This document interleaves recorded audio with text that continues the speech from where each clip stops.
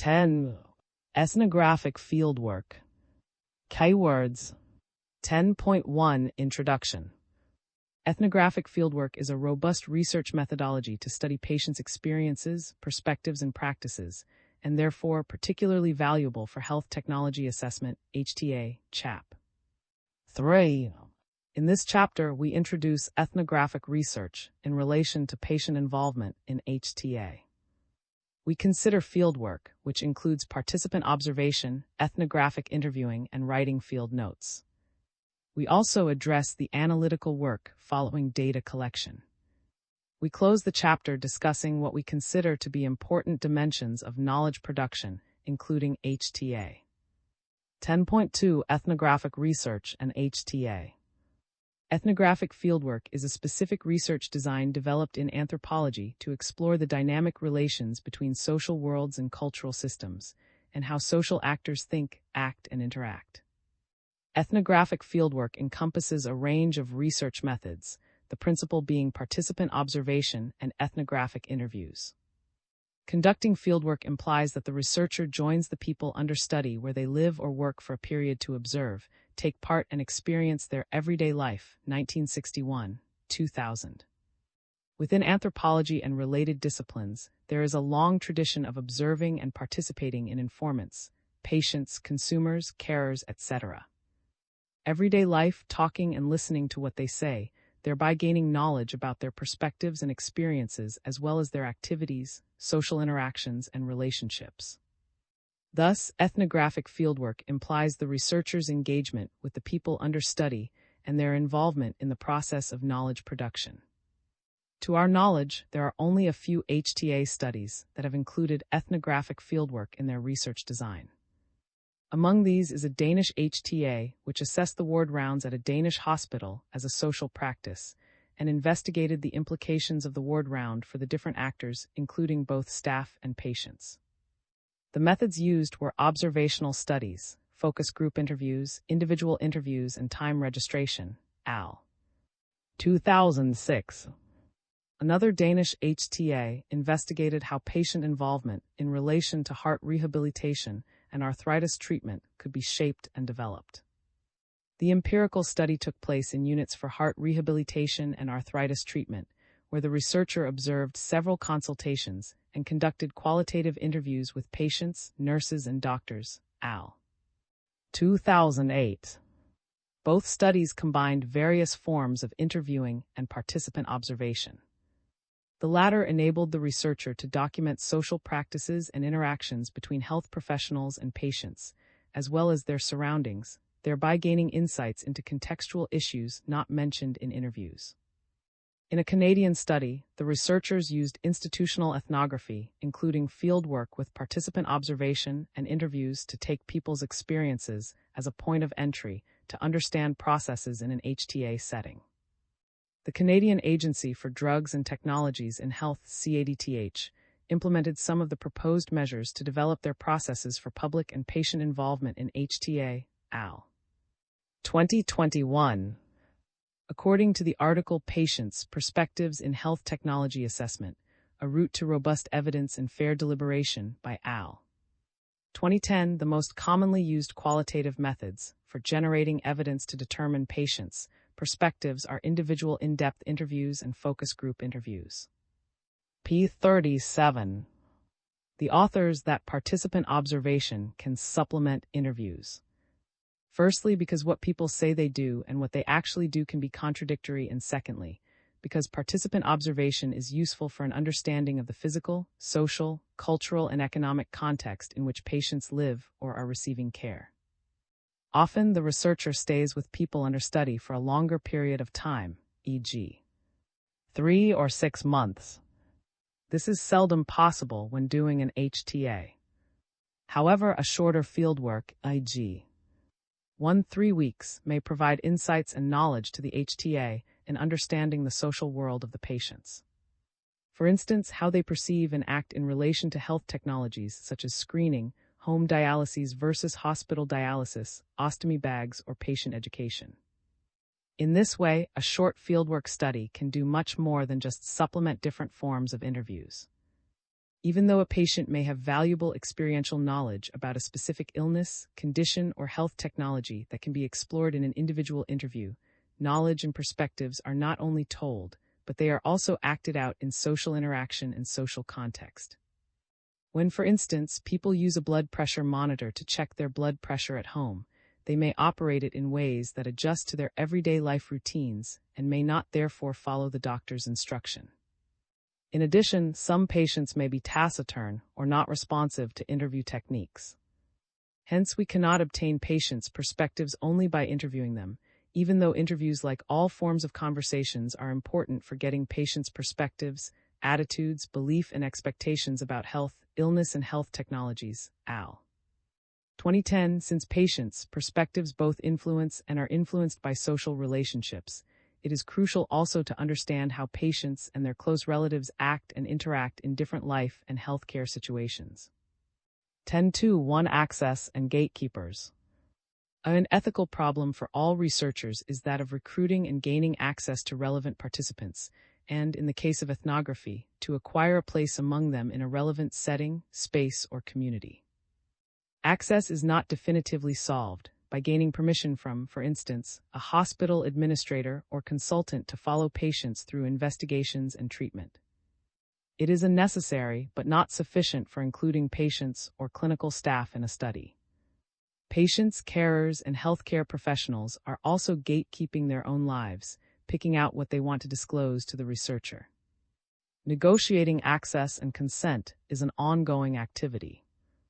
The researcher must continuously explain the purpose of the study and the reasons for their presence. And 2008. Access is an integral part of the social relations and forms of exchange that an HTA researcher enters to gain empirical insight into the patient's experiences with a specific health technology. 2003. In addition, researchers and HTA bodies can gain important insights from reflecting on the motives that patients may have for participating in an HTA, as well as from the barriers they set up. Getting access also implies ethical approval, i.e., obtaining informed consent and ensuring confidentiality.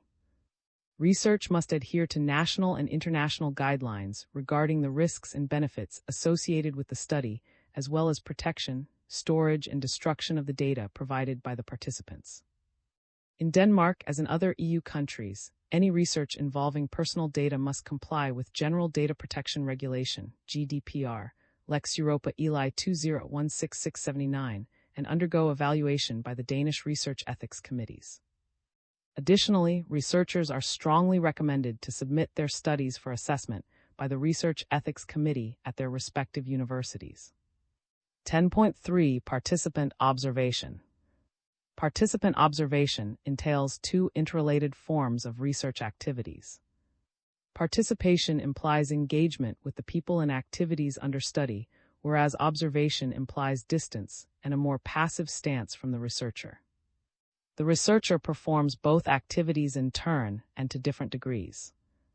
The idea is that by being there and taking part in people's lives, the researcher gains an opportunity to experience and understand what the social world looks like and how the context, e.g., the ward, the hospital, the home, the division of, the technology, etc., frames the ways in how people think and act. 1980 and 2008, 2015. What the researchers observe, sense, and thereby come to know, 1994, depends, therefore, on the nature of their participation, the place they are allotted in the empirical context, and the social situations and activities they engage in. Observation does not mean merely to watch, see, or look at something, but also includes other senses such as smell, taste, hearing, and touch. It nevertheless requires reflections about from where, what, and how the researcher observes or senses, and the researcher's aims. 2006, 1994. For that reason, the preparation of an observation guide may be just as important as preparing an interview guide. Such a guide can support the researcher to strategize carefully about what to observe, with what purpose, and from where activities, surroundings, symbols, social interactions, who does what, etc. The researcher may, for example, first apply an open observation strategy to provide a broad-spectrum insight into what is going on in a particular health technology setting and the characteristics of the setting. Thereafter, one may apply a more focused strategy by observing particular social situations, including the interplay between places, actors, and activities. 2005. 10.3.1 Social situations. The first step in doing fieldwork is to locate a social situation or situations that is relevant for the study and accessible for the researcher. 1980. In an HTA, such a situation could be a patient in home dialysis or patients in a rehabilitation. Identifies three major features of all social situations: place, actors, and activities. Place relates to the physical place or places of study, including physical surroundings, social atmosphere, objects, furniture, and decor. Place relates to the physical place or places of study, including physical surroundings, social atmosphere, objects, furniture, and decor. Actors relate to the people who are present in the situation. Actors relate to the people who are present in the situation. Activities is a set of acts between the people who are present, e.g. communication, health professionals supporting patients with daily hygiene and shared decision-making. Activities is a set of acts between the people who are present, e.g. communication, health professionals supporting patients with daily hygiene and shared decision-making. Paying empirical attention to these features is an important guide for the participant observer in HTA situation. It emphasizes the importance of not only defining the relevant situation for the HTA, but also of following the informants in and through different situations. Thereby, the researchers can learn how the patient's experiences, views, perceptions, and preferences change with situation, context, and time. Adds 6 more dimensions of social situations, which can be used to guide participant observation in an HTA, thereby enhancing the researcher's possibility of generating nuanced and rich data. Objects, physical things that are present, e.g. medical devices, apps, monitors, or screening apparatus. Objects, physical things that are present, e.g. medical devices, apps, monitors, or screening apparatus. Acts, single actions that people do. Acts, single actions that people do. Event, what the set of related activities that people carry out. Event, what the set of related activities that people carry out. Time, the sequencing that takes place over time. Time, the sequencing that takes place over time. Goal, the thing that people are trying to accomplish. Goal, the thing that people are trying to accomplish. Failings, emotions expressed. Failings, emotions expressed. In summary, participant observation can provide knowledge about patients' everyday life with a specific health technology, which they may take for granted in everyday routine situations and forget to talk about in interviews or do not find relevant. If the researcher wishes to obtain knowledge of how patients or their carers and relatives talk about staying in hospital, live with a rare disease, use a new telehealth app or a new medicine, interviews or focus group discussions are relevant choices of methods. But if researchers also want to understand how the patients, carers, or relatives act, interact, and live with a specific condition and manage different health technologies, knowledge about context becomes important. Al. 2011. Such knowledge is best obtained by participant observation. 10.4 Ethnographic interviewing. During fieldwork, researchers engage in informal and spontaneous conversation with people about what they are doing and thinking. This approach provides rich and relevant data about diverse perspectives. Ethnographic interviewing is distinct from other forms of interviewing because it is conducted in and informed by the context of the fieldwork.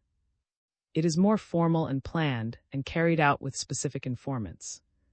While it shares some characteristics with everyday conversation, an ethnographic interview has an explicit purpose defined by the researcher and follows specific agenda. For instance, repetitions and asking questions are integrated parts of the process. 1979. 55-57.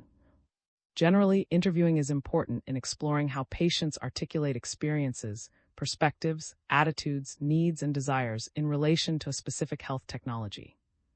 Interviews can be conducted as a face-to-face individual interview, walk-and-talk interviews. 2009. Al.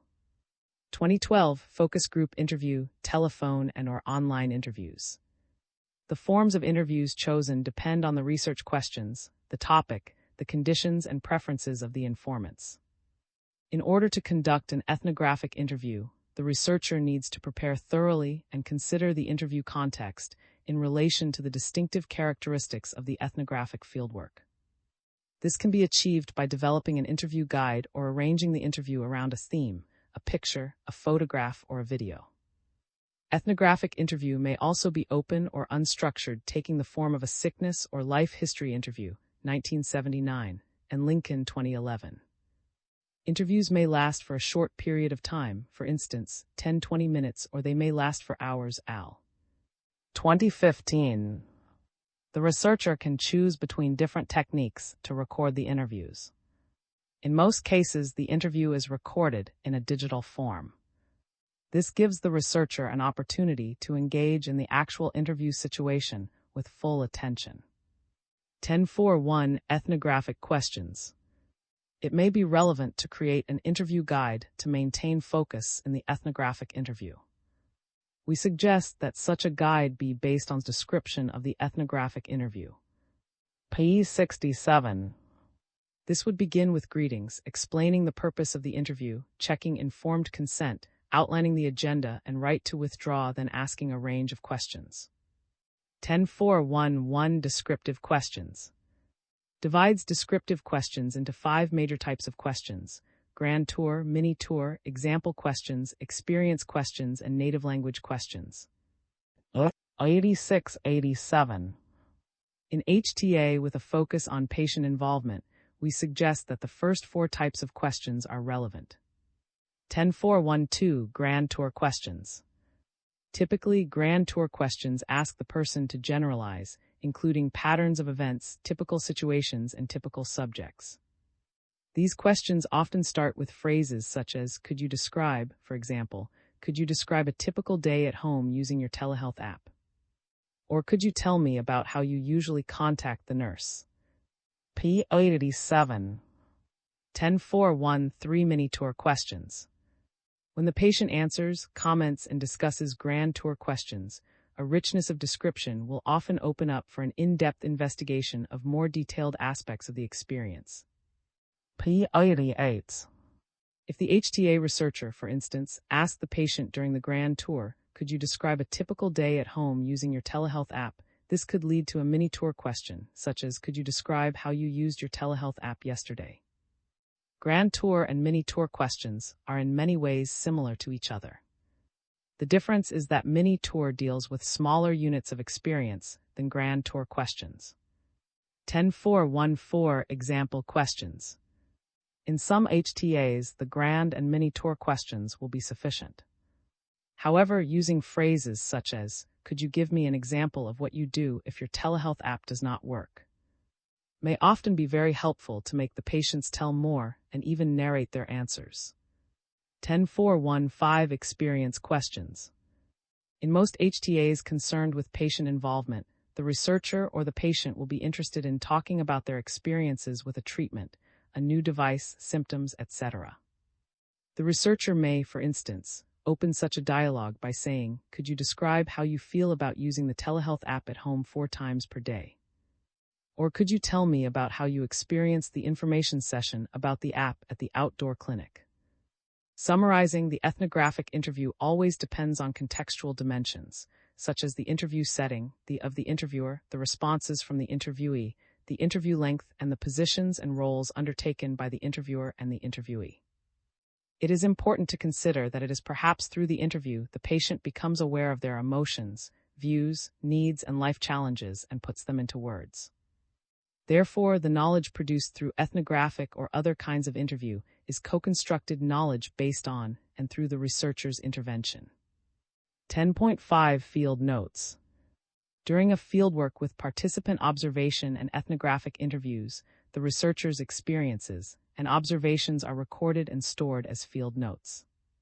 Field notes are descriptions of social situations, including description of places, actors, and activities, and a record of what people say and do and how they interact, al. 1995. Field notes are part of the empirical material that subsequently becomes the object of analysis, and they often provide good cases or illustrations for the analytic points in the HTA assessment report, and 2008, p. 109. It is seldom possible to take comprehensive notes during participant observation or interviews. The researcher may only have time and space for scratch notes or writing down keywords and memos. Later, it is important to write a full and coherent account of the situation. Taking notes is also an important tool for critical reflection. When rereading the notes, the researchers may discover that there are aspects that they must ask about in greater depth at a later point. p. 112, or the notes may spark ideas for theoretical and analytical work. It may be useful to distinguish between the following three forms of Bernard 1994. Descriptive notes, where the researcher makes thorough and descriptions of the setting and the people under study, including what people do and say. These notes are used in making so-called thick descriptions. Notes in which the researcher registers and reflects on whether the chosen methods prove relevant or useful in the HTA setting or not, and in what ways and why they can be adjusted during the study. They may enhance reflections and knowledge and help to create transparency and validity. Analytic notes, which concern concepts and theoretical ideas or perspectives that emerge during the fieldwork and may be used in the ongoing analysis. 10.6 Considerations on the analytic process. In ethnographic research, data generation and analysis are closely interlinked, which implies that the analysis begins during fieldwork. 2015. 14.15. Writing is an integral part of the analysis. It is, for instance, through writing and reading field notes that ideas for the analysis and sense-making surface and can inform further research to contribute to the HTA. After the fieldwork, the analysis requires that the researcher reads through the material, i.e., transcribed interviews and field notes, several times to get an overall impression of what is at stake and to become familiar with the empirical material. The researcher thus engages with the material by sorting, organizing, and coding it with the purpose of developing, conceptualizing more general cross-cutting themes. Various software tools, such as N, may assist the analytical process.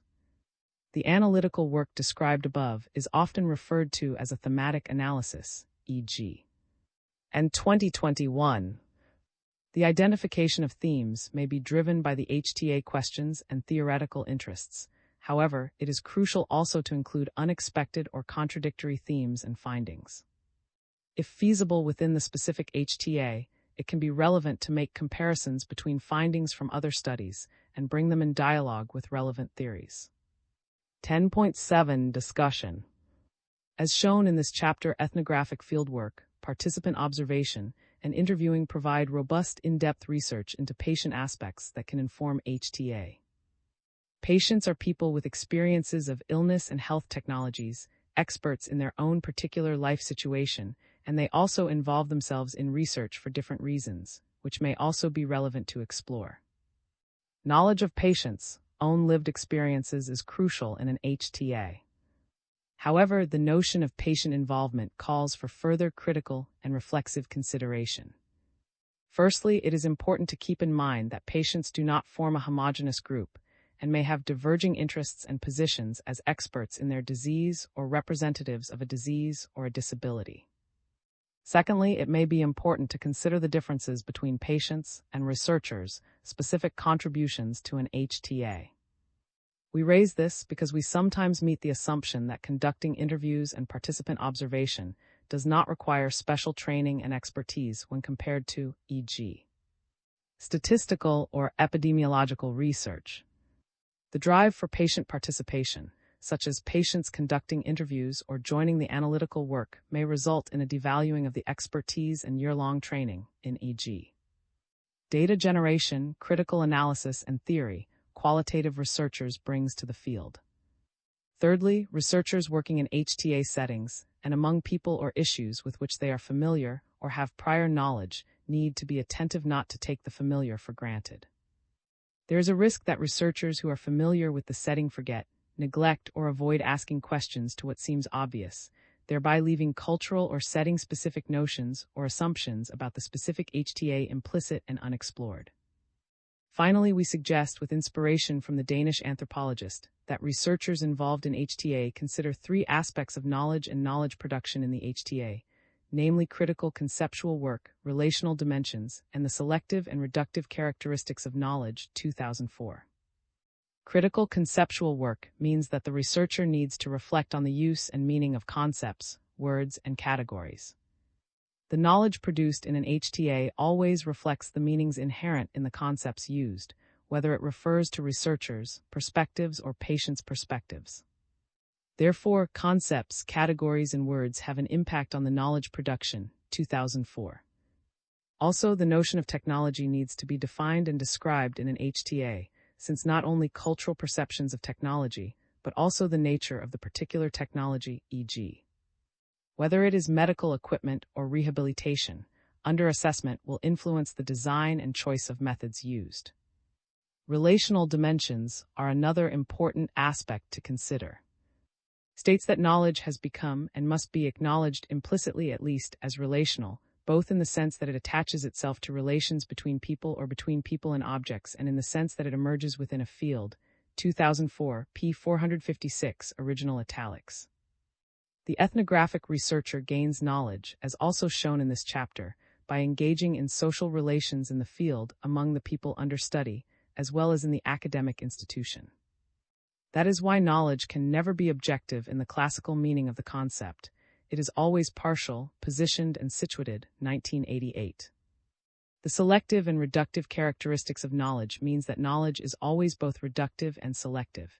It is reductive because it renders empirical complexity and messiness in clear, but therefore also more limited, propositions about the world.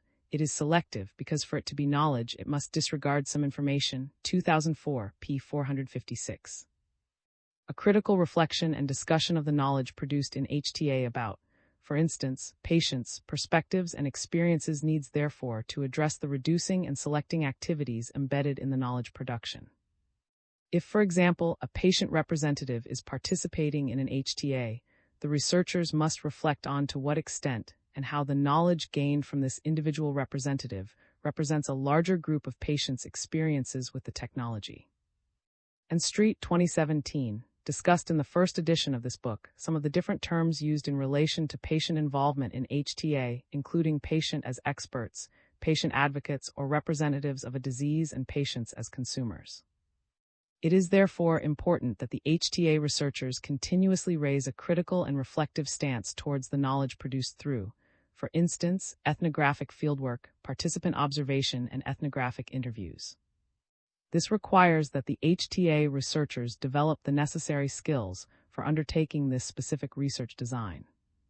10.8 Concluding Remarks. Ethnographic fieldwork has not been extensively in relation to HTA, likely because it is considered time-consuming or because its great potential within the field of HTA is still not fully.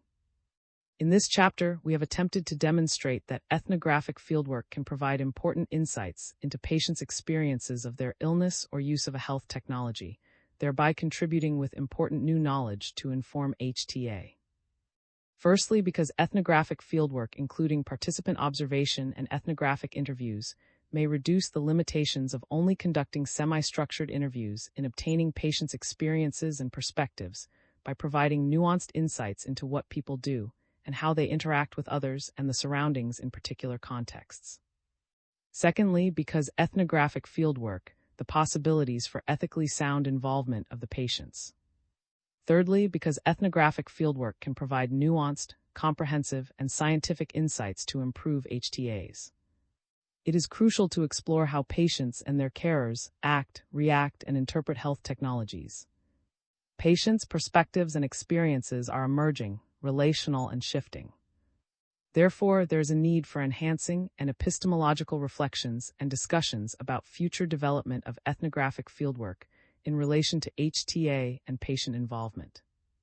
The potential use of ethnographic fieldwork will be highly relevant in relation to the assessment of new screening procedures, telehealth solutions, and collaboration between different sectors such as hospital, municipalities, and general practice.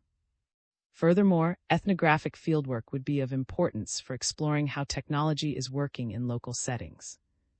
Tyne and I have written this manuscript together, and contributed equally to the different sections in the manuscript.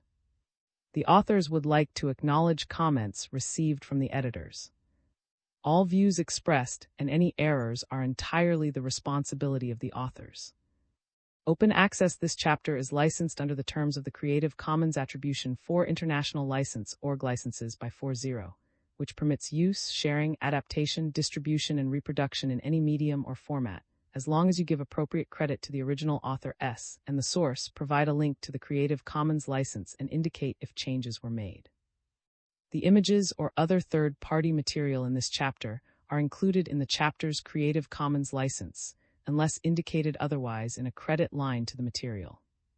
If material is not included in the chapter's Creative Commons license and your intended use is not permitted by statutory regulation or exceeds the permitted use, you will need to obtain permission directly from the copyright holder.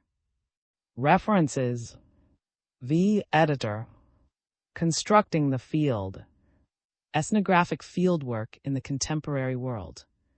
London 2000. P. for Ethnography. Thousand Oaks, Sage Publications, 2015. Bernard H.R. Research Methods in Anthropology. Qualitative and Quantitative Approaches. London Sage Publications, 1994. J. M. L. J. An Institutional Ethnographic Analysis of Public and Patient Engagement Activities at a National Health Technology Assessment Agency. J. Technol Assess Healthcare. 2021-37, E37 PubMed. V. Thematic Analysis, A Practical Guide. London Sage Publications, 2021. R.M. Come Take a Walk with Me, the Go-Along Interview as a Novel Method for Studying the Implications of Place for Health and Well-Being. Health Place. 2009-15-2-6372 PubMed. N.K. Lincoln Y.S. The Sage Handbook of Qualitative Research. 4th ed. London Sage Publications, 2011. R.M. R.I. Shaw LL. Writing Ethnographics. Chicago, The University of Chicago Press, 1995. K.A.J. Al. Patients' Perspectives in HTA, A Route to Robust Evidence and Fair Liberation. J. Technol Assess Healthcare. 2010 26 34 40. CM, ME, EA, KE, LS K conducting go-along interviews to understand context and promote health. Health Raise. 2012 22 139 5403 PubMed. HP Street J Reflections on Terms, Goals, and in KM, HP Single ANV Editors. Patient Involvement in Health Technology Assessment. Singapore Springer Nature, 2017. Pace 30-143. HPT-C Rehabilitation Interventions for Cancer Survivors, The Influence of Context. Active. 2011 52-59 64 PubMed. De-Situated Knowledges. The Science Question in Feminism and the Privilege of Partial Perspective. Fem Stud. 1988 14 575 99. K. Getting It Right, Knowledge and Evidence in Anthropology. Theory. 2004 44 55 72. CBVHK Ideal N. Patient, 2008, 83 DSI Rapport 2008.07. And 2008. JJO-HP. How narrative journalistic stories can communicate the individual's challenges of daily living with amyotrophic lateral sclerosis. Patient. 2015 841-9 PubMed. By Bay. Participant Observation as a Data Collection Method. Forum Qualitative. Soch Rays. 2005 6 Art 43. B. Argonauts of the Western Pacific. New York, AP 1961. Taitating. Itede Rum Intercourse, Becomings in Time and Space. In K. Editor. Ind I. N. I. Into the World. An Introduction to Anthropological Method. Copenhagen, Hans, 2003. p. 93 115. J. The Ethnographic Interview. New York, Holt and 1979. J. Participant Observation. New York, Holt and 1980. I.H. Writing Small Discoveries, an Exploration of Fresh Observers' Observations. Rays. 2006 642951.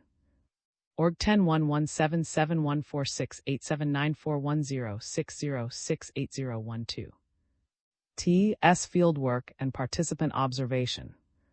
In S. L. Editors. Research Methods in Public Health.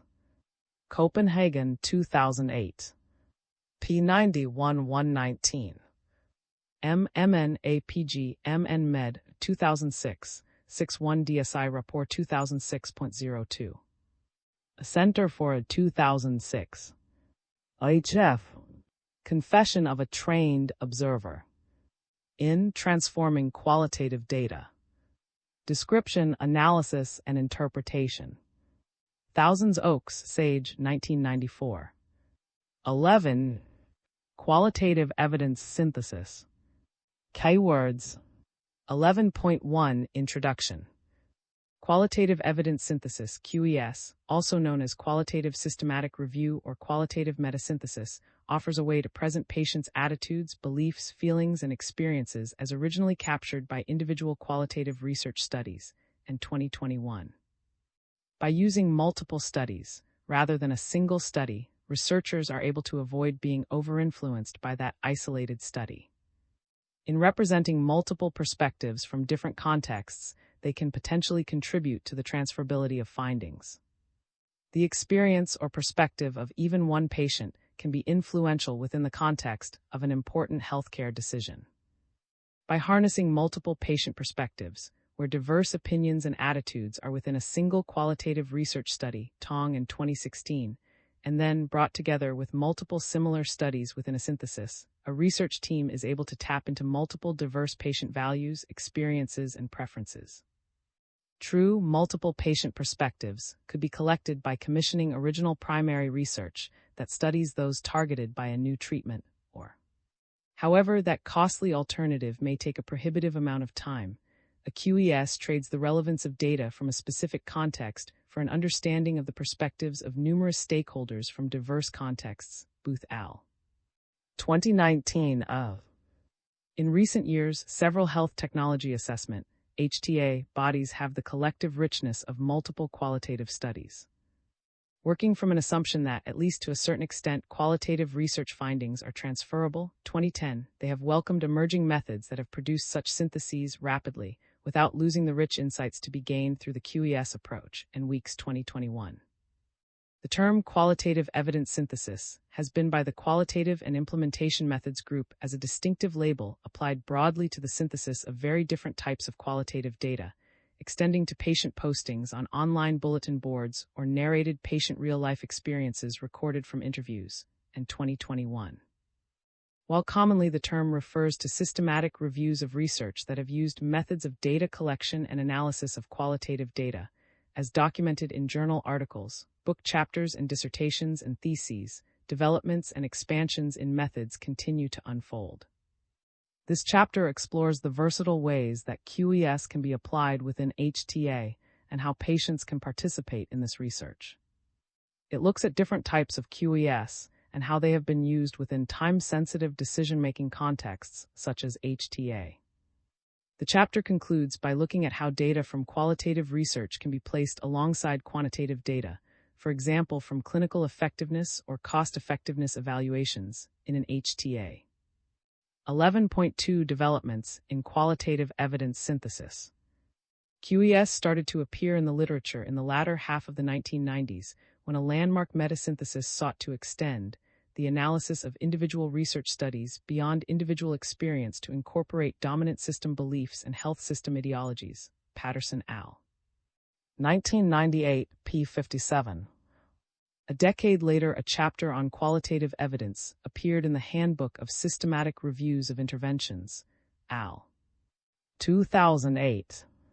However, the first standalone QES was not published in the library until 2013. While dispersed adoption is evidenced in HTA bodies, such as the National Institute for Health and Care Excellence, NICE, in the UK, Canada's Drug Agency, CDA-AMC, and the World Health Organization, 2021, such progress has frequently faced challenges from the apparent discomfort of those more familiar with the quantitative paradigm when encountering the interpretative nature of qualitative evidence, with the HTA review team in effect. Offering interpretations by the team of interpretations by the primary authors of the experiences of research participants. At the beginning of the 2020s, interest expanded to include rapid qualitative evidence syntheses. HTA were at the forefront of this rapid approach to use of synthesized qualitative evidence, Ring al. 2010 being attracted by the timely incorporation of patient experiences within the decision-making process, and Weeks 2021, Campbell al. 2019. During the COVID-19 pandemic, the first rapid QES was produced within 25 days as part of the WHO response, al. 2020.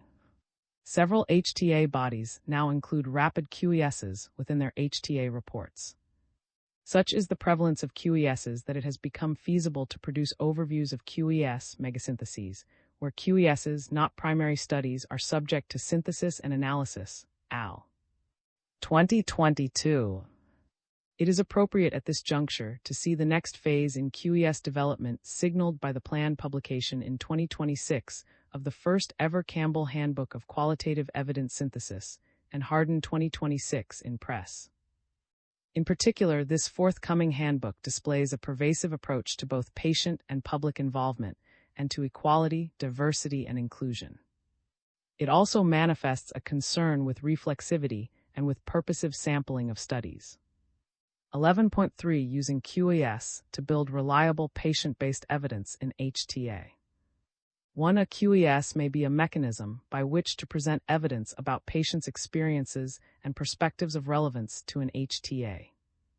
A QES may be a mechanism by which to present evidence about patients' experiences and perspectives of relevance to an HTA. 2. Patients may participate in the QES and provide insights that impact other parts of the HTA process. Patients may participate in the QES and provide insights that impact other parts of the HTA process. 3. A QES may be an appropriate design for studying the evidence base around patient participation processes and methods. A QES may be an appropriate design for studying the evidence base around patient participation processes and methods. 11.3.1 Spotlighting patients' perspectives. From their earliest years, QES in healthcare have offered a vehicle for otherwise disenfranchised patient groups, Booth 2016, Park al. 2020. As and colleagues observe, affirming a person's experience and allowing an empathetic interpretation of their story is not an adjunct, i.e. optional extra but integral to care, al. 2013, p. I-835. As with our featured effectiveness of interventions for fatigue in long-term conditions, EIFFEL synthesis, see box 11.1, the National Health Service NHS HTA of the United Kingdom UK makes frequent use of QES methods. For example, a very large team of researchers produced the WER evidence synthesis to explore the needs of very young children with mobility limitations, Bray al. 2020. Spanish HTA reports published as journal articles include qualitative evidence syntheses that capture the prenatal perspectives of women living with type 1 diabetes, al. 2023, and explore the implementation of care for people with generalized anxiety disorder, al. 2020. The Swedish Agency for HTA and of Social, SBU, is another champion of QES methodology, as evidenced in reports on conflicting attitudes between clinicians and women regarding cesarean section, al. 2023, and experiences of eating disorders from the three diverse perspectives of patients, family members, and healthcare professionals, al.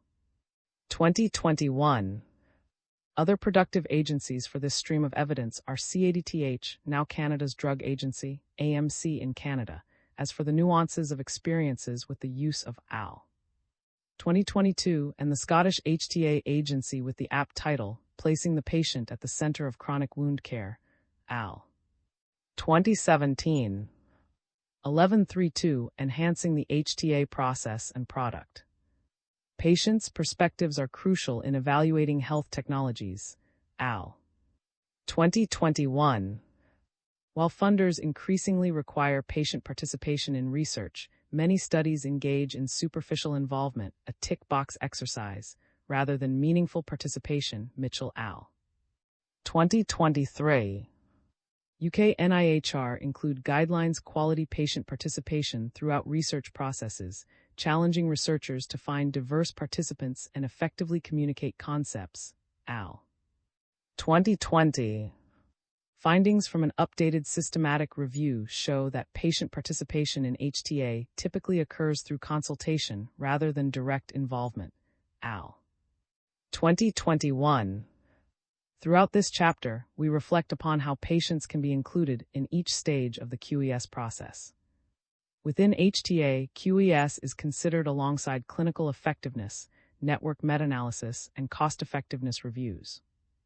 The EIFFEL study exemplifies this approach, using patient focus groups to guide QES research on fatigue across medical conditions, Al. 2025. These groups meet 3 times to discuss methodology, interpretation, and outputs, with sessions co-facilitated by researchers and individuals with lived experience. Mixed approaches to synthesis continue evolving, either integrating quantitative and qualitative data separately or reviewing mixed methods primary studies. Within an HTA context, a QES is generally considered alongside other components such as a review of clinical effectiveness, a network meta-analysis, and a review of cost-effectiveness. HTA may extend to ask what works for whom under what circumstances, using a specific methodology, such as realist synthesis. Box 11.1 offers a recent example of such a compound review commissioned by the UK National Institute of Health and Care Research, NIHR, HTA. A patient focus group, conducted within a larger health technology assessment, is used to guide an accompanying qualitative evidence synthesis by helping researchers to understand how people with lived experience view the relationship between fatigue and different medical conditions. This guides the larger in deciding when it is appropriate to combine evidence from different conditions. Secondly, it helps researchers to understand how people with lived experience make sense of the evidence from research. The wider team is thus able to make recommendations for the QES based on the acceptability of different treatments. 6 focus groups represent diverse medical conditions and diverse communities. Each group meets 3 times, first for a general introduction to the process, then to discuss decisions in relation to the conduct of the evidence synthesis, and finally to contribute to the interpretation of findings and content of outputs. Focus groups are co-facilitated by a researcher with expertise in PPI work and 2 study co-applicants with lived experience of fatigue. Groups use a blend of face-to-face and online, but not hybrid, format chosen to representation of people with different needs and capabilities.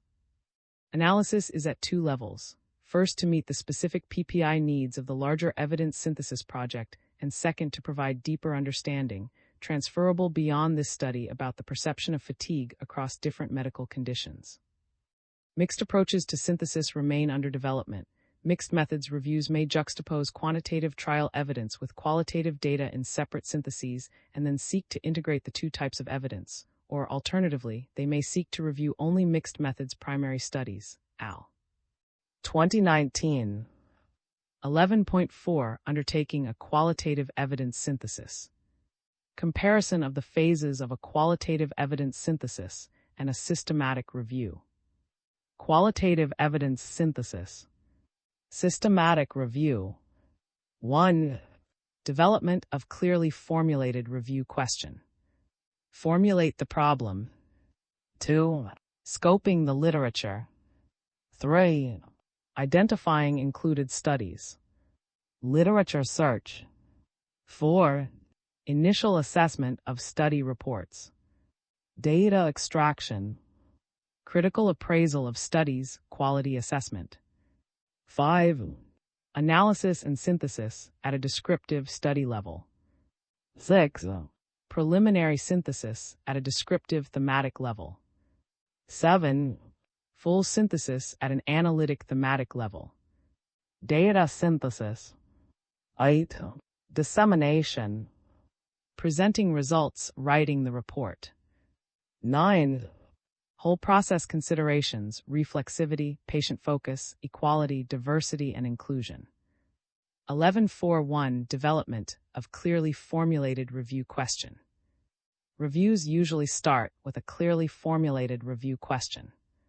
This helps to define the size of the task logistically and the scope of the topic conceptually.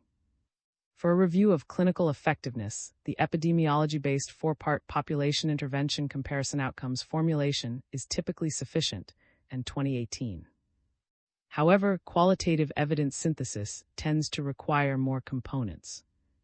A 5-component formulation, setting perspective interest phenomenon of comparison evaluation is frequently used, and Justice 2014, although complex interventions may benefit further from the introduction of a time element and a distinction between the immediate context for an intervention setting and the wider socio-political legal environment context. The 7-component per SBE-CTF formulation is proposed for use in complex, as by WHO Public Health Guidelines, Booth al. 2019b. A clearly formulated question also helps in determining the eligibility criteria, the search strategy, al. 2021, and the selection of the data extraction elements. 2 characteristics are specific to question formulation for QES. First, the review question is more a compass rather than the anchor associated with effectiveness reviews, and 2021. As the review team follows up initial leads, they may unearth further lines of inquiry, in a similar way to inquiry in primary qualitative research. Secondly, a review team may be interested in qualitative data that extends beyond the experience of an intervention, particularly as a health technology may be novel and qualitative research scarce. The QES may have to examine patient experiences of a condition, both with and without any intervention, and may consequently be broader in scope than the effectiveness question, al. 2012.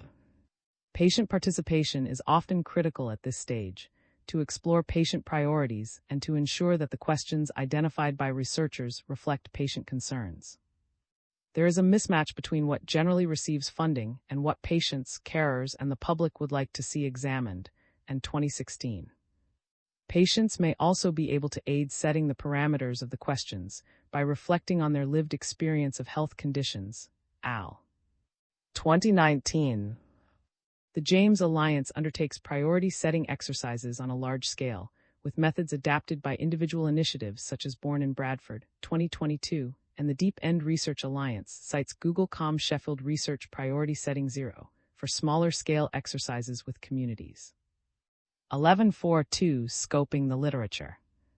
Increasingly it is that, unlike for systematic reviews of effectiveness, it is not always necessary to identify all studies in order to create a sufficiently rich interpretation of a phenomenon of interest, whether that be a condition or an intervention. It is argued that more of the same studies add little to a synthesis, and so searching for a diverse sample is to be privileged. This interest in the disconfirming case, alongside other sources of variation, opens up a full array of sampling methods from qualitative research, al. 2016. Scoping of the literature allows a review team to map the important variables for context, population and time, and place characteristics. A qualified information specialist can identify key data sources and determine whether included studies belong to a single discipline, requiring similar databases e.g.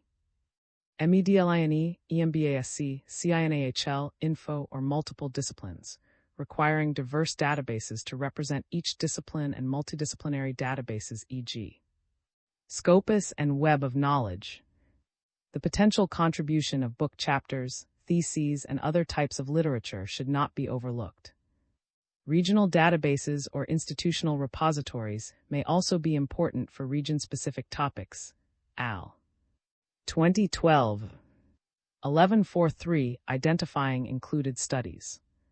Once the HTA review team has articulated the review question and set its conceptual, logistical, and terminological limits, the team proceeds to formal identification of relevant literature. The unrivaled coverage of MEDLINA means that a review team may identify up to 90% of included studies from a well-constructed MEDLINA search, Booth 2016. However, recent research suggests that Scopus may well occupy first place in limited, high-yield database searches, AL. 2019. Retrieval of qualitative research often proves challenging. CINAHL is also considered essential, while EMBASC, Info, Sociological Abstracts, and Social Sciences Citation Index, Web of Knowledge, feature prominently in QES search methods. Certainly, it is important not to rely on conventional subject searching of bibliographic databases, but to use numerous supplementary techniques such as backward and forward citation searching of relevant journals such as The Patient, Health Expectations, Value in Health, Social Science and Medicine, Culture, Medicine and Psychiatry, Research Involvement and Engagement, and Sociology of Health and Illness in Contact with Authors and Experts, AL. 2010. Websites of National Patient may also yield useful information. Clusters of related studies add thicker contextual detail and a richer conceptual understanding, Booth al. 2013b. Qualitative sources may include pilot studies, feasibility studies, and process evaluations, as well as sibling studies that run alongside a higher profile trial. Health Services Research PubMed Queries, Hedges Search, offers a rapid search facility for scoping qualitative research topics or related topics. Supplementary search strategies, citation searches, co-citations, and related articles searches increase retrieval yield and therefore should be included, whenever time allows, and 2023. Given that quantitative studies outnumber qualitative studies by as many as 10-1, it is helpful to choose an appropriate search filter that seeks references with a high number of qualitative specific words or phrases. For example, phrases such as semi-structured interview are commonly encountered in the context of qualitative research. Filters exist for retrieving qualitative research studies from the main databases, AL. 2020. However, it may be equally useful to use hedges of key terms associated with a patient and public involvement, Rogers al. 2017, or Quality of Life Inter-TASC Information Specialists, Subgroup ISSG 2024. Short lists of qualitative terms may perform comparably to an expansive list, AL. 2019. However, this requires testing across a greater range of review topics and literatures. The Ray Info, Summarized Research and Information Retrieval for HTA Google cites Google.com York Home, maintains an updated digest of current knowledge about qualitative sources and strategies, Booth al. 2021. Some research teams have involved patients in screening titles and abstracts to establish whether they should be included in the final review and to observe on how they might be. Careful consideration needs to be given as to how research studies are presented to patients, so that the terminology and style is clearly understandable without sacrificing nuance and. For example, the study developed vignettes from studies to aid both practitioners and patients to decide whether or not a study should be included within the final review, Jackson al. 2023. 1144 Initial Assessment of the Study Reports.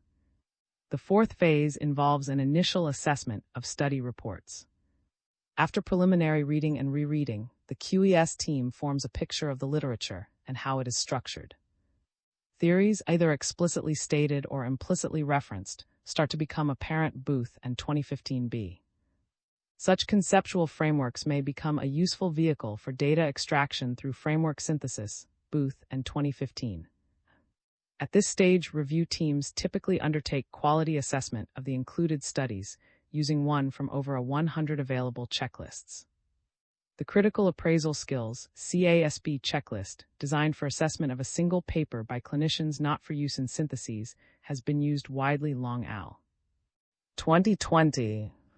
In 2024, a new tool, Camelot, for use alongside Grade was launched for further user testing and ongoing refinement, al. 2024. 1145 Analysis and Synthesis. Choice of synthesis is a key decision for any HTA review team. It is determined how much time the team has and whether they are experienced in qualitative research and synthesis.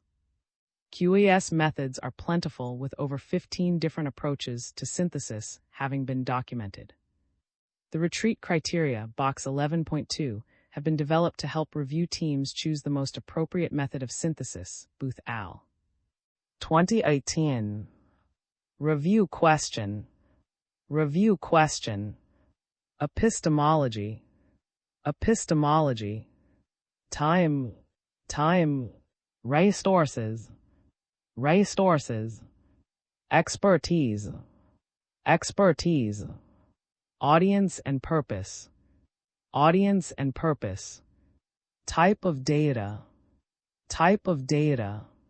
Has identified three main synthesis methods, from which thematic synthesis and framework synthesis are believed to be the most straightforward and most to rapid approaches. Al. 2018. Metaethnography has an established pedigree, but may not be suitable for producing recommendations for practice. Essentially, it seeks to interpret studies rather than simply aggregating them, with the intent being to generate a new theory or line of argument to explain all the studies. France al. 2014.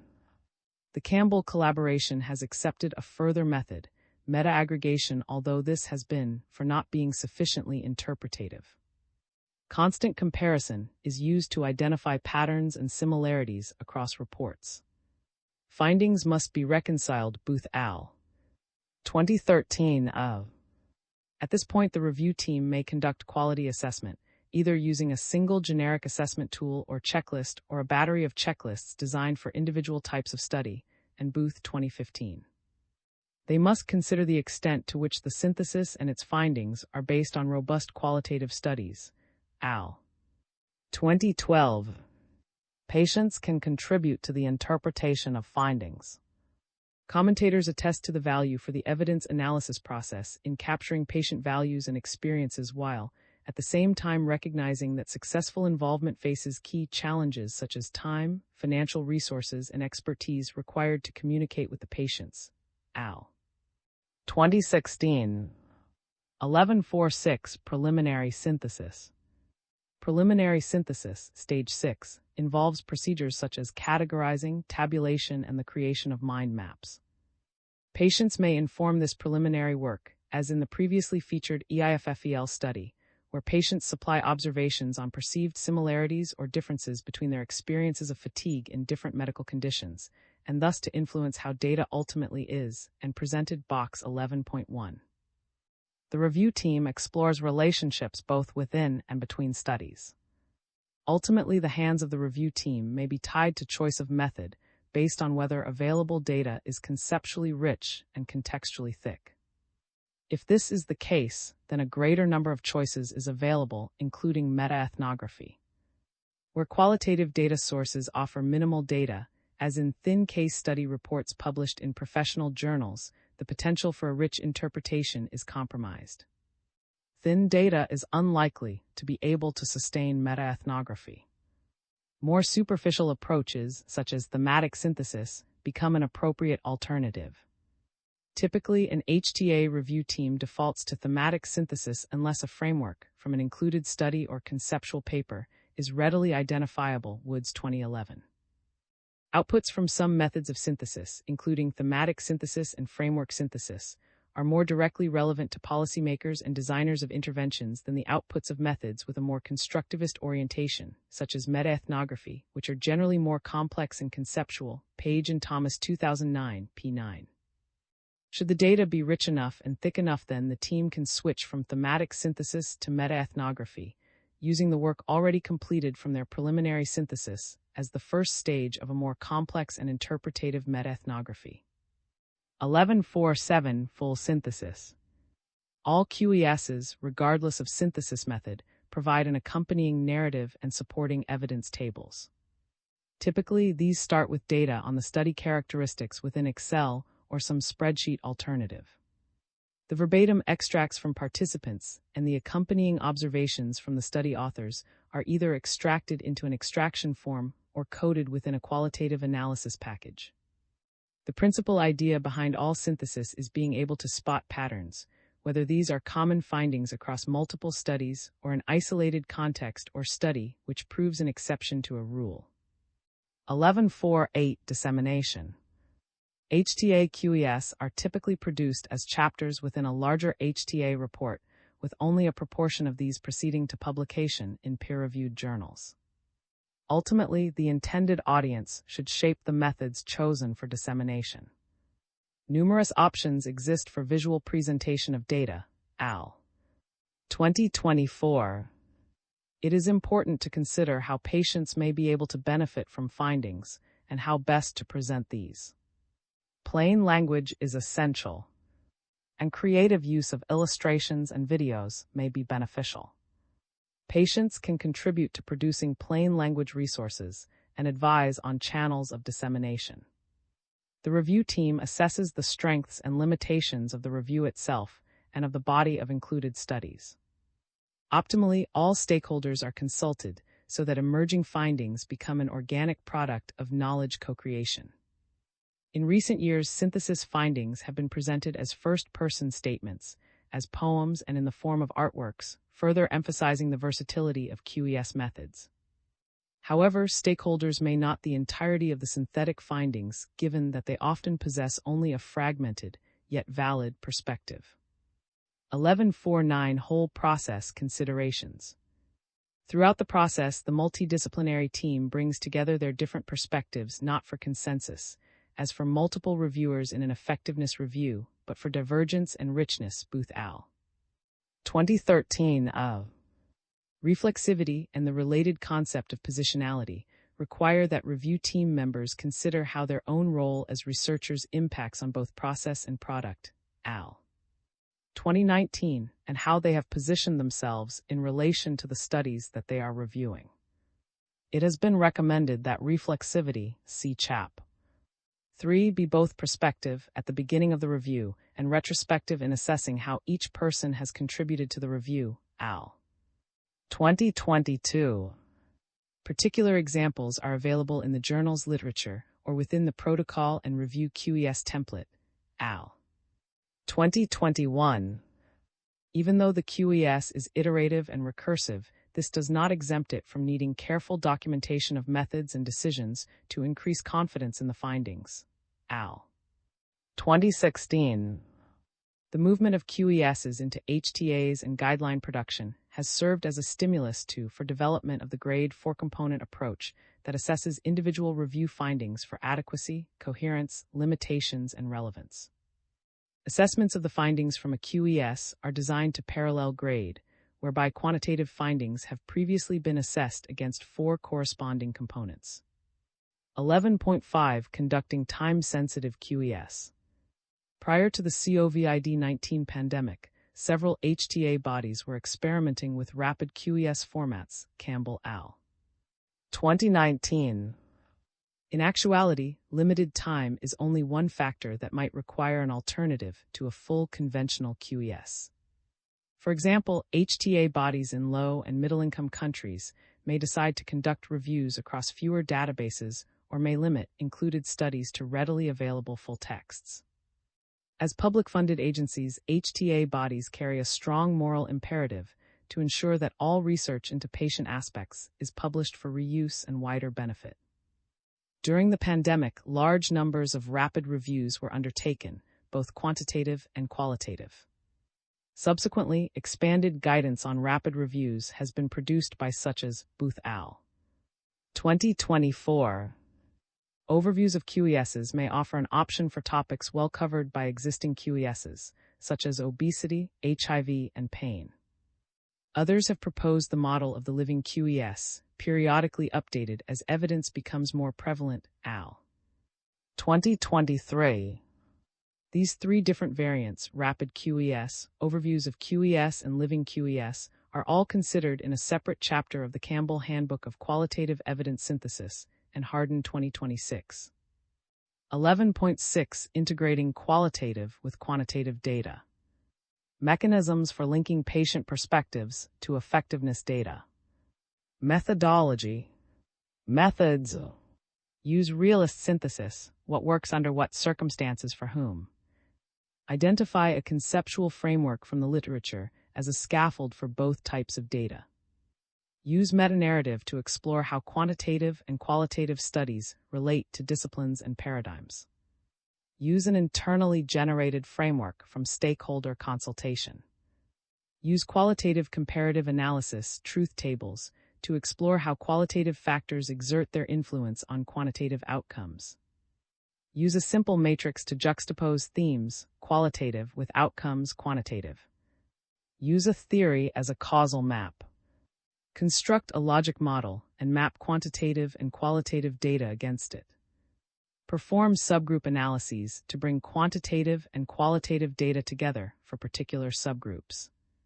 These methods for integrating quantitative and qualitative data remain tentative with few worked examples. At present, the QES as a standalone chapter within an HTA remains the dominant model, and in doing so sidesteps difficulties. 11.7 Discussion. Since the preceding edition of this book, QES has maintained its place as one of the fastest growing areas of research synthesis methodology. Adoption by health technology, although steady, has not yet matched this accelerated pace. Valuing the patient experience in society requires incorporation of patient values and perspectives in the decision-making process. Without the essential contribution of patients, many health technologies may not be fit for purpose or used as intended. The relationship between QES and patient and public involvement should never be directional. Patients and the public can be actively involved in improving the design, analysis, and salience of QES. Oliver Al. 2015, even extending to co-production where feasible. Al. 2023.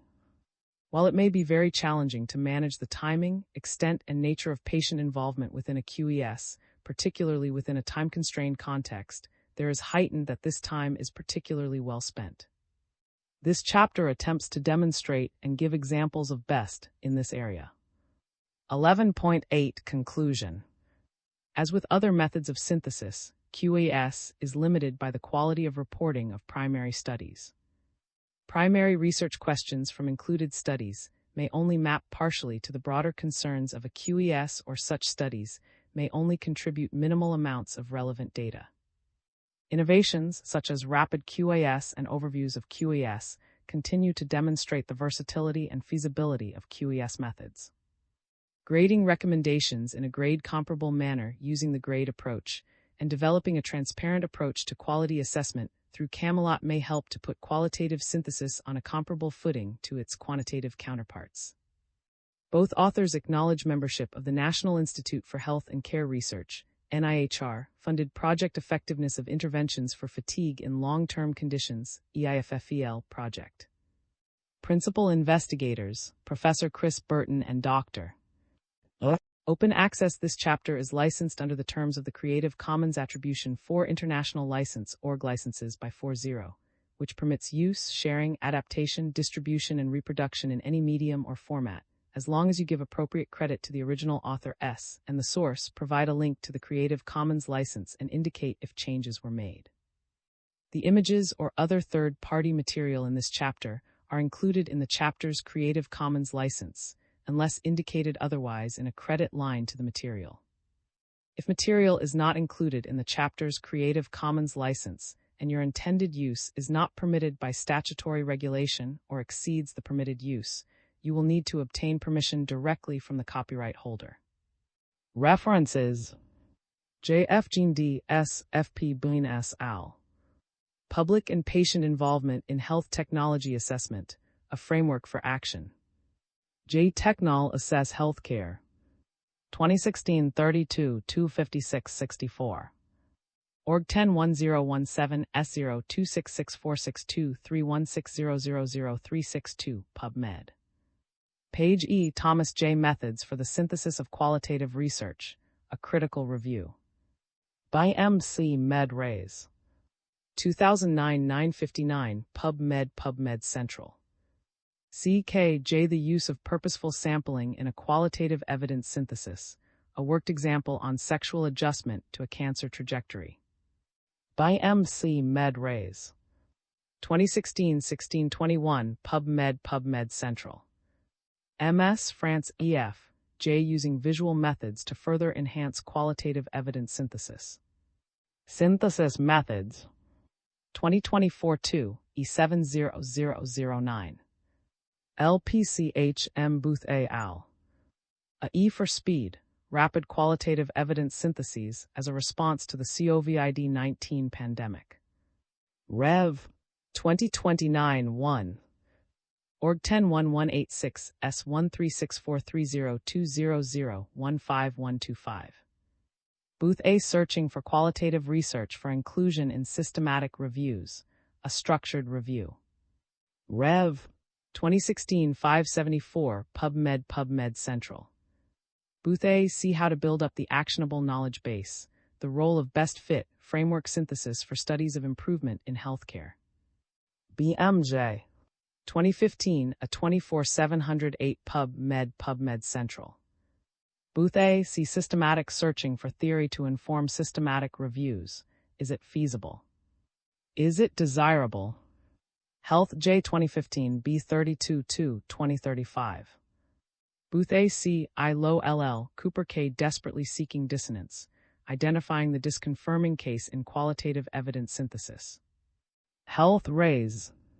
2013 a 23-126-41 PubMed. Booth A J E J Campbell F Wilkins E towards a methodology for cluster searching to provide conceptual and contextual richness for systematic reviews of complex interventions, case study cluster. By MC Med Rays. 2013 B13 118 PubMed Central. Booth A J K al. Structured methodology review identified 7 retreat criteria for selecting qualitative evidence synthesis approaches. J. 2018-99 4152. Org 101016J2018030003 PubMed. Booth A S CVI SB. Qualitative evidence syntheses, assessing the relative contributions of multi-context and single-context reviews. J. Adv. 2019 a 75381222 PubMed. Booth A J K Morgi E formulating questions to explore complex interventions within qualitative evidence synthesis. BMJ Glob Health. 2019 B4 Supple 1E00110 PubMed Central. Booth A Cooper C N Qualitative Research. In Rate Info. Summarized research and information retrieval for HTA. Last updated 29 October 2021. SureInfo.org Qualitative Research. Access 30 2024. Booth A IJC Campbell F Rapid Reviews Methods Series. Guidance on Rapid Qualitative Evidence Synthesis. BMJ Based Med. 2024 29 194 200. Org 1011362023 PubMed Central. Brian and J. Tannerell L.F. al. Powered mobility interventions for very young children with mobility limitations to aid participation and positive development, the WER evidence synthesis. Health Technol-Assess. 2020-24 1194. Org 103310-24500 PubMed Central. Campbell F. Weeks L. Booth A. D. Smith A. Scoping review found increasing examples of rapid qualitative evidence syntheses and no guidance. J. 2019 115 16071. Org 101016J2019050032 PubMed. CC S. The move towards living systematic reviews and living guidelines in healthcare. Consideration of the possibilities and challenges for living qualitative evidence syntheses. Rev. 2023-1247 PubMed Central. See Booth A. Quality Assessment of Qualitative Evidence for Systematic Review and Synthesis. Is it meaningful, and if so, how should it be performed? Ray's Synth Methods. 2015-6-149-54 PubMed. See Booth A. Jones M. Should we exclude inadequately reported studies from qualitative systematic reviews? an evaluation of sensitivity analyses in 2 case study reviews. Health Rays 2012-22-142-534 PubMed. C. Sworn K. Booth A. Pardo H. Stakeholder Views of Services for Children and Adolescents with Obesity, Mega-Ethnography of Qualitative Syntheses. Obesity 2022-32-16784 PubMed. S. C. Making Patient-Relevant Clinical Research a Reality. By M.J. 2016-355, I6627. Org 10-1136 I6627 PubMed. Woods M. Using Framework-Based Synthesis for Conducting Reviews of Qualitative Studies. By M.C. Med. 2011-939 PubMed Central. SKWTA SAC SM Qualitative Evidence Synthesis QES for Guidelines. Paper 1, Using Qualitative Evidence Synthesis to Inform Guideline Scope and Develop Qualitative Finding Statements. Health Rays Policy 2019-17-176. Org 10-1186 S129610-190-4675. MB TIF. The Impact of Patient Intervention Comparison Outcome as a Search Strategy Tool on Literature Search Quality, a Systematic Review. J. Med. 2018-1064. Org 10-519520-18345. N. Heller Murphy S. Kelly J. Harbor J. Placing the Patient at the Center of Chronic Wound Care, a Qualitative Evidence Synthesis. J. Tissue Viability 2017-26-254-9. Org 10-1016J20-1709-002 PubMed. D. Generalizability and Transferability of Metasynthesis Research Findings. J. Adv. 2010-66-2-4654 PubMed. K. J. Qualitative Evidence Synthesis, Where Are We At? J. Methods 2021-20. Org 10-11771609406921993276 France EF. Ring N. Thomas R. J. Maxwell M. are a systematic review of what's wrong with meta-ethnography reporting. By M.C. Med Rays. 2014-14-119 PubMed Central. TIF MB. Supplementary Strategies identified additional eligible studies in qualitative systematic reviews. J. 2023-159-8591 PubMed. TF FA EB. Searching for qualitative health research required several databases and alternative search strategies, a study of coverage in bibliographic databases. J. 2019-114-11824. Org 10-1016J20-1906013 PubMed. T.C. M. Performance of Conceptual Framework Elements for the Retrieval of Qualitative Health Literature, a Case Study. J. Med. 2021-1093-8894. Org 10-5195-202-11150 PubMed Central.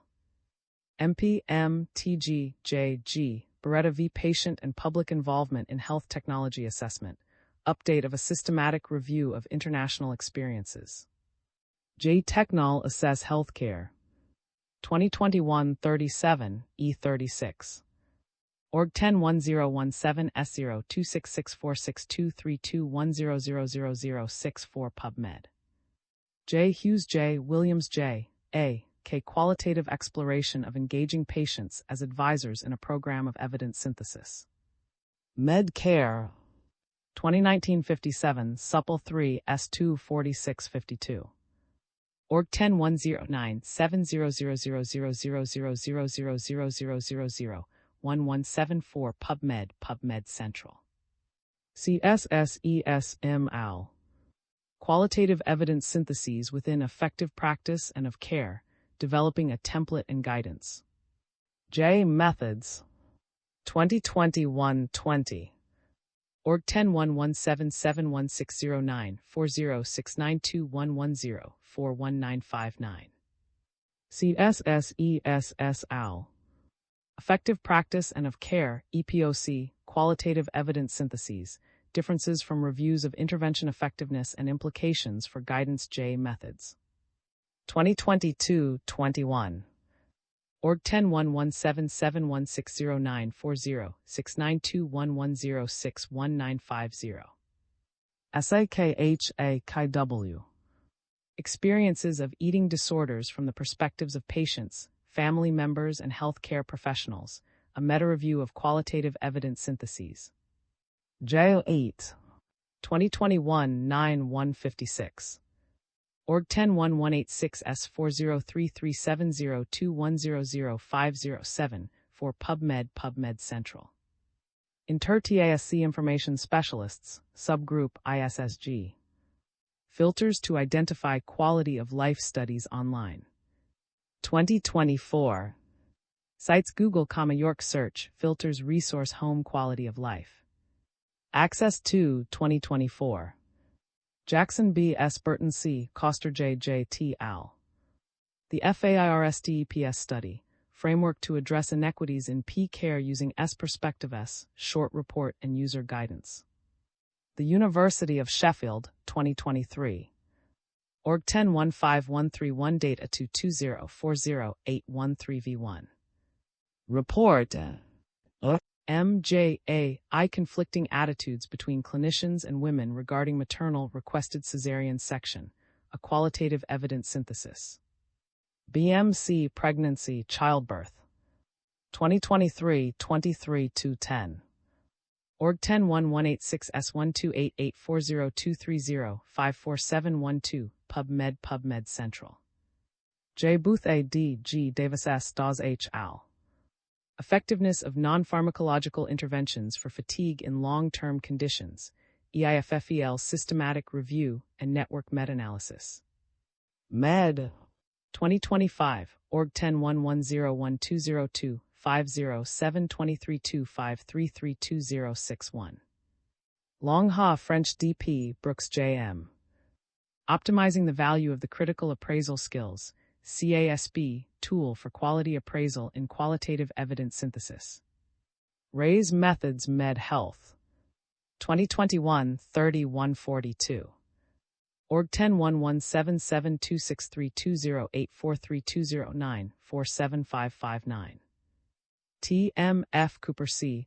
Are the Role of Systematic Reviews of Qualitative Evidence in Evaluating Interventions, a Case Study. Ray's Synth Methods. 2012-3110 PubMed. U. Weeks L. Rapid Qualitative Evidence Syntheses, RQES in Health Technology Assessment, Experiences, Challenges, and Lessons. J. Technol Assess Healthcare. 2021-37, E14. BLA Lodi LC al. Consumers and Health Providers' Views and Perceptions of Partnering to Improve Health Services Design, Delivery, and Evaluation, a co-produced qualitative evidence synthesis. Database Rev. 2023-33 CD0-13274. Org 10100214651858 CD0-13274 Pub2 PubMed. Mitchell C. Fryer K. Gessen H. Jackson B. A. al. Deep End Populations, a Critical Analysis Addressing the Power Imbalance in Research. J. Gen. 2023-73-3 Org 103399 23X733461 PubMed Central. H.M. Booth A. I. Cooper S. R. K. al. Developing Camelot for Assessing Limitations of Qualitative Research for Inclusion in Qualitative Evidence Syntheses. Synthesis Methods. 2024-26. Available from Org 101002122058. J. Harden A. Editors. Campbell Handbook for Qualitative Evidence Synthesis. London 2026. In Press. J. A. K. Booth A. Qualitative Research and Reviews. In Handbook for Systematic Reviews of Interventions, Book Series. 26. 2008. P. 571-91. J. Harden A., Editor S. Campbell Handbook for Qualitative Evidence Synthesis. London 2026. May 2026 forthcoming. J. Booth A. K. R. Harden A. S. Al. Qualitative and Implementation Methods Group Guidance Series Paper 3, Methods for Assessing Limitations, Data Extraction and Synthesis, and Confidence in Synthesized Qualitative Findings. J. 2018 974958. Org 101016J2017060220 PubMed. J. Booth A. Moore G. K. E-Synthesizing Quantitative and Qualitative Evidence to Inform Guidelines on Complex Interventions, Clarifying the Purposes, Designs, and Outlining Some Methods. BMJ Glob Health. 2019 4 Supple 1E000893. Org 1011362018000893 PubMed Central. Oliver K. R. L.M. J. Oliver S. Thomas J. Broadening Public Participation in Systematic Reviews, a case example involving young people in 2 reviews. Ray's Synth Methods. 2015 6-2, 6-17 PubMed. D.A.C. Booth A. R. Literature Searching for Social Science Systematic Reviews, Consideration of a Range of Search Techniques. Health J. 2010 27 114 22. Park S. Khan N. F. A. Patient and Public Involvement, PPI, in Evidence Synthesis, How the PatMed Study Approached Embedding Audience Responses into the Expression of a Meta-Ethnography. By M. C. Med Rays. 2020-2029. Org 101186S1287402009182, PubMed Central. Patterson B.L. S. Dewey's M. Adapting to and Managing Diabetes. Image J. 1998 3057 62 PubMed. A. Adapting JLA Methods to Set Community Priorities. James Alliance Priority Setting Partnerships Internet. National Institute for Health Research, 2022. News Adapting Methods Set Community Priorities. Accessed 15, 2024. L.A. Justice M. Conducting a Successful Systematic Review of the Literature, Part 1. Nursing. 2014 4413 7 PubMed. Ring N. K. L. R. A Guide to Synthesizing Qualitative Research for Researchers Undertaking Health Technology Assessments and Systematic Reviews. University of Stirling. NHS Quality Improvement Scotland. 2010. STIR Research Hub File 817651. Access 12 2025. Rogers M. Bethel A. K. Development and Testing of a Search Filter for Identifying Patient and Public Involvement in Health Research. Health J. 2017 34 125 33. Org 101111 here 12157. CJR A. Thomas J. The selection of search sources influences the findings of a systematic review of people's views, a case study in public health. By M. C. Med Rays. 2012 1255 PubMed Central. A. Salamanca F. DZ P. U. Beyond Harm Producing versus Harm Reducing, a qualitative metasynthesis of people who use drugs, perspectives of, and experiences with the use and diversion of. J. Subs to Treat. 2022 13510 8651. Org 101016 JSAT 202 1108651. A. Vitorze Trujillo M. Castro W. Del Castro I. Al. Framing the Process in the Implementation of Care for People with Generalized Anxiety Disorder in Primary Care, a Qualitative Evidence Synthesis. By M. C. Pham. 2020-21 237.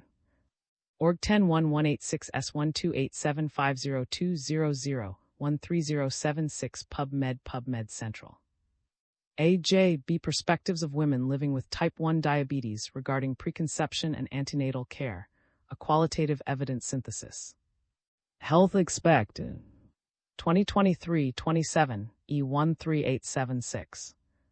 org 101111 hex 13876 PubMed Central. Tong A. J.C. Tuning into Qualitative Research, a channel for the patient voice. J.I.M. Soch. 2016 11 112 830.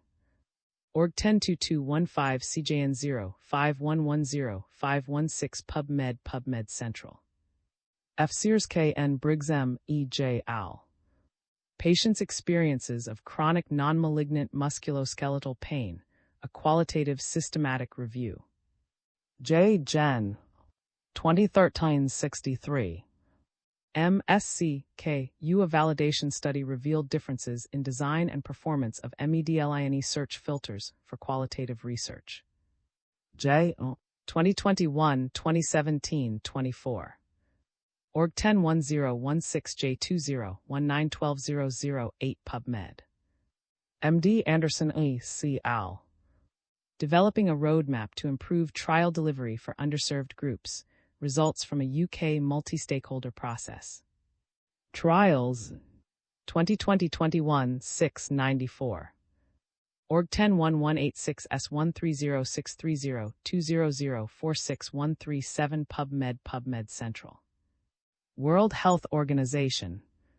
Guide to Qualitative Evidence Synthesis, Evidence-Informed Policymaking Using Research in the EVIPNET Framework Internet.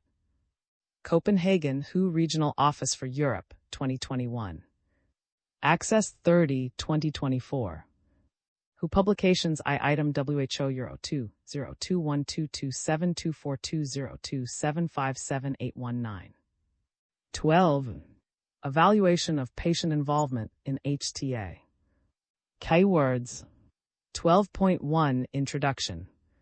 This chapter aims to provide an overview of current practices regarding the evaluation of patient involvement in HTA. Patient involvement is considered an essential component of HTA, and there are some guidelines and processes to support it within certain HTA bodies, e.g. AL 2022, AL 2021, as outlined in Part III. With the increased involvement of patients in HTA processes, the question of assessing its impacts also arises. A previous survey among HTA bodies showed a scarcity of rigorous evaluations of patient involvement in HTA, Weeks al. 2017. Other work explored the impact of patient involvement as reported by various stakeholders, al. 2023. Evaluating patient involvement initiatives is crucial to strengthening the evidence base supporting the value that patient involvement brings to the HTA process and products, as well as its impact on decisions regarding health technologies and services, and ultimately on health outcomes.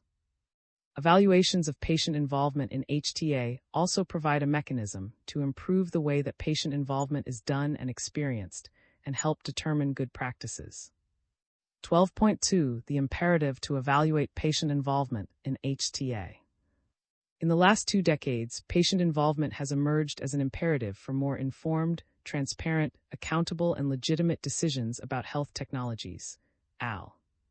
2010, 2014, and 2021. However, its benefits remain hypothetical in the absence of formal evaluation of patient involvement in HTA. A systematic review of 31 studies published between 2009 and 2019, al. 2021, identified 2 main ways to involve patients or public in HTA.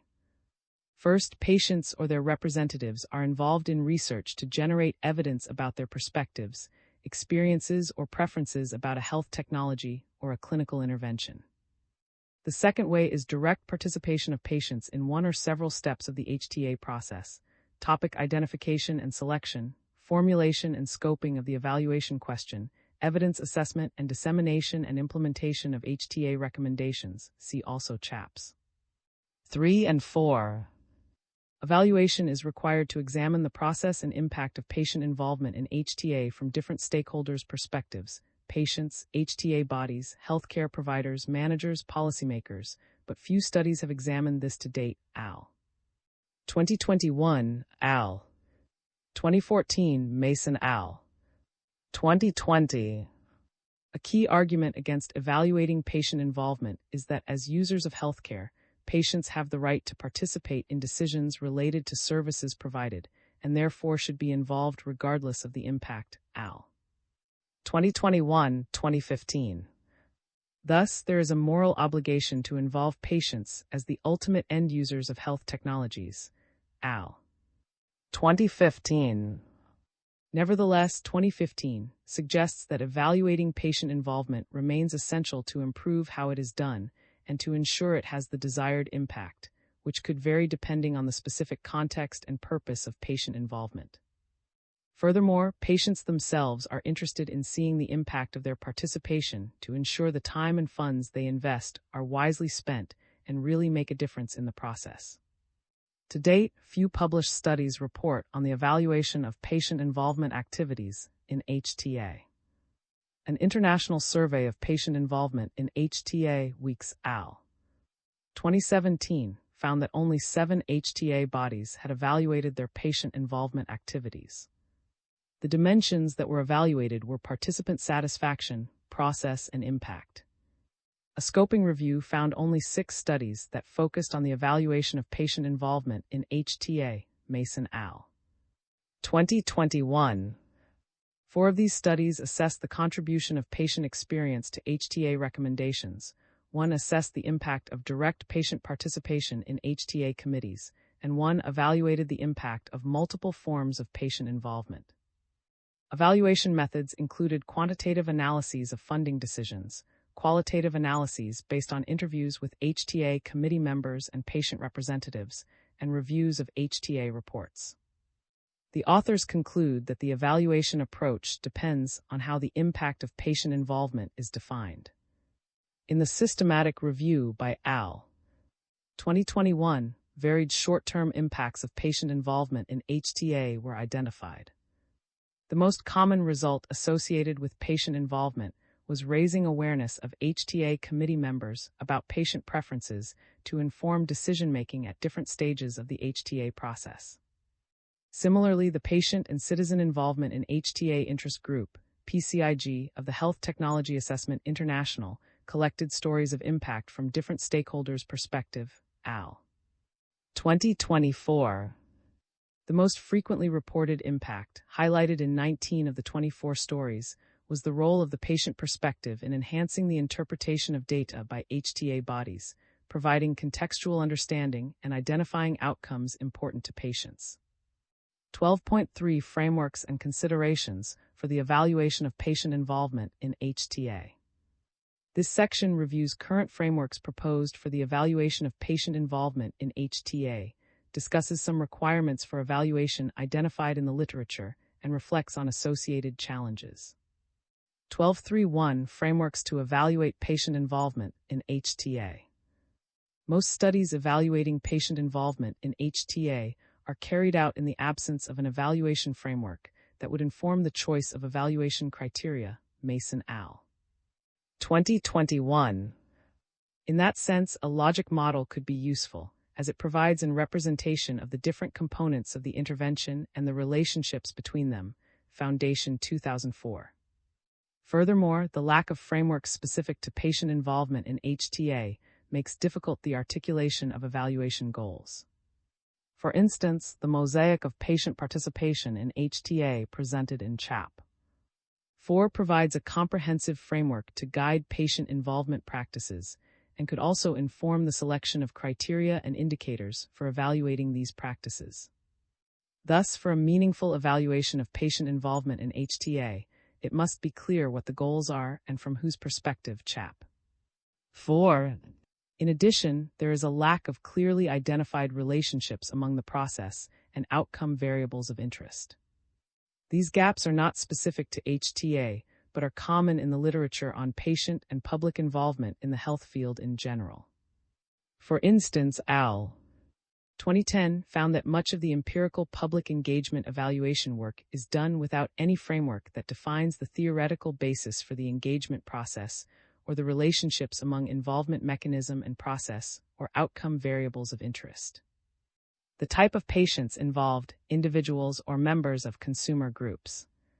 The type of patients involved, individuals or members of consumer groups. The initiator of the involvement process. The initiator of the involvement process. The degree of involvement, patients are consulted, collaborate, or control the process. The degree of involvement, patients are consulted, collaborate, or control the process. The choice of deliberation methods, qualitative or quantitative methods.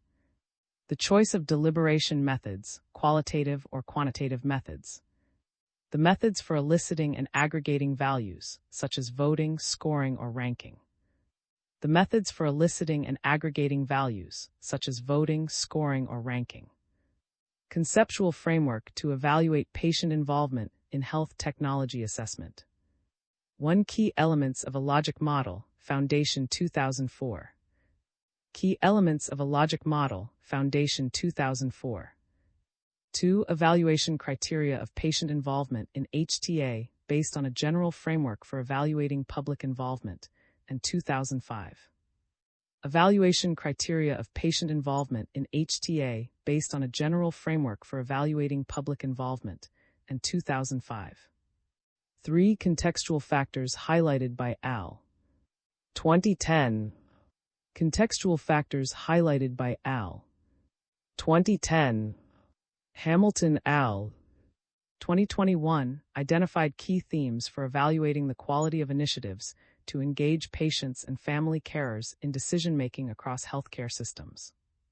Each theme is useful when assessing the structure, process, or outcome of engagement initiatives within and they are relevant for evaluation at different points during and after engagement initiatives. Impact on basis of HTA result or recommendation. Impact on basis of HTA result or recommendation. Impact on HTA body. Impact on HTA body. Impact on patient participants. Impact on patient participants. This framework, which includes a set of codifiers under each domain, can support transparent tracking and stimulate awareness of the value of involving patients in HTA. It is anticipated that this framework could be broadened to include additional domains specific to other stakeholders, healthcare providers, technology developers through further research. The Patient Engagement Monitoring and Evaluation Framework was proposed by the Paradigm Consortium, a public-private multi-stakeholder partnership co-led by the European Patients Forum and the European Federation of Pharmaceutical Industries and Associations, VAT-AL. 2021. This framework aims to support patients, technology developers, regulatory bodies, and HTA bodies in monitoring the progress and impact of patient participation in the drug development. It proposes 5 components, subdivided into 16 subcomponents, as well as relevant metrics to monitor each of these elements. In Spain, this framework was used and adapted to develop a methodology for evaluating patient involvement in HTAs, see CHAP. 24. More studies applying these frameworks are needed in HTA to build a stronger evidence base on the process and outcomes of patient involvement, and to identify the strengths and weaknesses of evaluation frameworks. 12.3.2 Definition of concepts. The literature on patient and public involvement in general provides some criteria against which participation mechanisms are evaluated, and there have been some attempts to use a definition of effectiveness as a starting point, Al. 2010. This echoes the situation in the field of HTA where some evaluation criteria are, but often without distinguishing those related to the results and those related to the process. It is thus important to clearly define evaluation objectives and indicate whether they refer to the process or the impact of patient involvement in HTA. Clearly defining each concept used also allows for more rigorous evaluation of patient involvement in HTA. For instance, most authors do not specify what they mean by impact, and in general, when they talk about impacts, they describe short-term outcomes. Short-term outcomes should be attainable within 1-3 years, while longer-term outcomes should be achievable within a 4 to 6 year, and should be reflected in impact occurring within about 7-10 years, Foundation 2004. Difficulty arises in defining what is meant by impact in HTA, Al. 2015. Impact can have different meanings from the perspective of an HTA body or that of a patient. Al. 2021.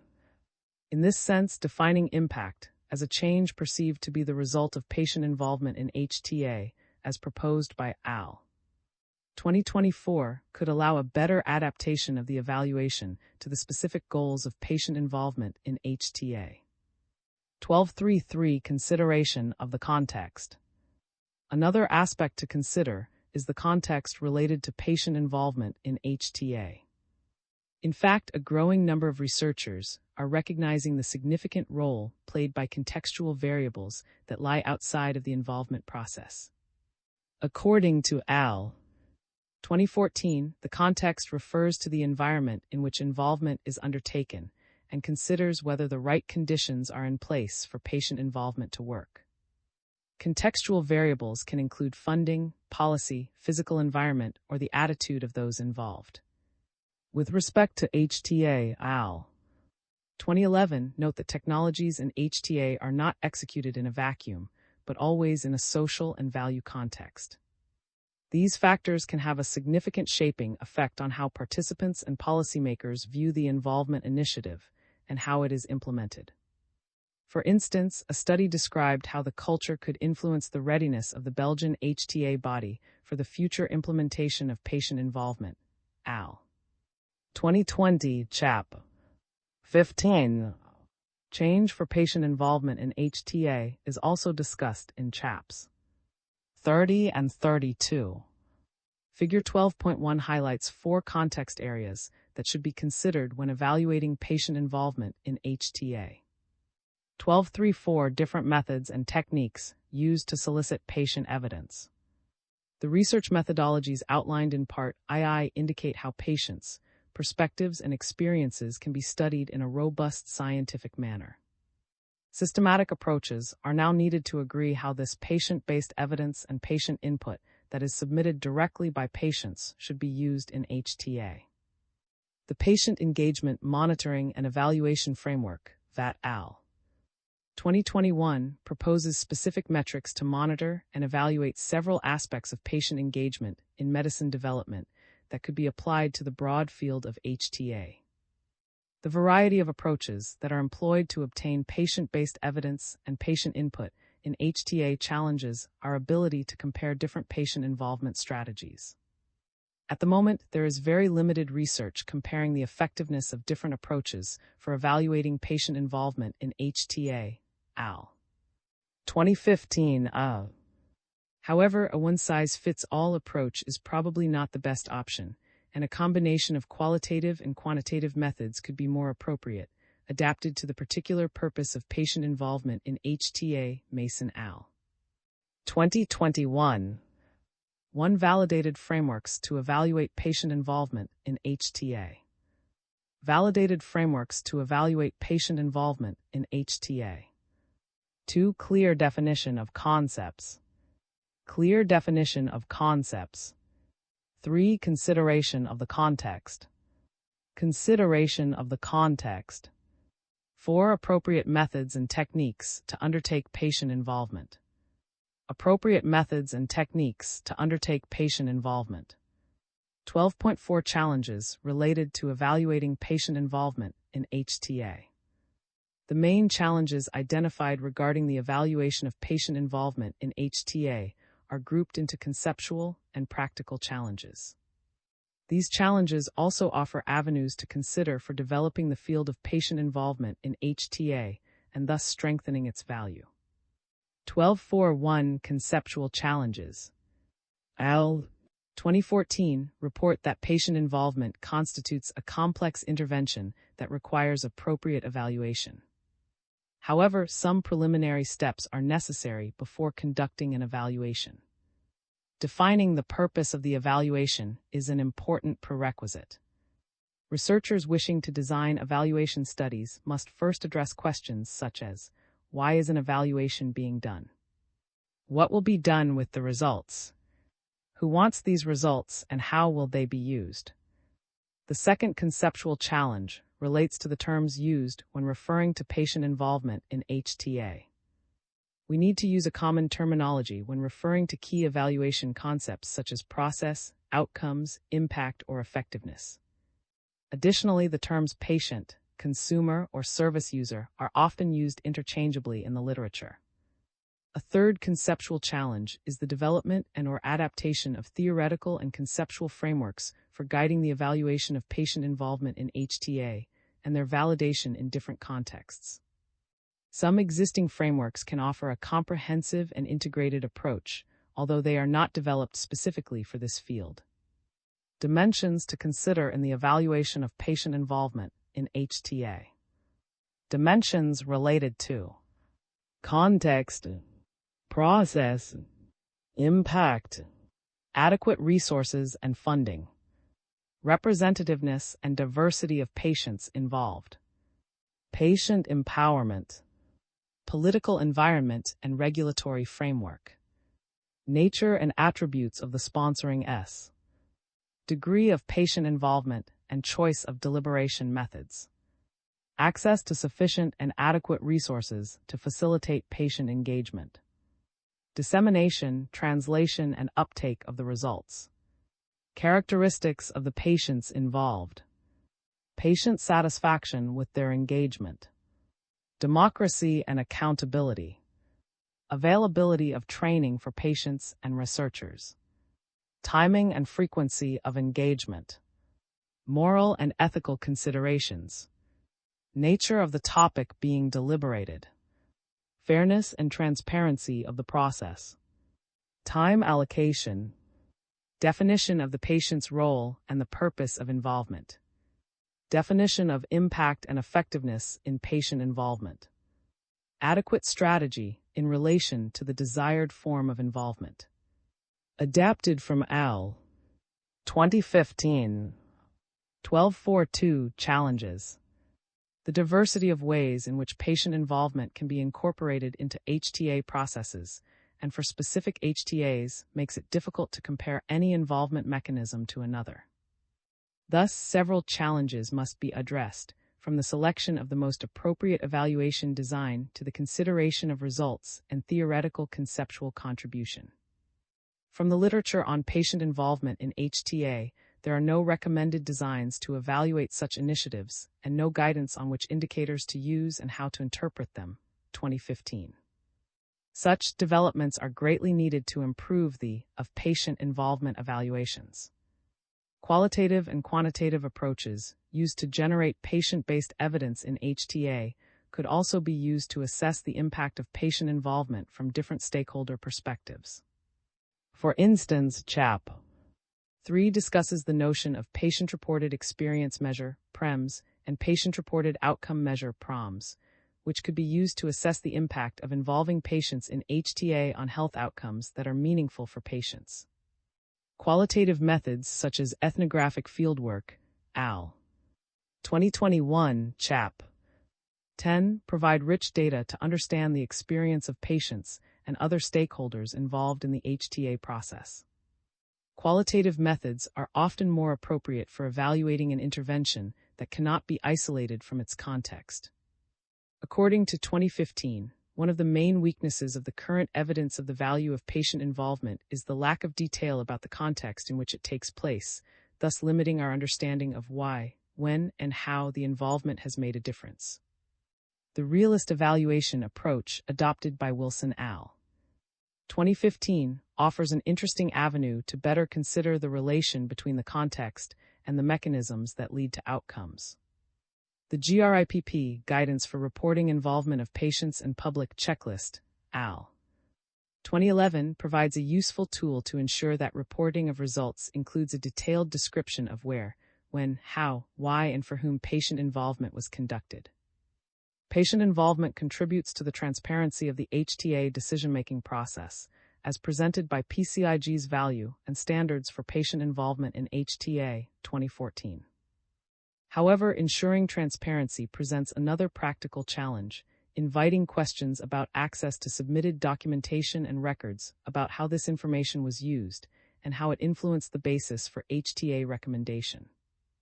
Legal standards around the sharing of confidential materials present a major challenge to increasing transparency.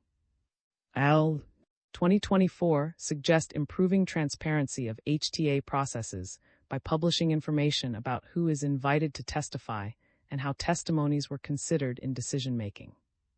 Common understanding and language of what transparency entails would facilitate its evaluation in the context of patient involvement in HTA. 12.4.3 Practical Challenges. With respect to the practical challenges associated with the evaluation of patient involvement in HTA, it is important to consider who is engaged, who they represent, what role they play, at what stages of the HTA process, and using what types of participation mechanism, al. 2014. Some models have been proposed to guide HTA stakeholders in their patient involvement processes, al. 2015 of VAT al. 2021, which could help to identify the key components of the evaluation. Transparency on process, quality, and impact is essential to foster trust and meaningful participation of patients as stakeholders in the HTA process. However, lack of dedicated resources and insufficient time can be significant challenges to assessing quality and effectiveness of patient involvement. In consequence, while evaluation is important, evaluation frameworks must be practical and easily in order to be used routinely. 12.5 Discussion and Conclusion. While patient involvement in HTA is increasing, rigorous evaluation of its implementation and value is still needed to ensure that its objectives. Thus, there must be clearly defined goals for involving patients in HTA, such as those outlined in Chap. 4, which could in turn inform the evaluation questions and the methods selected. It is also important that terminology related to patient involvement in HTA is defined, and that involvement is transparent and its methods informed by the best evidence. As HTA producers and patients can understand and patient involvement in different ways based on individual etiologies, circumstances, and needs, the simple question of the choice of indicators of the success of patient involvement depends on the different perspectives of the key stakeholders, Fudge al. 2008. Typical scientific evidence based on experimental designs is currently lacking on the effectiveness of patient involvement interventions on healthcare and health outcomes. As proposed by al. 2013, we need to promote the use of rigorous methods for combining and synthesizing the findings from qualitative studies. However, alternatives to experimental methods are needed to provide evidence on the added value of involving patients in HTA and to consider factors that contribute to the success of different patient involvement in HTA. 2008. Evaluating current experiences is necessary to promote meaningful patient involvement in HTA. As the field evolves, the knowledge base regarding its evaluation and value is likely to expand rapidly. The value for money and sustainability of patient involvement initiatives in HTA need to be further investigated. This chapter presented key frameworks and requirements for evaluation and some of the challenges associated with the conduct of rigorous evaluations. Overall, there are many aspects to consider when evaluating patient involvement in HTA, and this chapter offers some practical guidance on how to conduct appropriate evaluations of patient involvement in HTA. We would like to acknowledge the contribution of and Deirdre Jean, who co-authored the previous version of this chapter. We are grateful to Karen M. and NV Single for their helpful comments. Peer receives funds from Various to conduct research on patient and public engagement in health research. No funding was received in relation to the content reported here. Align reports volunteer and consultancy work in patient involvement for patient groups and industry. No funding was received in relation to the content reported here. Veronica reports volunteer and consultancy work in patient involvement for government, patient groups, and industry. No funding was received in relation to the content reported here. Reports volunteer and consultancy work in patient involvement for patient groups and industry. No funding was received in relation to the content reported here. Peggy is employed by Health Outcomes Strategies H, which contracts with a range of including industry. No funding was received in relation to the content reported here. Open access. This chapter is licensed under the terms of the Creative Commons Attribution 4 International License (ORG) licenses by 4.0, which permits use, sharing, adaptation, distribution, and reproduction in any medium or format, as long as you give appropriate credit to the original author S and the source, provide a link to the Creative Commons license, and indicate if changes were made. The images or other third-party material in this chapter are included in the chapter's Creative Commons license, unless indicated otherwise in a credit line to the material. If material is not included in the chapter's Creative Commons license and your intended use is not permitted by statutory regulation or exceeds the permitted use, you will need to obtain permission directly from the copyright holder. References: J. S. Lee K., F.P., Martin E. Effective Strategies for Interactive Public Engagement in the Development of Healthcare Policies and Programs. Ottawa, Canadian Health Services Research Foundation, 2010. J. M. L. J. An Institutional Ethnographic Analysis of Public and Patient Engagement Activities at a National Health Technology Assessment Agency. J. Technol Assess Healthcare. 2021-37, E37 PubMed. JSC Marks S. Hughes J.C. Al. A systematic review of the impact of patient and public involvement on service users, researchers, and communities. Patient. 2014 738795 PubMed. IMLPW. See Developing an Agency's Position with Respect to Patient Involvement in Health Technology Assessment, the Importance of the Organizational Culture.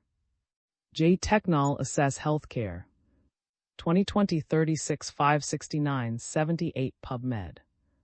GM. Involving Users in Developing Health Services. By MJ. 2008 336 286 7 PubMed. PubMed Central. MTMP MFFJ Al. Evaluation of Patient Involvement in a Health Technology Assessment. J. Technol Assess Healthcare. 2015 31 166 70 PubMed. MRA Assessing the Added Value of Health Technologies, Reconciling Different Perspectives. Value Healths. 2013-16, S713 PubMed. Elmore E. Rain A. Evaluating Patient and Stakeholder Engagement in Research, Moving from Theory to Practice. J. Comp F. Rays. 2015 4 130 345 PubMed. KAJ HP Loe J. Al. Patients' Perspectives in HTA, A Route to Robust Evidence and Fair Deliberation. J. Technol Assess Healthcare. 2010 26 3 34 40 PubMed.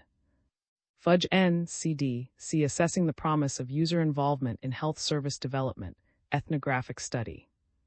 By MJ. 2008 336 313 7 PubMed. PubMed Central. MPs MJ Peer M. Al. Framework for User Involvement in Health Technology Assessment at the Local Level, Views of Health Managers, User Representatives, and Clinicians. J. Technol Assess Healthcare. 2015 a 316877 PubMed. MPs MJ Peer M. Al.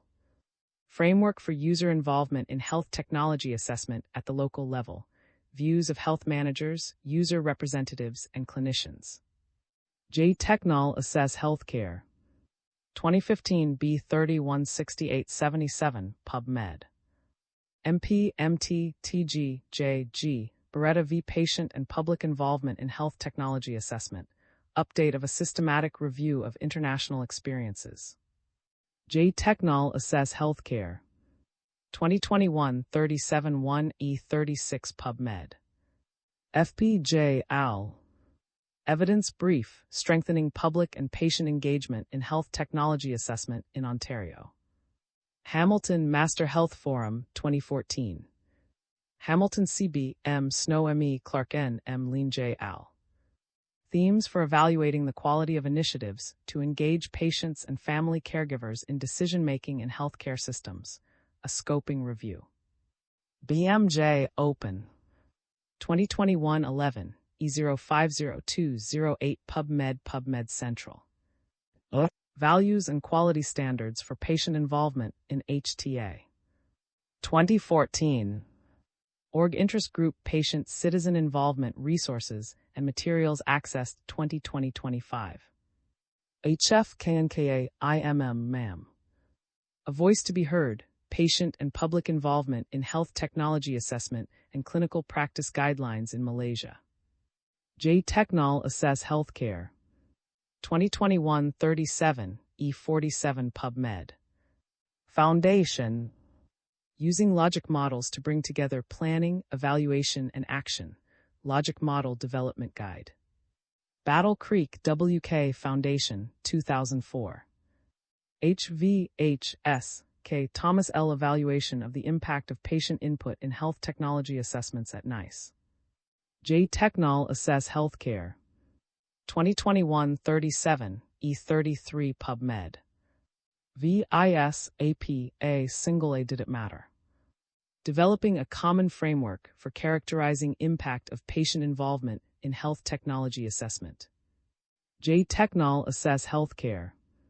2023-39, S15. VIS-AP-A Single A The Three-Domain Impact Framework for Characterizing Impact of Patient Involvement in Health Technology Assessment. J. Technol Assess Healthcare.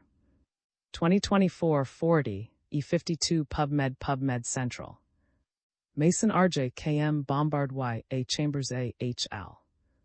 Evaluation of the Impact of Patient Involvement in Health Technology Assessments, a Scoping Review. J. Technol Assess Healthcare. 2020-36-17-23 PubMed. Oliver Essart R.W. Jones L.R. A.R.J. Al. A multidimensional conceptual framework for analyzing public involvement in health services research. Health Expect. 2008 1172 84 PubMed Central. GLJ. A Typology of Public Engagement Mechanisms. Technol Human Values. 2005 32 5190. SI Mayer A.B. Van Wilt G.J. Different Methods for Ethical Analysis in Health Technology Assessment, an Empirical Study. J. Technol Assess Healthcare.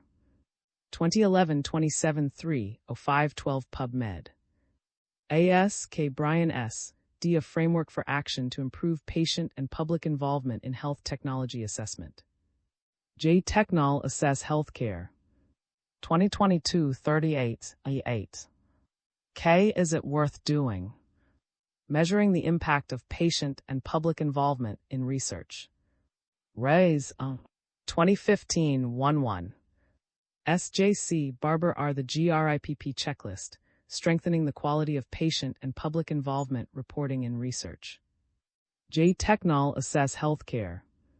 2011-27, 390-19 PubMed. AMPYL-YT PS. Development of a for meaningful patient involvement in health technology assessment. J. Technol Assess Healthcare. 2021-37, E3.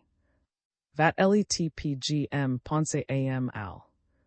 Evaluation of Patient Engagement in Medicine Development, a multi-stakeholder framework with metrics. Health Expect.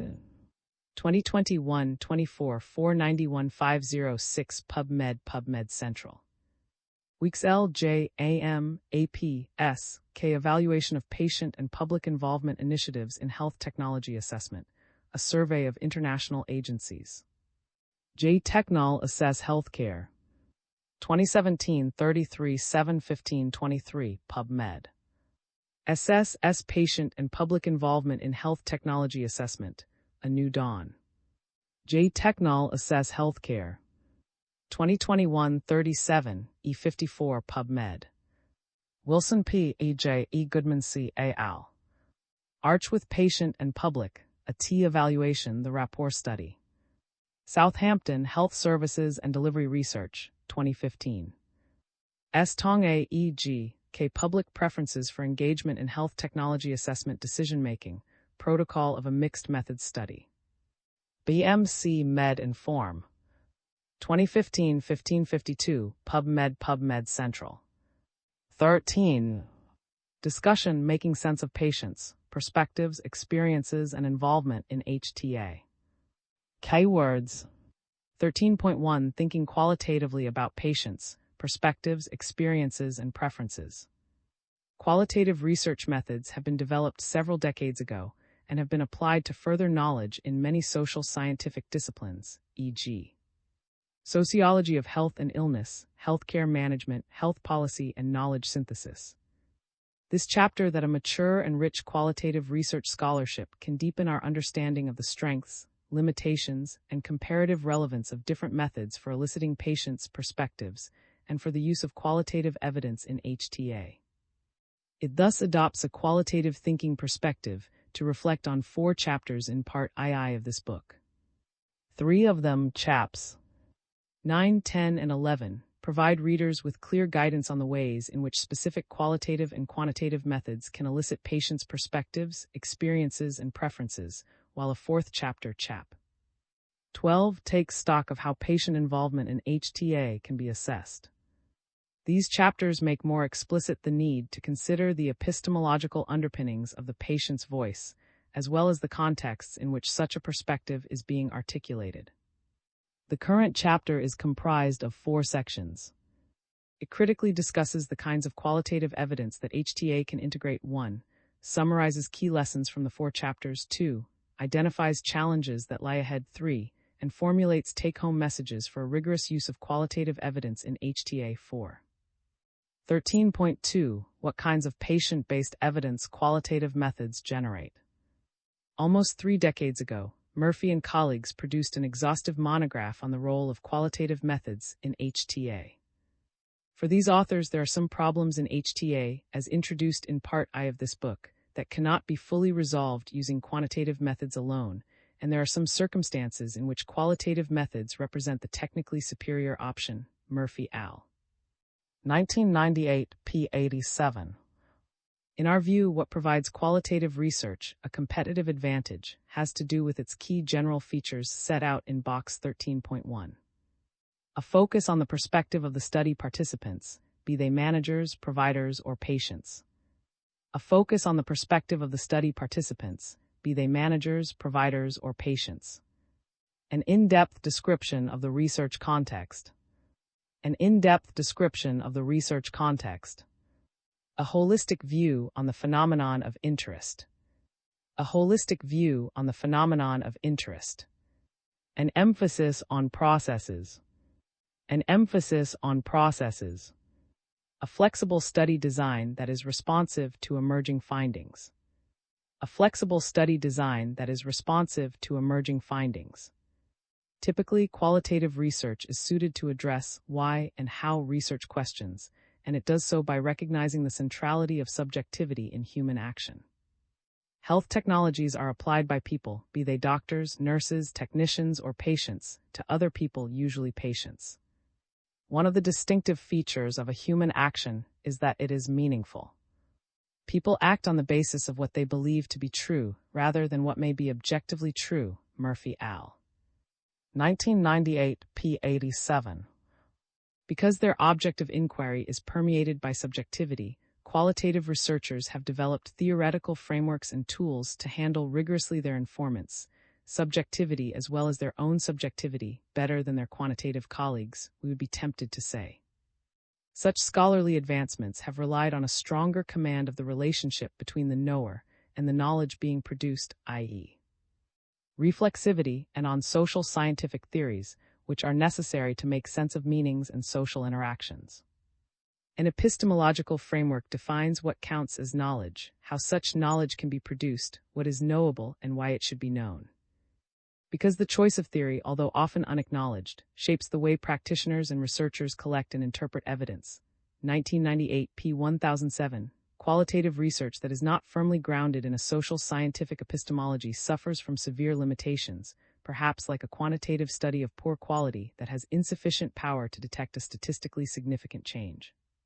For Murphy al., qualitative research brings an important contribution to HTA whenever the context in which a health technology is to be implemented can be expected to have an impact upon the outcome of that technology. 1998, p. 87.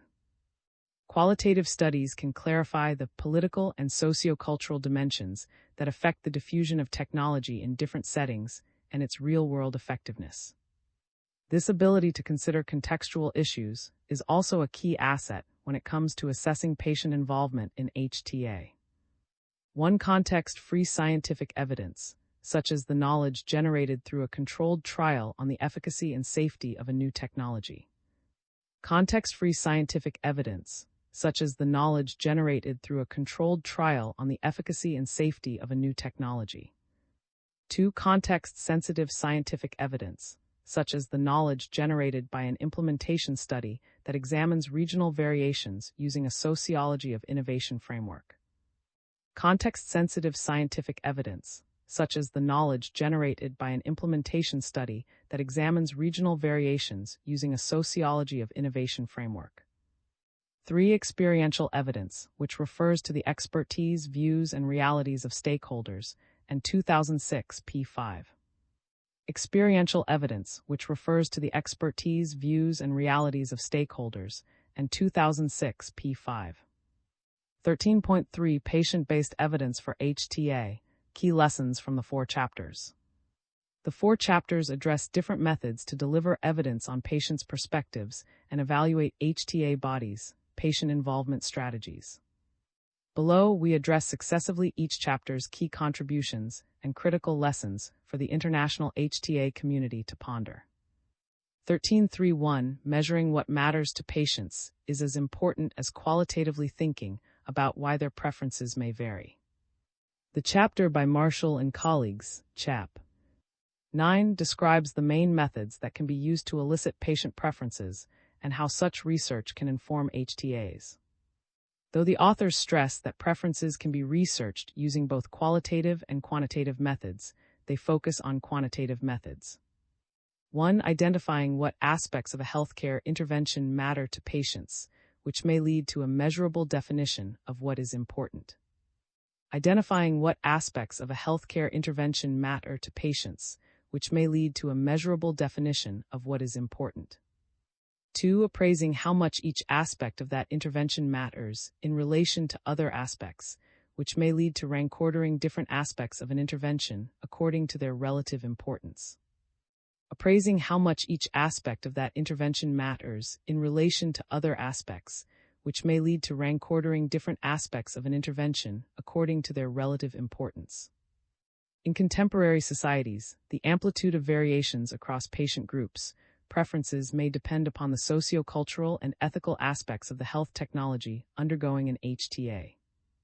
It remains unclear the extent to which insights regarding heterogeneity of preferences in different patient populations, SECT.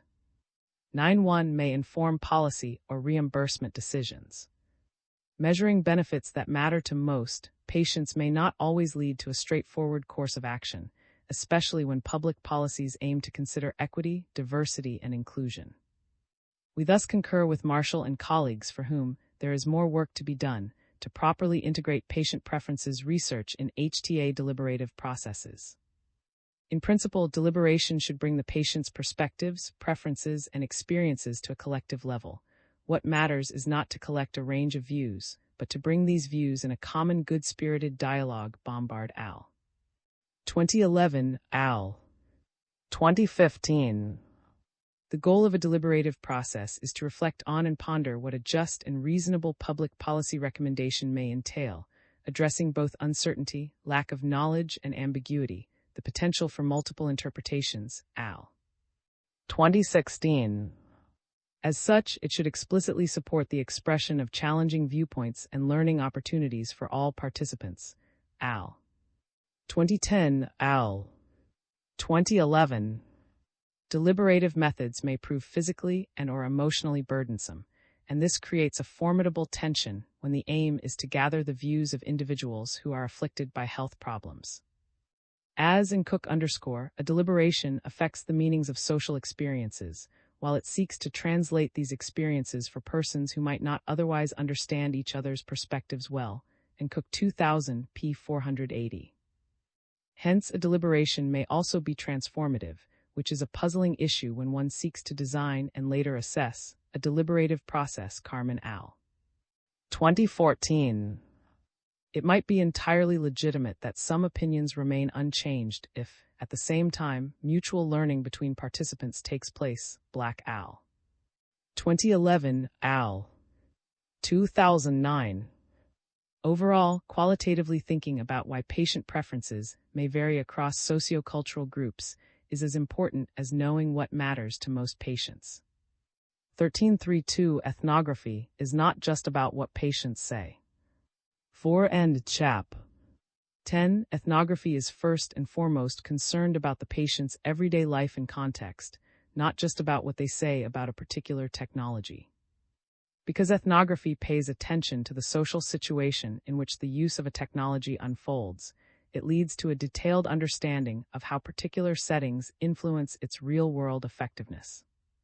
Hence, ethnography goes well beyond the knowledge one may obtain from conducting individual interviews or focus groups, since it is designed to capture holistically the interactions between the technology, patients, and their social surroundings, including providers, insurers, employers, neighbors, family, etc. This chapter underscores how aiming to develop a single approach to generate patient-based evidence is unsound and would divert the attention from a key object of inquiry in HTA, technology's impact on patients. The nature of the technology, that is, whether its use is life-saving or not, whether it supports chronic or acute care, or whether it involves small or large trade-offs in one's personal life, will influence how the ethnographer approaches patients' experiences. Summarizing ethnographic studies can be precious in HTAs that take seriously sociocultural and ethical issues because it highlights the dynamic relations between social worlds and cultural systems. Sect. 10.2, which often vary from one patient group to another. Considering that some patients may be of a few words, but certainly not without intent, expectations, or emotions, the time ethnographers patiently invest in the field is directly proportional to the completeness of their analyses. Just like focus groups are not a cheaper and quicker means to increase one's N in a qualitative study, ethnography is not a simple data collection task, but a primary research and rarely practiced in HTA bodies. When critically reflecting on focus group research that we had conducted with patients, we argued that such a method does not derive epistemological authority simply because of the identity of its participants. Al. 2006, p. 2103. This implies recognizing that patients do not arrive with preformed ideas that just need to be elicited or discovered. Nor do they share in any straightforward way their knowledge or naively endorse all knowledge claims put forward by others. Al. 2006, p. 2103. Likewise, and rightly tear to pieces the assumption according to which qualitative research would not require special training and expertise. An ethnographic method must be thoroughly understood to be rigorously applied, and vice versa. And stress that patients may take for granted. Sect. 10.3 Care-related tasks they routinely accomplish, and thus may not see as relevant to talk about in interviews. Hence, a well-prepared observation guide, i.e., informed by social sciences, should help to carefully about what to observe, with what purpose and from where. Sec. 10.3. A rigorous, in-depth understanding of what works and does not work for patients in different settings is very precious when policymakers and practitioners are looking for ways to adequately implement new technologies that raise challenges for patients. This is why, despite the time it takes, ethnographic research is likely to provide results with a profound and lasting usefulness, thereby supporting the broader mission of HTA. And underscore that patients' perspectives are not static and evolve through social circumstances, and this type of uncertainty needs to be well in HTAs. Like healthcare professionals, patients are gatekeeping their own lives, picking out what they want to disclose to the researcher. Sect. 10.2.1. Such gatekeeping points to the incompleteness of the experiential knowledge individuals may share with others, not only because of the tacit components embedded in experiential knowledge, but also because talking about one's experience reveals certain things about one's identity. This is also true for clinicians. Today, as we are surrounded by social media and digital communication tools, HTA practitioners may need to reflect on the way these technologies transform access to experiential knowledge. For instance, there are many topics in HTA that raise social desirability or sensitive issues, e.g., Sexual health substance use that require recruiting over a very large area, e.g. rare diseases, discriminatory practices based on gender, disability, or ethnicity, or that call for the ability to secure collaboration with hard-to-reach groups, e.g. migrants, stigmatized lifestyles. Yet the vast amount of data social media may provide pushes researchers to use quantitative analytical strategies that fall short of fulfilling the essential qualitative research features we introduced earlier. Overall, we concur with and doubt that there are any quick and cheap alternatives to ethnography. 1333 Qualitative Evidence Synthesis is here to stay. In Chap 11, one finds an enlightening and state-of-the-art description of qualitative evidence synthesis, QES. This chapter describes the different types of QES, the versatile ways in which they can be applied within HTA, and how they have been used to inform various time-sensitive policy decisions. The intent shared by most QES reports is to provide a nuanced understanding of how patients interact with service providers in various contexts. This is achieved by harnessing multiple patient perspectives and bringing together diverse findings within a single synthesis. As QES explicitly seeks to account for multiple perspectives from different healthcare settings, it goes beyond summarizing patients' experiences in each context. For instance, such syntheses may aim to draw meta-theoretical links between different types of qualitative studies. Their bibliographic search strategies thus require a strong command of the specificities of social scientific publication databases. Given the knowledge and resources now available for HTA practitioners, for an HTA body not to engage in QES would signal an ideological, rather a decision. One piece of the puzzle that Booth and Fryer clarify very well in Chap 11 is the distinction between a synthesis of the patient's experience of a condition and a synthesis of their appreciation of the outcomes of a particular technology or service. Whereas the former will necessarily be broader in scope and require some theory building, the latter may prove much more focused and potentially less time-consuming. It remains surprising for the authors that HTA bodies may still be reluctant to integrate QES given the multidisciplinary aspects covered by the HTA core model Chap 1. The increasing number of meta-ethnographies, one form of QES, published every year can be understood because of the sheer number of primary studies that are already out there and hard to ignore, and of the natural connection between qualitative research and the patient's perspective. The good news for HTA bodies is that QES methodologies have made an enormous leap forward in the past 2 decades by the international efforts Booth and Fryer describe. Interestingly, while each individual published qualitative study may never have been intended to be, a solid QES methodology may contribute to increase their policy relevance. A well-designed QES can help to piece together why and how variations across contexts occur. Throughout the review process, a multidisciplinary team should not aim for consensus but for divergence and richness. Sect. 1149, and this stands in contrast with the expected role of reviewers in a systematic review. Though we may doubt that patient participation at every step in QES is necessary and compatible with a proportionate approach in HTA, Booth and Fryer clearly explain how patients can participate throughout the whole synthesis process. One stimulating idea that stems from their decision to do so is to highlight that the interpretation and dissemination of QES findings could benefit from conceptual maps, illustrations, or videos to better support patient participation at these steps. This observation seems even more important considering that patient participation may remain at risk of being a tick-box exercise that betrays the very goal of patient participation in HTA. Given the resources now available for QES, HTA bodies should be encouraged to expand their toolbox and recruit scientists well-trained in qualitative methods. 1334 Knowing why and how patient involvement in HTA makes a difference. I'll provide in Chap 12 an excellent overview of current practices regarding the evaluation of patient involvement in HTA. There is a lack of rigorous evaluations, even if it has been as an essential component of HTA a decade or so ago.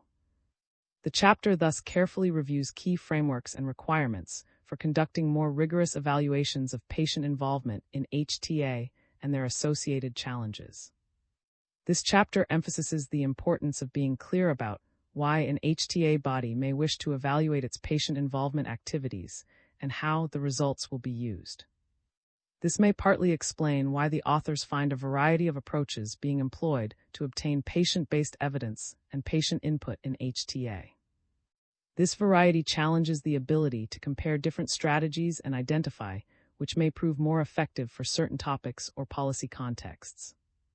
Though the authors do not recommend a one-size-fits-all approach and agree that a combination of qualitative and quantitative methods may work best, they stress that qualitative methods are well suited for evaluating an intervention that cannot be isolated from its context. Sect. 12.4.2.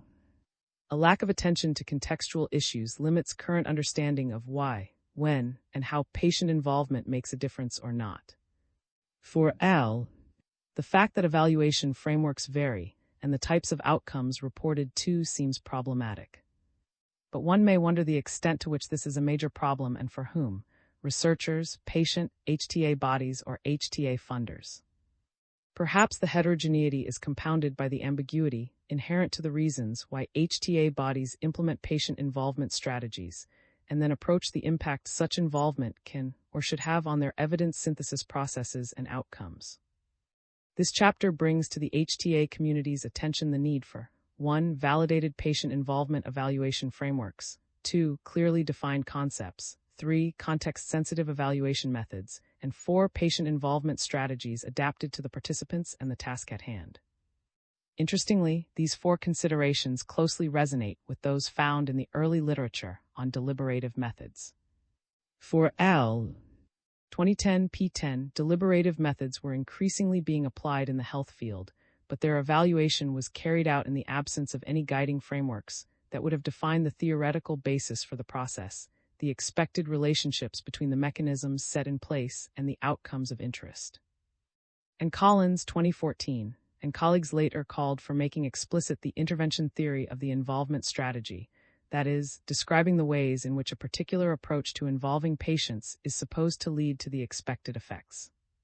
Hence, we may hope that previous recommendations made to further the informed development of deliberative methods in HTA will be integrated within the steadily evolving field of evaluation of patient involvement in HTA.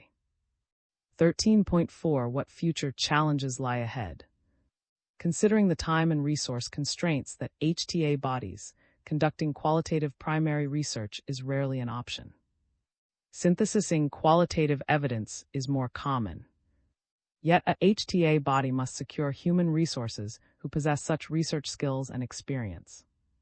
HTA practitioners who are generally trained to perform quantitative systematic reviews must learn how to read critically qualitative studies and be able to meaningfully extract from social scientific studies evidence that is relevant to patients, perspectives, preferences, and experiences.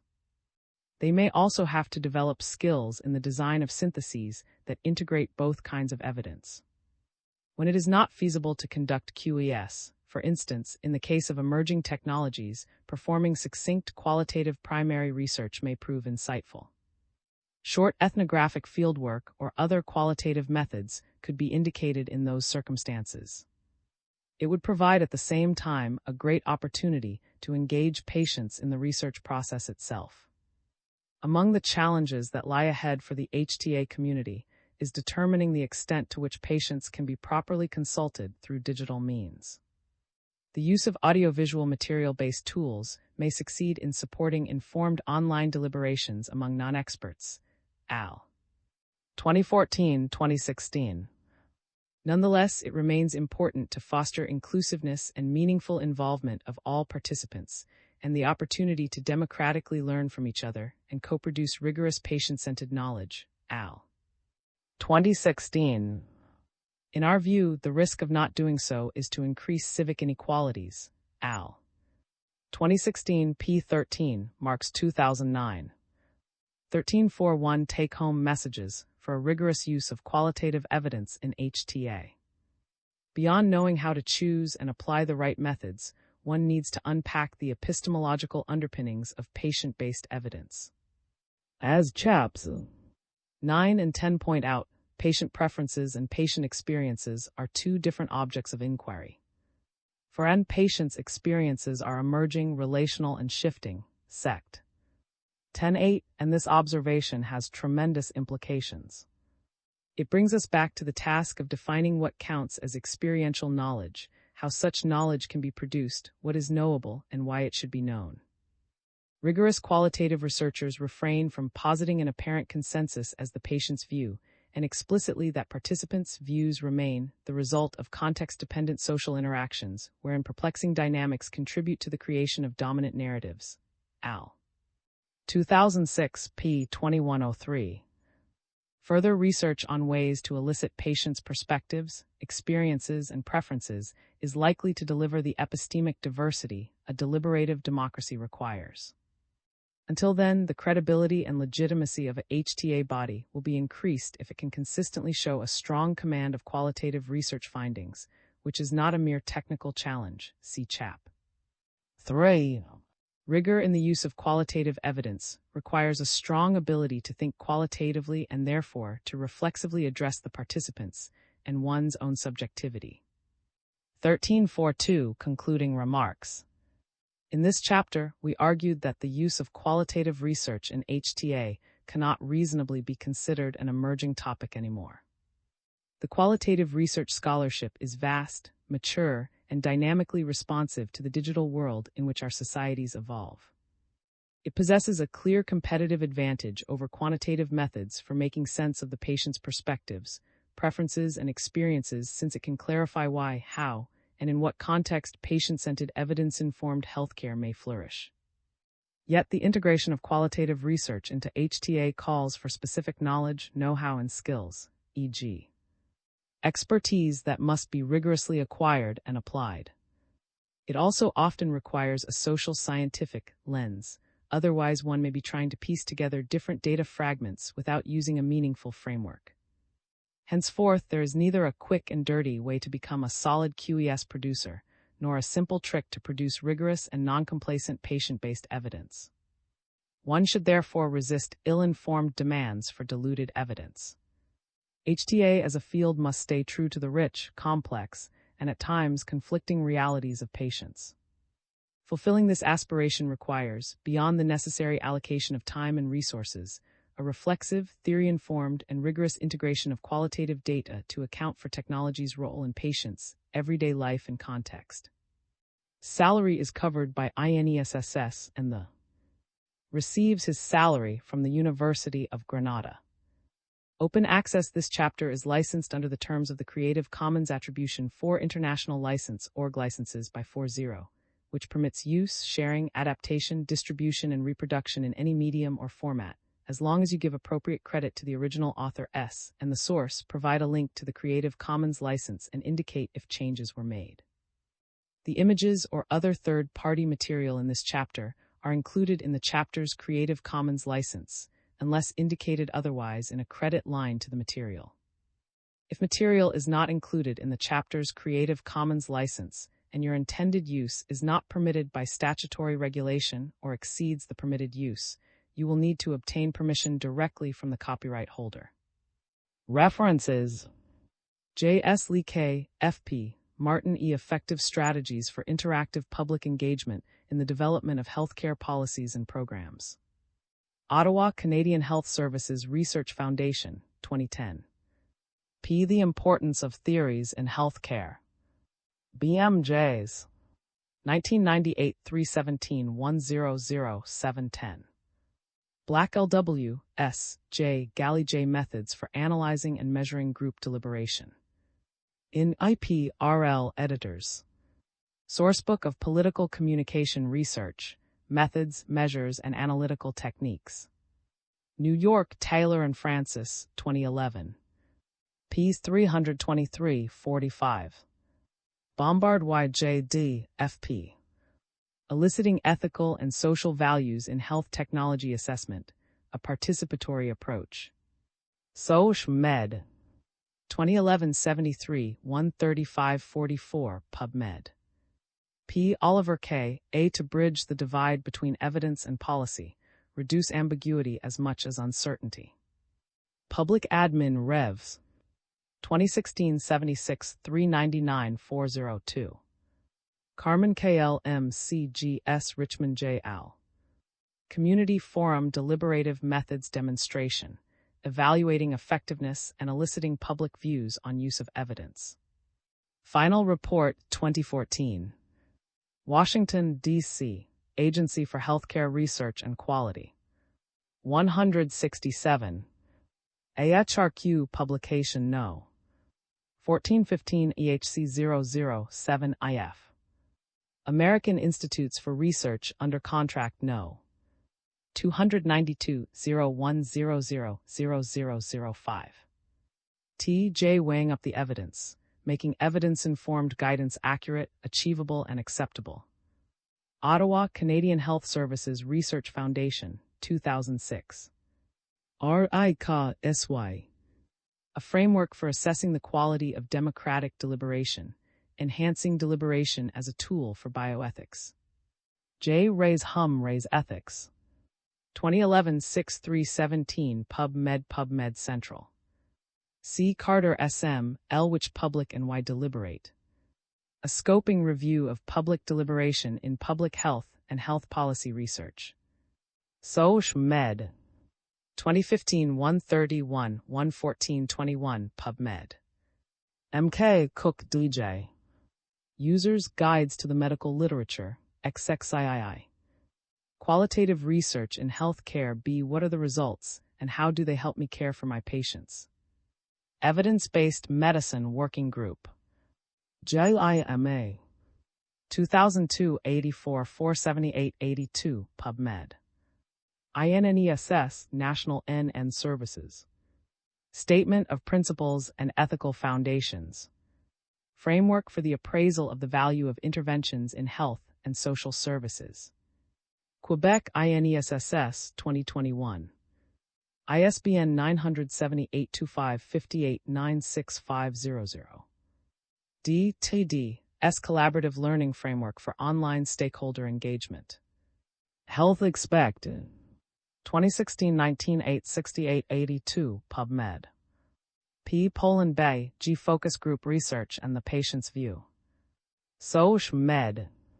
2006 63 2 091104 PubMed. PGO.A. Fostering Deliberations About Health Innovations. What do we want to know from the publics? Soch Med. 2009 68 20029 PubMed. P.P. Williams Jones B. Miller Fa Fishman J.R. M. Al. Examining the ethical and social issues of health technology designed through the public appraisal of prospective scenarios, a study protocol describing a multimedia-based deliberative method. Implement. 2014 981 PubMed Central. P. J. Miller Fa Williams Jones B. Assessment of a multimedia-based perspective method to support public deliberations on health technology design, participant survey findings and qualitative insights. BMC Health Serve Rays. 2016 16 616 PubMed Central. Marks A. Sayes. La Conversations sur Internet, Contributions. M. Stud. 2009 52152. Murphy E. R. D. Parker S. Watson P. Qualitative Research Methods in Health Technology Assessment, a review of the literature. Health Technol Assess. 1998 239 1274. J. Collins M., Editors with the AF Study Group. The Public Involvement Impact Assessment Framework Guidance. Universities of Lancaster, Liverpool, and Exeter, 2014. 14. Australia, Co-Designing Enhanced HTA Processes with Patients. Keywords. 14.1 Context. Across the health and medical research sector in Australia, consumer is used to refer to people who have lived experience of a health issue, and so includes, but is not limited to, patients, families, carers, friends, and members of the general public. National Health and Medical Research Council 2018. The use of the term, however, is not without tension. Some patients feel less visible when described as a consumer. Similarly, the experience and needs of patients with a particular condition cannot be represented by a single health consumer, irrespective of their personal experience of a specific condition. Input received for Health Technology Assessment, HTA, committee considerations from consumers and other external stakeholders such as healthcare providers, is therefore to ensure that during committee discussions it is clear who has lived experience of a condition and who has direct experience of receiving the health technology under assessment as opposed to other consumers, including family, friends, and carers, and also members of the public. Street Al. 2020. For consistency in this chapter, the term consumer will be used when referring to Australian processes or outputs, and patient will be used otherwise. Consumer involvement has been an element of HTA processes for several decades, as previously described, and Whale 2017. In 2019, the HTA Consumer Evidence and Engagement Unit, CEU, was formally established within the Department of Health and Aged Care, now known as the Department of Health, Disability and Aging, and referred to as the Department, to strengthen and support consumer participation. The CEIU aims to further consumer involvement within the Australian HTA system and works closely with HTA committee members.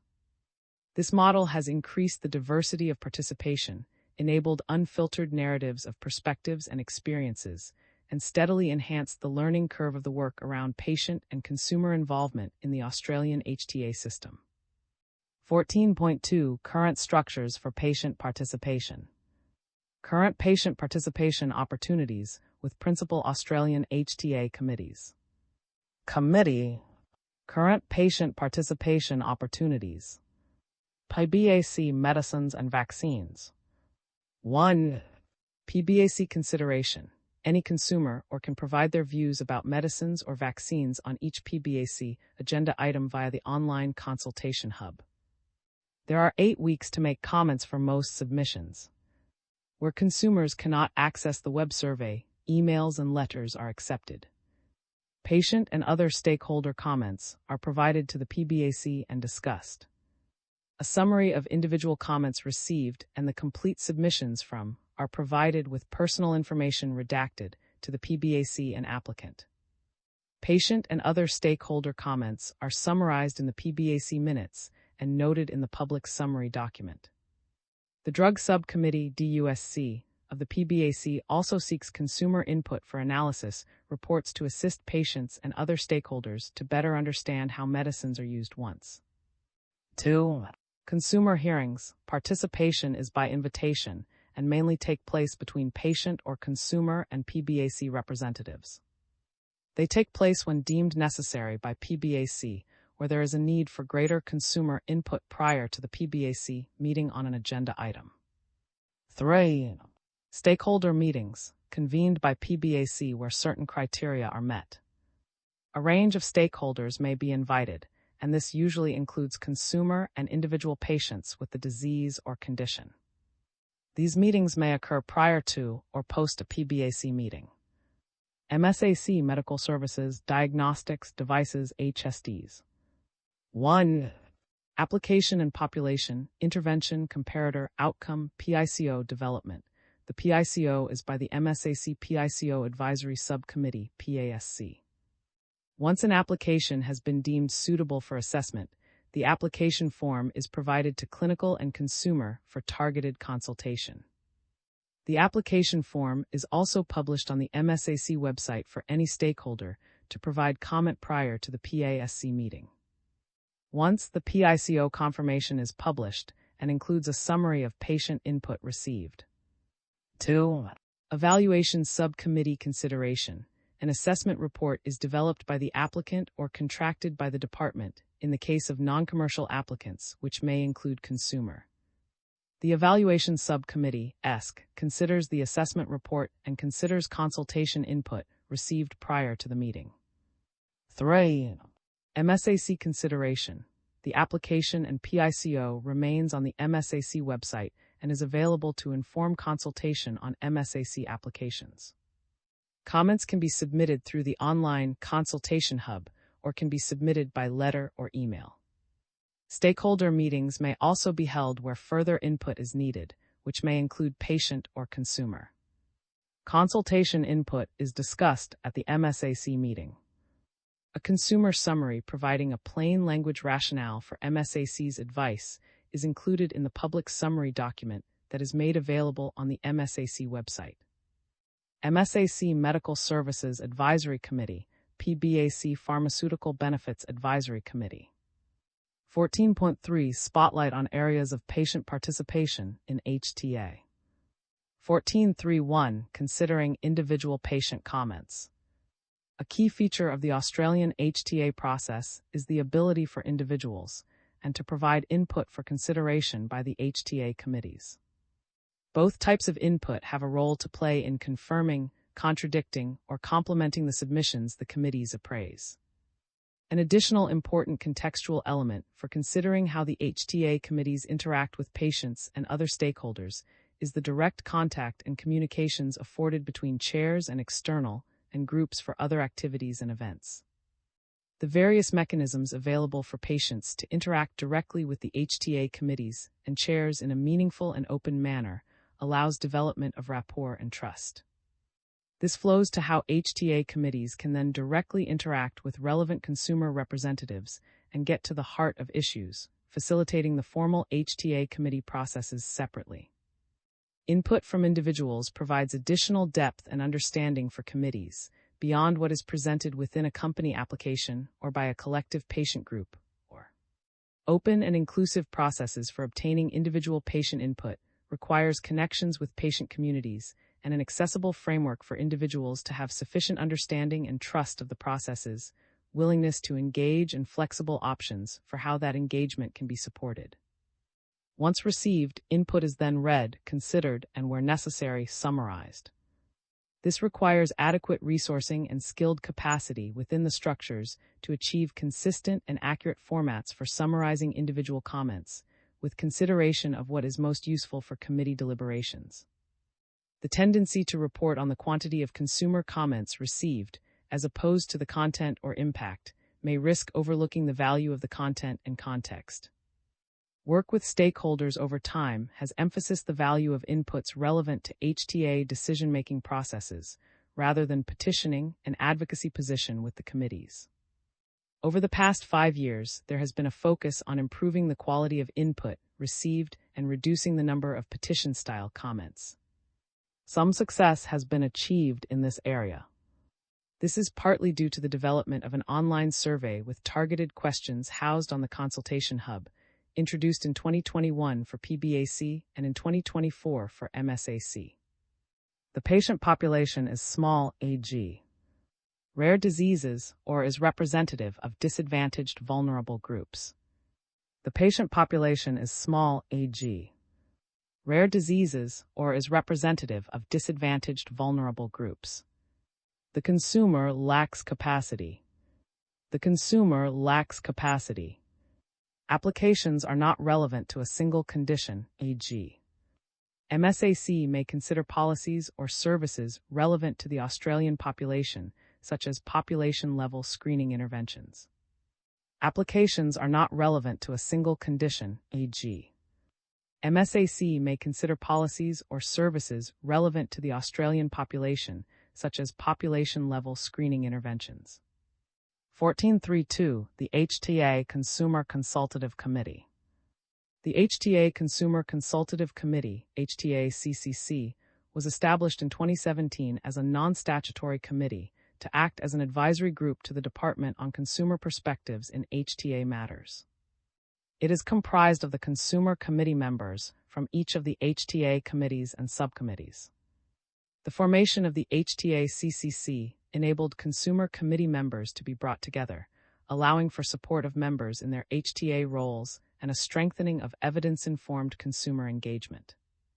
The CAU provides support to the HTA-CCC and works closely with its members.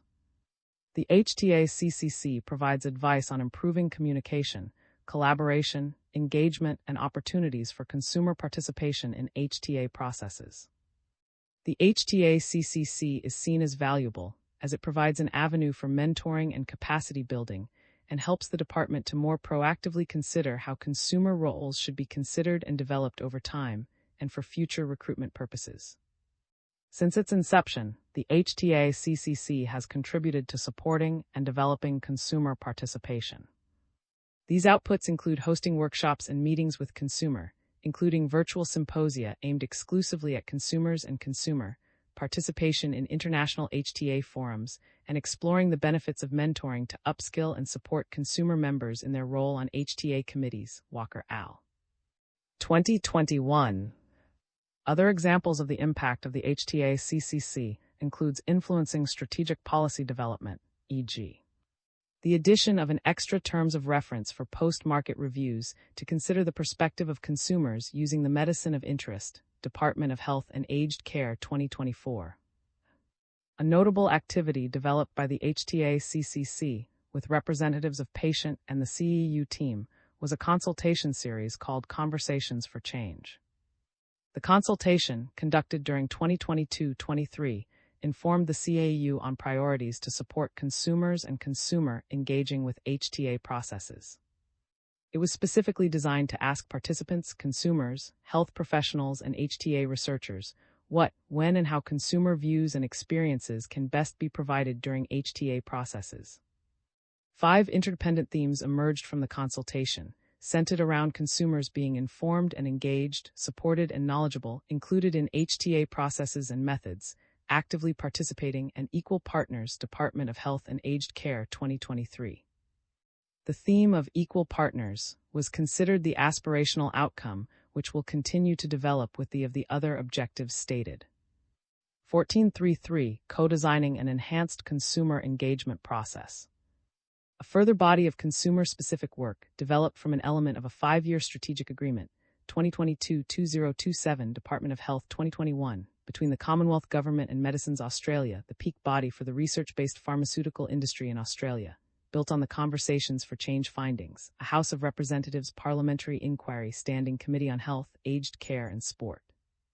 Parliament of Australia 2021, and the National Medicines Policy, Department of Health and Aged Care 2022.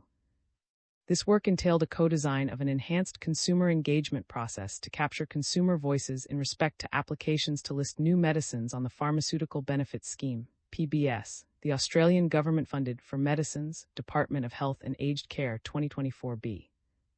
A co-design working group, CWG, was established, comprised of consumer nominees, government and medicines industry representatives, and chaired by an elected consumer lead from the group.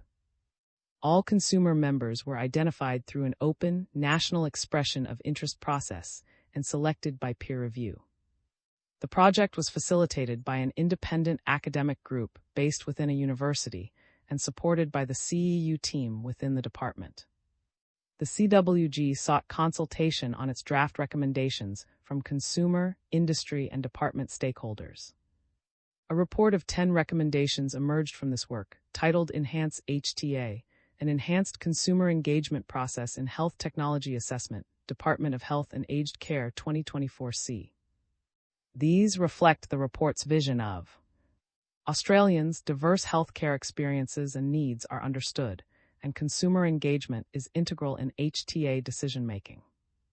Partnership: consumers actively partner and participate in HTA processes. Partnership: consumers actively partner and participate in HTA processes. Evidence and input: consumer evidence is integral to decision-making. Evidence and input: consumer evidence is integral to decision-making. Transparency: consumers are informed and HTA processes are clear. Transparency: consumers are informed and HTA processes are clear. Investing in systemic change. Investing in systemic change. Strengthening HTA policies and methods. Strengthening HTA policies and methods. Establishing a consumer engagement framework. Establishing a consumer engagement framework. Summary of recommendations from the Enhance HTA Report, Department of Health and Aged Care 2024C. Recommendation. Details. Transparent communications and timely notifications. Provide transparent communications and timely notifications to enhance the clarity of HTA processes and enable timely consumer engagement. Centralized and expanded consumer support. Coordinate centralized and expanded consumer support to facilitate engagement across the health technology pathway. Consumer identification. Develop a process for consumer identification to expand the diversity of consumers engaged in HTA processes. Resources and training. Provide accessible resources and training to support equitable consumer engagement in HTA. Elevate consumer evidence and input. Elevate consumer evidence and input for consideration in HTA deliberations and decision-making. Early and continuous collaboration. Establish guidance to enable early and continuous collaboration between stakeholders. Consumer-identified items for HTA committees, considerations. Further develop processes to enable consumer-identified items for HTA committees, considerations. Consumer feedback loop following HTA committee recommendations. Establish a consumer feedback loop following HTA committee recommendations to provide insight into how consumer input has been used to inform the assessment of health technologies. Consumer digital portal. Develop a consumer digital portal to connect consumers with information and resources required for engagement in HTA processes. Consumer-focused horizon scanning. Ensure consumer engagement is informed by consumer-focused horizon scanning processes and opportunities. While the proposed recommendations are intended to apply to the PBAC processes, it has been that they should also enhance consumer engagement across the entire health technology pathway, from clinical research through to post-market review. Involving patients and consumers earlier in the health technology pathway and ensuring information about the assessment under HTA consideration is available and accessible plain language for meaningful submissions have, for some time, been within the Australian HTA setting as elements requiring improvements. Earlier participation in clinical trials presents challenges for Australian patients due to the limited number of later-stage trials conducted locally. As the landscape changes around this, it is likely that there will be a corresponding change in the quality and volume of individual and group submissions. Further, such recommendations may be relevant and transferable to other HTA committees, such as the MSAC. Another element of the Australian Government and Medicines Australia Strategic Agreement, the HTA Policy and Methods Review Department of Health and Aged Care 2024D, has synergies and alignment with the co-designed Enhanced Consumer Engagement process. The resulting report, Accelerating Access to the Best Medicines for Australians Now and into the Future, Health Technology Assessment Policy and Methods Review Reference Committee 2024, has recommended comprehensive, multifaceted reforms to Australia's HTA arrangements more broadly. Patient and consumer were consulted in the development of these recommendations, which included 51 patient and community, providing a joint response to the review consultation as further discussed in Chap. 29.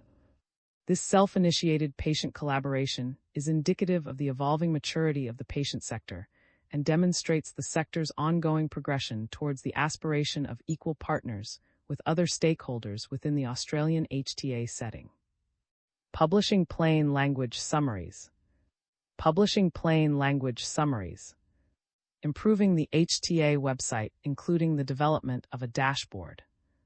Improving the HTA website, including the development of a dashboard.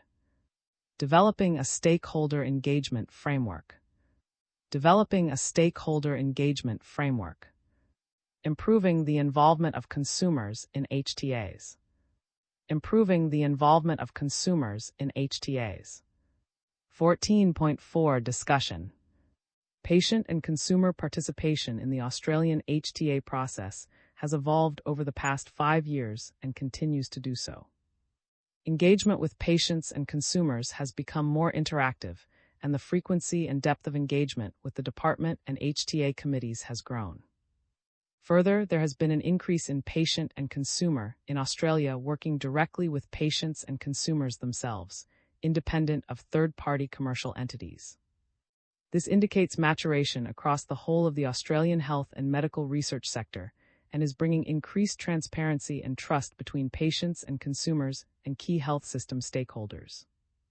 With activities such as the HTA Policy and Methods Review and the Co-Design Project considering enhancement of consultation processes, the current period is dynamic and an enabling environment for further consumer-led innovations. It is acknowledged that there are still areas to be improved, particularly in terms of increasing awareness of the HTA system and opportunities for engagement and providing feedback to patients and consumers on how their input was used. And while the recognition of the importance of patient participation in the HTA processes in Australia is undeniably a positive move, this is likely to bring change and challenges with additional expectations for the HTA system. Workforce skills and capacity need to be developed and increased over time to ensure ongoing working relationships are sustained with the various stakeholders involved. This also needs to happen in such a way that does not add to system complexity and administrative burdens to ensure that access processes for appropriate health technologies are as efficient as possible and optimal for meaningful stakeholder participation. 14.5 Conclusion. In Australia, there is no longer need for debates regarding whether patient and consumer input matters, as this is universally by Commonwealth HTA committees, the Department and the Australian Government. Their responsiveness has played an important role in increasing a focus on patient participation throughout the national HTA processes, with the visibility and impacts of patient input evolving markedly since 2019. Following the establishment of the HTA-CCC in 2017, the formation of the CEU in 2019, the launch of the Consultation Hub in 2021, and Conversations for Change series in 2022-23, the Australian Government is establishing formal frameworks for meaningful consumer involvement in HTA processes and decision-making.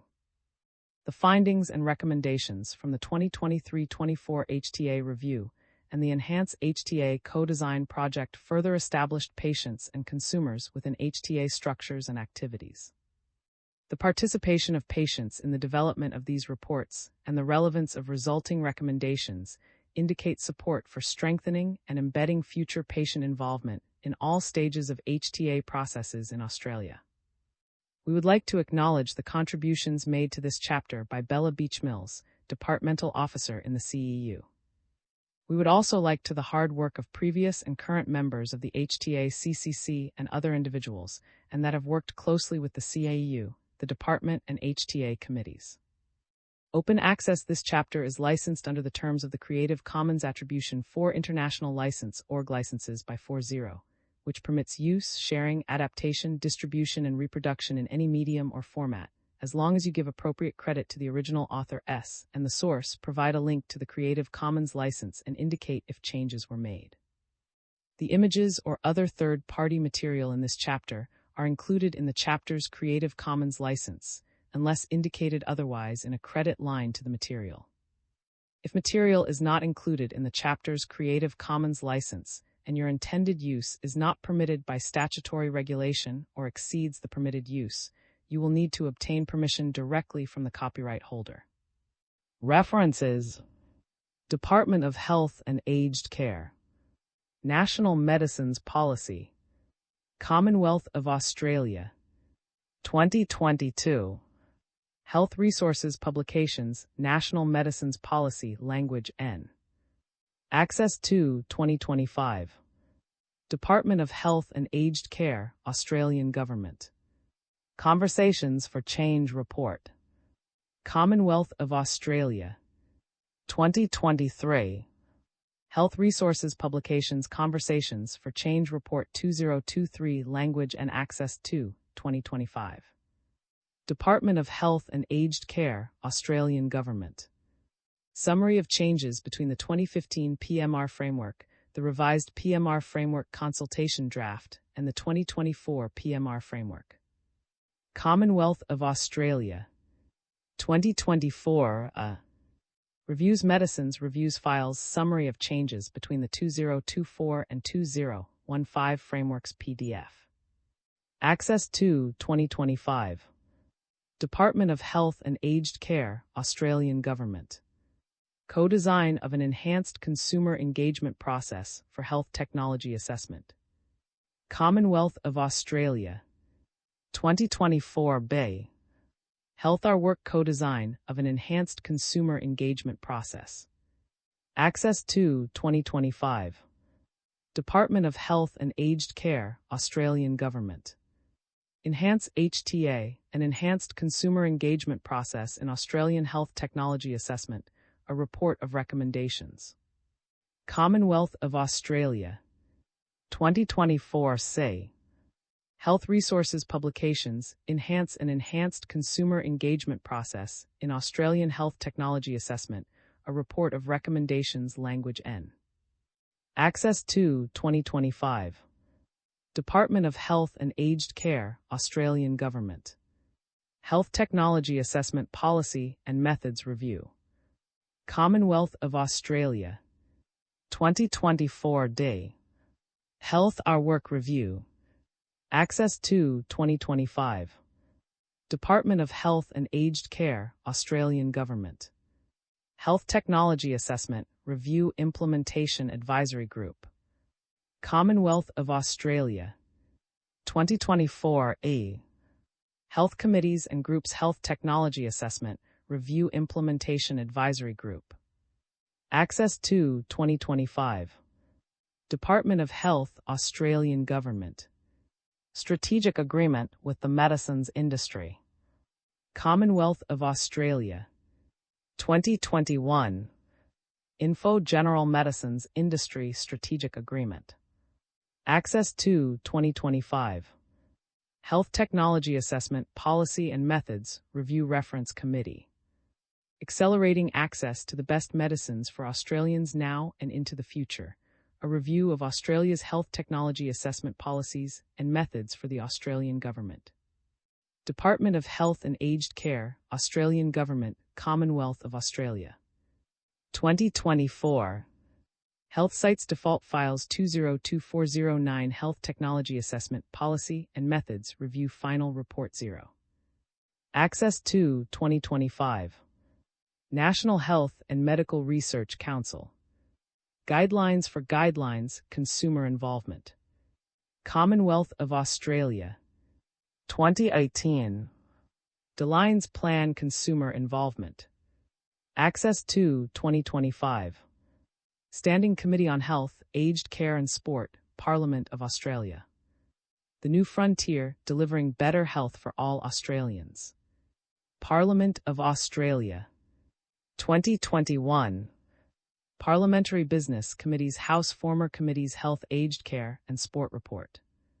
Access 12/2025. Street J. T. Lopes E. D. Defining the Role of the Public in Health Technology Assessment, HTA, and HTA-informed decision-making processes. J. Technol Assess Healthcare. 2020 368795. Org 101017 S0 266462320000009 for PubMed. Walker C. J. Watson J. Mentoring as a potential means to assist consumer representatives contribute effectively to the assessment of health technologies in Australia, a pragmatic review. J. Technol Assess Healthcare. 2021 38 I3. Org 101017 S0 266462321000611 PubMed. S. Whale J. Australia. In KM, HP Single ANV Editors. Patient Involvement in Health Technology Assessment. Singapore Springer 2017.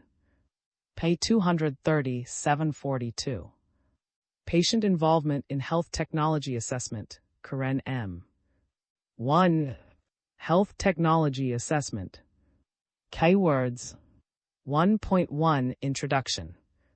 This chapter explores the history of health technology assessment, HTA, and how it has evolved in terms of processes and methods, highlighting elements relevant to patient involvement to lay a foundation for the subsequent chapters of this book. A health technology is any intervention to prevent, diagnose, or treat medical conditions, promote health, provide rehabilitation, or healthcare delivery. This includes tests, devices, apps, medicines, vaccines, procedures, screening, and care pathways. AL. 2020. HTA seeks to inform healthcare policymakers about whether, or how, a health technology should be made available in a health system. It is now often used to inform pricing and reimbursement decisions, and so can affect patient access to an intervention or service. Given its influence, HTA needs to be rigorous and defensible, and is internationally defined as a multidisciplinary process that uses explicit methods to determine the value of a health technology at different points in its life cycle. Through informing healthcare decision-making, it seeks to support delivery of an equitable, efficient, and high-quality health system. HTAs use systematic processes that are meant to critically assess all the available evidence about the impacts of using a health technology. This evidence generally comes from international research. This is followed by context-specific appraisal of the social, economic, legal, and ethical implications of the use of the health technology compared to the current standard of care in a specific health system. This is not simply a scientific. It requires interdisciplinary deliberative discussion and value judgments about the best assumptions to be made given the evidence, uncertainties, and the relevance of the evidence to the local health system. HTAs may recommend the criteria or conditions for use or disinvestment of a health technology, and so are subject to political, public, and stakeholder scrutiny. As a result of these requirements, there has been pressure to involve those in the HTA process who have a specific interest in the health technology, particularly patients. This has been contentious in some jurisdictions due to concerns about potential bias and representativeness of patient input. However, implementation of systematic processes can overcome these issues, and personal committee experience of engaging with patients can demonstrate positive impacts and change perceptions. Part III. A further challenge relates to the scientific standing of qualitative social sciences research versus quantitative research, CHAP. 3. That is promulgated through the evidence grading systems used in many HTA bodies, and reliance on cost-utility models in some influential HTA jurisdictions. This means that HTA assessors and decision-making committees often don't have the expertise to evaluate scientific evidence about patient impacts and may deem it as anecdotal. 1.2 Context and History. In 2001, it was stated that to build a quality health system, whether funded by taxation, social insurance, personal insurance, or private fees, services should be to use available funds efficiently to deliver effective, safe, person-centered care in a timely and equitable manner for the population they serve. Institute of Medicine 2001. Health systems have difficult choices to make about who to treat, with what intervention, in what setting, and for how long. 2004. Such questions must be considered not just in the context of the individual patient, but in terms of providing the best possible service to all potential users of the health system. Al. 2006, Chap. 2. Thus, resource allocation questions often seek to health gain of the population overall, recognizing that there is an opportunity cost to any investment, i.e., giving up the possibility of funding an alternative intervention with that money, and Smith 2012. One, processes must be public, fully transparent about the grounds for decisions. Processes must be public, fully transparent about the grounds for decisions. 2, decisions must rest on reasons that stakeholders can agree are relevant. Decisions must rest on reasons that stakeholders can agree are relevant. 3, decisions should be revisable in light of new evidence and arguments. Decisions should be revisable in light of new evidence and arguments. 4, should include assurance through enforcement that these 3 conditions are met. Should include assurance through enforcement that these 3 conditions are met. Patients, families. Patients' families. Society as a whole, environmental impacts, ethics, cultural values. Society as a whole, environmental impacts, ethics, cultural values. Medical care system. Medical care system. Legal and political systems. Legal and political systems. The economy. The economy. OTA 1976 stated that to systematically consider these wider impacts of medical technologies, a comprehensive form of policy research was needed to provide decision-makers with policy alternatives. The formal process of technology assessment, which had first been used to evaluate other forms of technologies in 1965, was suggested. Technology assessment was described as systematically examining the short and long-term social consequences of the application or use of technology, considering unintended, indirect, or delayed social impacts. Based on an explicit analytic framework in advance. Based on an explicit analytic framework in advance. Comprehensive in scope, examining impacts on social, ethical, legal, and other systems that may not be immediately obvious. Comprehensive in scope, examining impacts on social, ethical, legal, and other systems that may not be immediately obvious. Carried out by a multidisciplinary group. Carried out by a multidisciplinary group. Able to explicitly identify the groups that would be affected by the technology and evaluate the impacts of the technology on each party. Able to explicitly identify the groups that would be affected by the technology and evaluate the impacts of the technology on each party. The report OTA 1976 outlined a list of questions to be considered for each potential area of impact, including for patients and their families. An example provided over 20 questions about the implications for patients and families of a new heart valve. 1.3 Development of HTA. 131 Spread of HTA. OTA was abolished a few years after its establishment due to lack of funding, in 2009, but it stimulated technology assessment activities in other countries. In Denmark in 1982 and Sweden in 1987, national were given responsibility to undertake systematic assessments of all forms of health intervention, including medical technologies, educational, of care to inform policy and practice, and 2009. So the ethos and processes of OTA's technology assessment were used under the new name of health technology assessment. The proliferation of HTA in the past 3 decades is shown by the breadth of membership in the international network of agencies for HTA, INAHTA. INAHTA is a society for non-profit HTA bodies, with 53 members in 34 countries across 5 continents, INAHTA 2024. Furthermore, in 2014, the World Health Organization, WHO, issued a declaration recognizing that HTA offers rigorous and structured research methodologies and transparent and inclusive processes. It recommended the use of HTA in all its member states to guide policies for rational and efficient use of medicines and devices to inform policies of universal health coverage and support sustainable health systems, World Health 2014, and continues to support development of HTA, particularly in low and middle-income countries. 132 The determination of value in HTA. The HTA process should be formal, systematic, and transparent, and use state-of-the-art methods to consider the best available evidence to determine the value of a health technology. L. 2020. The value of a health technology is a comparative evaluation of the intended and unintended consequences of using a health technology compared to interventions currently used within a health system. As HTA seeks to inform policy about the use of a health intervention in a national, regional, or local context, the process of doing HTA is different in each healthcare system.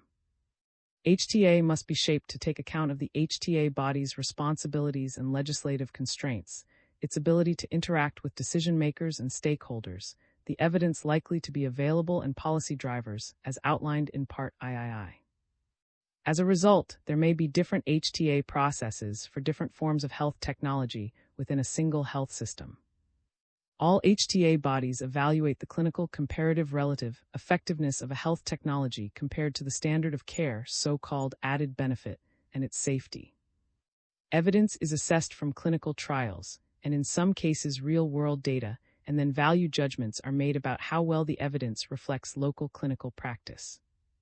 In some cases, added benefit may not be clear for the entire population, and so a subgroup may be identified in whom the added benefit is higher, or who have greater need for a new technology because the alternatives for them are more limited.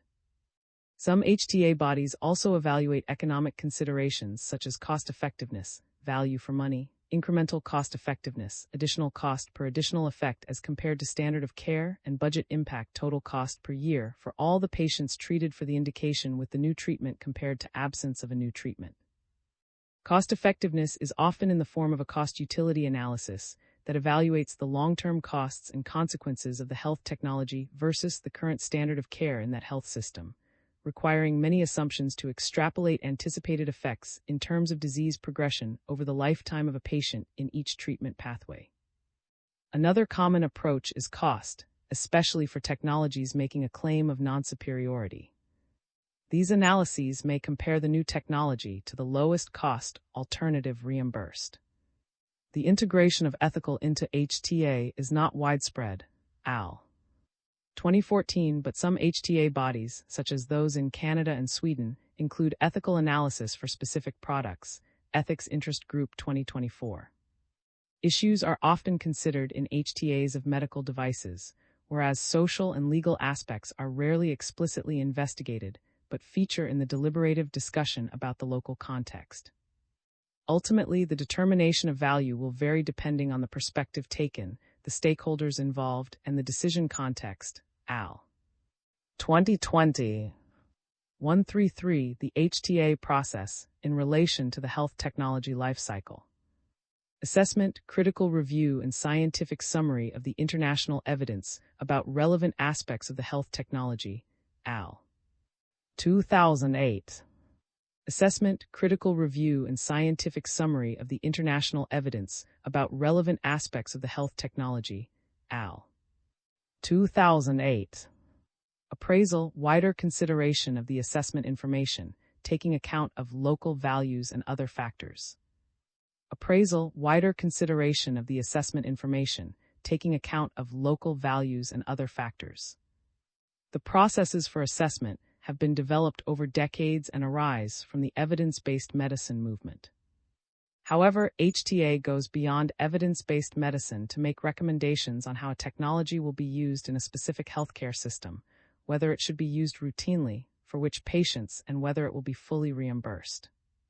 For this, appraisal is needed, which can be to take a two-tiered multi-stakeholder approach, enabling effective input of local experts for a specific technology and use of an independent advisory group providing consistency in decision-making. This creates the framework for a systematic deliberative approach, Al. 2022, that facilitates fair value judgments and trade-offs, given the evidence available, the needs of the patient population, and the constraints of the health system.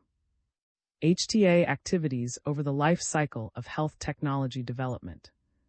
HTA bodies are recognizing the value of horizon scanning to have forewarning of health technologies in development that might have substantial impact on the health system. International Horizon Scanning, Initiative 2024. Processes to enable patient participation in these processes are developing and can support identification of the disruptive potential of a technology. Al. 2021, Chap.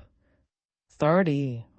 An international review undertaken in 2023 identified that HTA bodies in the United Kingdom, UK, Canada, and the international system have processes for patient participation in their horizon scanning processes. Merlin Al.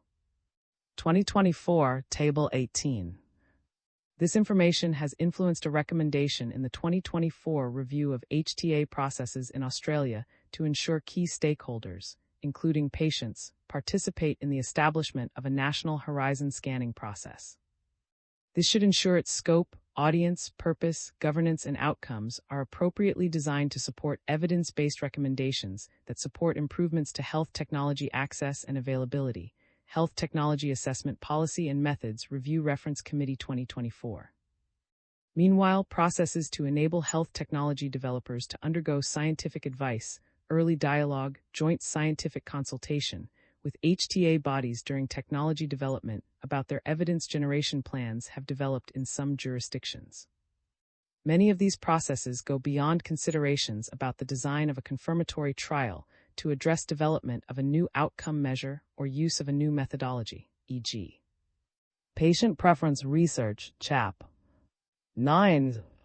These advice processes have matured and now more routinely include other decision makers, such as regulators and stakeholders, such as clinical and patient experts. Merlin Al.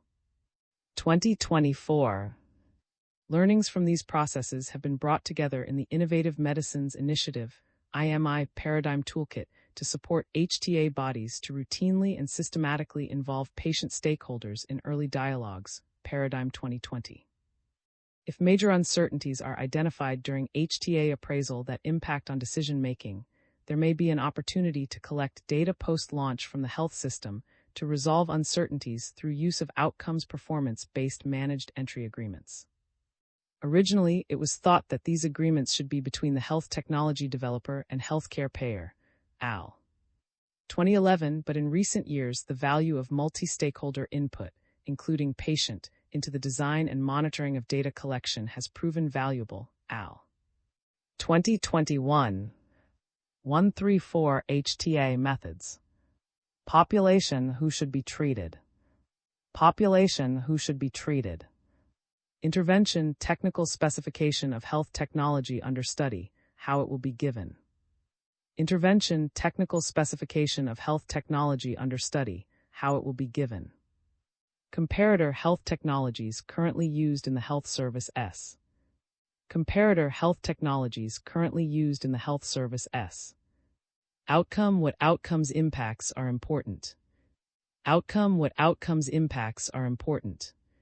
Historically, HTA research questions were answered primarily by secondary research, systematic review of published literature, with critical assessment of relevant studies, or economic modeling drawing inputs from a range of research sources and expert elicitation.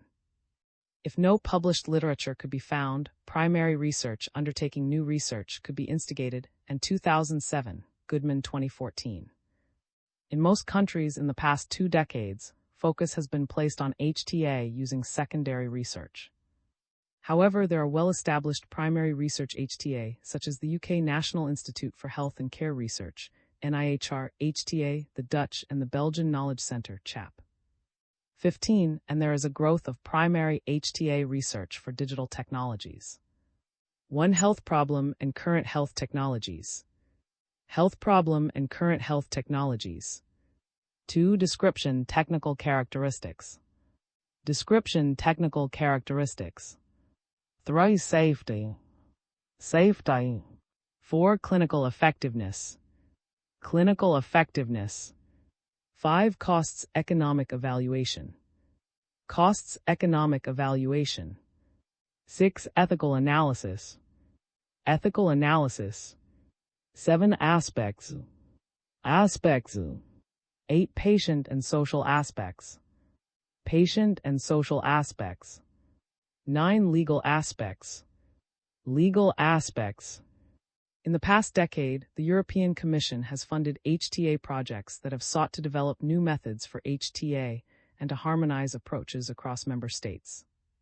Integrate HTA presented a logic model to underpin evaluation of complex technologies, and this evolved into the Validate HTA project to systematize integration of values into HTA and 2022.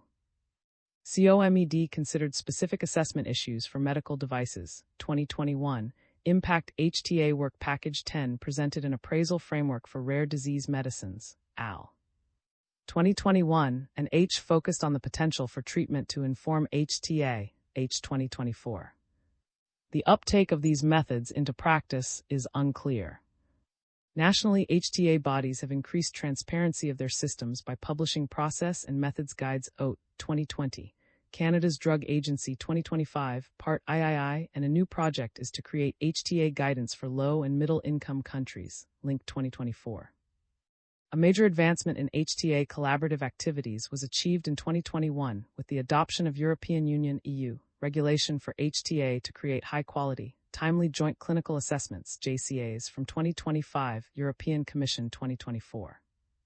These JCAs are expected to inform national pricing and reimbursement decisions in each EU member state, CHAP. 18. This was achieved after more than 2 decades of informal collaborative work in the EU on HTA methods, AL. 1997, AL. 2002, and 3 subsequent joint actions of EU member states, CHAP. 18. HTA has evolved from a process that mainly informed health systems on the value of a range of existing health technologies, where a wide range of evidence is available, full HTA, to one that assesses a single new technology to inform reimbursement coverage decisions. This has changed the time at which the HTA happens, the duration of the HTA, and the evidence assessed, rapid HTA. Today, most HTAs occur at the point of market launch when the only evidence available is from clinical research developed for the regulatory submission, which may not be published, al. 2015. This change saw a shift away from systematic reviews of all published evidence to explore the wide-ranging implications of using the technology to one focused on the evidence submitted by the new technology's developer, with a focus on what this limited set of evidence could inform, clinical effectiveness and sometimes cost-effectiveness, Watt al. 2008. These now commonly used rapid HTA processes lack the ability to assess the wider implications of using a health technology due to the limited evidence at market launch and the short timelines, al. 2011. Outcomes that may not reflect clinical practice or demonstrate patient benefit. Outcomes that may not reflect clinical practice or demonstrate patient benefit. Lack of data about the comparator of interest. Lack of data about the comparator of interest. Limited evidence about the costs and impacts of the health technology and its comparator over the lifetime of a patient. Limited evidence about the costs and impacts of the health technology and its comparator over the lifetime of a patient. These uncertainties are often exacerbated in rapid HTAs, where evidence is only available from limited sources over a short period.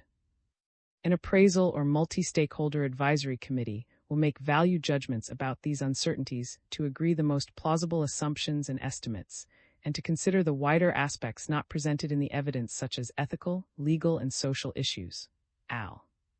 2014. However, few HTA bodies are explicit about their scientific and social value judgments, al. 2014. As OTA 1976 identified, when there may be differences in values, as broad a group as possible should be involved in preparing the assessment, including adversaries on certain issues. Daniels and 2008 also indicated that decisions must rest on reasons that stakeholders can agree, and this has become more important as HTAs are used to inform reimbursement coverage decisions that may limit patient access to health interventions. Most HTA bodies assume that value frameworks are implicit in their work, as national policies and legislation have influenced the HTA domains they assess and the manner in which they undertake their processes, e.g. for stakeholder involvement, modifiers to process for certain groups such as rare diseases. However, some HTA bodies publish their value framework, such as the Institute for Clinical and Economic Review in the USA, CHAP. 26. It has been recommended that Australian HTA committees consult with stakeholders to develop an explicit values framework, which will provide guidance about the elements, beyond clinical effectiveness, cost-effectiveness, and financial impact, that they consider Health Technology Assessment Policy and Methods Review Reference Committee 2024. Alongside a values framework that may influence the conduct of an HTA, it is important to consider the quality of the deliberations that occur in HTA to interrogate evidence, identify decision-relevant uncertainties, and choose the best assumptions that fit with the health system. International collaborative work on deliberative processes in HTA has stressed the value of wide-ranging stakeholder and public involvement at each stage of an individual HTA process and for development of the HTA process. This work outlines procedures, activities, and events that support informed and critical examination of an issue and the weighing of arguments and evidence to guide a subsequent decision, al. 2022. 1.4 Patient Involvement in HTA. 141 Defining Patient in Involvement Processes. In this chapter and for the rest of the book, when referring to patient involvement, patient is an umbrella term where the involvement processes may refer to anyone who has direct experience of living with the condition being studied in the HTA or who may be eligible to receive the technology, e.g. specific members of the public who might be invited for vaccination or to undertake a diagnostic intervention. This can include individuals who have had or have the condition, carers, sometimes called informal caregivers, and that advocate for patients, such as not-for-profit patient or consumer, self-help groups, user groups, and patient associations. This does not include general members of the public or citizens who may use other services in the health system, or someone whose primary interest is as a clinical expert. Definitions of patient, Hunter al. 2018. Term. Descriptor. Individual patients.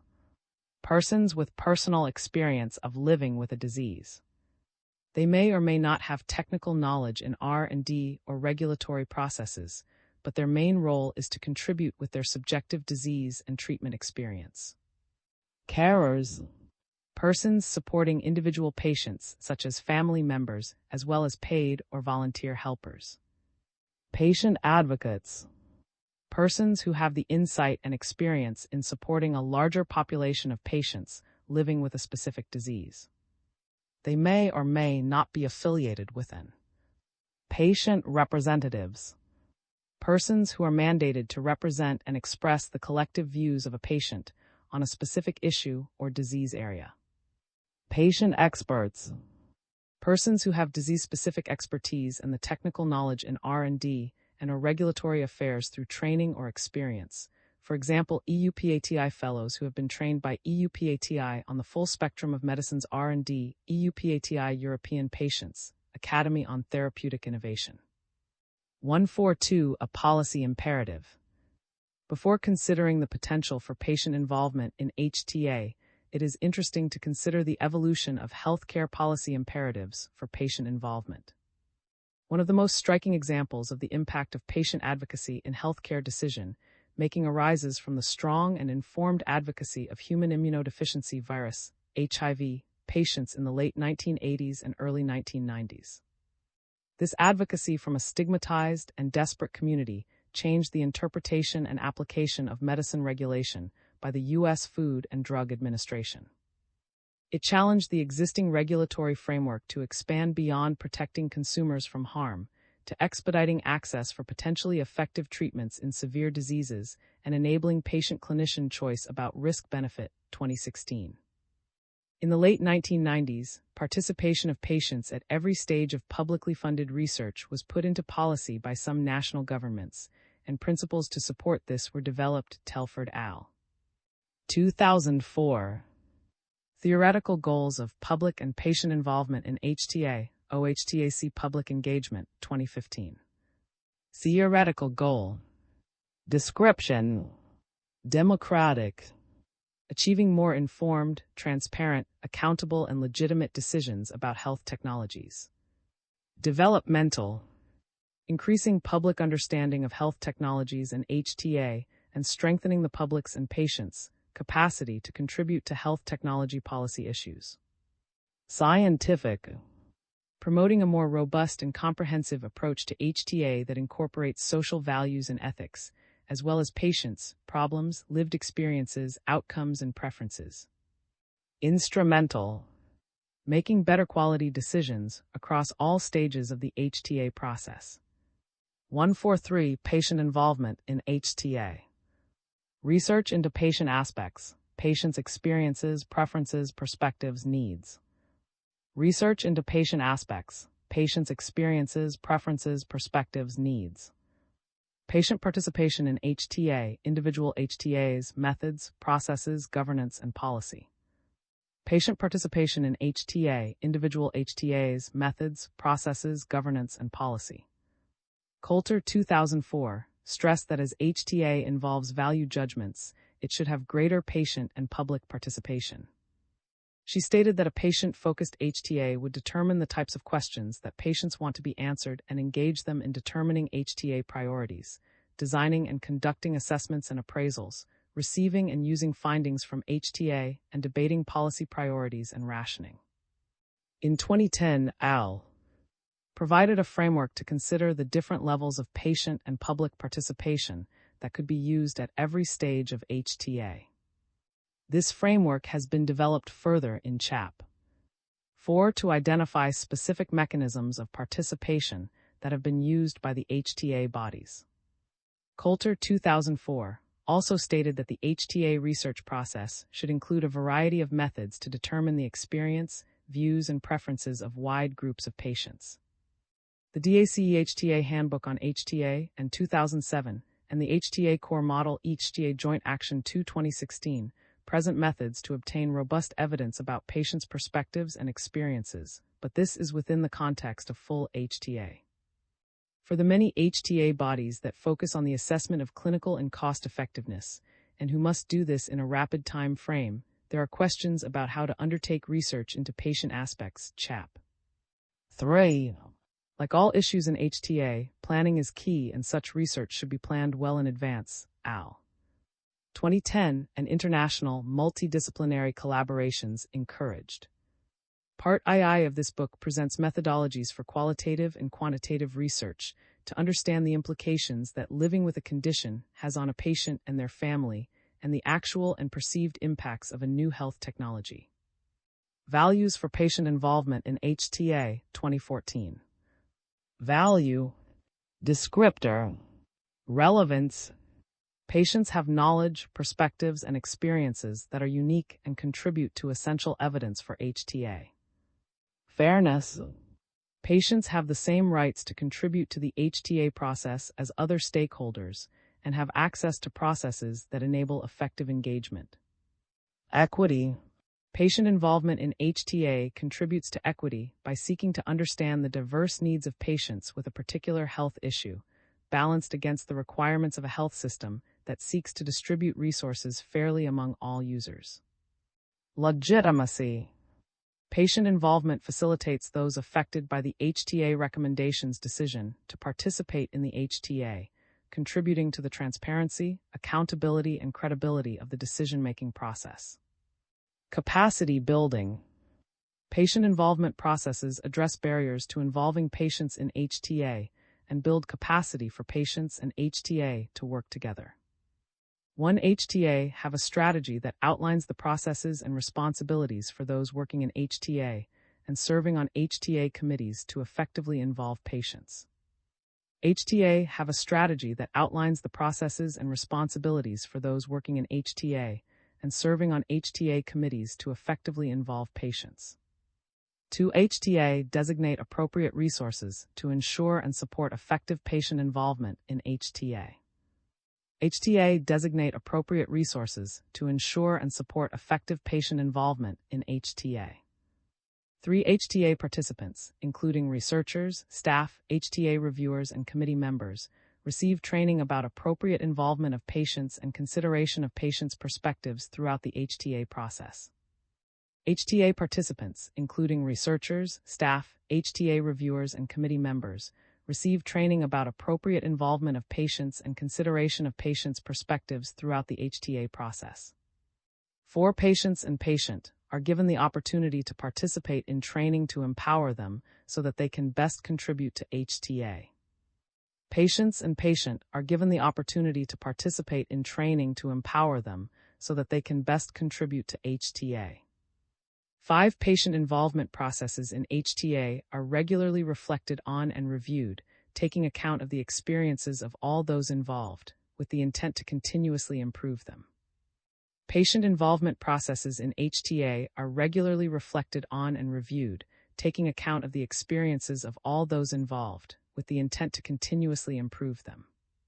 6 proactive communication strategies are used to effectively reach, inform, and enable a wide range of patients to participate fully in each HTA. Proactive communication strategies are used to effectively reach, inform, and enable a wide range of patients to participate fully in each HTA. 7 clear timelines are established for each HTA with advance notice of deadlines to ensure that appropriate input from a wide range of patients can be obtained. Clear timelines are established for each HTA with advance notice of deadlines to ensure that appropriate input from a wide range of patients can be obtained.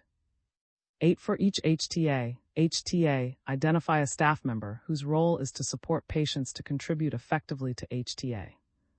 For each HTA, identify a staff member whose role is to support patients to contribute effectively to HTA. 9 in each HTA, patients' perspectives and experiences are documented, and the influence of patient contributions on conclusions and decisions is reported.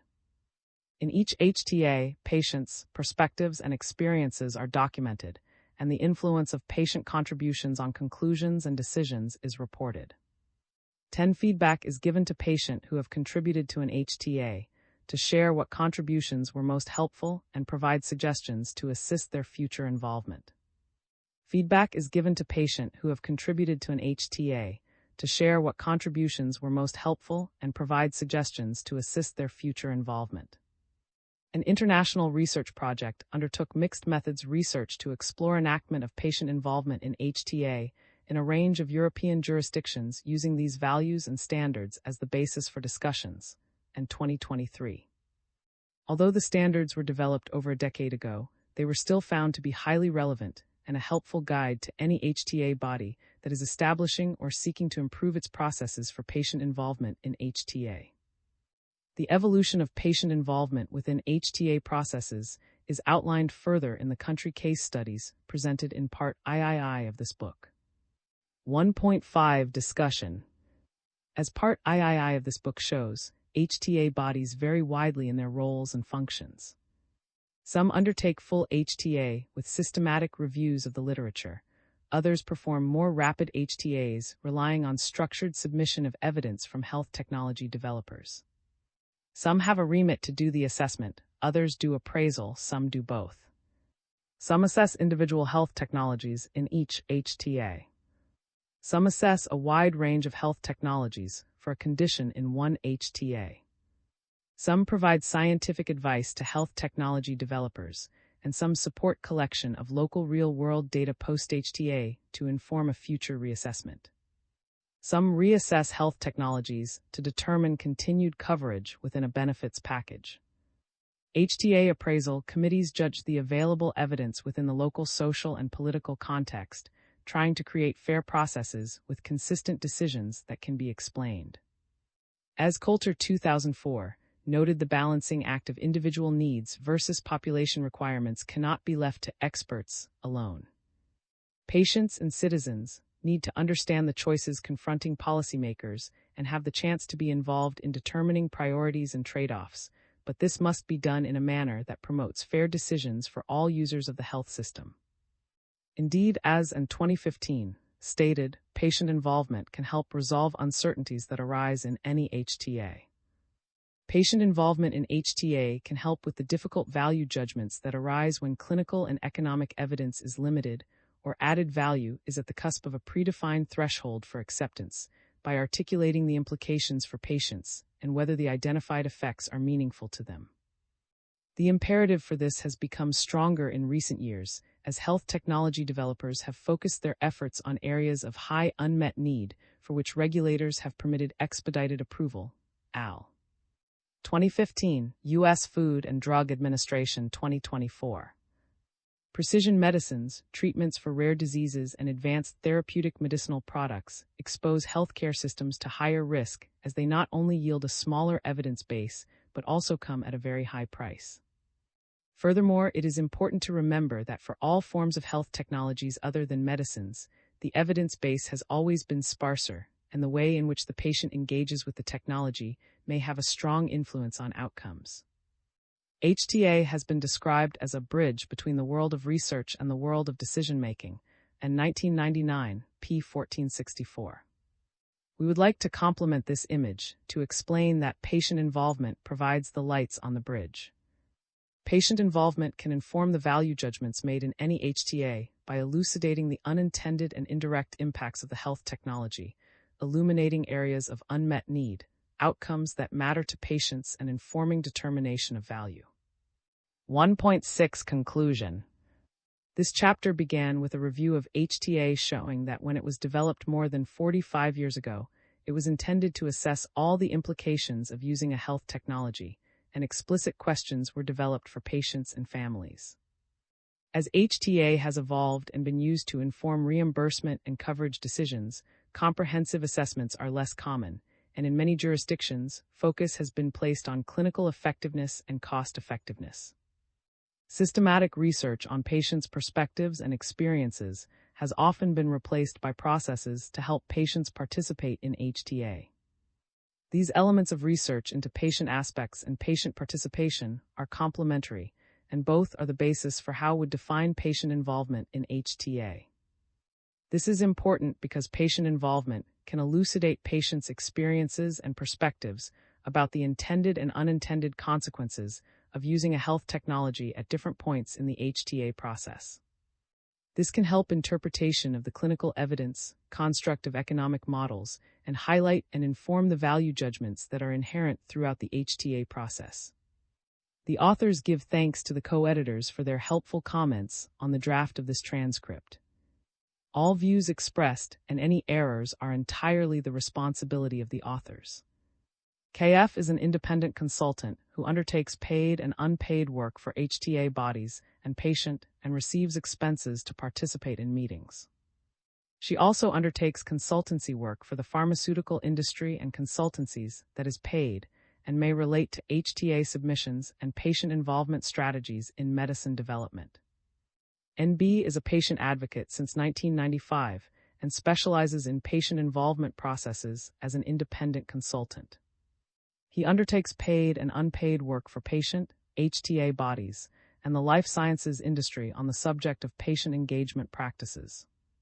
Open access. This chapter is licensed under the terms of the Creative Commons Attribution 4 International License (ORG) licenses by 4.0, which permits use, sharing, adaptation, distribution, and reproduction in any medium or format, as long as you give appropriate credit to the original author S and the source, provide a link to the Creative Commons license, and indicate if changes were made. The images or other third-party material in this chapter are included in the chapter's Creative Commons license, unless indicated otherwise in a credit line to the material. If material is not included in the chapter's Creative Commons license, and your intended use is not permitted by statutory regulation or exceeds the permitted use, you will need to obtain permission directly from the copyright holder. References: J.F. Jean D. S. F.P. Boone S. al. Public and Patient Involvement in Health Technology Assessment, a Framework for Action. J. Technol Assess Healthcare. 2016 32 256 64. Org 101017 S0 2664623 316000362 PubMed. D. A History of HTA, Introduction. J. Technol Assess Healthcare. 2009 2515 PubMed. D. L. R. Als. Introduction to the EURSS Project. J. Technol Assess Healthcare. 1997-13, 133-43. SGIAC. The Challenges of Conceptualizing Patient Engagement in Healthcare, a Lexicographic Literature Review. J. Participatory Med. 2014-6, E9. RN, MJ. The Evolving Paradigm of Health Technology Assessment, Reflections for the Millennium. CMOJ. 1999 161 4647, PubMed Central. Canada's Drug Agency. Methods and Guidelines. Methods and Guidelines. Accessed 11 2025. COMAD. Pushing the Boundaries of Cost and Outcome Analysis of Medical Technologies. 2021. 2020 Index. Access 2024. Coulter A. Perspectives on HTA, Response from the Patient's Perspective. J. Technol Assess Healthcare. 2004 2092 6 PubMed. Daniels N. J. A. Accountability for Reasonableness, an Update.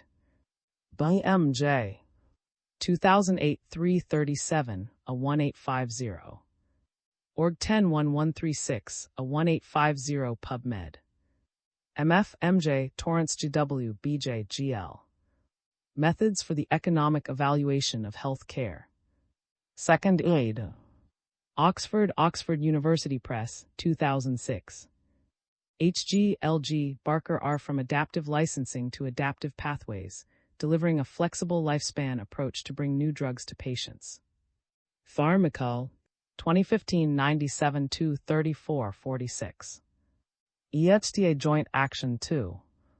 HTA Core Model Handbook. 2016. Core Model Accessed 17, 2024. European Commission. Regulation on Health Technology Assessment. 2024. Health Europa Health Technology Assessment N. Access 2 MAR 2024. K.C. L. Thomas S. Improving the Effectiveness and Efficiency of Evidence Production for Health Technology Assessment. J. Technol Assess Healthcare. 2015's 31. Org 101017 S0 266462315000355. KAM-ST E-Impact HTA WP10 HTA Appraisal Framework Suitable for Rare Disease Treatments. 2021. Impact Files E1 a 35935891440B 8475174B 937407. Accessed 17, 2024. KAJ HP Loe J. Al. Patients' Perspectives in Health Technology Assessment, A Route to Robust Evidence and Fair Deliberation. J. Technol Assess Healthcare. 2010 26 3 3440. Org 101017 S0 266462310000395 PubMed. MV-A-R Health Systems, Health Policy and Health Technology Assessment. In MV-FB-CP-R Editors.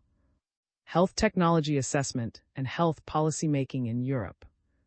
Copenhagen, World Health on behalf of European Observatory on Health Systems and Health Policies, 2008. P5378. FPJMJJN. It all depends, conceptualizing public involvement in the context of health technology assessment agencies. Soch Med. 2010 L7151826. Org 101016J2010001036. Goodman C. Introduction to Health Technology Assessment. HTA 101. Bethesda National Library of Medicine, U.S., 2014. LA. AIDS Activists, FDA Regulation, and the Amendment of America's Drug Constitution. MJ Law Med. 2016 42, 687 742. Org 10117009885881770195 PubMed.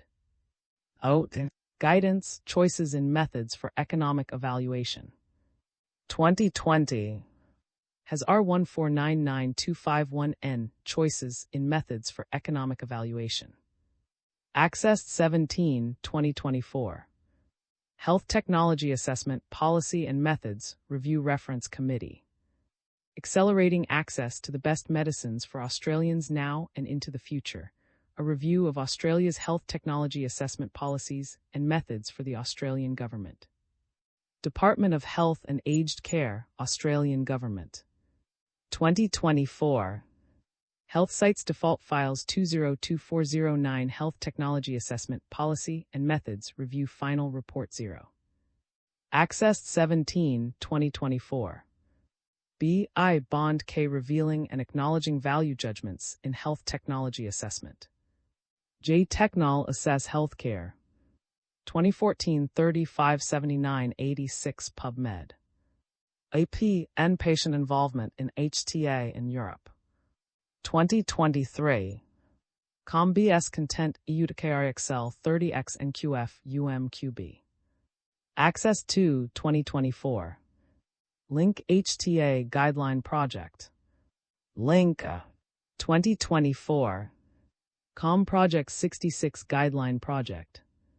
Access 2 MAR 2024. Values and Quality Standards for Patient Involvement in HTA. 2014. ComBS Content ED TS 55H98 DUOK to B234 FD 398J 8G EVHT8. Access 3 2024. Ethics Interest Group. Webinar Ethical Analyses at HTA Agencies, Challenges and Opportunities. 2024. ComWatch V30s. Access 3 2024. Next Generation Health Technology Assessment. Age 2024. H2020 Access 2024. Hunter A. K. Thomas V. D. Warner K. Al. EUPATI Guidance for Patient Involvement in Medicines Research and Development, Health Technology Assessment. Front Med. 2018-5231. Org 10338920-1800231. PMID 30,238,004. PMCID, PMC 6136274. INIOHTA. International Network of Agencies for HTA. Org Access 3, 2024. Institute of Medicine. Crossing the Quality Chasm, a New Health System for the 21st Century. Washington, D.C., National Academy Press, 2001. International Horizon Scanning Initiative. IHSI Mission. Health Org Access 2 Mar 2024. E-History of HTA in Europe. J. Technol Assess Healthcare. 2009 254252 PubMed. EDC, European Collaboration for Health Technology Assessment, Developing an Assessment Network. Executive Summary of the ECHTA-ECAHI Project. J. Technol Assess Healthcare. 2002 18-213 7 PubMed. MKB, K. What principles should govern the use of managed entry agreements? J. Technol Assess Healthcare. 2011 27 77 83. Org 101017 S0 266462310001297 PubMed. FB, H Health Technology Assessment Handbook. 2007. ComBS Content EUTKRXL 30X NQF UMQB. Access 24 Mar 2024. DT involving patients in reducing decision uncertainties around orphan and ultra-orphan drugs, a rare opportunity. The Patient. 2015 829 39 PubMed. Merlin T. M. Carter D. YYS Parsons J. Al. Health Technology Assessment Policy and Methods Review, HTA Pathways and Processes, Clinical Evaluation Methods and Horizon Scanning. 2024. ComBS Content EUTKRXL 30X NQF UMQB. Access 3 2024. Do Smith Paisei. Theoretical Issues Relevant to the Economic Evaluation of Health Technologies. In MVT PP Editors. Handbook of Health Economics. Amsterdam 2012. P 43369. Say who should we treat? Rights, Rationing and Resources in the NHS. Second Aid. Oxford University Press, 2004. CPTM FB. Health Technology Assessment, Research Trends and Future Priorities in Europe. J. Health Serve Rays. 2011 16 615. BWT announcing the new definition of health technology assessment. Value Healths. 2020-23 824-5. Org 101016J202005001 PubMed. Office of Technology Assessment, OTA. Development of Medical Technology, Opportunities for Assessment. Assessment. Washington, D.C., United States Congress, 1976. OHTAC Public Engagement. Public Engagement for Health Technology Assessment at Health Quality Ontario. Final report from the Ontario Health Technology Advisory Committee Public Engagement Subcommittee. 2015. ComBS Content EUTKRXL 30X NQF UMQB. 23 Mar 2024. WDJ Santos v. Al.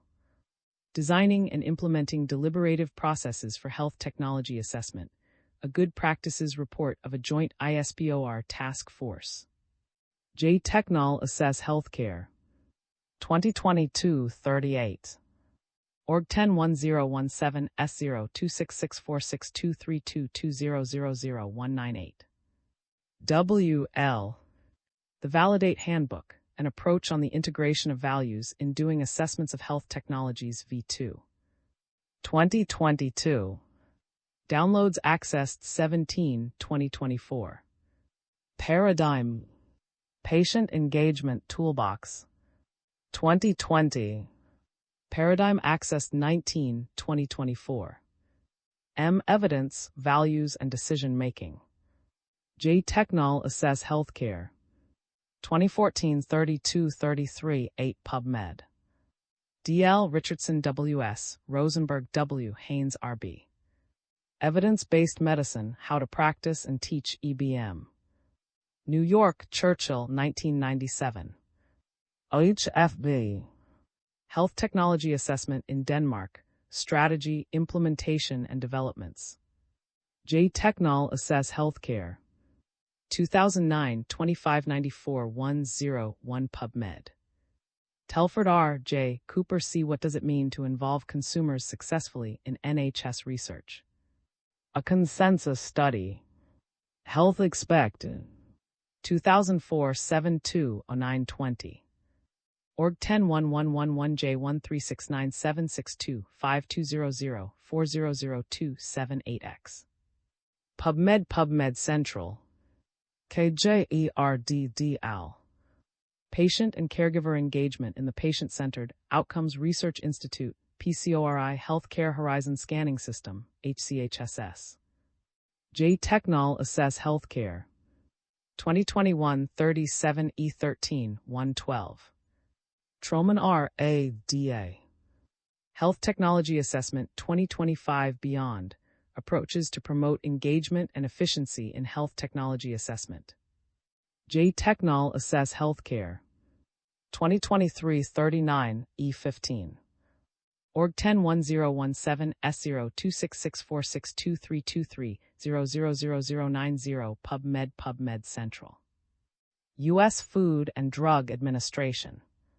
Fast Track Approvals. Drugs and Approvals Fast Track Approvals. Access 3 2024. WADE ALTWSL. Rapid Reviews versus Full Systematic Reviews, an inventory of current methods and practice in health technology assessment. J. Technol Assess Healthcare. 2008 24-2. Org 101017 S02664623080804883. World Health Organization. Health Intervention and Technology Assessment in Support of Universal Health Coverage. WHO Declaration WHA 6723. Agenda Item 15 7N24. 2014. APSU Files WHA 67A 67R 23N1. Access 3 MAR 2024. Coordination and Development of Healthcare Technology Assessment in Europe. Joint actions are initiatives that are co-funded by the European Commission and member states. 2. Justice as an ethical rationale for patient involvement in HTA. Keywords. 2.1 Introduction. This chapter presents three forms of justice, namely procedural justice, social justice, and epistemic injustice, as tools to help HTA practitioners justify and advance ethical patient involvement in HTA. Here, patient refers to people who have experience living with a particular health condition within a particular healthcare system, and those who care for such individuals, often termed carers or caregivers. In this volume, patient involvement is an umbrella term that includes 1. Research into patient aspects, patients' experiences and perspectives, and 2. Patient participation, e.g. inclusion of patients in HTA committee deliberations. Chap. 1. Why should we involve patients? Justification. Why should we involve patients? Justification. 2. Which patients should we involve? Representation. Which patients should we involve? Representation. 3. How should we involve patients? How should we involve patients? 2.2 Why, Who and How, from Justifying to Patient Involvement in HTA. There are multiple justifications for involving patients in HTA. Patient involvement can enhance the comprehensiveness of HTA processes by providing information that cannot be obtained from clinicians, researchers, or other professionals. Al. 2016, Sandman Al. 2017, Whale Al. 2017. This information can better reflect the experiences and perspectives of patients and may help confirm, refute, or add context to information from other sources. By attuning HTA processes to patient needs and preferences, and practitioners can enhance the trustworthiness, legitimacy, and support for HTA decisions among patients, professionals, and the public. Al. 2016, Sandman Al. 2017, Whale Al. 2017. The goal is that patient involvement can ultimately lead to better decisions across all stages of HTA. Patient involvement can also be justified from a democratic standpoint, where patients have a right to shape HTA processes, which will determine the health technologies available to them. Al. 2016, Sandman Al. 2017, Whale Al. 2017. Their involvement can improve the transparency and accountability of HTA bodies and address power imbalances that clinical and economic input over input about patient experiences, values, and preferences. The values-laden nature of HTA decisions also supports patient involvement. Decisions about which health technologies are deemed worthy of assessment, about the decision-making framework for HTA, and about how technologies are funded and delivered are grounded in values. Whale Al. 2017. Patient involvement can help uncover the full range of values worthy of consideration in HTA processes. As discussed in the subsequent sections, procedural justice, social justice, and epistemic injustice each provide rationales for involving patients in HTA. However, these forms of justice prove their usefulness when tying rationales to downstream representation and questions that HTA practitioners inevitably face. Representation requires careful consideration of which patients should be involved in HTA processes and why. It is impossible to include everyone with relevant experiences to contribute, and this problem is further complicated by the subjective nature and diversity of patients' perspectives. Sandman Al. 2017. Can one or two patient members on an HTA advisory board or involved in an HTA committee discussion adequately convey the diversity of lived experiences in a patient population? Can a patient adequately represent the views of the patient population it aims to serve? Is the involvement of a smaller patient population impacted greatly by an HTA decision more important than the involvement of a less impacted but larger patient population? Finally, patient involvement requires consideration of how patients will be involved in the HTA process. Here, we stress that no single approach to involvement is necessarily superior, and each has its trade-offs.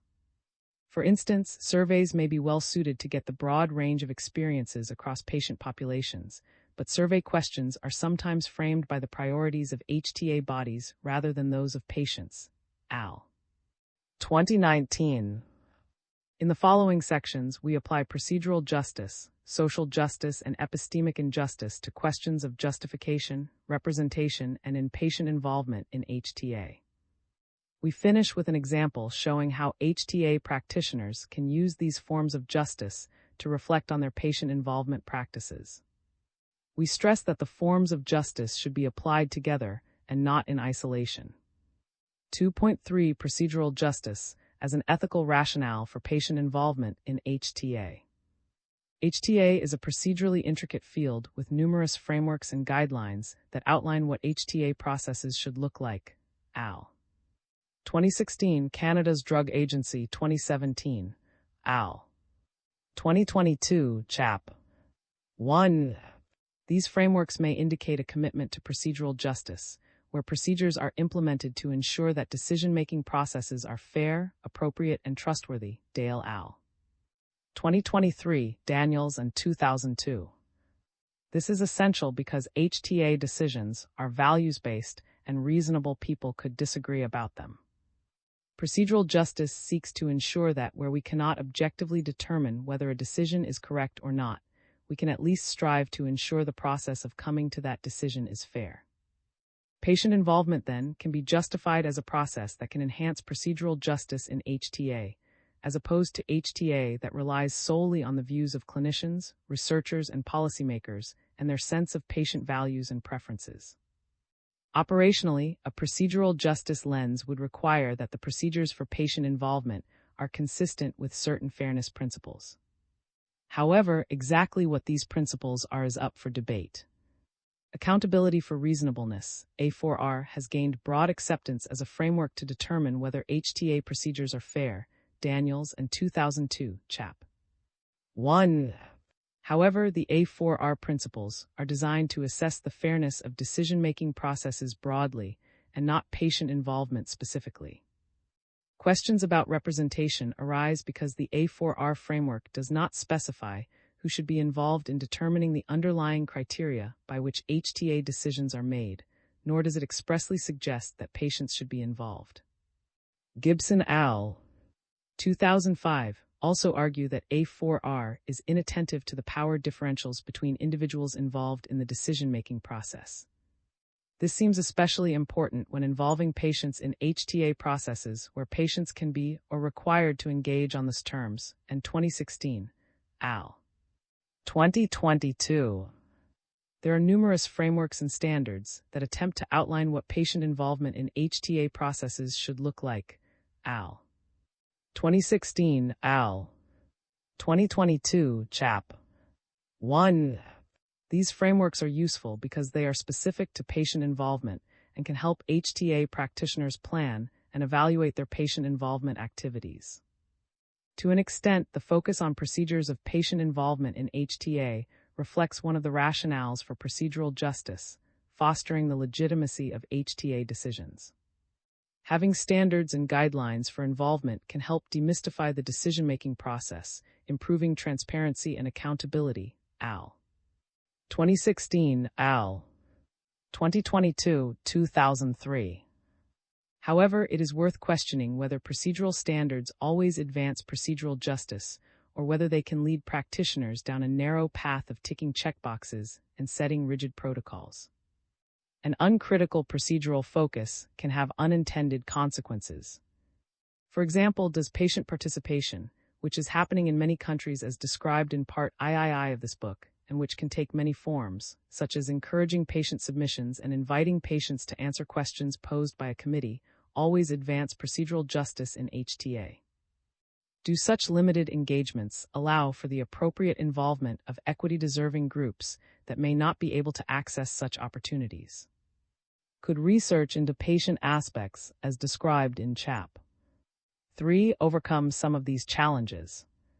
Do deliberative committees advance procedural fairness if they require professionals to deliberate about patient input rather than with patients directly, or if they require patient members to navigate the practices of an HTA committee with little or no consideration for what they need to participate? In such a setting, are patients' perspectives valued similarly to professionals' perspectives, and is research about patient aspects given similar attention and weight to other types of research, like clinical trials and cost-effectiveness analyses? Where procedures are standardized, do they mainly reflect institutionally accepted or streamlined options for patient involvement rather than a commitment to having patients inform the HTA process? While HTA bodies are limited in the time and resources available to conduct patient involvement, it is worth considering whether current procedures, especially those that have become entrenched within, advance procedural justice or simply over the HTA process. When examining processes, practitioners may find it useful to ask whether procedures align with rationales like greater accountability and transparency that are rooted in procedural justice. However, as we show below, understanding social justice and epistemic injustice can help HTA practitioners uncover other essential considerations when judging the procedural fairness of patient involvement. 2.4 Social justice as an ethical rationale for patient involvement in HTA. A social justice approach is concerned with how a process is attentive to groups that are systemically in society, 2004, 2014. In this chapter, we use the term equity-deserving groups, where equity has been to members of these groups due to historical injustices and long-standing barriers to accessing the healthcare system. At a systems level, a social justice focus in HTA would try to ensure that HTA decisions do not exacerbate social injustices and possibly even help improve equitable healthcare outcomes by promoting fair access to health technologies. AL. 2023, AL. 2023, AL. 2020. For example, digital health technologies may not be accessible to those individuals lacking digital health literacy or access to the Internet Institute for Clinical and Economic Review 2023. A social justice focus would ask how such individuals could still receive the best available standard of care. It is also possible that decisions about which technologies are assessed by HTA bodies are determined by dominant groups that have the money and resources to influence policy. AL. 2020, AL. 2020, AL. 2022. A social justice lens would ask us to consider why and how some technologies are proposed, championed, and supported for assessment over others, for instance by considering the role of health technology developers and the categories of technologies without sponsorship which may seldom be considered. Social justice would bring attention to the opportunity costs in HTA that have important equity implications, where investment in technologies that are expensive and fashionable, e.g. artificial intelligence, can lead to reduced investment in other technologies. Broader priority-setting decisions may warrant broader public involvement in HTA and the targeted involvement of communities that experience health disparities to determine the appropriate allocation of limited healthcare funds.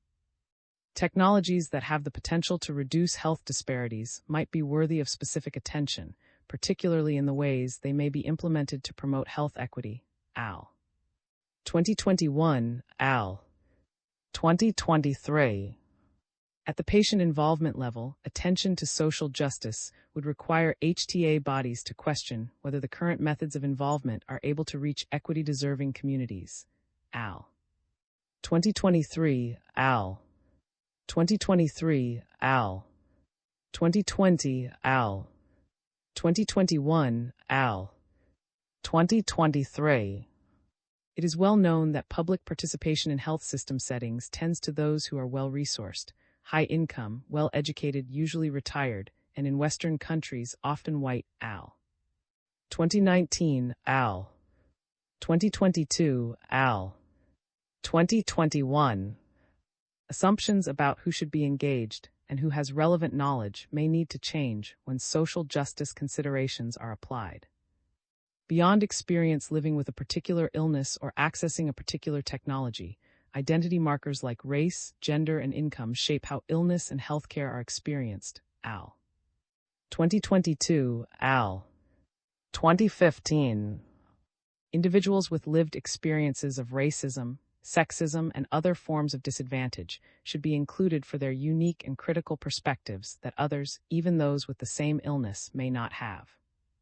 Attention to social justice may require us to consider including those individuals who may not have had the opportunity to become patients due either to barriers to access or to an understandable mistrust of the healthcare system.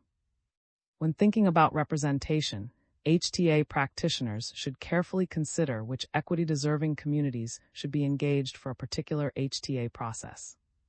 Selection could be informed by historical data about which communities are able to access certain technologies, which communities face barriers to access, and which communities are uniquely impacted by a particular illness. AL. 2023. Awareness that certain communities are disproportionately underrepresented in health research would facilitate critical examination of existing research and could encourage new research into patient aspects informed by community members. Operationally, a social justice lens would be of the history of exclusionary and unethical research practices imposed on certain equity-deserving groups. Crooks AL. 2021, AL. 2010. Research would need to be undertaken carefully to ensure adequate representation and avoid perpetuating harms.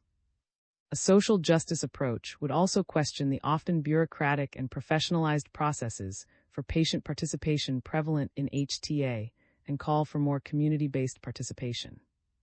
Involving members of equity-deserving groups may require additional time to foster trusting relationships between HTA and community members who have experienced historical and ongoing harms. 2.5 Epistemic injustice as an ethical rationale for patient involvement in HTA. Epistemic injustice is concerned with how knowledge is shared and valued in communicative practices, 2007. Epistemic injustice stands apart from procedural and social justice as it is framed in the negative, as an injustice. In other words, epistemic injustice aims to describe what unjust conditions look like, allowing us to consider how we may avoid or correct them.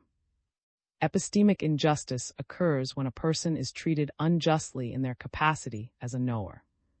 This happens through two forms of injustice: testimonial injustice and hermeneutical injustice, box 2.1. Testimonial injustice occurs when a person's knowledge is devalued because of their identity markers, e.g., as a patient, as a member of a particular race.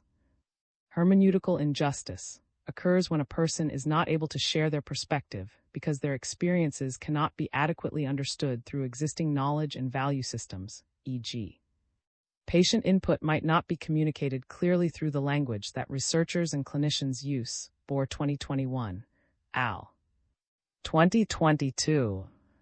One justification for patient involvement in HTA is that patients have relevant knowledge to contribute to HTA processes, chap. 4. Patient involvement can elucidate patient needs for a particular technology, trade-offs for using that technology, patient-important outcome measures, and the way a technology fits into a patient's overall experiences of the healthcare system, Whale al. 2017. Excluding or devaluing these perspectives by committing testimonial and hermeneutical injustices undermines patients as relevant knowers. Practically, this can lead to HTA decisions, as relevant knowledge is not factored into decision-making, Whale al. 2022, Single al. 2019. Ethically, it calls into question the point of doing patient involvement in the first place, if the knowledge contributions of patients deemed to be relevant knowers are not taken up in HTA processes. Testimonial injustice in HTA can occur when patient perspectives are undervalued compared to technical perspectives. HTA may be ripe for such injustice as many different types of knowledge, clinical, economic, patient, have to be shared and factored into decision-making, with no guidance on the appropriate and relative weight of each type of knowledge, chap. 4. Patient contributions may be perceived as less credible or relevant to HTA decisions as compared to more authoritative forms of knowledge coming from clinical trials, cost-effectiveness analyses, and clinician testimonials. These latter forms of knowledge have historically garnered legitimacy and power through their relationship to science and medicine as knowledge-making fields, 2017, al. 2022. Beliefs about which types of knowledge are more or less credible or not credible at all are pervasive and can become embedded within. It is important to question how certain forms of knowledge, particularly knowledge offered by patients, may be differently valued or devalued, depending on how HTA procedures are set up, al. 2019, chap. 4. A practice that can help address testimonial injustice is epistemic humility, where patients and non-patients appreciate the knowledge contributions of all members of a decision-making process, 2015. Reflexivity, where HTA practitioners and committee members interrogate their own worldviews and potential biases about who is a credible knower and why, may also be useful, al. 2019. Hermeneutical injustice can occur when HTA bodies are for the communication and use of clinical, economic, or other technical information over patient input. For example, HTA committees with only one or two patient members may privilege norms of communication used by researchers and clinicians, or patients may feel uncomfortable sharing their viewpoints. Committees where patient input is collected through structured input forms or surveys may not ask questions that are most relevant to patients. The underlying patient input may not be, or patient contributions may not be deemed important enough to substantially influence recommendations, al. 2019. Patient involvement that happens late in the HTA process may be seen as tokenistic, and patients may feel it is too late to contribute meaningfully. Whale Al. 2022. While an understanding of epistemic injustice can be useful to identify unfairness in knowledge-sharing practices, HTA practitioners must first consider who the relevant knowers are in a particular context. It could be those who have experience in a particular healthcare system, with a particular illness and/or with a particular health technology. Here we can see the entwinement of epistemic and social justice. Those who are most likely to face barriers accessing a particular technology may also face barriers in participating in an HTA. Further, are individuals who respond to a survey or volunteer for an HTA committee necessarily those with the most relevant knowledge. Recognizing the barriers and considering the personal resources and motivation required to participate in HTA processes, it is likely that those who can afford to contribute their time to such initiatives differ in substantial ways from those who cannot. Al. 2019. These unanswered questions about representativeness present opportunities for innovative practice. For example, during the scoping phase of an HTA, practitioners can brainstorm about which patient communities might be relevant knowers. This could be informed by available data about which communities are impacted by a particular condition or have accessed a particular technology in the past or in different settings. A social justice approach would also note that research has often excluded equity-deserving groups in certain communities may be perceived as being less impacted than they actually are. And 2021. Al. 2023. Initial patient involvement efforts could focus not only on the HTA, but also on who should be involved in the HTA and the different mechanisms of involvement that may be necessary to involve them meaningfully. This could allow practitioners to expand the list of relevant knowers to those not previously considered, yielding new forms of research into patient aspects or communities for outreach.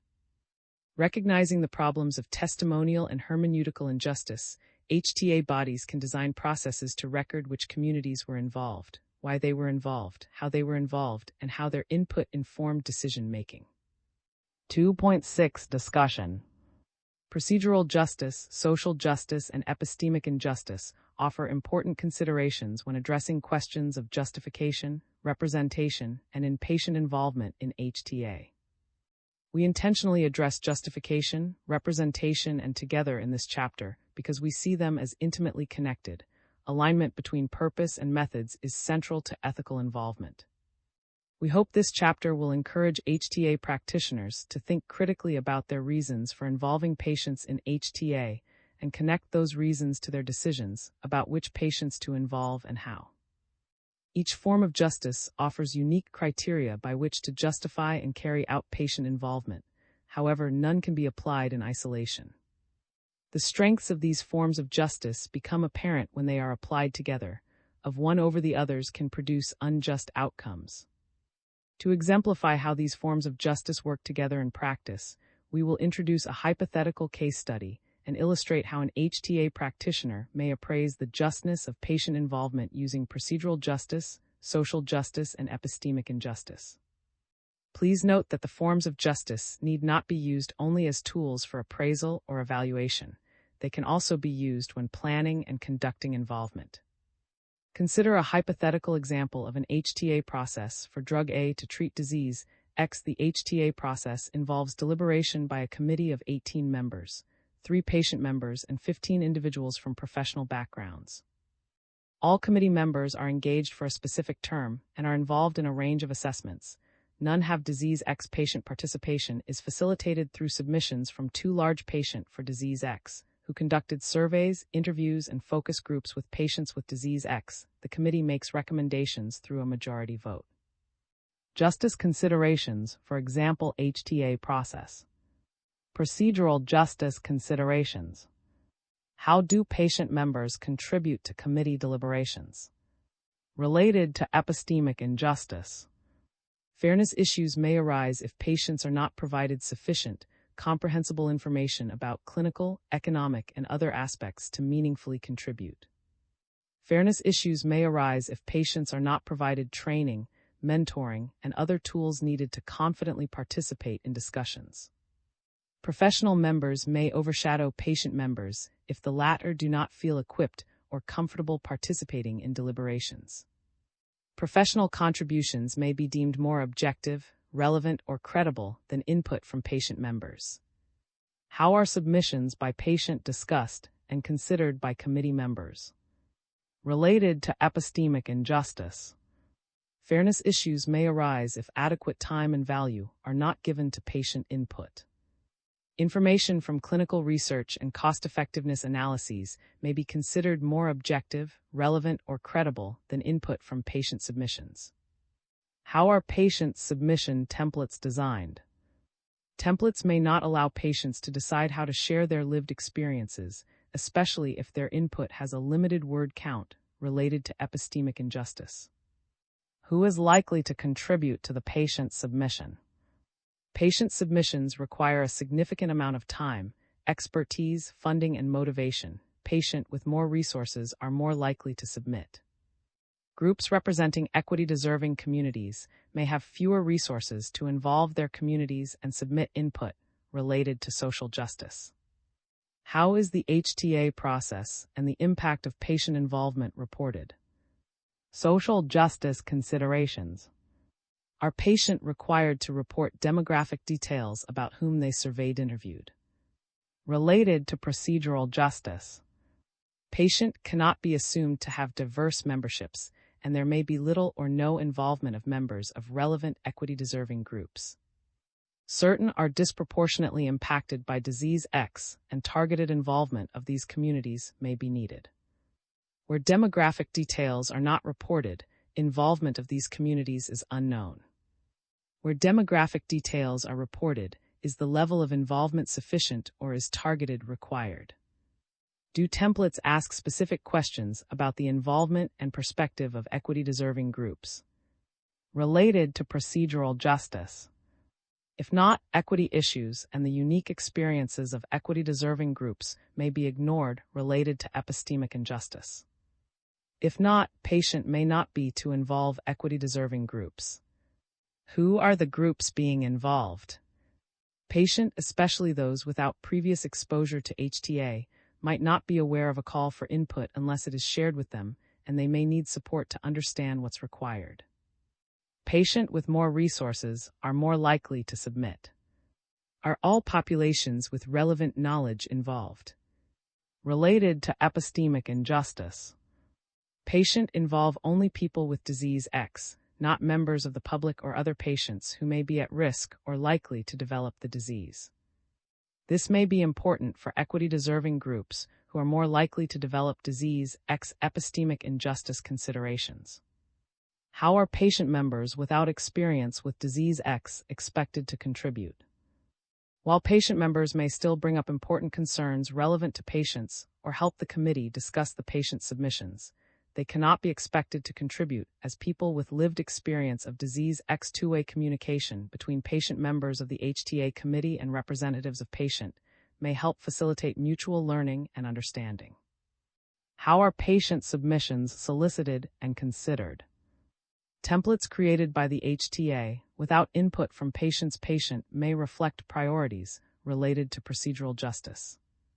Patient may not adequately represent the patient population or be able to identify the specific patient population that is the subject of the HTA. Surveys created by the patient without input from their members may reflect priorities related to procedural justice. Patients may feel more comfortable sharing their perspectives in interviews and focus groups coordinated by a trusted patient than directly through the HTA. 2.7 Conclusion. Why involve patients? Justification. Why involve patients? Justification. Which patients should or need to be involved? Representation. Which patients should or need to be involved? Representation. How should patients be involved? How should patients be involved? The authors give thanks to an external reviewer for their thoughtful comments on the draft of this transcript. All views expressed and any errors are entirely the responsibility of the authors. The ideas expressed here are from RD's work funded by a Doctoral Canada Graduate Scholarship through the Social Sciences and Humanities Research Council. JA is an internationally leader in public and patient involvement and professor in the Department of Health Research Methods, Evidence and Impact HEI at Master University. She has contributed to several projects about patient involvement in HTA with a particular focus on the use of deliberative methods. FG is a retired community college English teacher, was a public member of the Canadian Drug Expert Committee from 2011 to 2017, and is currently a patient member of the Advisory Committee of the Post-Market Drug Evaluation Program at Canada's Drug Agency. LS is the L. Johnson Chair in Healthcare Ethics and Professor in the Department of Health Research Methods, Evidence and Impact HEI at Master University. She has been involved in research about HTA and has experience as an ethics member of the Health Technology Expert Review Panel HTERP at Canada's Drug Agency. MV is an associate professor in the Department of Family Medicine at Master University and holds a Canada Research Chair in Ethical Complexity in Primary Care. She has provided ethical and social evidence to provincial and national level HTA agencies.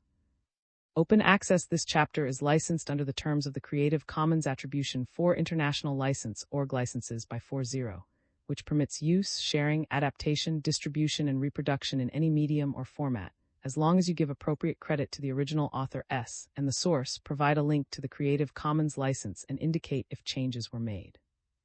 The images or other third-party material in this chapter are included in the chapter's Creative Commons license, unless indicated otherwise in a credit line to the material. If material is not included in the chapter's Creative Commons license and your intended use is not permitted by statutory regulation or exceeds the permitted use, you will need to obtain permission directly from the copyright holder. References: J. Canfield C. M. MAPL Al. Understanding Patient Partnership in Health Systems, Lessons from the Canadian Patient Partner Survey. BMJ Open. 2022-12, E061465. Org 1011362022061465 PubMed Central. JF Jean D. S. FP Boone S. Al. Public and Patient Involvement in Health Technology Assessment, A Framework for Action. J. Technol Assess Healthcare.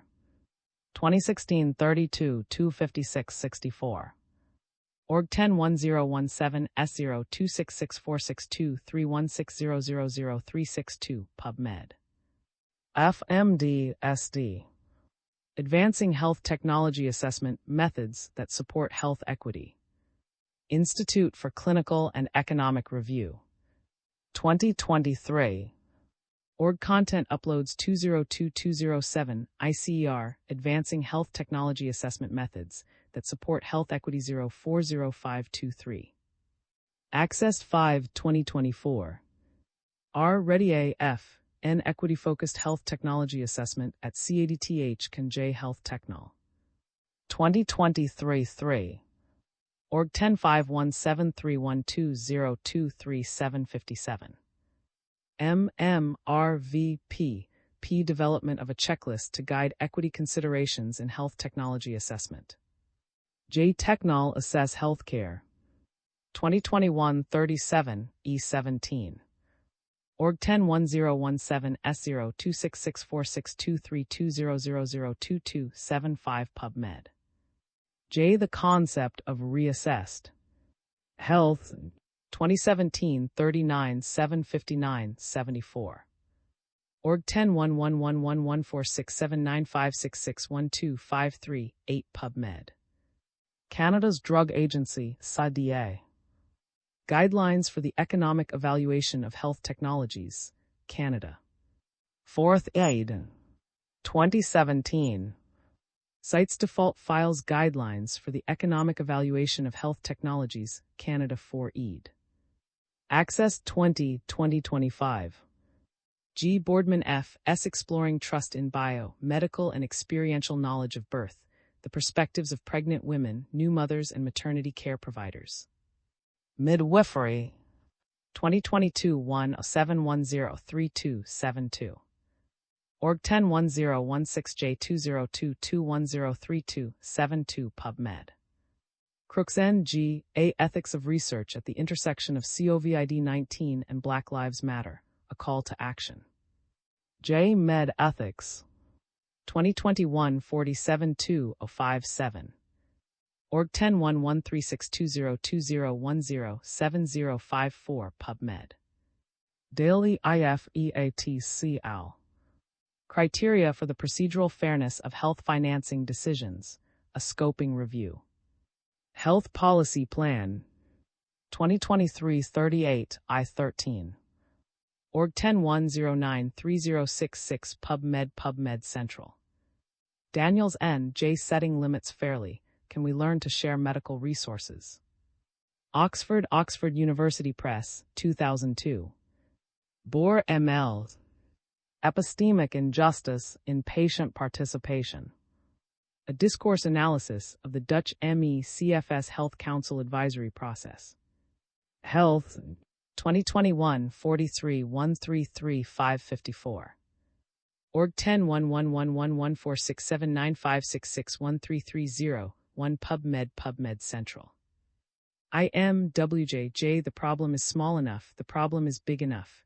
A qualitative study of health technology assessment and public policy on drug funding decisions for children. J. Equity Health. 2020-19-16. Org 101186S1293902001164W. S. Epistemic Justice and Democratic Legitimacy. Hypatia. 2015 3794 810. Org 101111121173. M. Lan-T. J. Which patient experiences are you capturing? Investigating differences in patient experience drivers by race, ethnicity, and survey mode. Patient XJ 2022 92838. Org 10356802372024716636. M. Epistemic Injustice, Power and the Ethics of Knowing. Oxford OUP Oxford, 2007. SSJC Wu B. James I. Al. Are health technology assessments keeping pace with health equity priorities? A review of existing approaches and discussion of emerging practices. Mies Reyes Arch. 2023 113903. Org 10181003V11 I63903. FBJMJJN. It all depends, conceptualizing public involvement in the context of health technology assessment agencies. Soch Med. 2010-71 51826. Org 101016J201001036 PubMed. NW. Does consumer engagement in health technology assessment enhance or undermine equity? J. 2017 8794. Gibson J. L. Martin D.K. Singer P.A. Priority Setting in Hospitals, Fairness, Inclusiveness, and the Problem of Institutional Power Differences. Soch Med. 2005 61 2 35562. Org 101016J200504037 PubMed. LS.H. Who participates in public participation. The exclusionary effects of inclusionary efforts. Adam Soch. 2022 54 543 74. D. Toward Transparency in Health Technology Assessment, a checklist for HTA reports. J. Technol Assess Healthcare. 2003 1917. Org 101017 S02664623030000011 PubMed. Institute for Clinical and Economic Review, ICER. ICER PHTI Assessment Framework for Digital Health Technologies. 2023. Org Content Uploads 202309 ICER PHTI Assessment Framework for Digital Health Technologies. Access 5 2024. KEJK Farmer L.S. Britain and Epistemic Justice in Public Involvement and Engagement, Creating Conditions for Impact. Health Expected. 2022, 25196778. Org 101111 Hex 13553, PubMed Central. J.R. From Tokenism to Empowerment, Progressing Patient and Public Involvement in Healthcare Improvement. BMJ.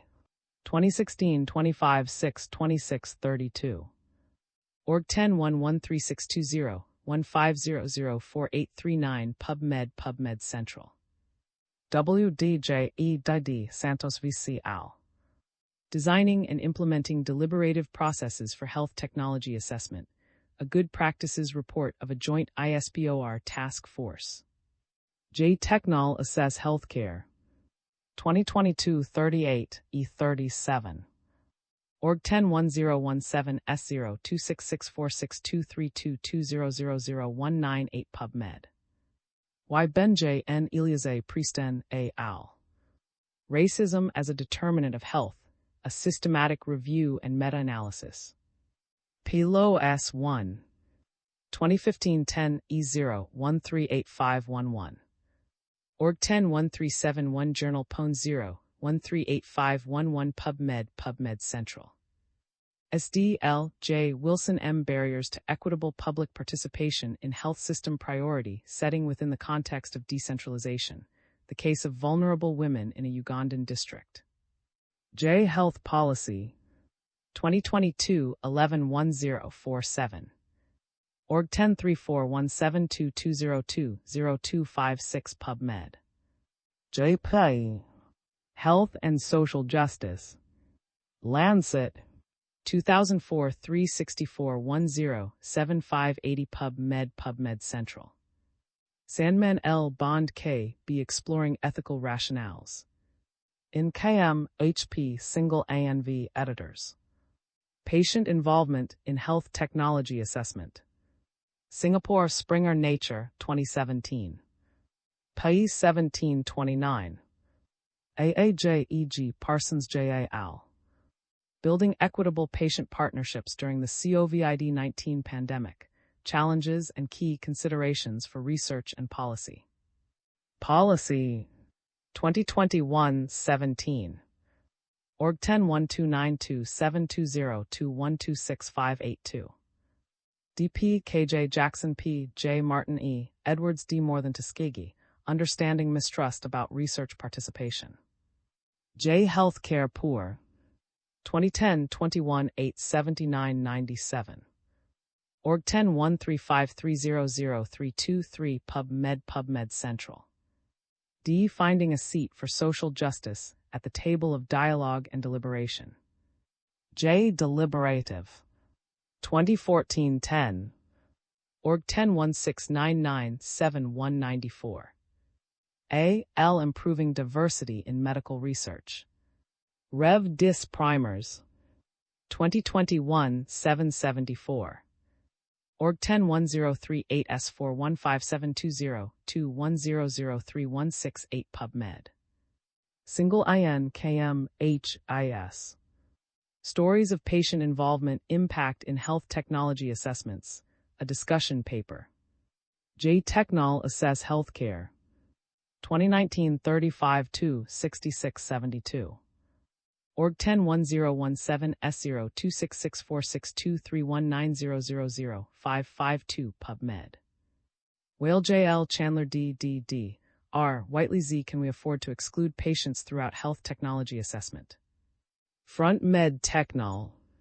2022 379634.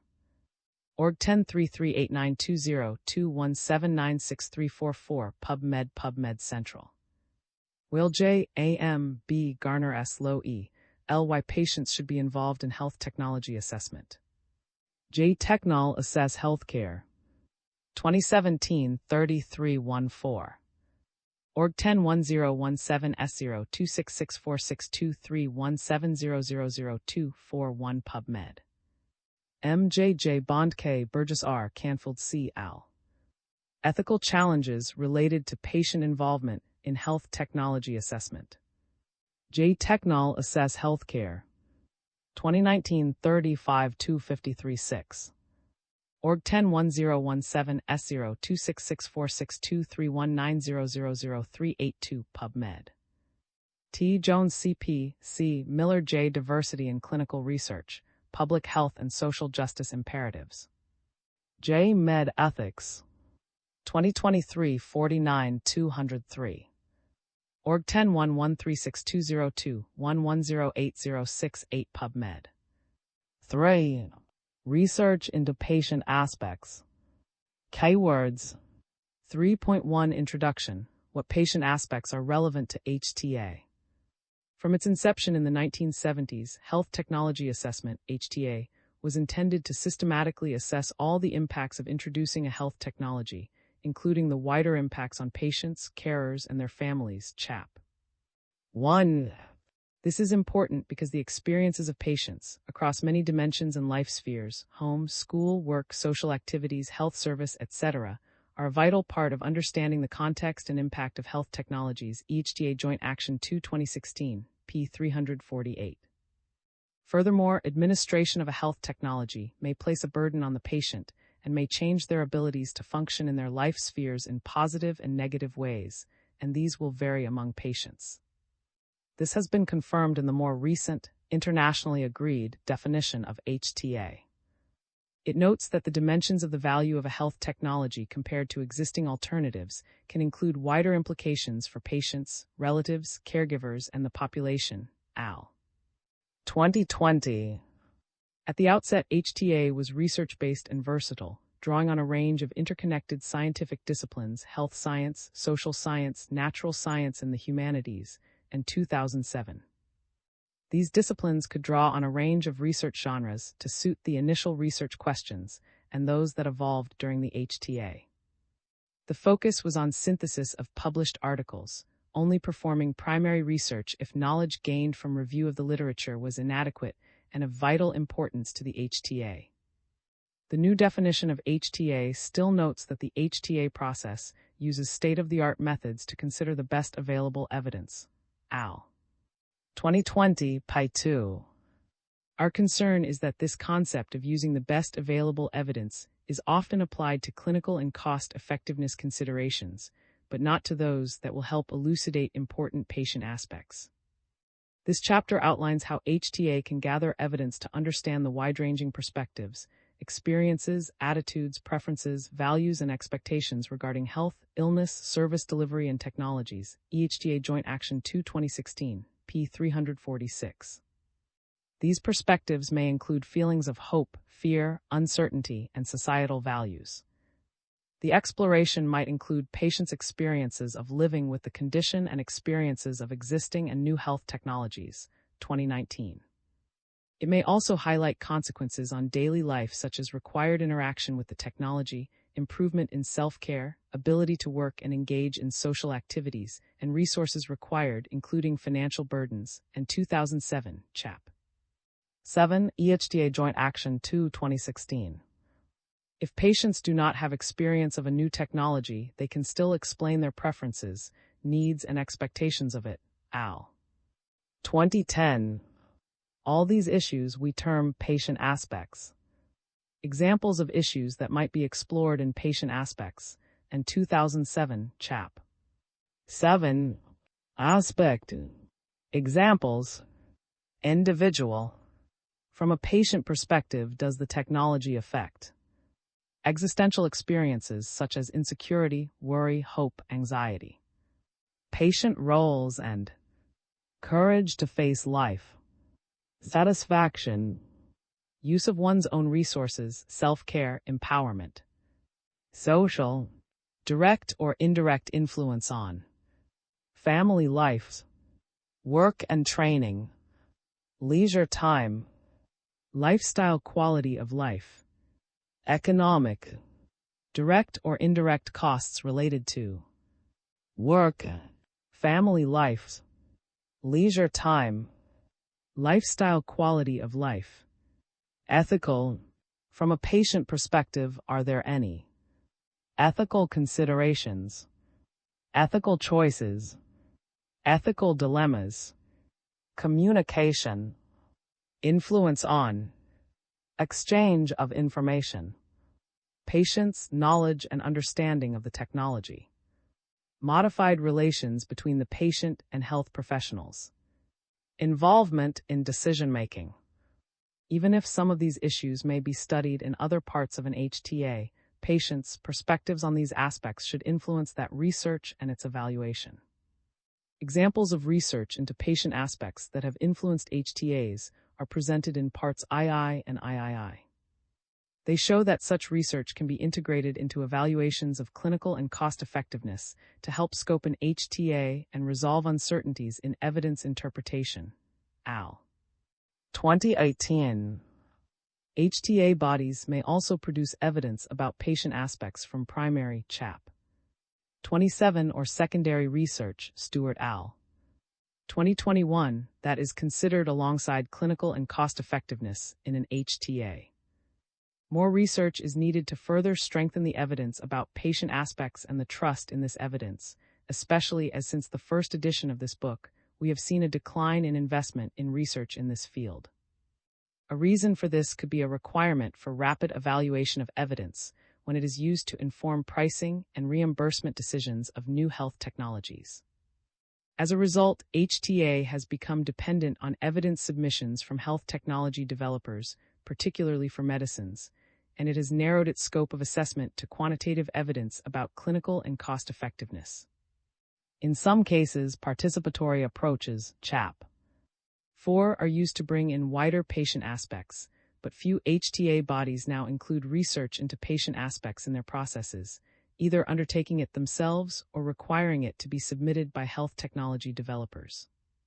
Furthermore, when a health technology developer undertakes research into patient aspects, CHAPS 30 and 31, HTA assessors may not be familiar with critically assessing such evidence, and appraisal committees may not its scientific integrity and so treat it anecdotally rather than as robust evidence.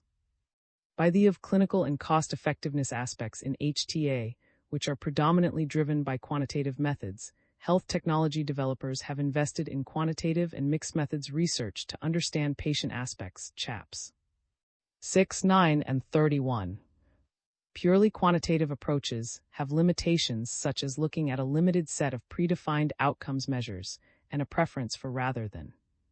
Furthermore, focus on quantitative methods may also constrict the frame of analysis and consequently compromise the knowledge about a technology as it is used in its context. However, mixed methods approaches that begin with qualitative approaches to shape quantitative research can be very valuable.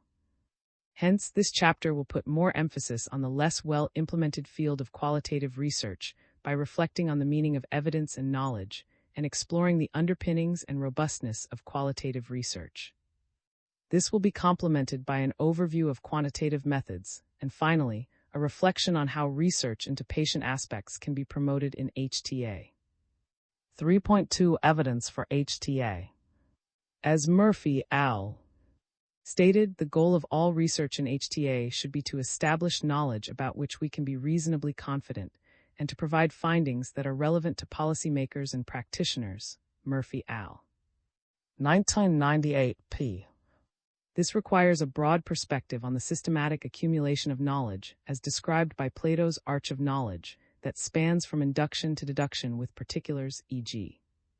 perceptions providing the basis for universals, concepts, models, theories that are supported by testable predictions and explanations, Sale and 2018. Research may originate from a range of disciplines and produce evidence, but to be valuable and build knowledge, it must be critically evaluated taking account of the research paradigm from which it emanates. In the medical field, the integrity of quantitative research to build knowledge is well accepted if its generation and reporting follows agreed upon norms, and even the role of qualitative evidence is also becoming more. Williams al. 2019. However, the fact that qualitative research is a valid systematic and reflective process for development of knowledge, using systematic processes with documentation of methods, critical reflection on the reflexivity of the researcher, 2001, Peer Review and External Scrutiny, al. 2013, is not well understood by many HTA decision-makers. Research that seeks to determine patients' experiences, perceptions, needs, or attitudes about their care and health can be termed as patient-based evidence, and 2021.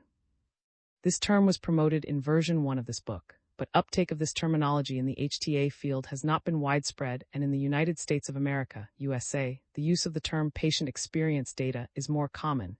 U.S. Department of Health and Human Services Food and Drug Administration 2020. 321 The rise of patient experience data as evidence in the regulatory setting.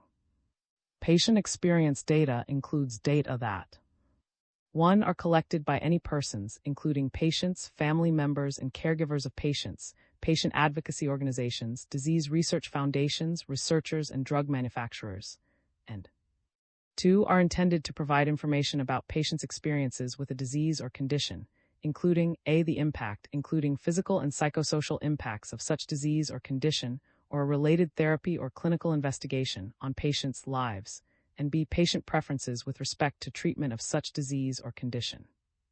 Such evidence should be of value, but is not yet considered in the same way in HTA. However, we have some concerns with this definition of patient experience data, as it also includes reports of people's health-related experiences, perceptions of their health status and needs and preferences, which we see as distinct types of evidence. Chap. 13. Hence, in this book, we promote use of the more holistic term of patient-based evidence. 3.3 Qualitative research. 331 Origins and methods.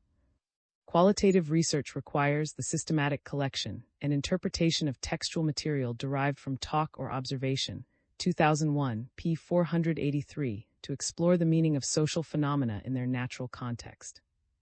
It is a process that involves in-depth exploration of human problems and phenomena, and Weeks 2021, Sale and 2018, to produce data that relate to the social world, concepts, and of people. Murphy al.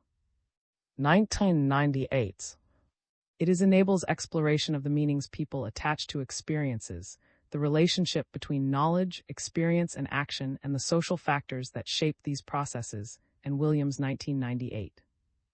In the field of medicine, such patient values and preferences are at the foundation of evidence-based medicine. Al. 1996. Furthermore, qualitative research has potential value to engage hard-to-reach patients. Pope and May 1995, and explore patients' articulated knowledge, experiences, attitudes, needs, and desires. As states, qualitative research methods could help us to improve our understanding of medicine. Rather than thinking of qualitative and quantitative strategies as incompatible, they should be seen as complementary. 2001, p. 483. Qualitative research arises from disciplines such as anthropology, sociology, psychology, and education. 2007, and findings are descriptions, notions, or theories that are applicable in the specific setting of the research. Each of these disciplines has drawn from different theoretical positions and epistemological standpoints, philosophical understanding of knowledge, to inform their perspectives and research practices, and 2015. As a result, a wide range of qualitative research methodologies exist, such as thematic and template analysis, ethnography, grounded theory, narrative analysis, discourse analysis, interpretative phenomenological analysis, conversational analysis, facet methodology, and action research, and 2015. Chap. 4. Of these, thematic analysis and grounded theory appear to be the analytical approaches most accepted for HTA, often through use of qualitative data analysis software such as N-Com products or MAXQDA.com. The most commonly used approaches for collecting qualitative data in HTA are interviews and focus groups. Al. 2024. These allow in-depth exploration of a small number of issues, with questions adapted during each meeting to react to what the individual or group is sharing and the researcher's emerging ideas. Interviews with individuals can be particularly beneficial when sensitive issues might be addressed, whereas focus groups aim to create a dynamic that encourages natural discussion that is able to draw out conflicting experiences and may give quiet individuals confidence to contribute when they hear the views of others. Chapter 10 expounds the value of ethnography to conduct interviews and participant observation, and provides several examples of their use in HTAs. In other HTA settings, qualitative research may be undertaken with less scientific, Even so, the findings from such activities can provide valuable insights to those responsible for the interpretation of clinical evidence and potential place of a technology in a care pathway. Chap. 27. Reviewing qualitative research requires the expertise that the choice of methods used should have used theoretical considerations based on scientific theory. 2007. As a result, terminology may be used differently across different approaches, given their differing epistemological stances. Ring al. 2010. Furthermore, an essential aspect of qualitative research, as outlined in Chap. 10, is that the researcher shapes the knowledge that is produced, and so any evidence should critically reflect on what the role and influence of the researcher has been. While the results from one qualitative study may be difficult to generalize, a synthesis of all relevant qualitative studies may draw on research from a wider range of settings, including different jurisdictions, and so can result in identification of common themes, as well as divergent views and experiences. A range of approaches are available and applied for such synthesis in healthcare. For instance, in Scotland, a study in 2010 suggested that critical synthesis, grounded theory, meta-ethnography, meta-interpretation, meta-study, meta-summary, qualitative cross-case analysis, thematic synthesis, realist synthesis, and narrative synthesis were frequently used in the healthcare setting and should be considered for HTA. Ring al. 2010.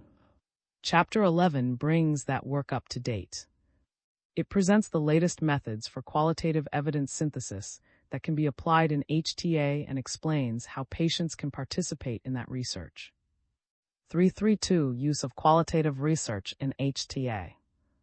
In 1998, a comprehensive literature review concluded that qualitative research could provide valuable information about the implementation and impact of health technologies on patients. Murphy al. 1998. In 2010, the potential value of qualitative research in HTA to illuminate experiences of living with a condition and the patient journey through a health system, including the effects of different treatments, was promoted by Health Technology Assessment International, al. 2010. Others suggested it could help to identify barriers and facilitators to the delivery or implementation of new technologies in practice and explain why technologies may be more or less effective in some population groups than others. Ring al. 2010. More recently, the potential of qualitative research to offer in-depth information about patients' experiences, needs, preferences, and attitudes to health and care has been al. 2024 for the rationales outlined in Box 3.1. Furthermore, as only a small number of participants are needed to produce this rich information, its value in rare diseases has been particularly noted. And 2015. Assessing acceptability, perceptions of benefit and safety, aspects of most or least merit. Assessing acceptability, perceptions of benefit and safety, aspects of most or least merit. Understanding perspectives and providing context, including experiences of condition and care impact. Understanding perspectives and providing context, including experiences of condition and care impact. Reaching groups other methods cannot reach. Reaching groups other methods cannot reach. Laying groundwork for subsequent quantitative work. Laying groundwork for subsequent quantitative work. Contributing to economic model development, such as modeling strategy or specific parameter inputs. Contributing to economic model development, such as modeling strategy or specific parameter inputs. A review of all National Institute for Health and Care Excellence (NICE) and Canadian Agency for Drugs and Technologies in Health (CADTH) medicine HTAs for a 2-year period from October 2019, al. 2024 identified that 83,107 NICE HTAs and 119,124 of CADTH HTAs included submissions from patient. Reports of the research undertaken were limited. In the NICE HTAs, 14 described qualitative data collection. 6 of these explained analysis methods, but only 2 scored more than 7/10 yeses on the critical appraisal skills, CASB, checklist long al. 2020, the most commonly used tool for quality appraisal in health-related qualitative evidence syntheses. In CADTH, 24 included qualitative data, 9 described methods, and 7 scored more than 710 on the CASB checklist. The most common objectives of the qualitative research were to understand perspectives and provide context, e.g., patient experience of disease and carer family impact, and to ascertain acceptability and subjective value of the new treatment. Methods were generally interviews and focus groups, using thematic analysis.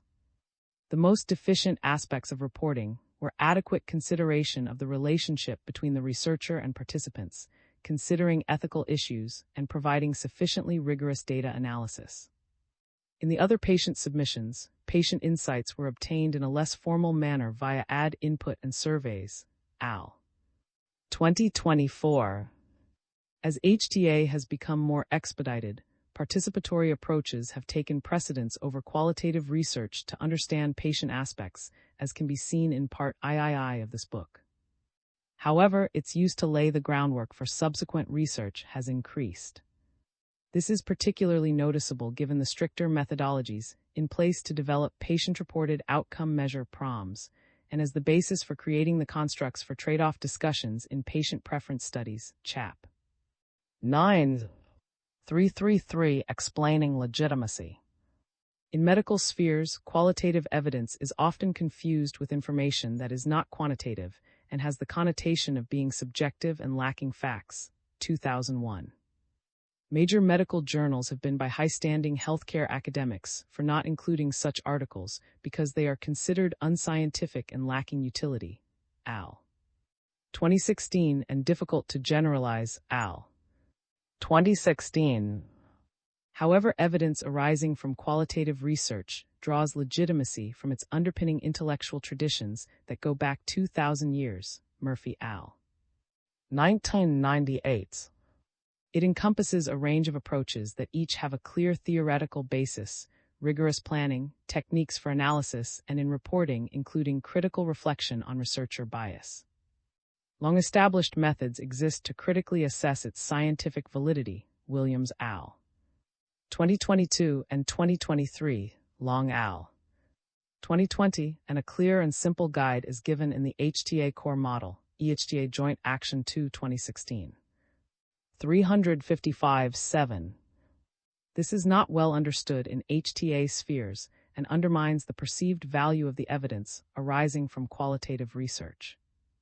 Moreover, qualitative research can provide legitimate evidence. It can ensure that an HTA is informed by the values, beliefs, perspectives, experiences, and preferences of the intended recipients of the technology, and Weeks 2021, and is truly patient-focused. Al. 2018. It can provide information about the context in which an HTA decision will be made and help clarify research questions, aid and be used to interpret, qualify, or illuminate quantitative evidence. Murphy al. 1998. However, for qualitative research to be considered credible, it must adhere to quality and reporting standards and focus on areas that quantitative methods cannot illuminate. And 2023.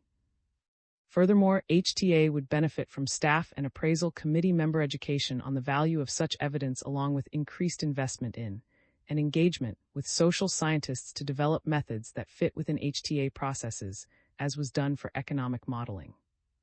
3.4 Quantitative research. 341 Patient-reported outcome measures, PROMs. Health outcomes can be influenced by an individual's experience of symptoms, their motivation, values, preferences, and psychological state, by their social environment and economic situation. 2022. Ideally, to obtain a holistic view of the impact of a new health technology, all these aspects should be considered based on multidimensional measures that are directly reported by the patients, the so-called PROMs. A wide range of PROMs exist. They differ by the reporting approach, constructs they measure, and attributes of the person that investigators hope to capture. One subgroup of PROMs aims to measure health-related quality of life and includes aspects relating to health status, such as physical, mental, and biological functioning. In the past decade, there has been major investment in research to develop disease-specific PROMs. Al. 2021. Input from patients and carers in the development of PROMs is key. Al. 2017, and is now often driven by patients. Chap. 6. Work is to measure outcomes reported by carers, al. 2022 and spillover effects in families, Henry al. 2024.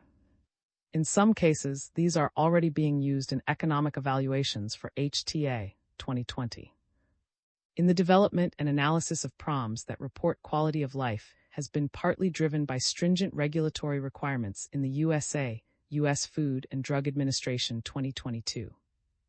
A new PROM requires rigorous background research to identify relevant concepts for measuring the constructs of interest that are not captured in other validated instruments, creation of a clear questionnaire that can be understood by patients, piloting and validation, specific to the languages in which it will be deployed.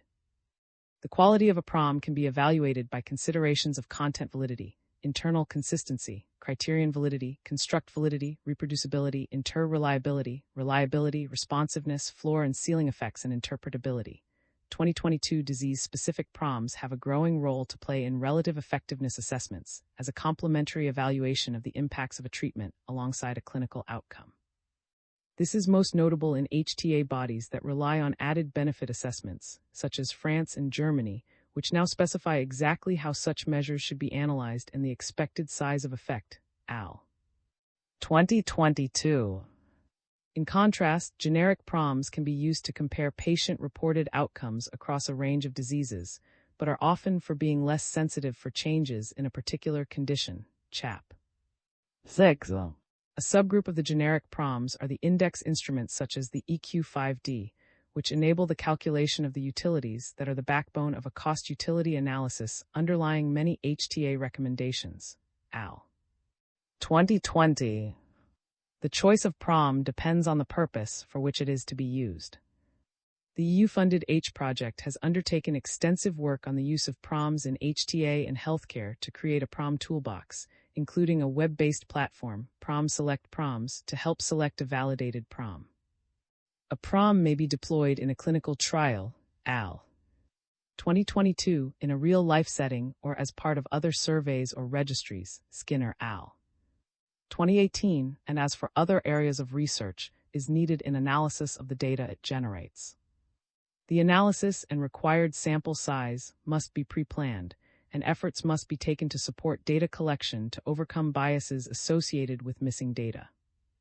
Indeed, given the increasing importance of PROMs to both regulators and HTA bodies, it is more common for a PROM to be named as a secondary endpoint and part of a hierarchical testing process. In this function, it is mostly well-validated PROMs that are used. To address both regulatory and reimbursement needs, a combination may be used of index instruments such as EQ5D, profile and construct-specific instruments that have been co-developed with patients, for example by the ICHOM, and that explore disease-specific outcomes of relevance to the patients. Care must be taken in the evaluation of PROMs analyses and interpretations, as the way individuals report their own health status varies and may also depend on the elicitation method. It has been shown in some studies that men were more likely than women to report better health and that positive ratings tend to decline with age, 2022. Furthermore, those who have lived with a condition for a long time often report similar quality of life to the age-matched population response shift phenomenon, al. 2023. In addition, authors often use the terms quality of life, health status, functional status, health-related quality of life L, and well-being loosely and interchangeably without further reflection on the instrument, construct, or frame of reference. However, evidence from patient-reported outcomes still does not feature strongly in the evaluation of added benefit in an HTA in many countries. This is despite the proliferation of guidance and instruments, and the increased use of generic and disease-specific PROMs by health technology developers in clinical trials and by patient. It may be that the diversity and multitude of instruments make it difficult for HTA bodies to understand each measure's properties. Then challenges may arise in determining how to compare them to measures resulting from other instruments and outcomes. Furthermore, the use of PROMs in clinical trials comes with its own challenges, such as high degrees of missing data due to low patient completion of questionnaires and hence, the risk of not demonstrating meaningful treatment effects. As an HTA community, We need to explore these issues and work collectively to ensure PROMs produce valuable patient-based evidence that can be used effectively in the assessment of health technologies, and that they are used in the HTA. 342 Patient-Reported Experience Measures, PREMs. PREMs are another type of quantitative measure reported by patients. These are more extensively used in health systems and performance management to measure patients' experience of the process of care delivery, and so can be used as a feedback mechanism for service improvements, and 2017. As with PROMs, care must be taken in the selection of an appropriate measurement instrument, the data collection methods, cost of the exercise, and valid analysis given the potential biases in those responding. In HTA, PREMs may be useful sources of information for understanding the intersection between care pathways and patient journeys. In hospital-based HTA or the assessment of some digital health interventions, PREMs could be useful for verifying whether some of the expected patient benefits are. 343 Surveys. Questionnaires and surveys are commonly used by patient to obtain specific information from their patient members for patient input into HTA CHAP. 4 and represent the views of a broader patient population than a single patient stakeholder representative. Although there are limitations with survey methodologies, insights gained through surveys can provide important contextual information for HTA processes. Using pre-stated responses or rankings allows for easy quantitative analysis and presentation. Patient and citizen involvement in HTA Interest Group 2015. 344 Patient Preferences. The EU Innovative Medicines Initiative, IMI, prefer project publishing detailed guidance on the use of patient preferences over the life cycle of a medicine, including in HTA Innovative Medicines Institute Prefer Project 2022, which was pilot tested with multiple myeloma. The EU Innovative Medicines Initiative, IMI, prefer project publishing detailed guidance on the use of patient preferences over the life cycle of a medicine, including in HTA Innovative Medicines Institute Prefer Project 2022, which was pilot tested with multiple myeloma. HTA professional societies such as an International Society for an Outcomes Research, ISPOR, running major projects on use of patient preferences in decision-making. HTA professional societies such as an International Society for an Outcomes Research, ISPOR, running major projects on use of patient preferences in decision-making. 345 Collection and analysis of RWD through wearables. An emerging class of evidence is generated by wearables as part of a structured study or clinical study. There remains a range of questions about the methodologies needed to interpret this evidence, the judgment needed to assess the validity of source data, and the challenges of rapidly changing hardware and software during data collection. Al. 2024. 3.5 Generation and use of evidence by the patient community. In the years before systematic patient involvement in HTA, patients were limited to lobbying responses to a HTA recommendation. The advent of integrated patient participation in HTA has led to a partnership approach, where the patient community can bring evidence such as that discussed in this chapter to substantiate the needs and experiences of patients within the context of HTA. While lobbying entails the attempts by individuals or interest groups to influence the decisions of government, a partnership approach implies cooperation to achieve a common objective, e.g., a comprehensive benefit-risk assessment. The increase of patient participation in HTA has prompted some patients to invest in activities to support their participation. This has not just covered increasing skills and capacities to understand how to participate in HTA processes, but has also led to major investment in research activities, sometimes called evidence-based advocacy. Research might range from creating data collection systems measures either through registries or surveys, to contributing to development in a disease area, such as developing a new PROM. This may be undertaken in a leadership role or in collaboration with clinicians, academics, and health technology developers. Some examples are shown in Box 3.2. Annual surveys to their members often obtain high response rates and include demographic information that allows analysis by subgroup for input to an HTA about a specific sector of the patient community. Annual surveys to their members often obtain high response rates and include demographic information that allows analysis by subgroup for input to an HTA about a specific sector of the patient community. International Disease Registry and Development of a PROM in a Rare Disease, Hist al. 2023. International Disease Registry and Development of a PROM in a Rare Disease, Hist al. 2023. Guidance on how patient groups can develop disease registries, Wicks al.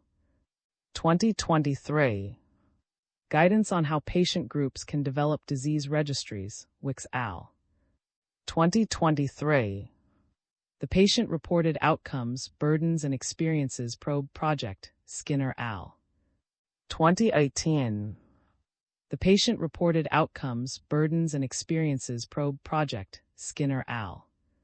2018.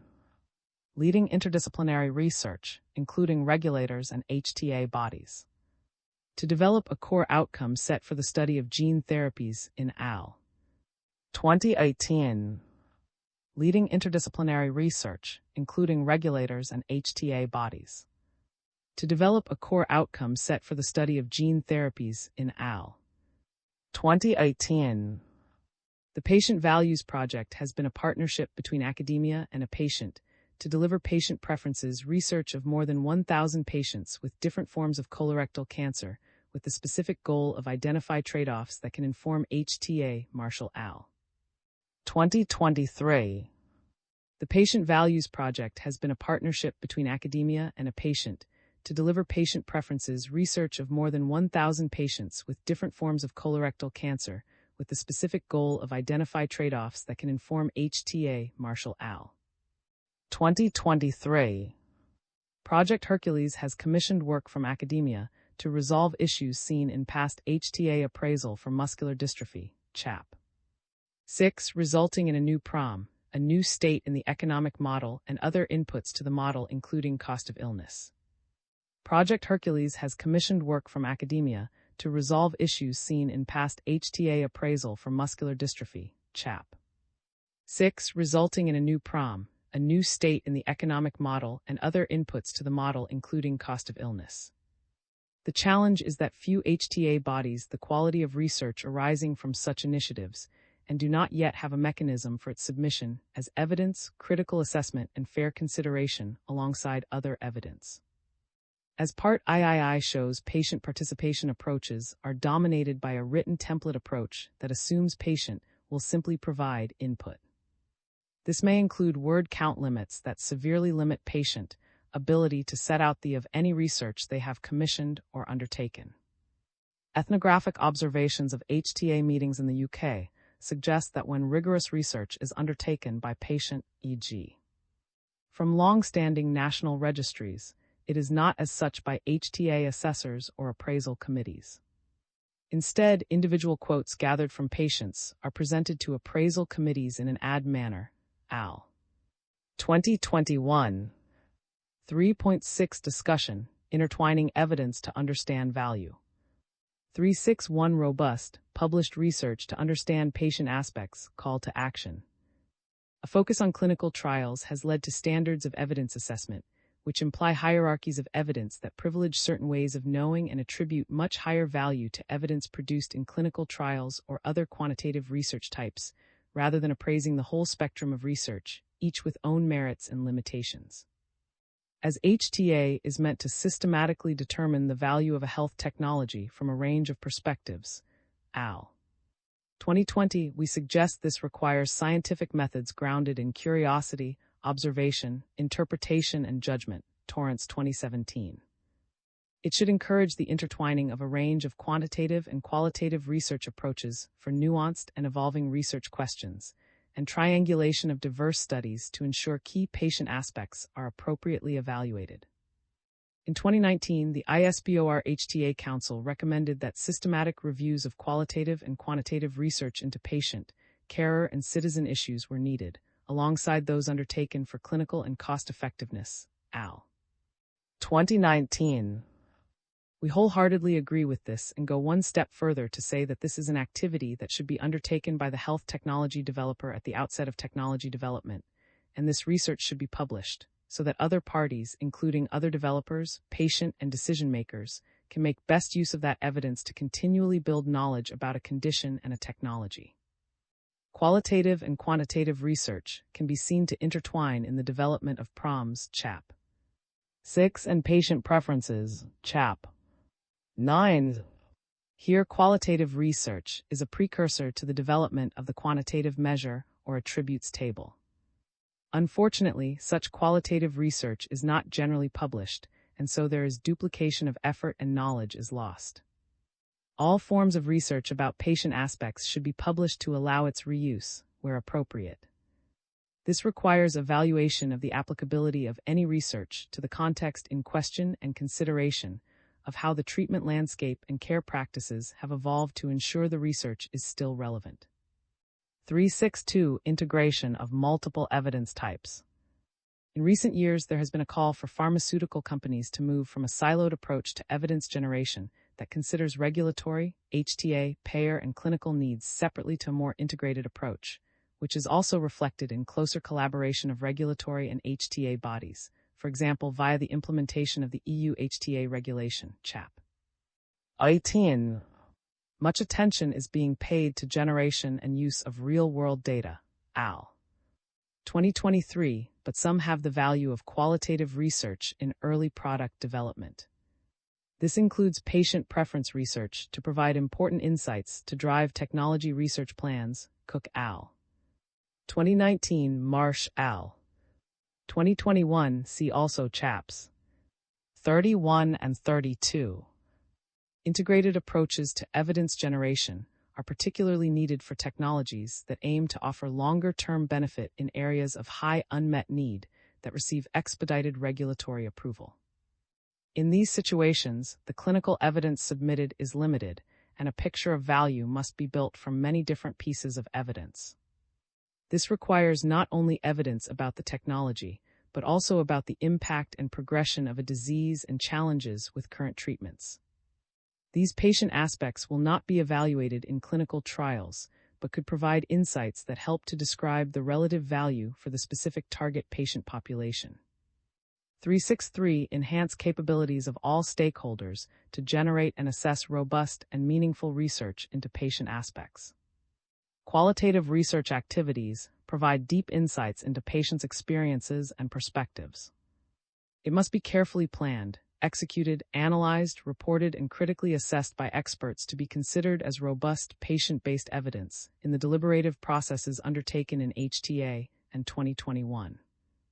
However, in 2023, found that use of qualitative research in NICE and Canada's drug agency submissions was infrequent, and its reporting was often inadequate, particularly in relation to the reflections about the relationships between the participants and research and data analysis.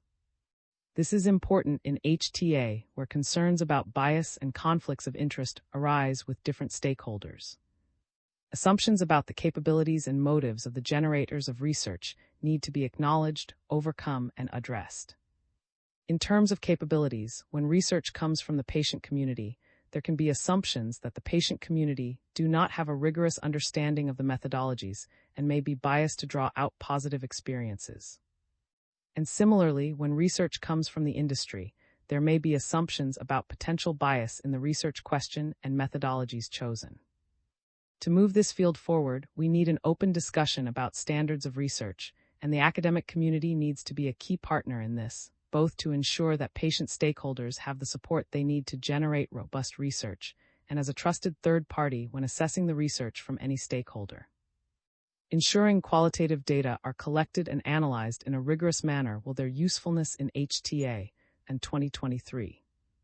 For this reason, patient and researchers, especially also researchers with experience in qualitative research, are advised to work together to generate high-quality evidence that reflects the patient perspective and can be used effectively in HTA. Likewise, quantitative research coming from registries, PROMs, or preferences studies need to be co-produced, executed well, and reported transparently. In addition, HTA bodies need to build capacity and expertise to undertake and assess qualitative and novel forms of quantitative research so that it can inform their recommendations.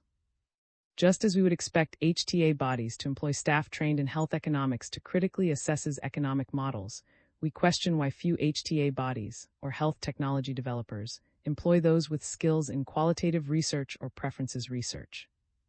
3.7 Conclusion. It is essential that the value of a range of research approaches to explore patient aspects be better communicated to HTA bodies, and all stakeholders invest in its production and assessment. In many instances, it is the best source for addressing what can be highly charged political questions about impacts on patients, carers, and their families, and overcomes criticisms about the bias and lack of diversity of patient input arising from participatory approaches, CHAP. 4. It also has an important role to play throughout technology development, CHAPS. 31 and 32, and to provide disease context to an HTA committee that can illuminate the HTA bridge between evidence and policy. But for this, we need to make sure that research into patient aspects is generated robustly and shared widely, so that it builds a knowledge base that can be used by many parties. This would contribute to building trust in patient-based evidence so that it can be considered with equal informative weight to other forms of evidence that support the determination of value. Hence, it is imperative that all stakeholders capture, publish, and share experiences of undertaking research into patient aspects in HTA. This would accelerate the cycle of learning around the types of research that best address HTA questions and what form of patient-based evidence can help resolve decision-relevant uncertainties. This would build trust and confidence in its ability to strengthen HTA recommendations, and that would create real value. The authors acknowledge the groundbreaking work done by Dr. and Professor over 2 decades ago. They developed processes for gathering robust evidence about patient aspects in Danish HTA and sought to explain the value of different research genres and the importance of a diverse understanding of knowledge. We also thank Professor Sophie and Dr. Sophie for their chapter in the first edition of this book, and their leadership to promote research that produces robust patient-based evidence in the HTA and clinical guideline community. We are grateful to comments received from co-editor Single. All views expressed and any errors are entirely the responsibility of the authors. Open access. This chapter is licensed under the terms of the Creative Commons Attribution 4 International License (ORG) licenses by 4.0, which permits use, sharing, adaptation, distribution, and reproduction in any medium or format, as long as you give appropriate credit to the original author S and the source, provide a link to the Creative Commons license, and indicate if changes were made. The images or other third-party material in this chapter are included in the chapter's Creative Commons license, unless indicated otherwise in a credit line to the material. If material is not included in the chapter's Creative Commons license and your intended use is not permitted by statutory regulation or exceeds the permitted use, you will need to obtain permission directly from the copyright holder.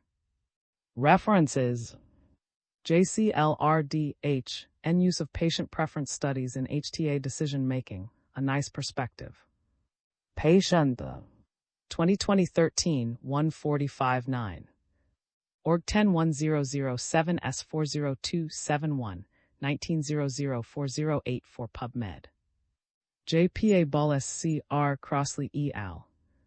Measuring Carer Quality of Life in Muscular Dystrophy, a systematic review of the reliability and validity of self-report instruments using COSMIN.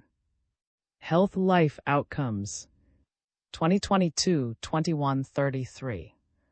Org 101186 S129550220196444. Histid T. M. K. D. D. H. Revel S. al.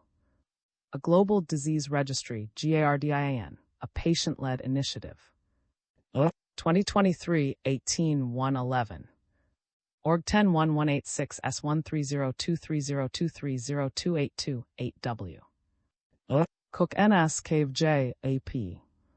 Patient Preference Studies During Early Drug Development, Aligning Stakeholders to Ensure Development Plans Meet Patient Needs. Front Med. 2019-682. Org 10338920, 1900082. LH Sola Moralzo J. Saunders Hastings P. L. D. al. Regulatory and HTA considerations for development of real-world data-derived external controls. Pharm Therapeutics. 2023 114-3-0315. Org 10-100-22913. EHTA Joint Action 2. HTA Core Model Handbook. EHTA. 2016. WebArchive.org Web 2.0.22080.520.5946 Content. Uploads 201.803 Model 301. Access 21, 2025. KAJ-HP Loe J. Al. Patients' Perspectives in Health Technology Assessment, a Route to Robust Evidence and Fair Deliberation. J. Technol Assess Healthcare. 2010-26-3-3440. Org 10-101-7S0-266462310000395 PubMed. KOHP. The imperative for patient-centered research to develop better quality services in rare diseases. Patient. 2015-813. Org 10-100-7S40271, 15-0-1134 PubMed. K. As health technology assessment evolves, so must its approach to patient involvement. J. Comp F. Rays. 2019-8549-54. Org 10-221720-190039 PubMed. KAM-ST, E-Impact HTA WP10 HTA Appraisal Framework suitable for rare disease treatments. Impact HTA. 2021. Impact Files E1 a 359-35-891-440B, 8475-174B 937407. Accessed 11, 2024. KNSN Single A, Thomas V. Putting Patients at the Center of Healthcare, Progress and Challenges for Health Technology Assessments. Patient. 2018, 11-580-19. Org 10-100-7S402-7101-8032-55 PubMed. E.S. Beyond Clinical and Cost Effectiveness, the Contribution of Qualitative Research to Health Technology Assessment. J. Technol Assess Healthcare. 2023-39, E23. Org 10-101-7S0-266462323000211 PubMed PubMed Central. T. Annandale E. R. J. Blacken, A. Al. An open letter to the BMJ editors on qualitative research. BMJ Online. 2016-352-14. Org 10-1136-I563. HP. Data Generation, Analysis, and Assessment. In FBH Editors. Health Technology Assessment Handbook. Second Aid. Danish Center for Health Technology Assessment, National Board of Health, 2007. P6888. In Media English Publications 2007 HTA Handbook Net Final DN and #2C73904017 CEF3 ADFAF8A4 DFC4 FA24999KL, WIT M, S. Morel T. S. Developing Patient-Reported and Relevant Outcome Measures. In KM, HP Single ANV Editors. Patient Involvement in Health Technology Assessment. Singapore Springer, 2017. Org 10-100-7978-980-1140-689. Henry E. Al H. W. J. L. Griffin S. Al. Recommendations for merging good practice and future research in relation to family and caregiver health spillovers. In Health Economic Evaluations, a report of the SHEAR Task Force. Economics. 2024 42-3-4362. Org 10-100-7S402-730-230-13213 PubMed. IP. Patient-Reported Outcomes. In L.A. Editors. Principles and Practice. Side 2022. P 129-51. Org 1071756936. Patient and citizen involvement in HTA interest group. Completing a patient group submission template, guidance for patient for HTA assessment and appraisal of medicines. 2015. ComWS content EZ1 Ray S5 if FKCI 8 Mo 7 Ort Z4 U8Q EL6C Access 23 2024. Innovative Medicines Institute Prefer Project. Prefer Recommendations. 2022. Prefer W. Access 13 2024. A. Skinner MW, Clearfield E. D. Pierce GF M. Al. Core Outcome Set for Gene Therapy in Results of the CoreHEM Project. 2018-24, E16772. Org 101111 Hey 13504 PubMed. EGPBPJ C U.S. Food and Drug Administration's Patient-Focused Drug Development Initiative. Experience with integration of patient experience data in a new drug application for nasal spray plus a newly oral antidepressant for treatment-resistant. Innovation. 2022 56 38 46. Org 101007 S434410210034006. C.S. Patient-Reported Outcome Measures and Patient-Reported Experience Measures. BUJ. 2017-17 13744. Org 1010936060. FBDM ML Bond K. Al. Identifying the need for good practices in health technology assessment.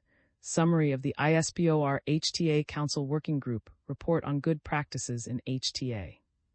Value Healths. 2019-22 1320. Org 101016J20 1808010 PubMed. FB H Health Technology Assessment Handbook. 2007. NMedia English Publications 2007 HTA Handbook Net Final DN and #2C73904017CEF3 ADFAF 8A4 DFC4 FA2499 Access 23 2024.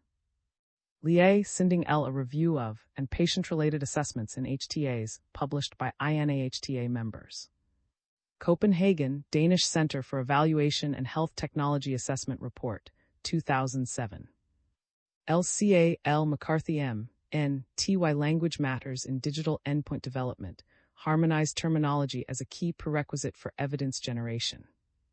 Digit. 2024 8-1-12. Org 10115900053494 PubMed Central. E. Groves T. S. Marino J.G. W. Qualitative Research and the BMJ. BMJ Online. 2016 35256. Org 101136I641. Longha French DP Brooks J.M. Optimizing the Value of the Critical Appraisal Skills, CASB, Tool for Quality Appraisal in Qualitative Evidence Synthesis. Ray's Methods Med Health. 2021 3142. Org 1011772632084320947559. U. Weeks L. Rapid Qualitative Evidence Syntheses, RQES in Health Technology Assessment, Experiences, Challenges, and Lessons. J. Technol Assess Healthcare. 2021 37, E14. Org 101017 S02664623200000720. K. Qualitative Research, Standards, Challenges, and Guidelines. Lancet. 2001 358 4838. Org 101016 S014067360105626 PubMed. Marsh K. E. Cook N. H. A. How to Integrate Evidence from Patient Preference Studies into Health Technology Assessment, a Critical Review and Recommendations. J. Technol Assess Healthcare. 2021 37, E75. Org 101017 S02664623210000490 PubMed. Marshall D.A., KV, Stein B. Op. 21 Patient Values Project, PVP. Patient Preferences for Cancer Treatments to Inform a Framework Incorporating Patient Values into Health Technology Assessment.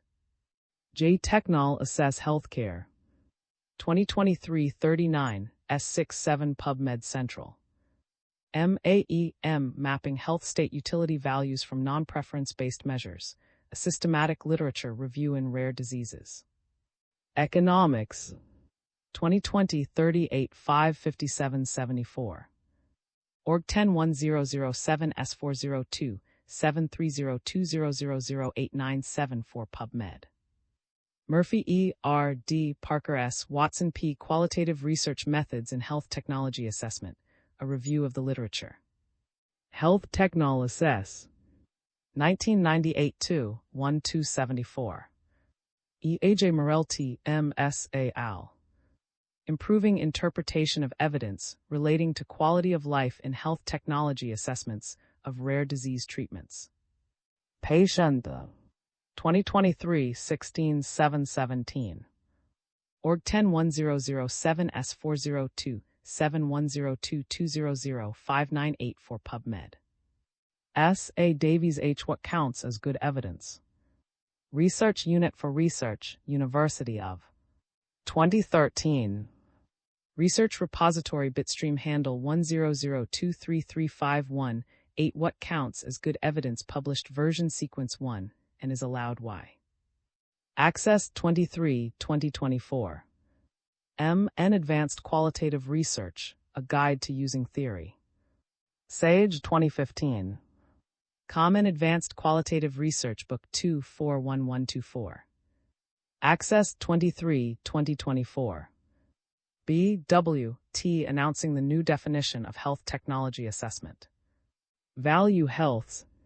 2020-23, 824-5. Org 101016J202005001 PubMed. BM. Inclusion of Care Health-Related Quality of Life in National Institute for Health and Care Excellence Appraisals. Value Healths. 2020-23, 134957. Org 101016J202005017 PubMed.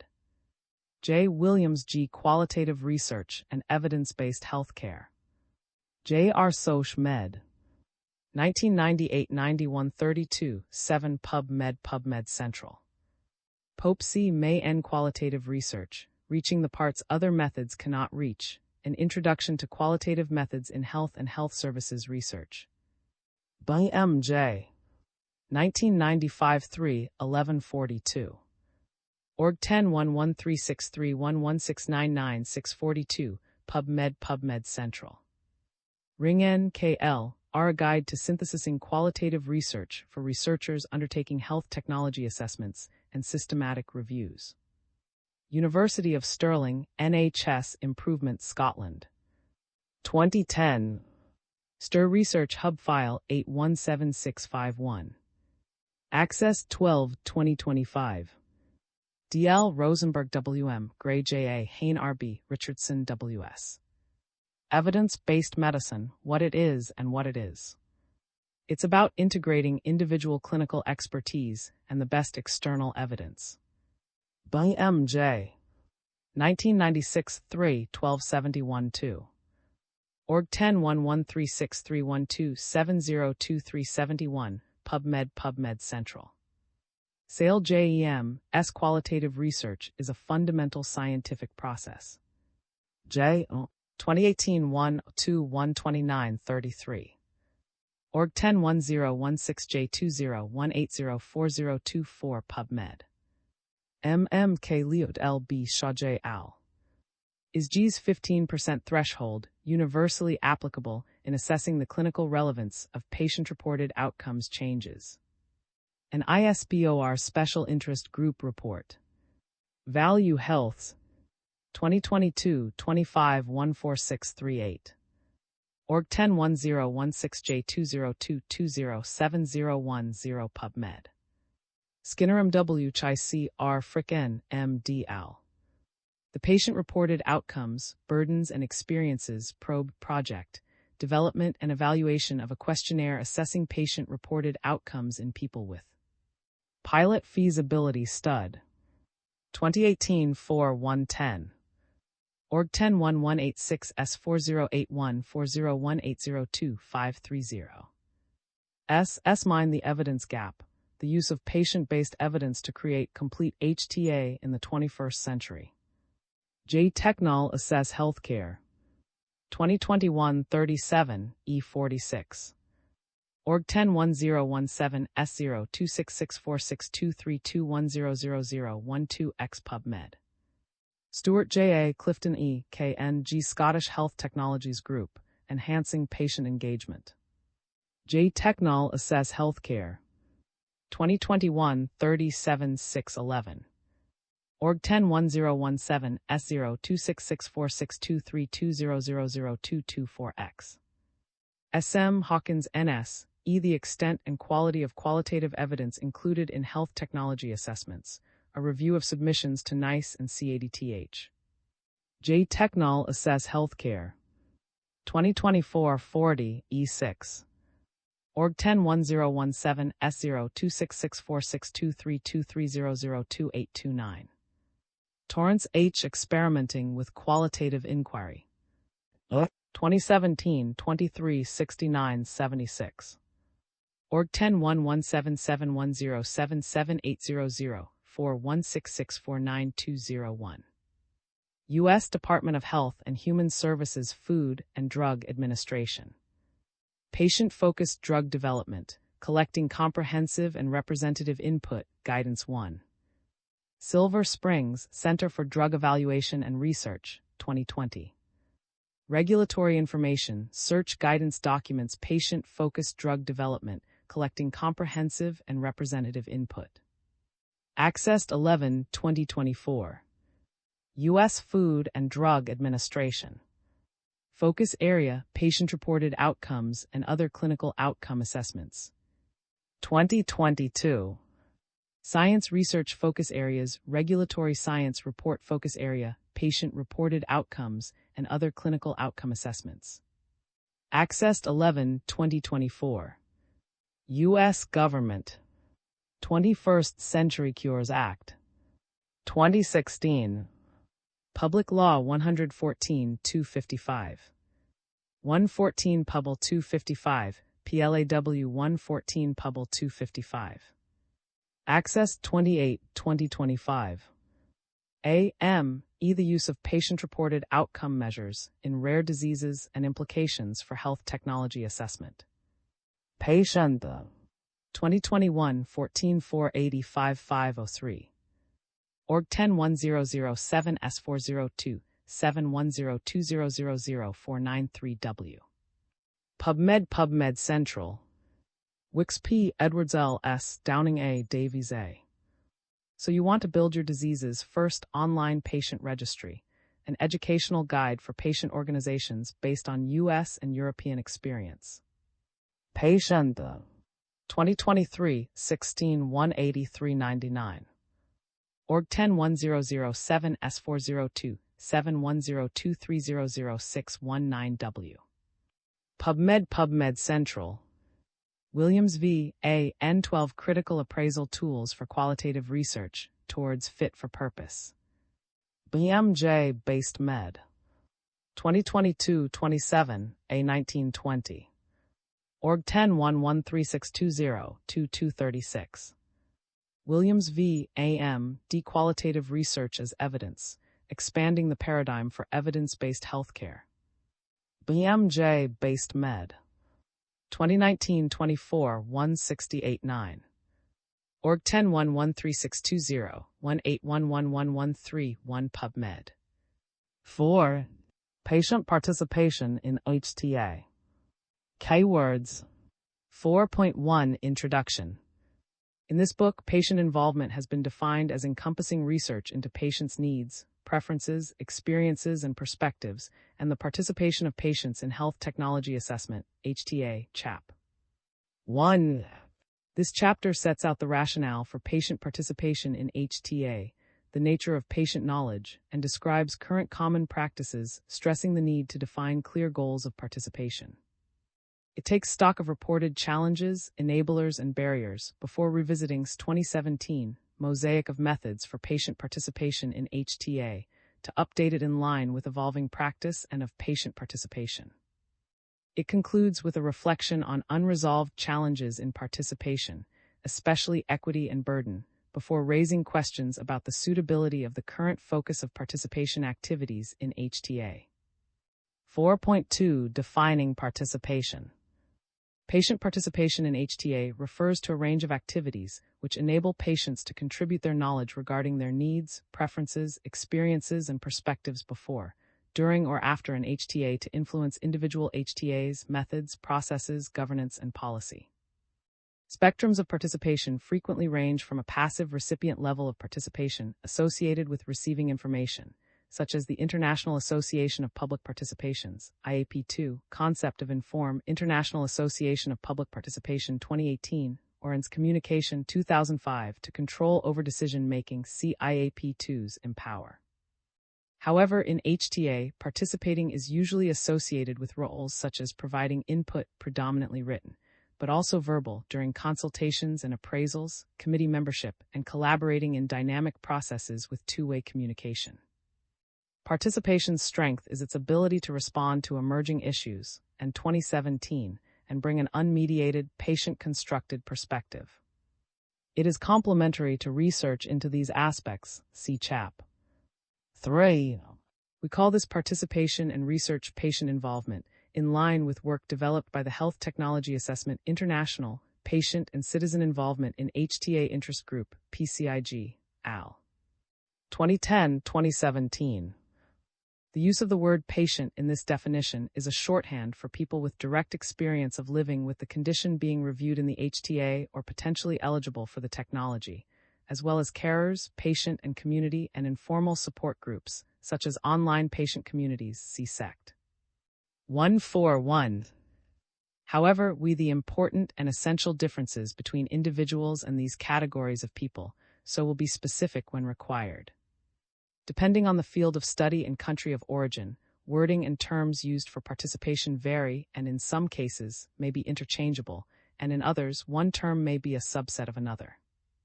For example, engagement and increasingly frequently, patient experience data are often used to describe practices which meet our definition of participation, and some jurisdictions prefer the term consumer to patients. We acknowledge the variety of competing terms in this field and its impact on shared understanding and development. Therefore, when describing notions from published references, we may have altered terms to ensure consistency, and throughout the chapter to be specific in our definitions and descriptions. Sharing of power, the work is jointly owned, and people work together to achieve a joint understanding. Sharing of power, the work is jointly owned, and people work together to achieve a joint understanding. Including all perspectives and skills, make sure the research team includes all those who can make a contribution. Including all perspectives and skills, make sure the research team includes all those who can make a contribution. Respecting and valuing the knowledge of all those working together on the research, everyone is of equal importance. Respecting and valuing the knowledge of all those working together on the research, everyone is of equal importance. Reciprocity, everybody benefits from working together. Reciprocity, everybody benefits from working together. Building and maintaining relationships. An emphasis on relationships is key to sharing power, National Institute for Health Research 2021. Building and maintaining relationships. An emphasis on relationships is key to sharing power, National Institute for Health Research 2021. 4.3 The rationale for patient participation in HTA. Academic arguments from ethics, philosophy of science, political science, and social science have patient participation in HTA, al. 2011, especially highlighting drivers such as relevance due to HTA's role in taking account of the consequences of a new technology in a particular local setting and the value-laden nature of HTA. For example, the widely adopted 2020 definition of HTA states that the overall value determined for a health technology in an HTA may vary depending on the perspective taken, the stakeholders involved, and the decision context, and 2020. This is a recognition that our perspective shapes the questions we ask, the evidence we then may need to answer these questions, and the ultimate value we determine. For example, a patient is likely to ask different questions to a clinician or researcher about a new technology. The different ways the problem is constructed, for example, a patient-constructed versus a scientific-constructed perspective of a technology or condition, together offer a richer picture of value. Patients are ultimately the end users or recipients of health technologies, and their opinion on what is valuable should hold weight and be an important guide for decision-making and resource allocation. Patient participation became an element of HTA in the early part of the 2000s when some HTA bodies the imperative to include those affected by changes in health services, such as patients as well as healthcare professionals, in deliberations and decision-making. One challenging aspect of this is that during the same period, HTAs were shortening and streamlining their processes to enable them to provide more timely recommendations. Other HTA bodies saw the value of patient participation in those jurisdictions and adapted approaches to suit their systems.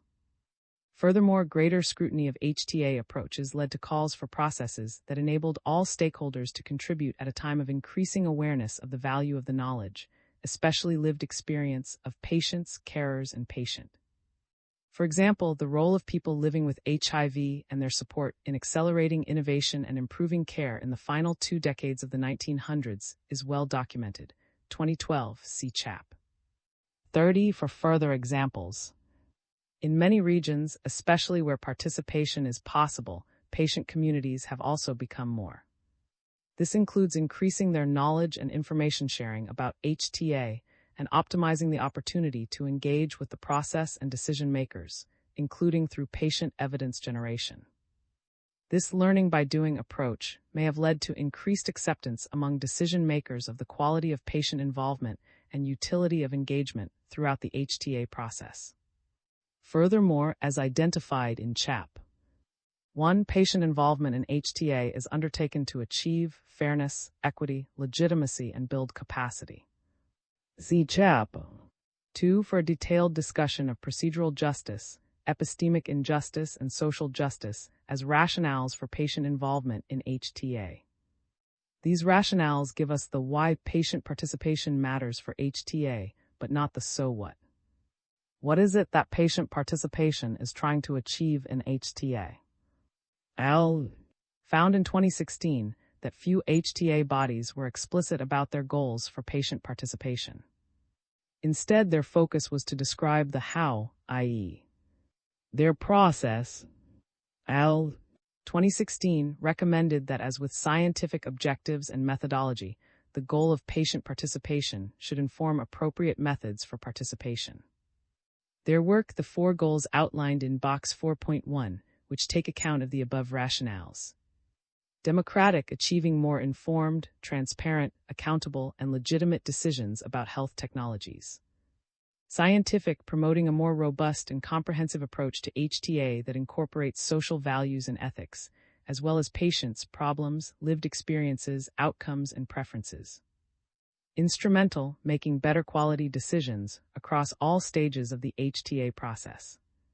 Developmental, increasing public understanding of health technologies and HTA, and strengthening the capacity of the public and patients to contribute to health technology policy issues. 4.3.1 Democratic goals and social participation. Nothing about us without us has been a long-standing catch cry among overlooked and disempowered communities, particularly in disability advocacy and among patient advocates. However, as a result of the rapidly increasing distrust in the institutions of government, medicine, and science in communities around the globe, the rationale for democratic goals in HTA has become more evident since the beginning of the COVID-19 pandemic in 2020. Distrust, the unintentional and intentional spreading of false information, known respectively as misinformation and disinformation and social, can be viewed as significant risks to societies and their health. World Health Organization 2021. The pandemic also served to highlight and exacerbate existing social, including health inequities within and across countries, with participation often cited as one means to increase accountability and reduce these inequities.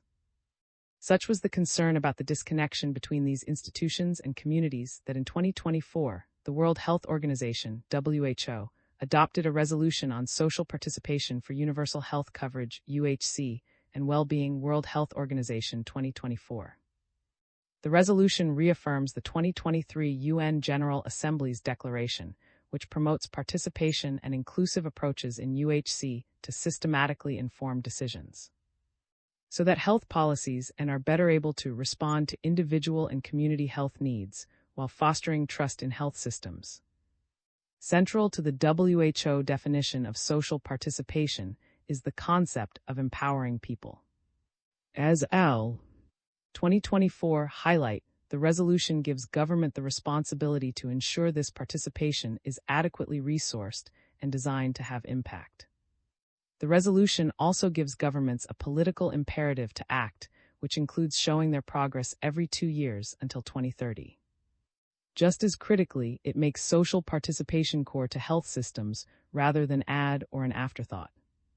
432 Scientific Goals and Patient Knowledge. How do we know that a new health technology is better value than an existing health technology? Overwhelmingly, HTA relies on data from clinical trials, preferably controlled trials, to determine the relative comparative effectiveness of a new health technology versus the current standard of care used in a health system. In some jurisdictions, economic evaluations of the long-term cost and consequences of using a health technology compared to the standard of care are also needed. For this, quantitative evidence from a wide range of sources is needed, including natural history data to extrapolate longer-term effects and local epidemiological data to the patient population. The evidence used to determine value in this way arises from a scientific and economic understanding of health and an economic goal to distribute resources according to a determination of value that is common across all diseases, rather than the specific aspects of value relevant in a particular condition. Furthermore, it is limited by what can be or has been measured. If patients were not included when scoping the research, it is likely that some of the questions they might ask to determine the value of a health technology have not been included. Unexpected benefits or may not be captured, and patients' perspectives about of different aspects may not be sought when evaluating the relevance of the data. Therefore, evidence is missing or classified as not relevant. The research described in Part II can play a key role in addressing some of these deficiencies. In addition, patient participation can be essential for framing a context for the HTA of the burden of illness and current treatments in the local healthcare system, in validating or refuting assumptions, and interpreting the available evidence for the local setting. Classification of patient knowledge and 2024. Embodied knowledge. Sensory and grounded in bodily experience. The physical sensations, e.g., pain, energy level, and perceptions of body and mind, P179, that patients listen to make decisions about their health. It is a basis for defining life experience, which may be at odds with other socially constructed perceptions of the experience of ill health. Monitoring knowledge. The capacity to identify with acuity physical, mental, and/or emotional signs, either through formal tracking or self-awareness. It is gained through the practice of the body from learning to live with a condition and covers a wide range of areas from coping skills to using complex technologies. Navigation knowledge. Learning by using the system. It comes from being lost and finding ways to access services and necessities, especially through frequent use of healthcare and services. It is not just about knowing what is available and where to find it, but also how to access it, including how to present themselves and be seen as credible. Medical knowledge. Gained from interacting with medical practitioners and broader information seeking. It empowers patients in decision-making about their care, but also plays a role in enabling them to be seen as credible by healthcare professionals and make sense of their condition. Relational knowledge. A set of explicit and situated knowledge that enables patients to know who to turn to within their community to access the care they need, to help them with disease management and support the achievement of their life goals. It requires a knowledge of roles, specialities, and how they are coordinated. Cultural knowledge. includes the norms, values, symbols, constructions of reality, and worldviews that influence the experience of life and illness. It shapes what is considered as right or wrong and how to act accordingly. It shapes conceptions and preferences of health, need, care options, and relationships. And argue that this strengthened understanding of patient knowledge can take us away from the issue of interests and preferences of involved parties, biases, and evidence, and redefine care relationships around learning, dialogue, and knowledge exchange. Page 183. This knowledge is insightful for understanding the consequences of using health technologies and interpreting the meaning of the scientific and economic data for the real world. For example, what does 3 to 6 months progression-free survival actually mean for the patients? Patient knowledge frequently adds the following aspects to individual HTAs. Outcomes that matter most. Outcomes that matter most. Experience and suitability of comparators. Experience and suitability of comparators. Ease of use of a technology. Ease of use of a technology. Quality of life, i.e., the daily reality of symptoms, side effects, burden of treatment. Quality of life, i.e., the daily reality of symptoms, side effects, burden of treatment. Perspectives on trade-offs, such as willingness to experience particular side effects to gain particular benefits. Perspectives on trade-offs, such as willingness to experience particular side effects to gain particular benefits. Impact and experiences of treatments. Impact and experiences of treatments. Perspectives on location, method, and timings of administration, e.g., oral versus IV. Perspectives on location, method, and timings of administration, e.g., oral versus IV. Unmet needs. Unmet needs. Local variation in service provision and pathways to diagnosis and care. Local variation in service provision and pathways to diagnosis and care. Consequences of starting and stopping a health technology. Consequences of starting and stopping a health technology. Issues of recovery progress, e.g., ability and willingness to continue taking medication, treatment supports. Issues of recovery progress, e.g., ability and willingness to continue taking medication, treatment supports. Issues of health sustainability, i.e., psychosocial quality of life, avoiding further disease independence. Issues of health sustainability, i.e., psychosocial quality of life, avoiding further disease independence. Financial consequences. Financial consequences. Impacts on carers and family. Impacts on carers and family. Other non-health benefits and risks, such as stigma and societal participation, see for example, Al. 2016, Al. 2015, Al. 2021. Other non-health benefits and risks, such as stigma and societal participation, see for example, Al. 2016, Al. 2015, Al. 2021. It is this patient knowledge that patient can gather and provide to an HTA, see CHAP 30 for a wider description of the role of patient. 433 Instrumental goals and participation in shaping processes. For patient knowledge to be acted on by HTA bodies, they first need to access it and hear it. Numerous barriers create obstacles to achieving this, see SECT 4.5. Developing or co-designing processes for patient involvement in HTA may enable HTA bodies and patients to better understand each other's context and needs, and in turn overcome some of these barriers. This can ensure that participation processes continue to develop and enable greater participation. This participation may inform how and when patients take part, as well as what input is used, how it is used, and how its influence is reported. With increasing experience and confidence working with patients, patients have participated with HTA bodies in defining processes for patient participation in HTA, see CHAPS 14, 20, and 27, as well as HTA processes themselves in areas such as early access to technologies, assessment of specific technologies, such as medicines for rare diseases, CHAP. 16. And interim reimbursement processes with mandatory real-world data collection, CHAP. 17. Other examples include the Scottish Medicines Consortium, SMC, developing a public involvement network, PIN advisory group to ensure their public involvement processes are evaluated, informed and co-developed by both citizens and patients, AL. 2023. A further example can be found in OAT, the HTA body in France, which involved the 85 members of the Legislated Federation of Patient, France, in the development of a new assessment process for early access to medicines and in designing how patients are involved. 434 Developmental Goals and Capacity Building. Taking part in an HTA builds the process knowledge of a patient that can enable them to hone future input.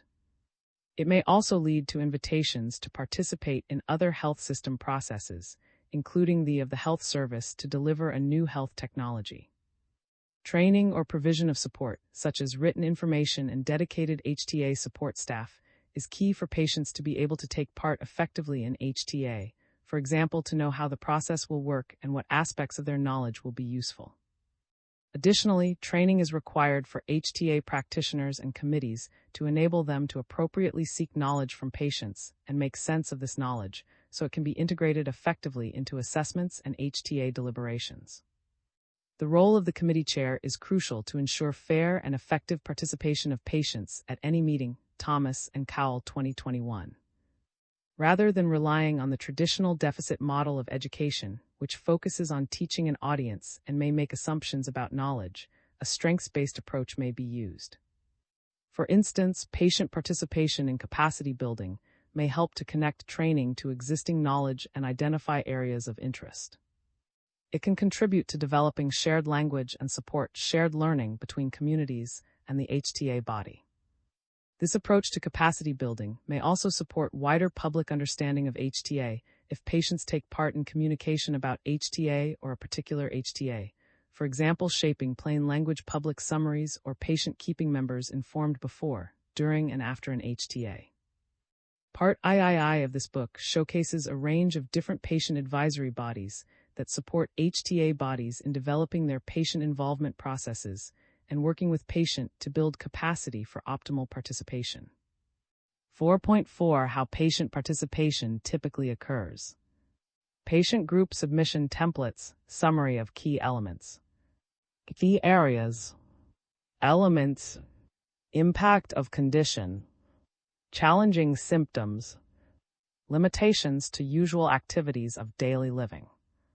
Emotional and psychological issues. Impacts on family life. Financial implications. Impacts on carers. Groups of patients that have particular issues.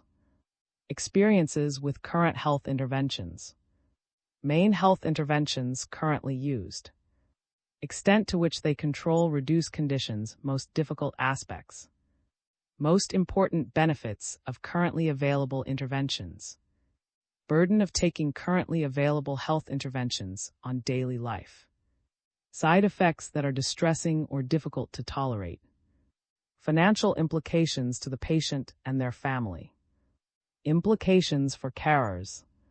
Areas the current health interventions do not address. Groups of patients that have particular issues with current interventions. Experiences with new health intervention, views from patients and carers who have received the technology being assessed. Main reasons for use of this health intervention compared with other interventions. Extent to which health intervention controls or reduces conditions' most difficult aspects, e.g. symptoms, daily life, quality of life, fewer hospital visits. Limitations of the health intervention. Side effects that are difficult to tolerate and those that patients are willing to tolerate. Burden of taking the health intervention on daily life. Financial implications to patients and families. Impact of intervention on carers. Aspects of the health intervention that patients would like to change. Expectations of new health intervention. Views from patients and carers who have not received the technology.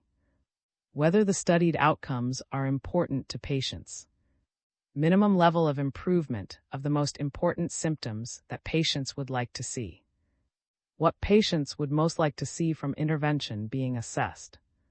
Main reasons why health intervention being assessed may not be used. Perceived advantages and disadvantages. Adapted from 2015 of B. Written submissions have been shown to add useful information to inform HTAs, e.g. L. 2016, but they generally lack the dynamic, two-way communication associated with good participation. Dialogue can be enhanced if feedback is provided during their development by patient involvement HTA staff, and if the submission is discussed with patient representatives who sit on the appraisal committee. However, this is not standard, and the real challenge of a written submission is that it occurs separately before appraisal deliberation has identified the key uncertainties where patient input might be most relevant. Additionally, HTA bodies often do not provide feedback on the usefulness of submissions or how they were taken account of in decision-making and in relation to other inputs and evidence. Since the first edition of this book, more attention has been paid to approaches that enable two-way communication and conversation, for example through participation in online or face-to-face meetings. This may take the form of membership of an HTA committee, usually with full voting rights. The role of these members is usually to bring a public or patient perspective to the discussion, rather than to represent a particular condition group. Additionally, some HTA bodies invite patient and patients who have submitted input to the HTA committee meeting to answer any questions that arise and provide clarifications. Sometimes this involves providing a testimony or sharing patient stories, i.e., a personal narrative of the experience of a condition and/or treatment which highlights lived experience and need. Participation can also occur in AD meetings when there is a high degree of uncertainty in the application, but high unmet clinical need in the community. Sometimes these meetings include the health technology developer.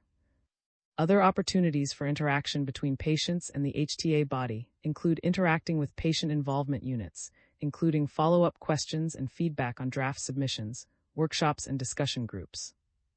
This participation can occur before, during, and after HTA, including horizon scanning, early dialogue, scientific advice, topic selection, scoping, assessment, appraisal, agreeing managed entry arrangements, and post-market review.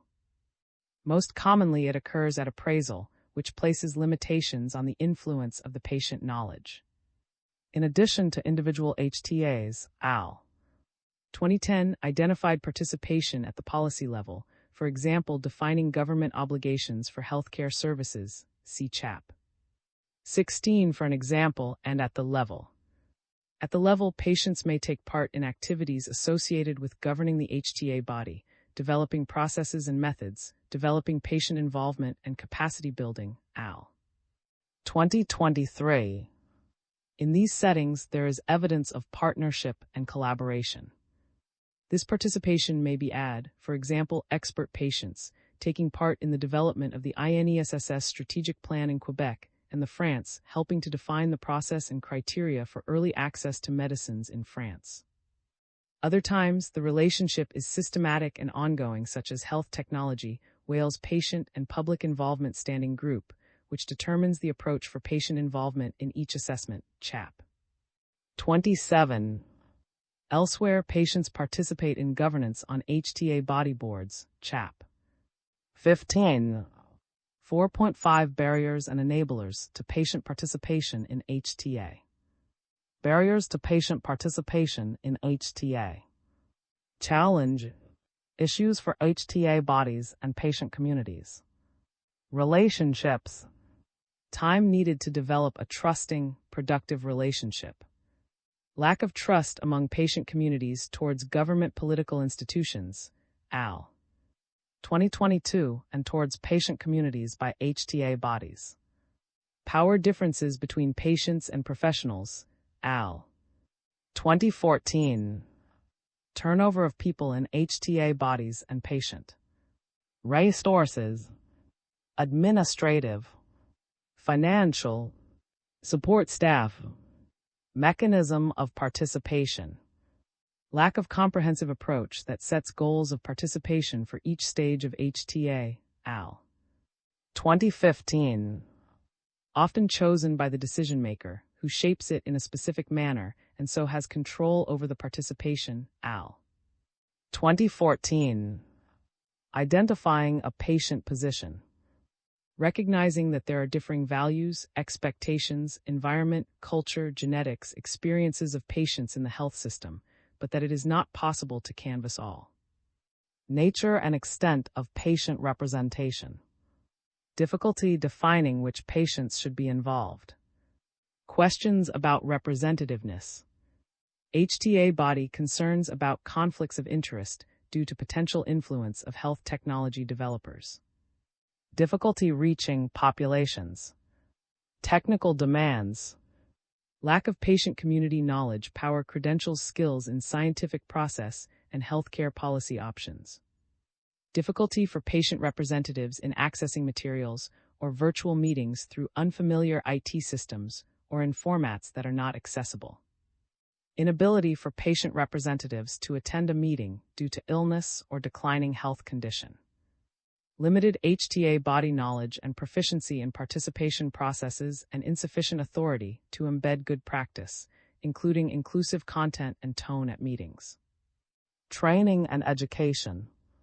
Lack of training and/or support developed specifically for patients with recognition of turnover among patient communities of interest and patient staffing.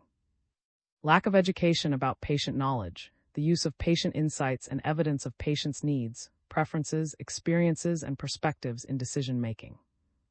Lack of training about optimal moderation to bring patient input into the deliberative process. Al. 2014. Language. Lack of access to support and information beyond jurisdictions, official language. Lack of understanding of HTA language among patient communities and patient language among HTA professionals. Time demands and remuneration. Time commitments. Competing priorities, especially for patient. Working to tight timetables. May increase time needed for appraisal. Payments that should be made to patients. Critiquing and integrating. Lack of concordance between issues that patients regard as important and those in which research has been conducted. Concern about methodology to balance qualitative and quantitative evidence and the role of costs, including questions about credibility of patient-based evidence. Devaluing of research into broader patient aspects in evidence hierarchies. Al. 2011. Use of patient input. Unsure what to do with knowledge of patient representatives. Concern of tokenism. Concerns by researchers, clinicians that scientific debate gets softened by inclusion of patients' perspectives. Patient concern about lack of impact and lack of feedback transparency about how evidence from different sources is handled, weighed and valued, and that others have more influence. Managing conflicts of interest, real and perceived, and 2011. Lack of awareness of HTA processes. The implications of HTA processes are not understood. Lack of awareness of HTA, its use, or how to participate. Few evaluations of patient involvement. Limited good quality research to show that patient involvement makes a difference. Evidence that patient involvement improves quality of assessments. Al. 2015. Burden, benefit, or risk. Poor consideration of the impact on patients and patient of involvement, including poor management of expectations. Benefit, for example, capacity building, learning, system change should outweigh risk, for example, physical, emotional, spiritual, economic harm. Al. 2019. Adapted from 2005, 2017, single and 2021, with additions of issues from patient community perspective from authors, experience and references for other additional content included in table. Enablers of patient participation in HTA, Al. 2010 OHTAC 2015, Al. 2014 and 2013 and 2011, Al. 2019, Al. 2023. Context. enabler, description, policy, cultural and political context, legislate requirement for patient knowledge in health system, design and delivery. Adopt national regional policies that encourage and enable patient participation in health service design and delivery. Foster a collaborative and reflective culture to work with patients to improve governance processes and capacity building. Critical mass of HTA bodies. Normalize patient participation in HTA with processes that can be shared and adapted. Leadership. Develop or champion HTA and political leaders who encourage or mandate HTA bodies to involve patients. Ensure HTA bodies are reviewed by their funders about the effectiveness of their approaches for patient participation. Transparency. Publicly and transparently report patient participation in HTA using metrics agreed between HTA body and patient community. Make HTA and decision-making processes transparent.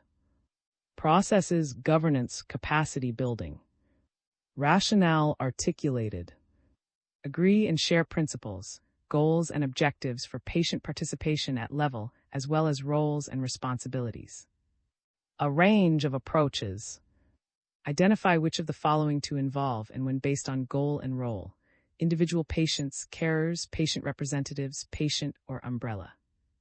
Enable flexible and supportive approaches to take account of health and wellness and are competing priorities and demands in patient community. Recruitment and support. Document process for recruitment and selection strategies. Provide onboarding and/or mentoring buddying. Provide a terms of reference for each committee group and role descriptions. Provide a clear point of contact. Pay attention to relational aspects to ensure patients feel respected and legitimated in their expertise. Pay patient representatives for preparation and meeting attendance. Offer support, including recognition of mental burden for patients and their representatives. Evaluation. Review participation approaches against intended goals and objectives. Monitor satisfaction of all involved and provide a process for addressing concerns. Strengthen processes with feedback from all stakeholders. Feedback to all stakeholders on what was useful and why, what will or has changed. Individual HTAs. Careful recruitment and support. Document process for recruitment and selection strategies for patient representatives. Provide onboarding and/or mentoring buddying for patient representatives. Provide a terms of reference for each committee group and role descriptions. Provide a clear point of contact for patient representatives. Pay attention to relational aspects to ensure patients feel respected and legitimated in their expertise. Pay patient representatives for preparation and meeting attendance. Offer support, including recognition of mental burden for patients and their representatives. Include groups and/or individuals that can best contribute the patient community knowledge relevant to the health technology. Offer training for patient representatives, including opportunities for peer-to-peer learning. Offer HTA committee members training in patient expertise, the value patient perspectives bring, and how to involve them effectively. Sufficient time. Provide patient communities with advance notice of upcoming HTAs that might be of relevance. Provide sufficient notification in the HTA process to allow patients and patient to prepare their input in collaboration with others. Appropriate materials. Convey technical information to patient representatives and check to ensure understanding and/or refinements required for effective communication. Convey process and logistics information to patient representatives and check to ensure understanding and/or refinements required for effective communication. Offer administrative support, printing papers, etc. to patient representatives. Inclusive meetings. Offer patient representatives preparatory meetings to discuss areas where patient contributions are of most valuable. Take account of patients and carers' needs regarding timing and location of meeting, including accessibility adjustments. Train or appoint chairs to ensure HTA committee chairs are highly skilled in moderation to enable everyone to be heard in interdisciplinary discussions. Inform all HTA committee members of the role and expertise of each committee member. Dedicate space and time for input by patient representatives and dialogue. Clear reporting. Report how patients were involved in the HTA and the difference they made. The scope and type of patient participation varies according to the power and authority of HTA within or outside government, advisory recommendations, binding decisions on reimbursement, etc. And the policies of the that hosts the HTA body, AL. 2011 and 2013. However, several serious criticisms of patient participation continue to be largely unaddressed: power imbalances, the inclusion of populations, burden of providing input, and transparency of impact. When patient communities advocate for a patient voice in HTA, they are typically responding to a perception of exclusion and experience of. The concept of voice is related to agency, representation, power, and authority of having a voice, and can be concerned with claiming one's voice, as cited in 2017, p. 195. Voice is about being heard, and 2017. It depends on the listener's skills, such as openness, rather than making assumptions. Language is an important concept in voice. Those who have been traditionally excluded bring their knowledge using different language. To have the credibility and legitimacy that AL. 2014 identified as important to influence collective decisions, patients may translate their language to suit the language of medicine, science, and HTA, and 2024. In the process, important nuances can be lost or omitted. This has implications for the most patient communities whose language and perspectives may differ most from the HTA bodies and committees. The complexity of this communication benefits from conversations that support and shared learning. Developed from 1995 work on responses to unexpected events and complex information, 2006, can be expressed simply as forming a plausible understanding in order to act. The multiple properties identified by as at work and hint at the challenges for patients and HTA professionals, i.e. Is I grounded in identity construction, retrospective, inactive of sensible environments, social, v ongoing, driven by plausibility rather than accuracy, and focused on and by extracted cues, and Mills 2015 p. 246. So depends on responsive interactions with empathetic listening, paying attention, questioning each other, suspending assumptions, and expecting and dealing with misunderstanding, Jordan Al. 2009. It benefits from time to appropriately pace the conversation and grow trust.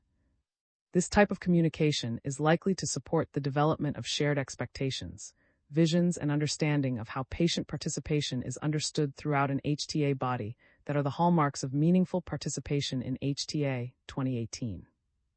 However, it is difficult to envisage it within the rapid timelines and intensity of individual HTAs. But patient participation in HTA is not limited to individual HTAs. It can occur before or after an HTA and at the and policy levels. It can be part of a longer-term relationship or less time-constrained ad activities. AL. 2023. For a patient or community with an ongoing interest in multiple technologies, this dialogue might develop within training workshops and process reviews, in addition to interactions for specific HTAs.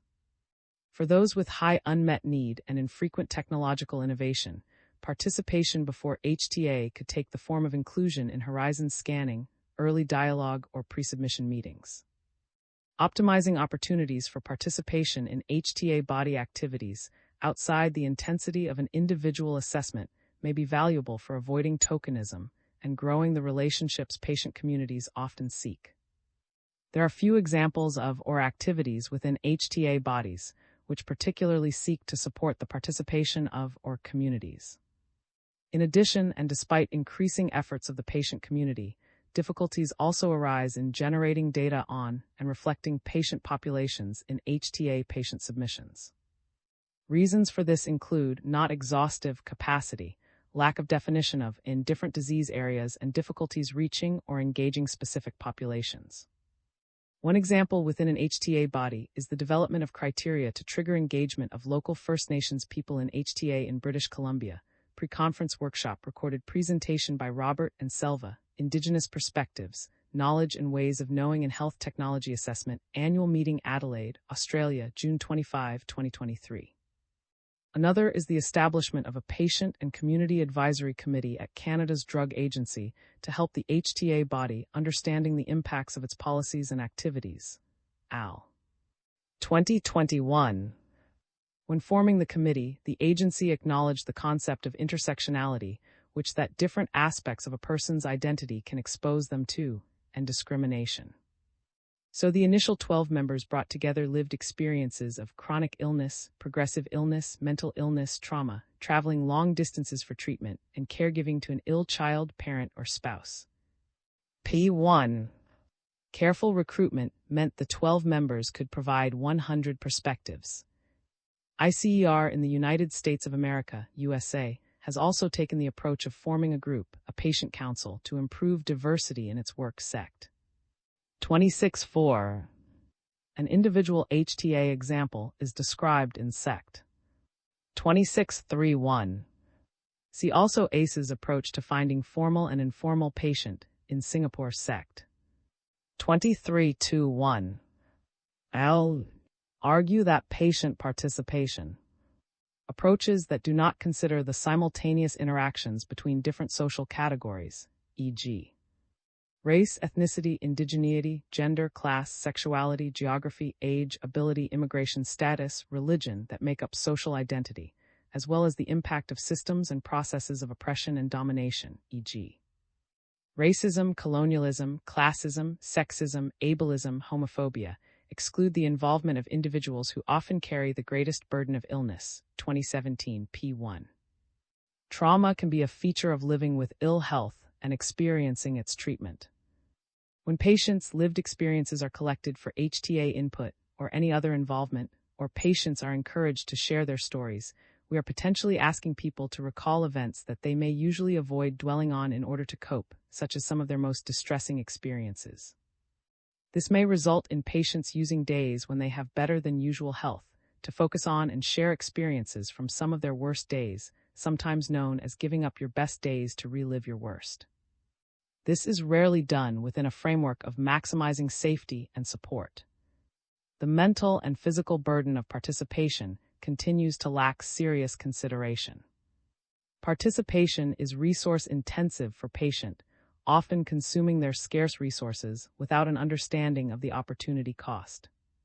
While there has been some discussion regarding payment for patient time and input, a lack of transparency and evaluation of patient participation continues to hamper informed decisions about where and what participation is the best return on investment. It also may contribute to HTA fatigue in some patient communities. Furthermore, the mental burden of participation is rarely discussed in the literature. And small study suggests this aspect of burden may be grossly underestimated.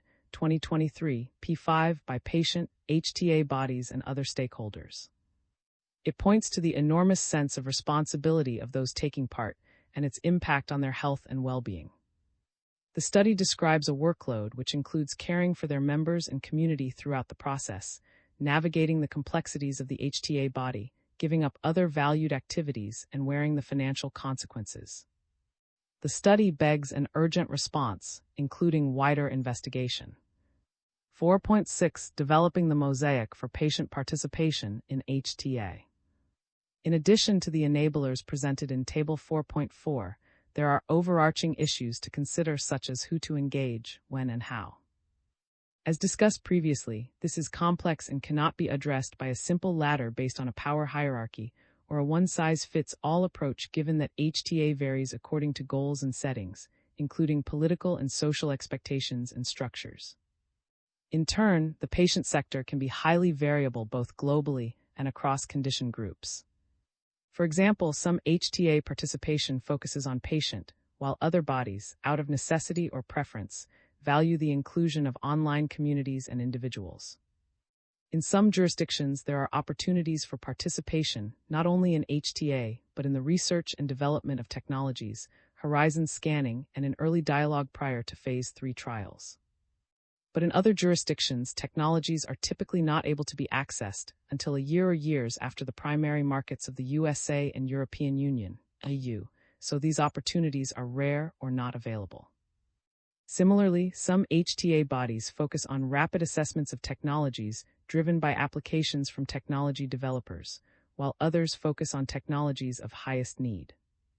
A multidimensional framework is needed that can be drawn on by any HTA body, whatever their context or current processes. As an alternative to participation ladder, and 2006 suggested a two-dimensional mosaic of participation to allow mapping and monitoring of patient participation based on methods of participation, category of health service user, and outcomes. The mosaic enables the totality of participation in HTA in a jurisdiction to be considered so that attention is drawn to how and where goals can meaningfully be met, rather than focusing on an abstract and untested notion of the most sought-after level of participation. 2010 used this concept to develop a framework for patient public participation in HTA, outlining 8 levels of involvement for 6 publics at each stage of HTA. Mosaic of patient participation in HTA. When activity stage, examples and cross-references to case studies in Part III. Why goals values. Who to involve. How approaches to participation. Policy. Legislation for coverage policies. In Czechia, legislation for orphan medicinal products was developed and drafted with extensive input from patient representatives after an HTA training, CHAP. 16. Democratic. Relevant umbrella groups. HTA experienced patient. Individual patient or carer community leaders on this issue. Working group membership. Public consultation, written input or meeting. Legislation for patient participation in HTA. In Germany, legislation has supported comprehensive patient participation in HTA since 2004. This includes the right to request a decision, the right to consultation, including the right to be present when a decision is made, and the right to submit written statements or take part in hearings and submit petitions, but not to vote. In 2024, legislation extended patient participation to the country's Innovation Fund, CHAP. 19. See also CHAP. 18 IU. Instrumental. Relevant umbrella groups. HTA experienced patient. Individual patient or carer community leaders on this issue. Working group membership. Public consultation, written input or meeting. Culture. In Belgium, the HTA body carried out a study to describe possible models for involving the general public and patients in the healthcare decision-making process and assess their acceptability for stakeholders, including researchers and decision-makers, CHAP. 15. See also CHAP 14, Australia, SECT. 2431, Spain. Instrumental. HTA staff. HTA committee members. Research and external evaluators. Relevant umbrella groups. HTA experienced patient. Individual patient or carer community leaders on this issue. Assess acceptability and expectations of patient involvement through surveys, workshops, consultation on draft position statements, discussion groups, input into research design, establishing collaborative networks, governing the HTA body. In Belgium, representatives from 2 umbrella are full voting members of the HTA body board, CHAP. 15. Democratic. Individuals with strong networks and experiences in patient communities, not representing a specific condition. Umbrella representatives. Public recruitment, selection criteria, and appointment with full voting rights. Development of HTA processes.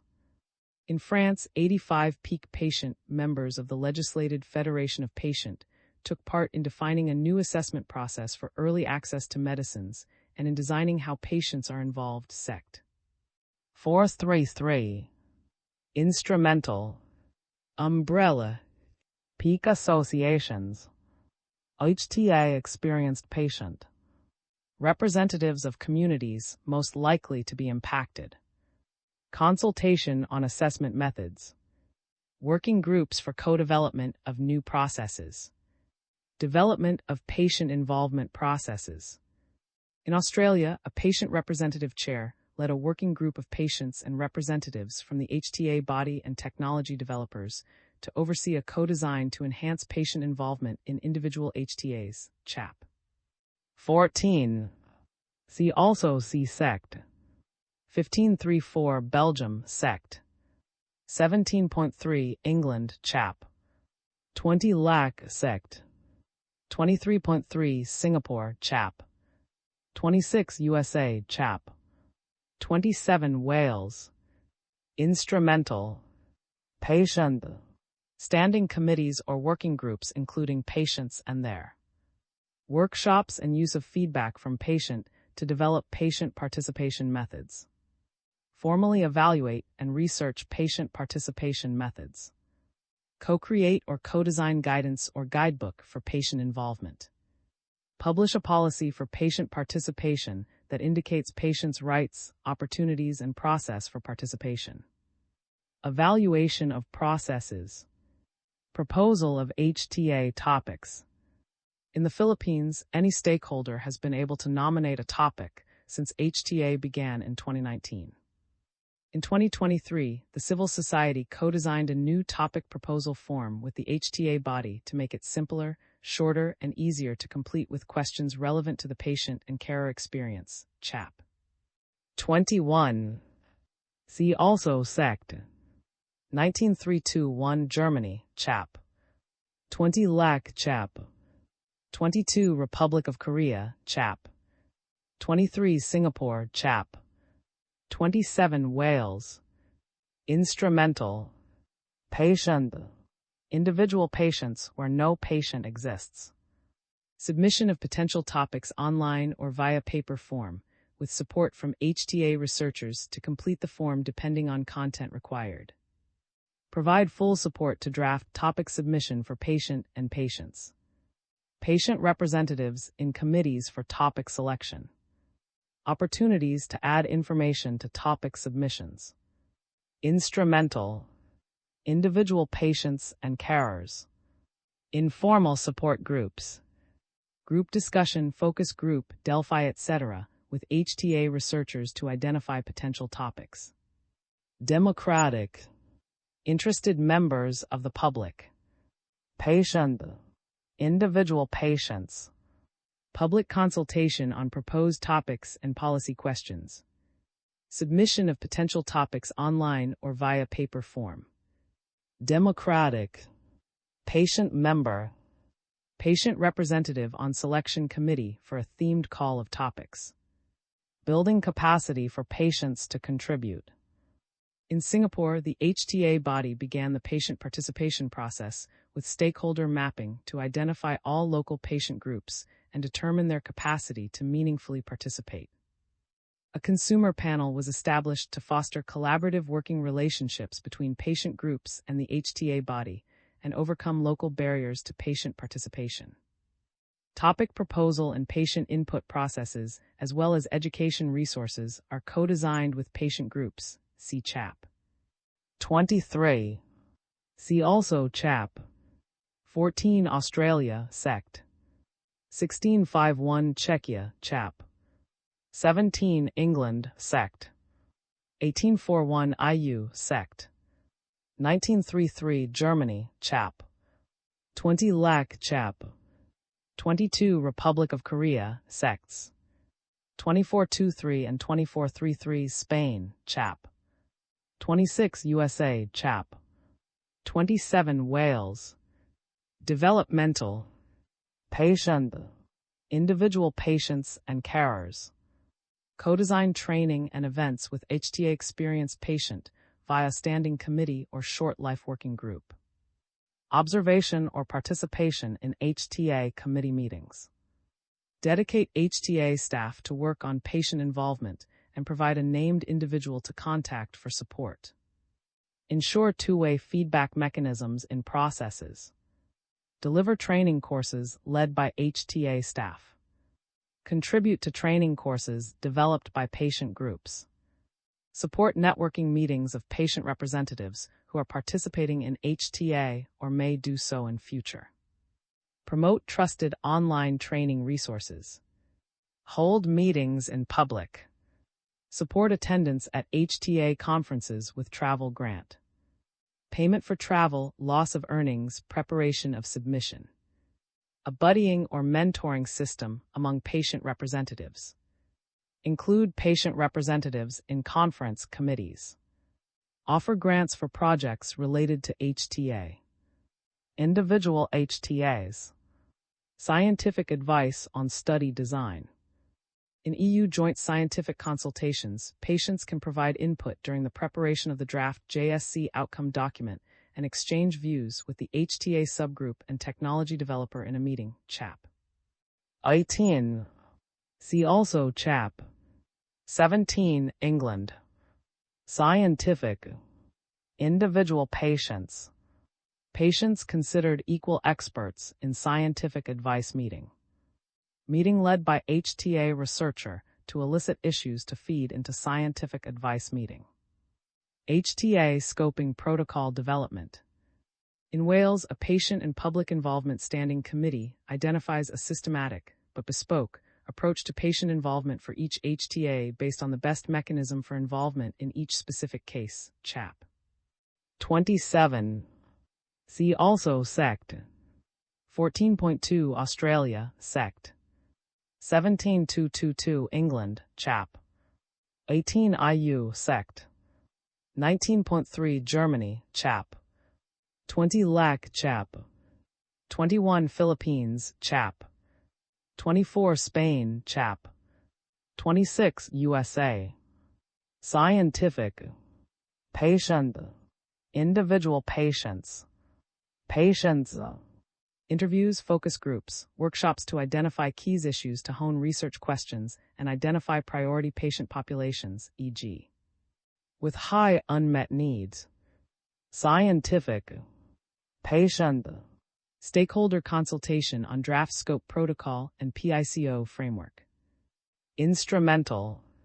Standing committee including experienced patient representatives. Select appropriate approach for patient involvement from suite of approaches. Primary or secondary research. In Spain, ReadyTS provided training for methodologists in significant and effective patient involvement methods to support the use of social and patient-related aspects in HTAs, including through literature reviews, CHAP. 24. See also SECT. 1532 Belgium, SECT. 18.4 IU, CHAP. 20 LAC, CHAP. 28 Malaysia and China, CHAP. 27 Wales. Scientific. Patient. Input to commissioning, designing, conducting, and reporting of research, as per Public Research Guidance Involve 2024. Patient input in advance. In Taiwan, an online platform was created for patient input when patient participation began in 2015. Since then, the platform has been redeveloped with feedback from patients to make it easier to use, and 2 patient representatives share the input at the HTA committee meetings, CHAP. 25. See also SECT. 14.2 Australia, CHAP. 16 Czechia, SECT. 17223 England, CHAP. 18 IU, SECT. 19.3 Germany, CHAP. 20 Brazil, CHAP. 21 Philippines, CHAP. 22 Republic of Korea, CHAP. 23 Singapore, CHAP. 26 USA, CHAP. 27 Wales. Scientific. Patient. Individual patients. Patients. Via clear submission template with supporting guidance and assistance from HTA staff. Surveys. Phone calls with individual patients.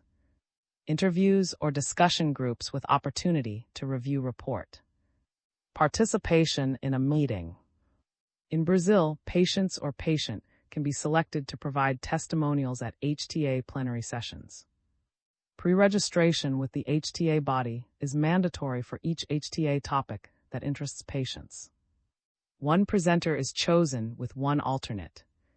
Prerequisites for providing testimony include virtual training sessions to learn about HTA and the HTA body's processes. Chapter 20. See also Sect. 14.2 Australia, Sect. 1723 England, Sects. 19322 and 19323 Germany, Chap. 20 Lac, Chap. 21 Philippines, Chap. 26 USA. Scientific. Patient. Individual patients. Patients. 5 Min oral. Attendance at committee meetings to answer questions and provide clarification. Attendance at a pre-meeting, pre-appraisal, or main appraisal meeting to describe experiences, answer questions, provide clarification, comment on discussions. Comment on formal record of the meeting to ensure patient input adequately captured. Consultation on draft report. In the USA, the patient community can provide feedback on draft iterations of the HTA research scope, model analysis plan, evidence report, policy recommendations, and patient-facing report summary. Feedback can be provided through virtual meetings, written input, or early review of the draft report prior to publication. The HTA body provides a formal response and rationale for the inclusion or exclusion of feedback received and publishes responses for all stakeholders to review alongside the revised report, Chap. 26. See also Box 17.3, England, for example of addressing evidence gap at consultation, also Chap. 21 Philippines, Chap. 24 Spain. Scientific. Patient. Stakeholder review of draft reports to ensure all relevant patient issues have been included. Developmental.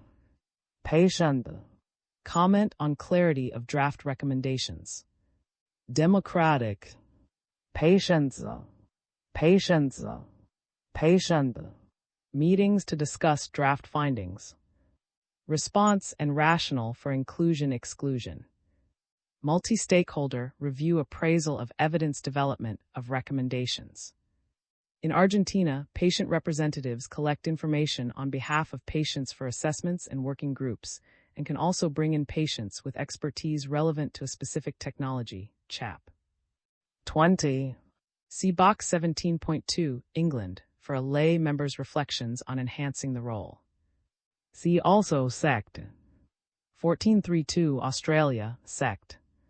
1723 England, and Sect 193 Germany, Chap.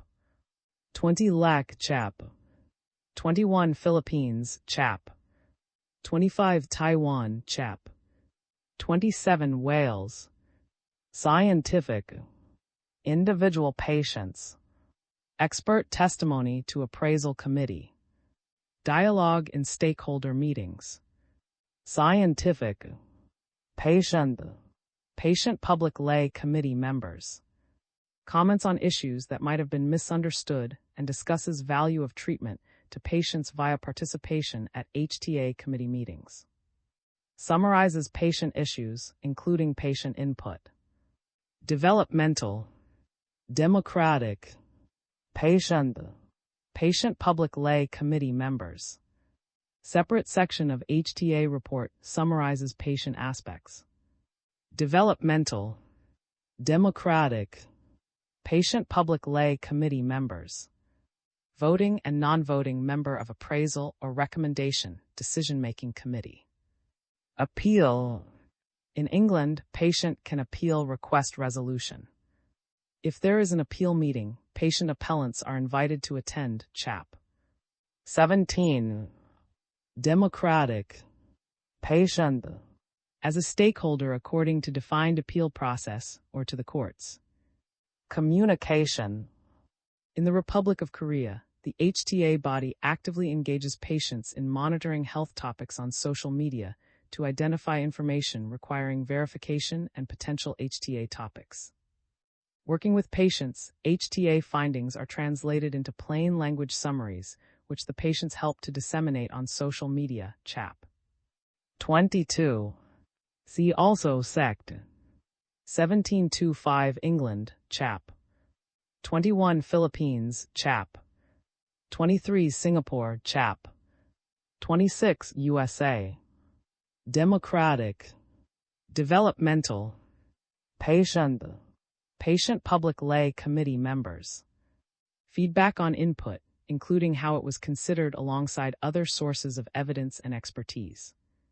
Input to development of patient-friendly summaries of HTA, including how patient input was taken account of patient-focused medicines development ND. Input into dissemination processes. Co-design of plain language qualitative values framework to make values used in decision making more explicit. Democratic. Patient.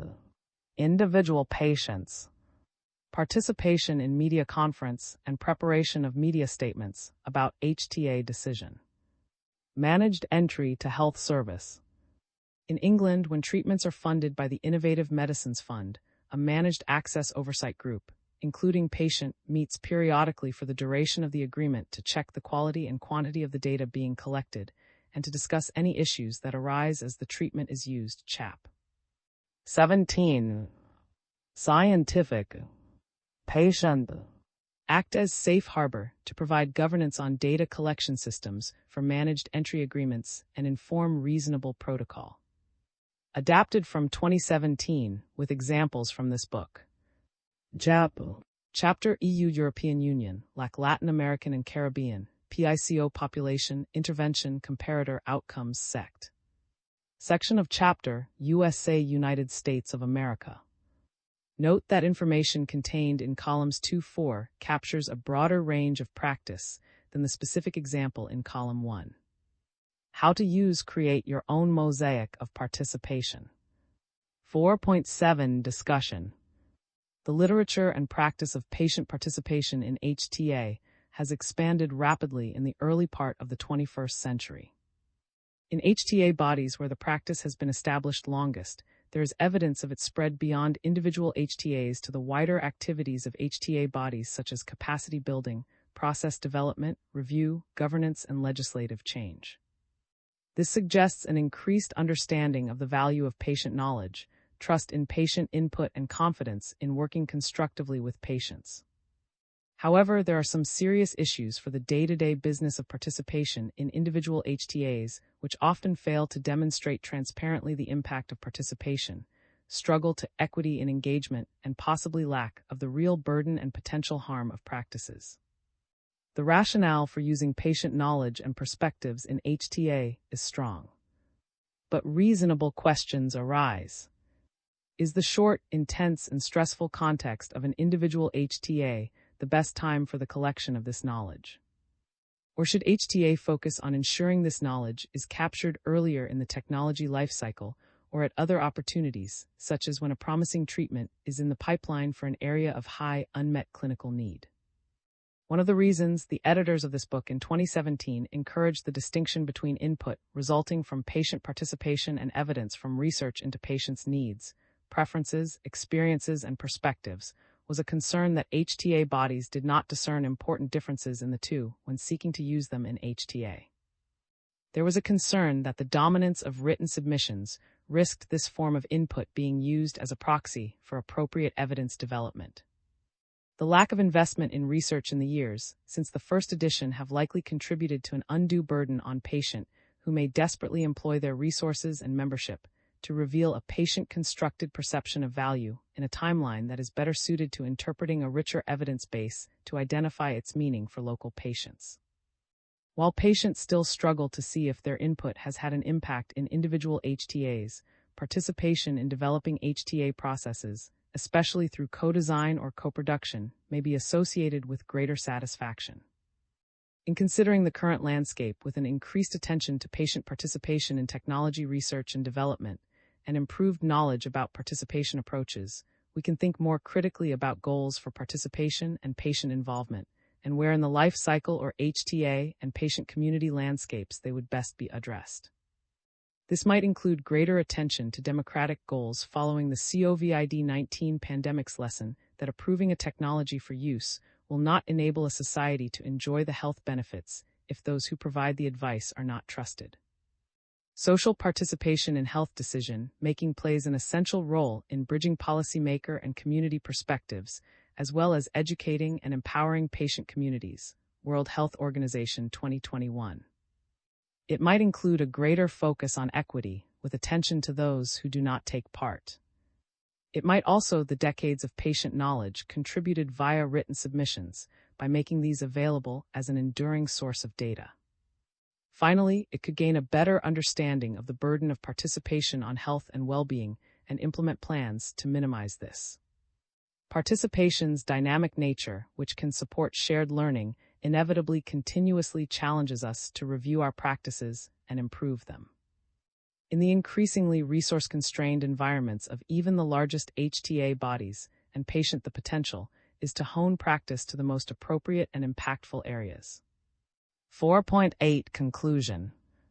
Patient participation in HTA inevitably creates tensions due to entrenched assumptions about patient knowledge and the ongoing challenges of integrating patient-constructed understandings of health and value with those constructed in medical science and economics.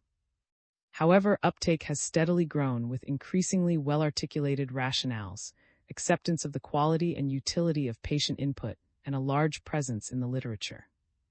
At its best, participation is two-way dialogue that may transform the opinions of both the decision-makers and patients, but its effectiveness depends on the fairness of the mechanism of dialogue and its competence and efficiency in achieving its intended purpose. There is evidence that the one-way input of written submissions has influenced individual HTAs. However, this impact is possibly increased by dialogue with dedicated HTA staff and the shared understandings and expectations developed over a range of interactions within individual HTAs, as well as potentially and policy-level participation. Participation requires a serious intent to the relevant contribution, knowledge views, from the maximum number of sources, and depends on the selection of those involved, form of information elicitation, and information sources. Then that input must be processed to ensure minimal information loss when combined with other information. Critically, to support capacity building, trust, and ongoing participation, HTA bodies must be transparent about participation's impact and how this information was taken account of alongside other sources of evidence.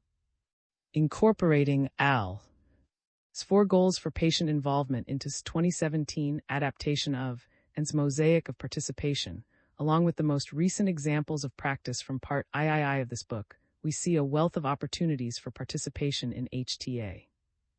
With the mosaic, there is also the opportunity for HTA bodies and patient communities to consider which goals are most important and which approaches will best achieve them.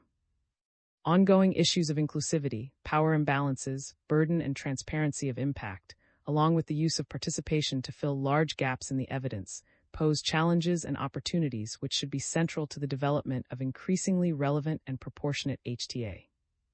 The authors would like to acknowledge the very helpful comments received from Peggy, as well as Part III lead authors for reviewing Table 4.5. We are especially grateful to the many patients and patient representatives, along with those leading patient involvement in HTA bodies who have shared their experiences, knowledge, and expertise to inform our understanding. All views expressed and any errors are entirely the responsibility of the authors. Single is the CEO of Patient Voice Initiative, which receives sponsorship from pharmaceutical companies. She also undertakes occasional consultancy work with pharmaceutical companies and government. Kate Morgan is co-chief executive of Myeloma Patients Europe, which receives funding from pharmaceutical companies and the European Commission Horizon Europe. Karen is an independent consultant who undertakes paid and unpaid work for HTA bodies and patient and receives expenses to participate in meetings. She receives fees from Health Technology Wales as a member of its Patient and Public Involvement Standing Group and is an unpaid member of the Scottish Health Technologies Group Appraisal Committee. She also undertakes consultancy work for the pharmaceutical industry that is paid and may relate to HTA submissions and patient involvement strategies in medicine development. Open access. This chapter is licensed under the terms of the Creative Commons Attribution 4 International License, org licenses by 4.0, which permits use, sharing, adaptation, distribution, and reproduction in any medium or format, as long as you give appropriate credit to the original author S and the source, provide a link to the Creative Commons license, and indicate if changes were made. The images or other third-party material in this chapter are included in the chapter's Creative Commons license, unless indicated otherwise in a credit line to the material. If material is not included in the chapter's Creative Commons license and your intended use is not permitted by statutory regulation or exceeds the permitted use, you will need to obtain permission directly from the copyright holder. References: J. Patient Engagement in Health Technology Assessment, What Constitutes Meaningful and How We Might Get There. J. HealthServe Raise Policy. 2018-23, 6971. Org 10117713, 5581961875696 PubMed. J. F. Jean D. S. F. P. Bean S. R. S. S. Pron G. M. J. Public and Patient Involvement in Health Technology Assessments, A Framework for Action. J. Technol Assess Healthcare. 2016 32 256 64. Org 101017 S0 266462 316000362 PubMed. SR. A Ladder of Citizen Participation. J.M. 1969 35 2 1624. S.L. MacG al. Patients' perspectives can be integrated in health technology assessments, an exploratory analysis of CADTH Common Drug Review. Raise 2016-2. Org 101186 S4090001600369. S.N. Bell-D Creating a Patient and Community Advisory Committee at the Canadian Agency for Drugs and Technologies. J. Technol Assess Healthcare. 2021 3714. Org 101017 S0 2664623200002251. L.J. The Real Cost of Patient Involvement, a Advocacy Report. 2023. Files Secure Website 10639462232, 102922, Real Cost of Patient Involvement Advocacy Report. Accessed 14, 2025. A. P. Burgers J. R. What are the key ingredients for effective public involvement in healthcare improvement and policy decisions? A randomized trial process evaluation. Q 2014-92 3 1950. Org 101111468000912060 PubMed Central. A.D.V. Shore F. A. World Leaders Unite to Embed Social Participation in Health Systems. By M.J. 2024-10 Q1460. Org 101136 Q1460. IMLPW. See Position of KCE on Patient Involvement in Healthcare Policy Research. Method Brussels Belgian Healthcare Knowledge Center, KCE Reports. 2019-320. Org 105758 R320C, Besites Default Files 202, 111 KCE 320C, Patient Involvement Healthcare Policy Research Synthesis 0. Accessed 4, 2025. Cook N. H. J. Taylor L. Morgan K. Coombs M. S. E. Edo M. J. F. B. Development of an international template to support patient submissions in health technology assessments. J. Technol Assess Healthcare. 2021 3717. Org 101017 S0 2664623210000167. MIZ M. K. B. A. D. DMJ F. Z. Potential Barriers of Patient Involvement in Health Technology Assessment in Central and Eastern European Countries. Front Public Health. 2022-10-922-708. Org 1033892022922708 PubMed Central. V.A. Beyond Experiential Knowledge, a Classification of Patient Knowledge. Soc Theory Health. 2024-22-17386. Org 101057S41285024002083. KM. Developing the Mosaic of Patient Participation in HTA. In KM, HP Single ANV Editors. Patient Involvement in Health Technology Assessment. Singapore Springer Nature, 2017. P5166. KAJ HP Loe J. Al.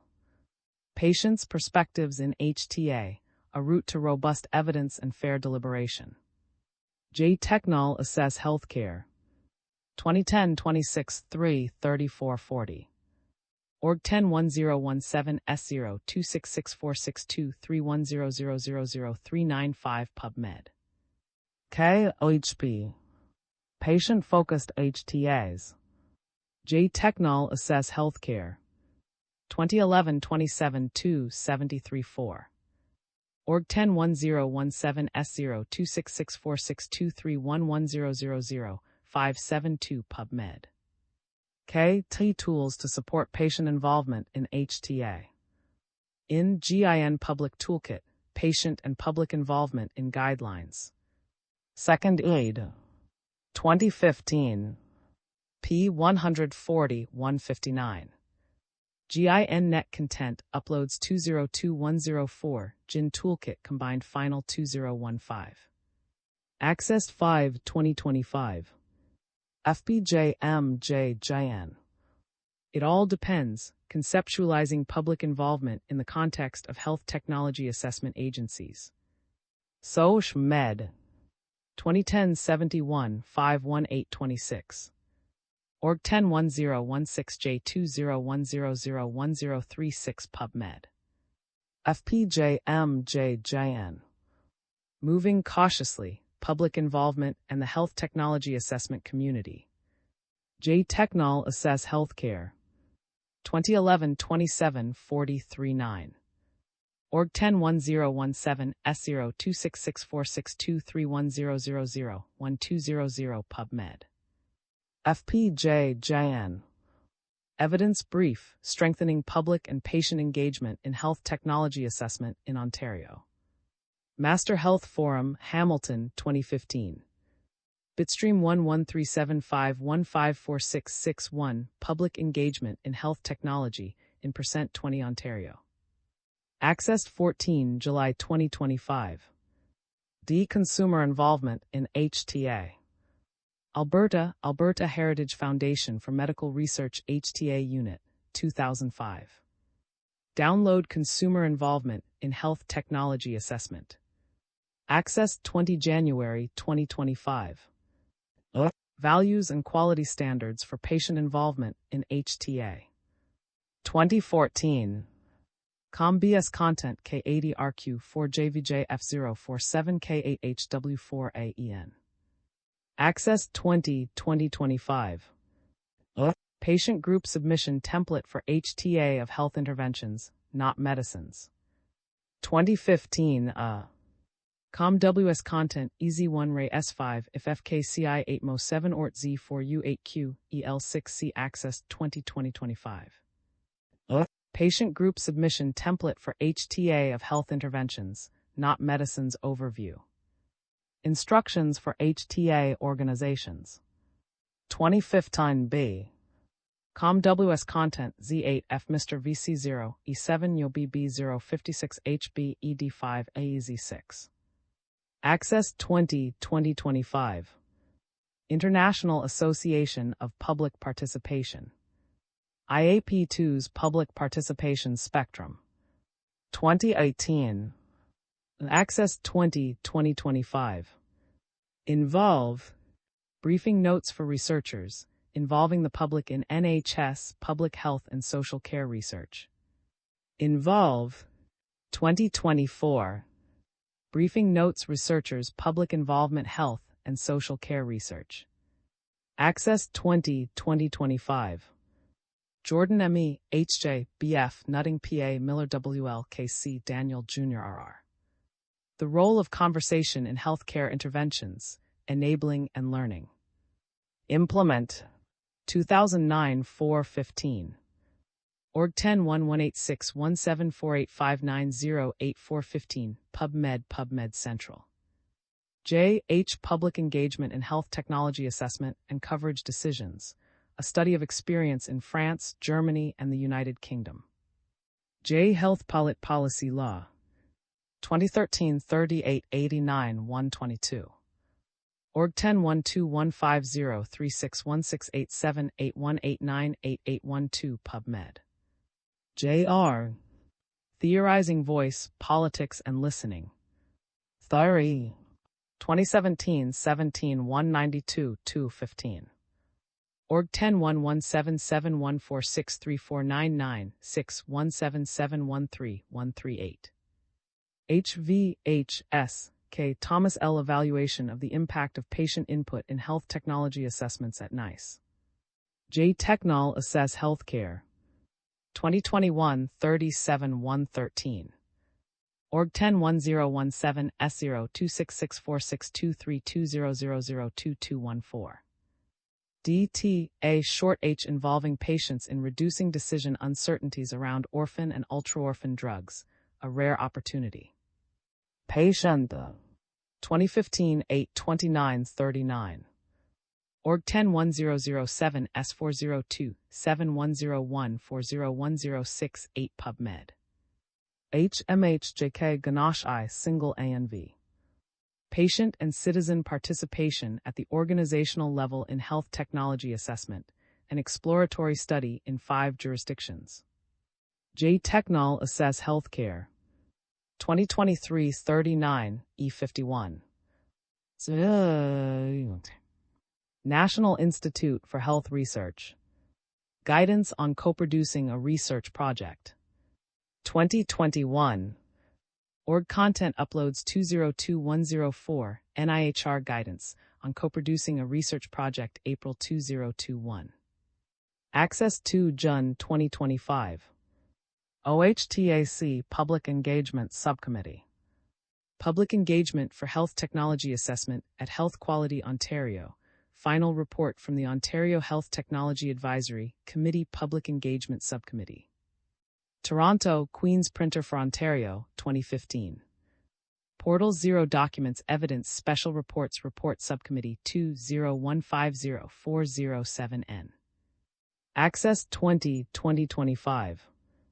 BWT, International Joint Task Group. The new definition of health technology assessment, a milestone in international collaboration. J. Technol Assess Healthcare. 2020 36 18790.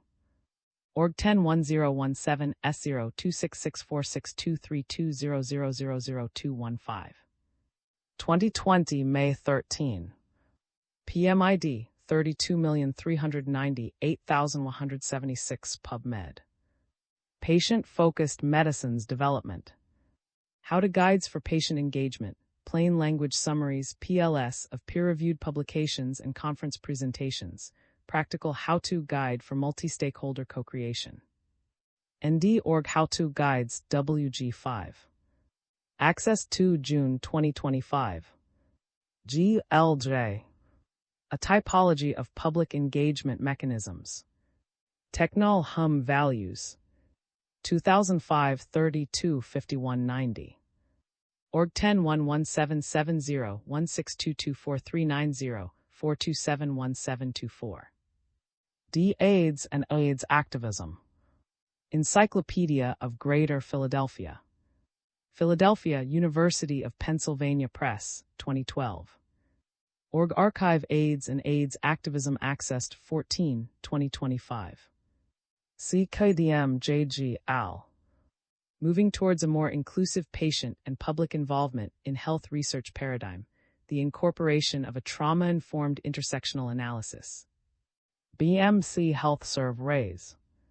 2017 17 539. Org 10-1186 S129130-172463, 1 PubMed Central. Single A. K. Patient Involvement in HTA. In GIN Public Toolkit. Guidelines International Network, 2021. GINNet Get Involved Resources. Access 2025. SS Patient-Based Evidence in HTA. In KM, HP Single ANV Editors. Patient Involvement in Health Technology Assessment. Singapore Springer Nature, 2017. P4350. Thomas V. Cowell J. Role of the Guideline Committee Chair in Supporting Patient and Public Involvement, Recruitment, Training, and Support. Guidelines International Network in GIN Public Toolkit, 2021. GINNet Get Involved Resources Access 2024. A. Mills J.M. Telling Tales Out of School and Narratives of Legitimacy in an Organizational Change Process. Scand J. 2015 30-1246-54. Org 101016J2014100002. JQ. Revolution or Evolution: The Challenges of Conceptualizing Patients and Public Involvement in a Consumerist World. Health Expect. 2009 12-275-87. Org 101111J1369762-5200900-564X. PubMed Central. JQA The Snakes and Ladders of User Involvement, Moving Beyond. Health Policy. 2006 76 156 68. Org 101016J200-5050008 PubMed. MJJ Bond K. Burgess R. Canfield C. L. Ethical Challenges Related to Patient Involvement in Health Technology Assessment. J. Technol Assess Healthcare. 2019 35-253-6. Org 101017S02664623190000382 PubMed. MRLJ Supporting Equity-Centered Engagement, a step-by-step guide with tailored resources. Public and Patient Engagement Collaborative. Hamilton Master University, 2023. Resources Equity Centered Engagement Access 2025. KLI. 5 Managing the Unexpected, Complexity as Distributed. In Daniel R.R. DJ Editors. Uncertainty and Surprise in Complex Systems. Understanding Complex Systems. Berlin Heidelberg Springer 2006. Org 10107109486375. World Health Organization. Voice Agency Empowerment Handbook on Social Participation for Universal Health Coverage. World Health Organization. 2021. WHO Publications I Item 9 7892400027794. Access 2024. World Health Organization. World Health Assembly endorses resolution on social participation. World Health Organization. 2024. WHO News Item 29-05202 for World Health Assembly endorses resolution on social participation. Access 2024. It is notable that this framing of patient knowledge arose from an experienced research partnership between a patient, Vincent, and a political scientist. 5. Discussion, Patients, Role, Representation, and Epistemic Justice in HTA. Keywords. 5.1 Introduction. The chapters in this part are a testament to the progress in thinking and practice that has taken place in patient involvement in health technology assessment, HTA, over the past 20 or so years. In particular, they point to the vast steps from small-scale participation in research and evidence gathering to the situation now, in so many cases, where patients and patient are active partners in the processes of understanding their conditions and potential treatments. Of course, this progress has not been limited to the evaluation of treatments. There have been similar steps in the ways in which patients are involved in the development and shaping of research and research, CHAPS. 30 and 31. Arguably, these shifts and this progress can be connected in significant ways to broader social and global movements towards participatory, local and decentralized governance. Whatever their origin or their influences in both research and HTA, these developments aim for overall better and more just healthcare provision. 2014. Al. 2016. These participatory movements across society are now, in many cases, very well established and have a level of maturity that enables self-reflection and deeper consideration of the details and process that are in place, as well as their rationale. Sandman Al. 2017. Whale Al. 2017. HTA is no exception here. The legacy of the first edition of this book stands as a testament to precisely this maturity. In what follows, I aim to build on the conceptual developments tracked in the 4 preceding chapters, to reflect back with critical eye, aiming at refinement and precision. I will consider and develop 4 key concepts from the previous chapters, with a view to drawing distinctions within them that can further extend the rationale and practice of patient involvement in HTA. The 4 parts which follow below examine, respectively, HTA and decision-making, the functional difference between patient and public involvement, the concept of representation as it features in HTA, and the issue of epistemic justice in HTA. I suggest in the first section that it is important to attend to the distinction between the HTA process and the actual, final decision to fund or provide a particular treatment. This distinction matters for who is involved in each part of the process and allows for a focus on the ways in which patients are involved in the assessment and appraisal rather than the decision. In the third section, I consider representation in this context and point to 2 senses of representation, very broadly descriptive and political, which is key to being clear about the role that patient contributors play and are expected to play in HTA processes. Finally, I pick up the discussion of epistemic injustice, and by reflecting on its contrary, epistemic justice, link it to questions about the contextually appropriate ways in which patient testimony, in particular, is managed. 5.2 HTA and decision-making, patients and the public. HTA is a multidisciplinary process that uses explicit methods to determine the value of a health technology at different points in its. The purpose is to inform decision-making in order to promote an equitable, efficient, and high-quality health system. Al. 2020, p. 824. 521 Decision-making and the HTA process. Despite the clear conceptual separation between the process and the decision-making described above, HTA processes can be variously related or close to the actual decision-making about the implementation of the technology. In some cases, the HTA process itself culminates in a decision about funding or treatment provision.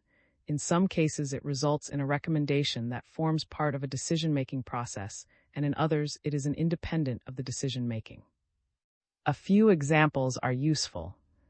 In the National Health Service (NHS), National Institute for Health and Care Excellence (NICE), Technology Appraisal (TA) Committee make funding decisions that determine provision in the healthcare system (CHAP). 17. This is a clear example of an HTA process which results in a decision. 1 in Germany, the Institute for Quality and Efficiency in Healthcare (G) goes through a comprehensive HTA and consultation process in developing its recommendations, which are then considered by the Federal Joint Committee (GBA) in issuing coverage and payment directives (CHAP). 19. Importantly, the decision rests with the GBA after the HTA process conducted by the G. Finally, in the U.S., the recommendations of the Institute for Clinical and Economic Review (ICER) have independent standing and are clearly designed to be used as credible evidence in a distinct decision-making process (CHAP). 26. In each of these cases, the distinction between the decision-making and the HTA processes is clear, with the NICE TAs being a good example where the HTA process culminates in a decision. To the GBA, like NICE TA committees, is responsible for decisions which affect the budget and provision, and which make a difference to the whole population. These decisions essentially involve trade-offs between different parts of an overall budget. If one area is funded more significantly, another area or areas will not be. This difference in decision-making matters ethically because how we justify each decision, what counts as a fair or right decision, and what counts as the best and most comprehensive HTA process are different. In particular, this matters for how we understand the contribution of patients to the HTA process that leads to the decision and to the decision itself. A familiar kind of analogy is useful here. Suppose that we imagine a courtroom where a particular safe and effective treatment is, as it were, the defendant. The idea is that the ultimate question to be settled about the treatment is concerning its provision within the healthcare system. It is thus not about the patients who would receive the treatment or the companies who provide the treatment. Both are likely to have interests in this question, and both will have important contributions to make in various ways to the process of answering it. Evidence and other relevant considerations must be brought into the court so that the judge and the jury can decide whether the treatment should be made available in the healthcare system. The right and fair judgment will be one which makes the treatment available when it is a good use of healthcare resources and does not allow access when it is not. On this analogy, the evidence both for and against providing the treatment should be presented objectively or presented with full disclosure of perspective. Evidence to demonstrate the added benefit of a new health technology should include how well the current technology works, what is wanted from a new technology, important outcomes, benefits and of the new technology, and how confident we are in that knowledge, strength of evidence. In some jurisdictions, cost and an assessment of the amount of benefit for that cost is also required. It should include an account of the needs of patients with the condition treated, including the nature and success, or otherwise, of treatment at meeting the needs of patients and enabling them to live better lives. It is important to notice here how the discussion in Chap. 4 illuminates and develops the complexities of this provision and the full range of knowledge and understanding involved. All of these things will allow the decision maker, the judge and jury, to make the relevant trade-offs between this treatment and the needs of the rest of the healthcare system. In many kinds of HTA and decision-making processes, the inherent adversarial nature of the court of law will not be present quite so obviously, but it will be there to some extent. There are various ways to manage the adversarial nature of the trade-offs between the specific patient population and the overall population. The NICE model has been largely to build it into the process, with the manufacturer making the case for the treatment and the external assessment group providing an often critical assessment of the presented evidence case, National Institute for Health and Care Excellence 2022. Of course, there is a clear sense in which the overall societal is a shared one, which aims at the best care for all, and so is one that we all should understand and appreciate. In many respects, this is an uncomfortable analogy. Unlike in the courtroom case, there is no guilt in the healthcare resource allocation case. This is why, on this analogy, the defendant is the treatment, and the judgment is between population-level considerations about that treatment and the treatment of specific conditions using this technology. But these trade-offs occur whether they are explicitly decided or not. This discussion distinguishes the HTA process from allocation decision-making. There are a range of ways in which HTA bodies might be connected to decision-making both formally and in practice, but there are good ethical and justice-related reasons why care should be taken in managing that connection. 522 Patients and the public. What is most important about the courtroom analogy is the clear distinction between the decision-makers, the judge and jury, and those who are providing the evidence. In the analogy, patients and those who represent them are and should be on the evidence-giving side, rather than on the judging side. In terms of evidence provision, a system which purported to give an account of the treatment which failed to fully and properly incorporate patient and carer evidence would be significantly deficient. There is a good case for the stronger claim that this evidence should be driven by patients and patient-focused considerations. This case is well made in Chaps 3 and 4, where the knowledge, understanding, and experience that can be provided through the involvement of patients, carers, and patient is delineated. We use the term patient involvement to refer to the practice of involving individuals in health research or policy on the basis of their experience of a particular disease or condition, including its effects on daily life and its management. We use the term public involvement to refer to the practice of involving individuals in health policy or research based on their status as members of a relevant population, be they residents of a city, individuals served by a health system, or a national population. P. 710. If we distinguish in this way between the functional, contributing roles that are played here respectively by patients and the public, it is also clear that it is the public and not patients who are properly part of the jury. Justice, here understood as fair process, requires independence and lack of bias with a clear expectation that consideration will be given to the system as a whole. Daniels and 1997, and Hope 2012. So it is fitting that independent, public representatives are included in decision-making committees like NICE TAs and the GBA, and very often patient representatives for the particular conditions are invited to present or witness much of the discussion. Public members on HTA committees often have backgrounds in patient and community and/or lived experience as patients and carers. This perspective may be valued in their roles, but the interest should, and typically is, managed as per other declared interests in HTA committees to ensure these members can act as independent representatives for the public in decision making rather than representatives for the health condition they are associated with. Patients with the condition in question, on the other hand, have a clear stake and so should not be a part of the jury. This distinction is one that can be lost, and so is worth some emphasis and practical focus to ensure its widespread implementation. 5.3 Representation. Representation is a complex concept with multiple different senses and nuances. In the context of HTA processes, these senses become very important in understanding who is involved and in what capacity. These senses arise in a number of different ways, which follow on nicely from the distinction drawn above between patients and the public.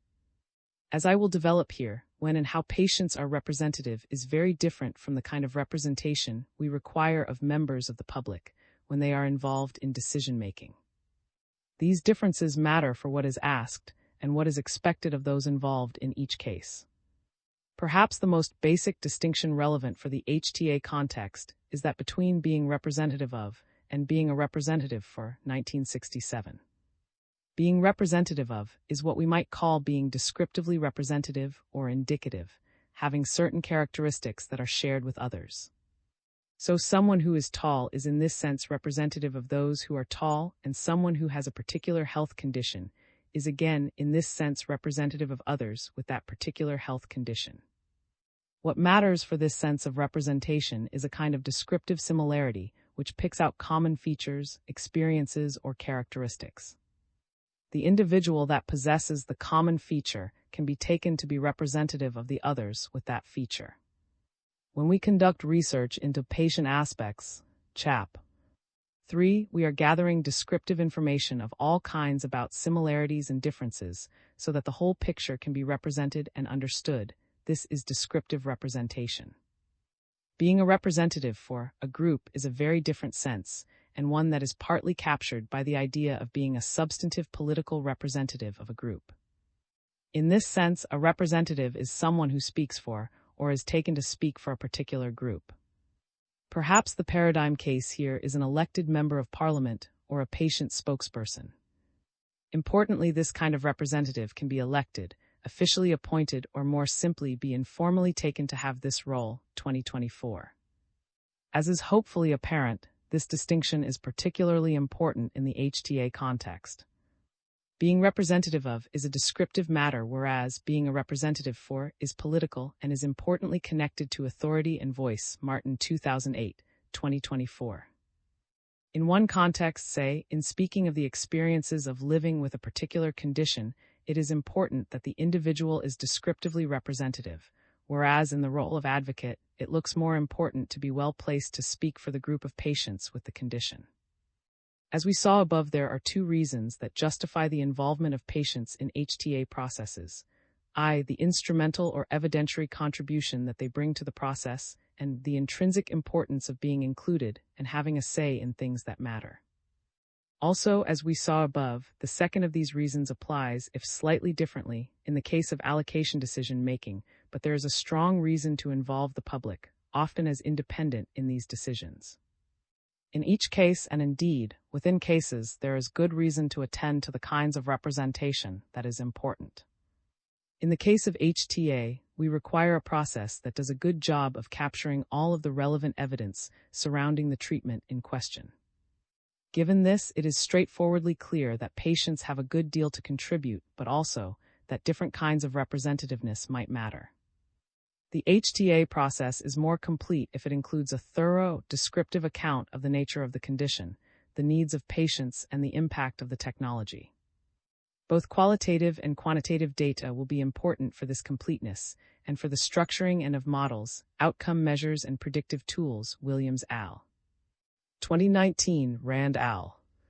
2019 and 2021, and 2023. These strands of evidence gathering and shaping in the HTA process are comprehensively discussed in Chaps 3 and 4. In this respect, descriptive patient representation will be more valuable if it contributes a range of different qualitative experiences of the condition and its treatment.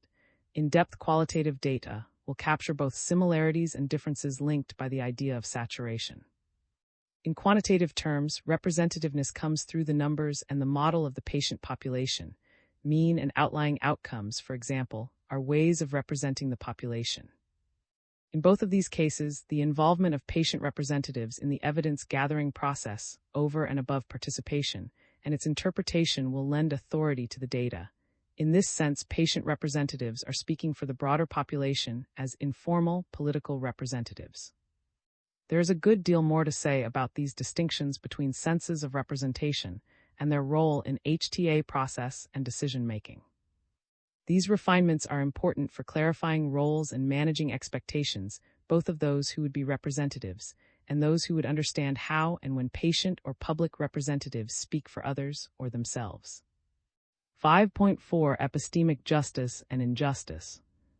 In this last section of the discussion, I to expand on the idea of epistemic injustice, which is applied to this context in Chap 2. At its core, epistemic injustice involves a fairness claim, which means that patients should be included in the development of evidence relating to the treatment as those affected, or should be otherwise be privy to the decision-making process. As noted in Chap 2, broadly, epistemic injustice occurs when an individual's knowledge, including their understanding and experience, is not given the credibility that it deserves. Testimonial injustice, or an individual does not have the tools, including the concepts, language, or an appropriate forum, to express what they know, understand, experience. Hermeneutic injustice, 2007. Importantly, the injustice occurs when the individual's knowledge is not treated as it should be. So, to be able to say that there is an injustice, we need an account of how the knowledge ought to be treated. And to have an account of how the knowledge ought to be treated, we first need to be clear about the kinds of knowledge that patients have and how this knowledge fits and ought to fit within the HTA process. The kinds of knowledge outlined in Chap 4 alongside the methodologies for gathering and integrating this knowledge described in Chap 3 and in the context of clinical and economic evidence provide the raw materials for exactly this kind of normative epistemic framework.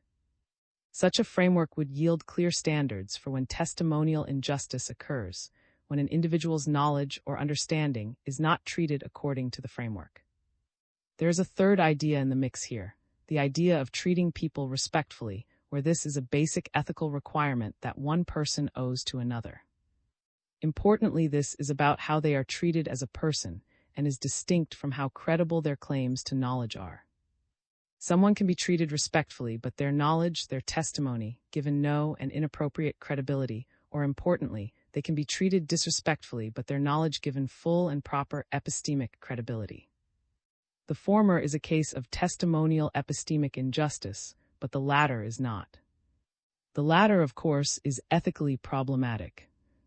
A useful example in this context concerns the role of individual, anecdotal patient experience in the formation of generalized claims about effectiveness. A patient's experience of their condition and its treatment leads them to see improvements in particular symptoms. However, there is significant evidence that the patient population generally, as assessed through reliable measures, does not see these symptom improvements. To disregard or downplay the individual patient's experience of symptom improvement in the context of making generalized claims about the treatment's effects is not a case of epistemic injustice. To treat the individual patient disrespectfully and flippantly or easily disregarding their experience is also, on the face of it, not a matter of epistemic injustice. It is a violation of common courtesy or respect for persons. 3. There are similar kinds of examples in the comparison of individual patient success stories in the face of significant clinical evidence to the contrary, particularly in the context of conditions with high levels of heterogeneity of symptoms. Disregarding or downplaying testimonials of the effectiveness of a treatment in a context where there is evidence of high heterogeneity and variability of response across the population does constitute epistemic injustice in the context of population-level effectiveness. But this downplaying can in no way undermine the fact that for that individual the treatment may have had such a significant effect. This last point shows how important it is for these matters of knowledge to be properly. It is easy for wires to be crossed here. Science and medicine is inexact and variable, which is difficult to grasp and accept. It can be hard for the trialist or the economic to accept an outlying case when the population data is clearly saying the opposite. Similarly, it can be hard for the patient or carer who witnesses the incredible improvements in quality of life to accept that their experience is an outlier. Even if we agree that individual-level data has a limited role in population-level judgments, the case of experiential knowledge seems clearly to be valuable for HTA for all the reasons that qualitative evidence matters, to give us a clear sense of depth and meaning, to help shape our sense of value and need. These reasons give us a clear steer on how experiential knowledge ought to be treated, so the denial of experiences in the context of the value that they add, or the denial of their value, are certainly instances of epistemic injustice. The focus so far in this part has been on testimonial justice and injustice. Recall that hermeneutical injustice occurs when individuals are not provided with an appropriate forum in which to express their knowledge. In the context of HTA, the framing of this discussion and those in this part generally are precisely about dealing with the nature and importance of this provision. Notice that the framework suggested above goes some way towards protecting against hermeneutic injustice by providing exactly the tools by which patients and patient have space for the expression of their knowledge. By involving patients in a thoughtful and appropriate way, in a way that is both meaningful to patients and relevant to the HTA process, we ensure that hermeneutical injustices are guarded against. 5.5 Concluding Remarks. As is evident from the preceding chapters in this part, there has been significant progress in thinking about the important theoretical and conceptual aspects of patient and public involvement in HTA and healthcare resource allocation. In this discussion, I have picked out a number of key concepts from the previous chapters that arise in this context and are worthy of further detailed discussion. Further refinement of these 4 concepts in practice in this context, I suggest, will further enhance our understanding of the nature and justification of patient and public involvement in HTA. The distinction between a process which informs a decision and the decision-making process itself is an important one, and one that can become very involved. However, as the analogy with the courtroom suggests, justice in decision-making does importantly rest on it being clear. This distinction has implications for involvement. Patients are essential for the development of evidence and its provision, so their role in HTA processes is hard to understate. At the same time, patient involvement in the decision-making process is deeply problematic for the justice of that process, but the public do have an important role to play in this regard. In all of this, both representation and the distinction between epistemic justice and injustice are key ideas. We need to further reflect on how and who patients and the public represent in their roles in HTA and allocation. It is also clear that attention should be paid to how the evidence that patients present is treated and given appropriate space in the corpus of evidence assembled. These reflections are intended to be a beginning and to gesture to ways in which practice can be refined, but very much build on and out of the themes of the 4 chapters in this part. I am very grateful for the patience and detailed, thoughtful comments from the editors. I am also grateful for the support of the Oxford NIHR Biomedical Research Center. This work has been very much influenced by my experience on HTA committees in the UK, and my time on the Advisory Group for National Specialized Services and NICE's Highly Specialized Technology Appraisal Committee.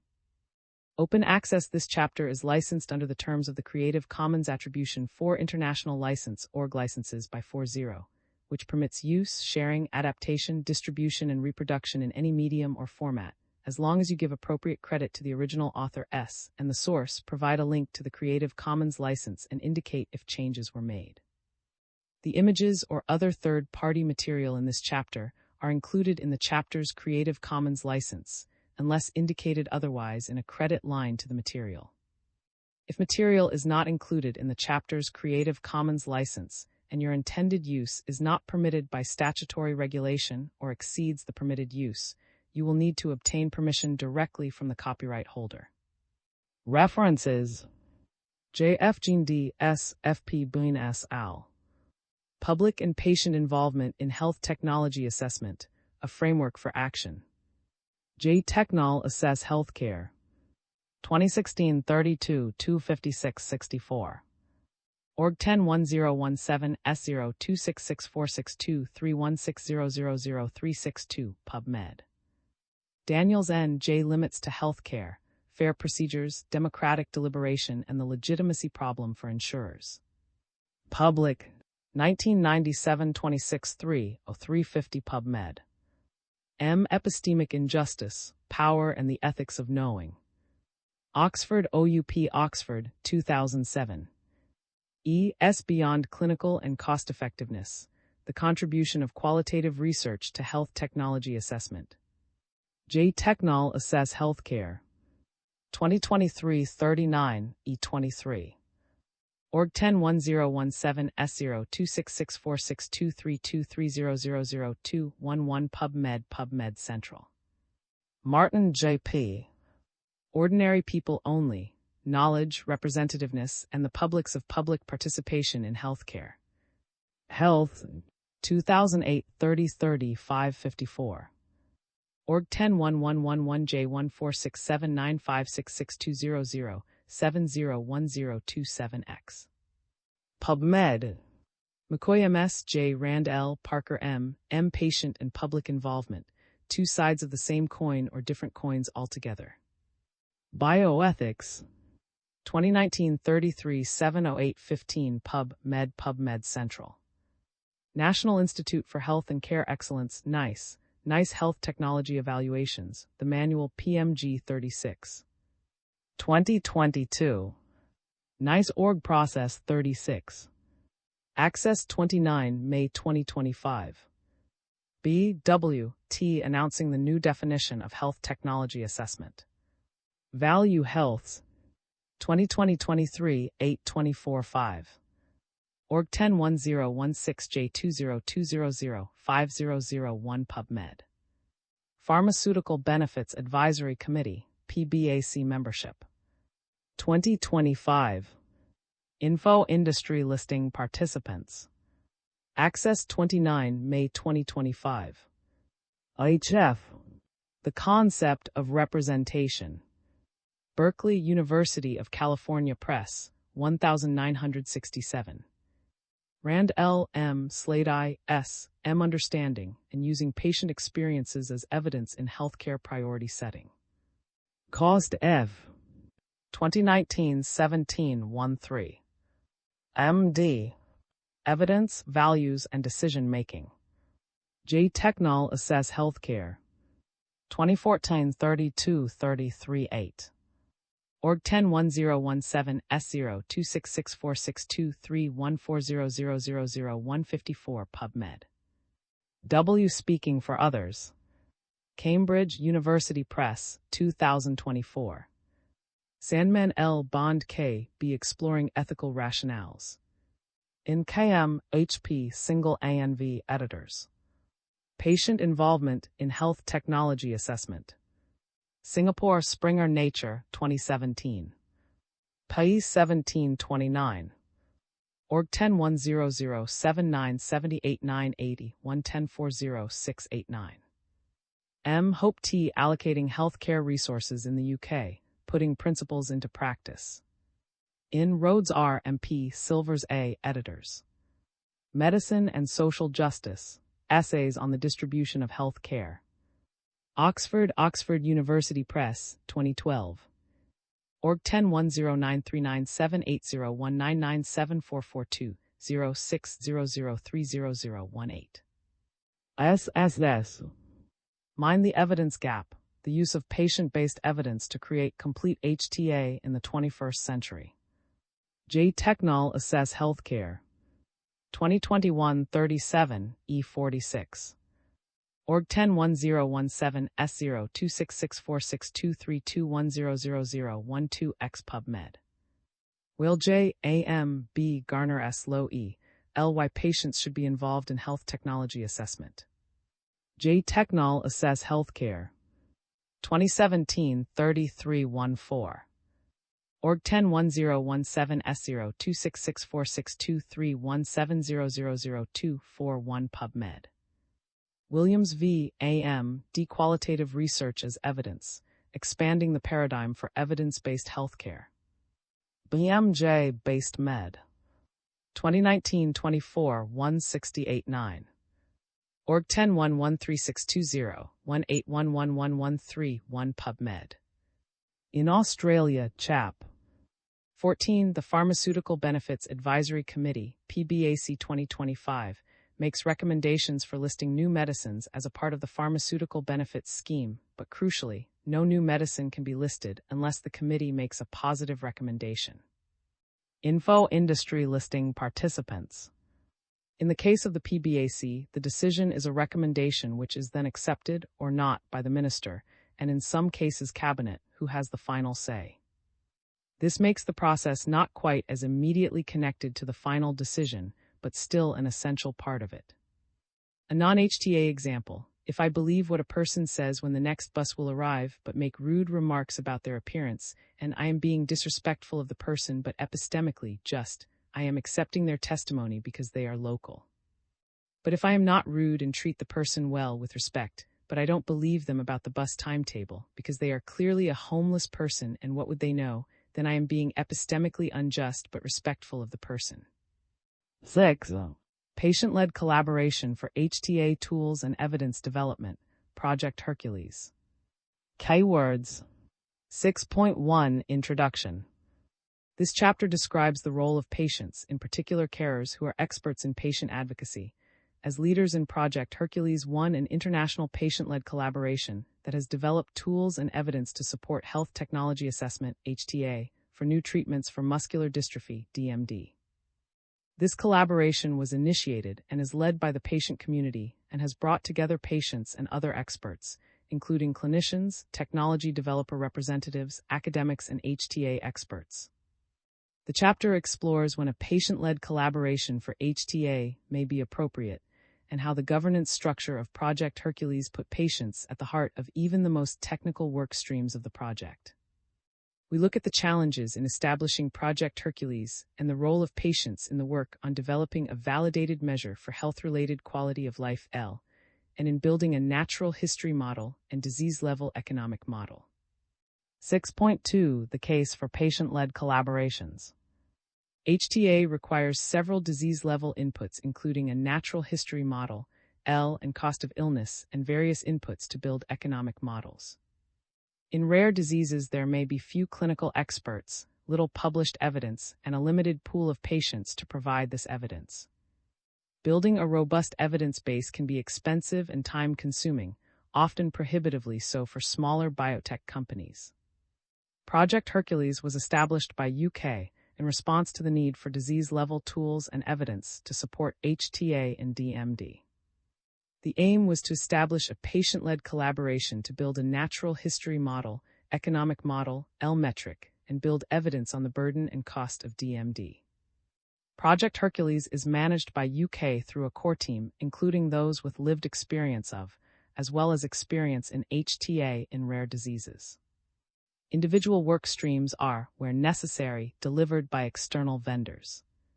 An international steering group agrees the overarching work, and members of this group advise on the work. Work is funded by UK and pharmaceutical company members of the Project Hercules steering group. 6.3 The Project Hercules approach. DMD is a serious genetic disease which is life-threatening and shortens the patient's life substantially. DMD is an X-linked disorder caused by mutations in the dystrophin gene, and it is the most frequent muscular dystrophy in boys, affecting 1 in 3,500 live births, al. 2013, al. 2013, and 1 in 50 million girls.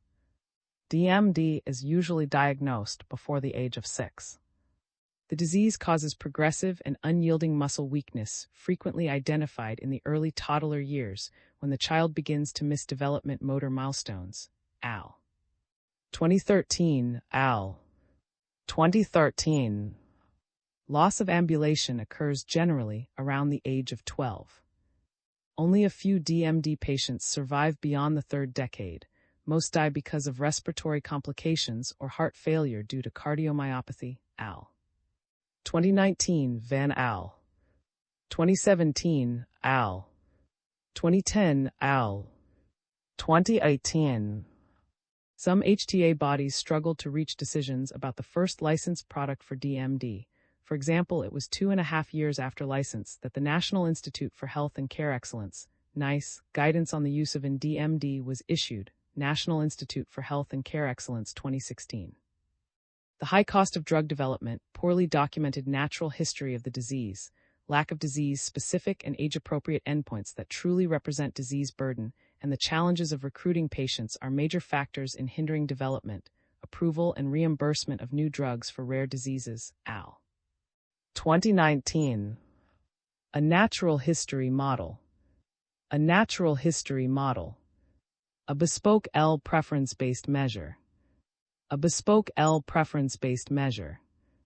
Burden of illness data. Burden of illness data. All work was on the disease level rather than product-specific, reducing the risk of conflict of interest or compliance issues for any of the stakeholders. Project Hercules is led by UK with a core team of 3, consisting of the Joint Chief Executive Officer of UK, a parent of a son with DMD, a senior technology developer health economist, also a parent of a son with DMD, and an expert in HTA for rare diseases, previously an associate director at NICE, the UK's reimbursement decision maker. This patient leadership set the priorities so that the outputs reflected individual and family experiences of people living with DMD, and enabled access to data sources and expertise, which may be inaccessible for individual researchers. Members of the steering group were proposed by the patient, and once established additional members were proposed by these steering group members.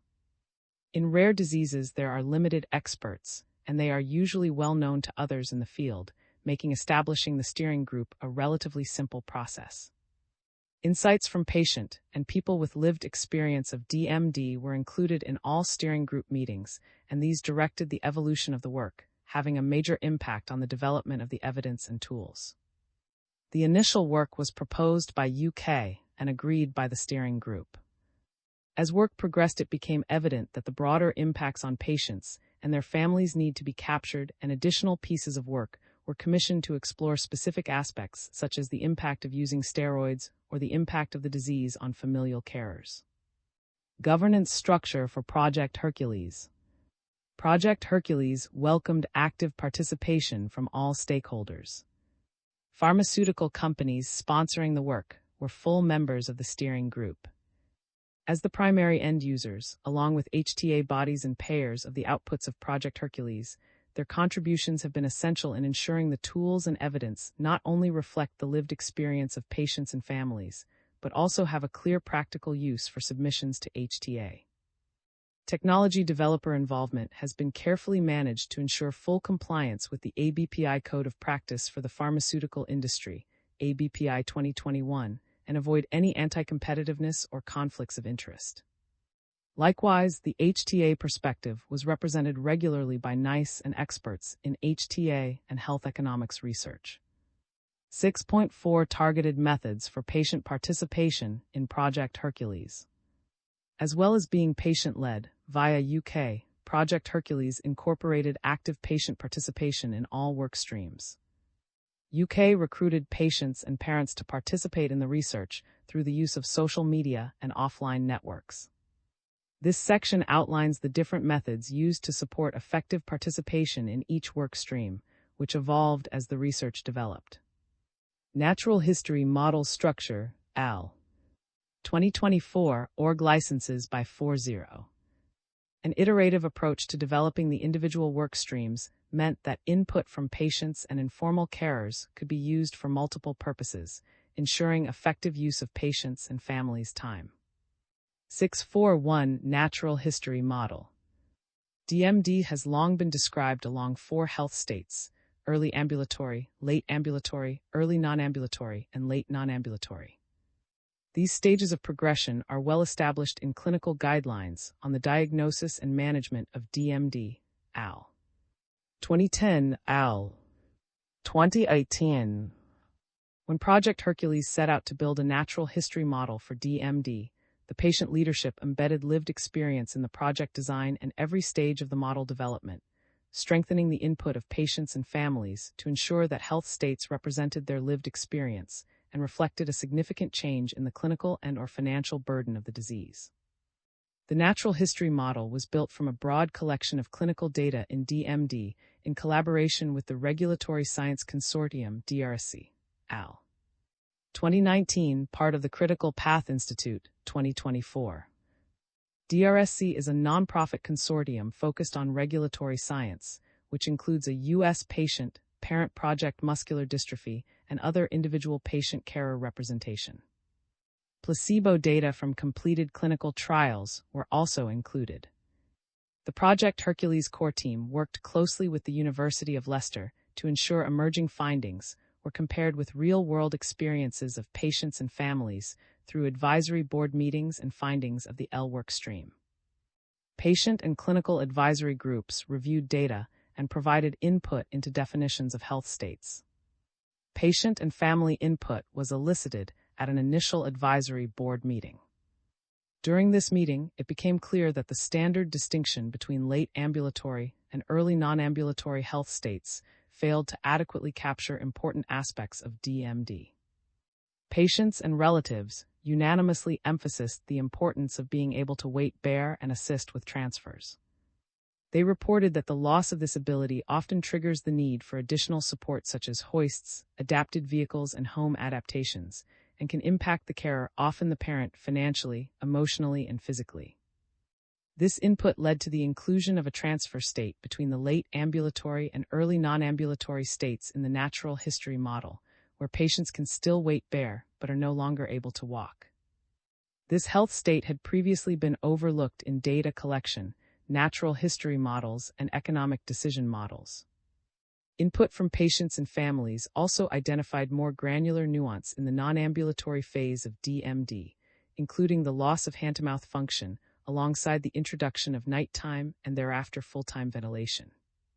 The subsequent natural history model comprised 9 main health states, including death, see Fig.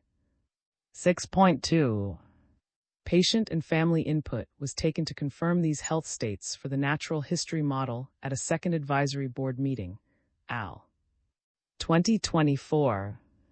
These health states reflect states that have a significant impact on clinical outcomes, L and/or healthcare resource use, and the burden of illness. They inform the Project Hercules L and burden of illness work streams and the economic model Woodcock AL. 2019. 642 Health-related quality of life.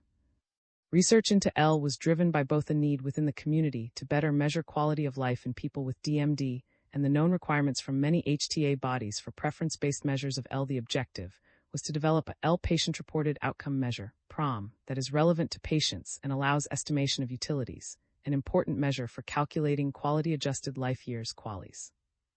The QALY measure is an outcome measure that allows comparison of outcomes across multiple diseases and is the basis for cost-utility analyses used by some HTA bodies. A systematic literature review, followed by application of COSMIN2 methodology, AL. 2018, demonstrated no suitable measure in DMD currently exists, AL. 2020. Project Hercules accepted the challenge to develop a new L preference-based measure in DMD. As well as being used to calculate QALYs, it was essential that the new PROM measured what matters to people living with and that the patient voice was accurately represented, AL. 2022. The measure was thus designed to have stronger content validity than any previous PROMs used in. The novel measure became known as the DMDL, AL. 2021, Rowan AL. 2021. Patient involvement was critical to the development of the DMDL at the outset.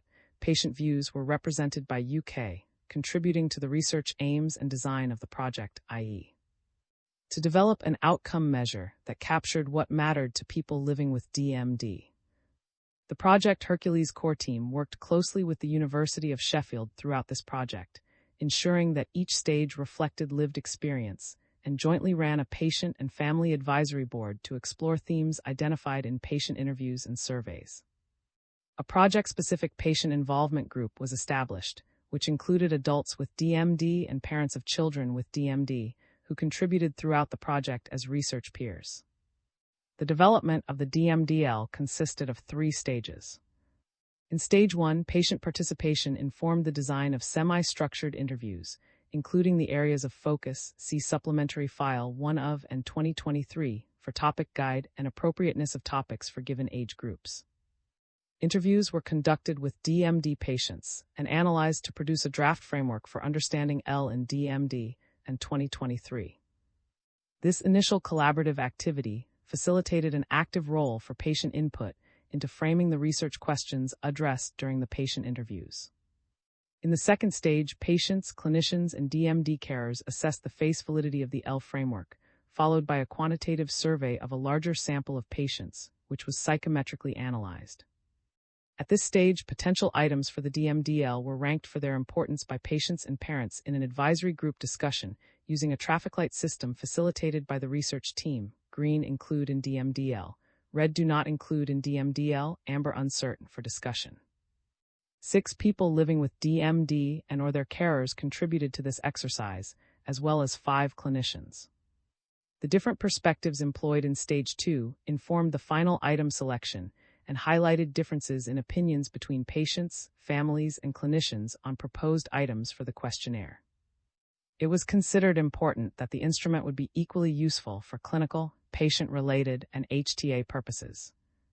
Therefore, it was important to gain input from all perspectives and then weight the different perspectives in a way that ensured the patient perspective had a priority without diminishing the usefulness to other stakeholders.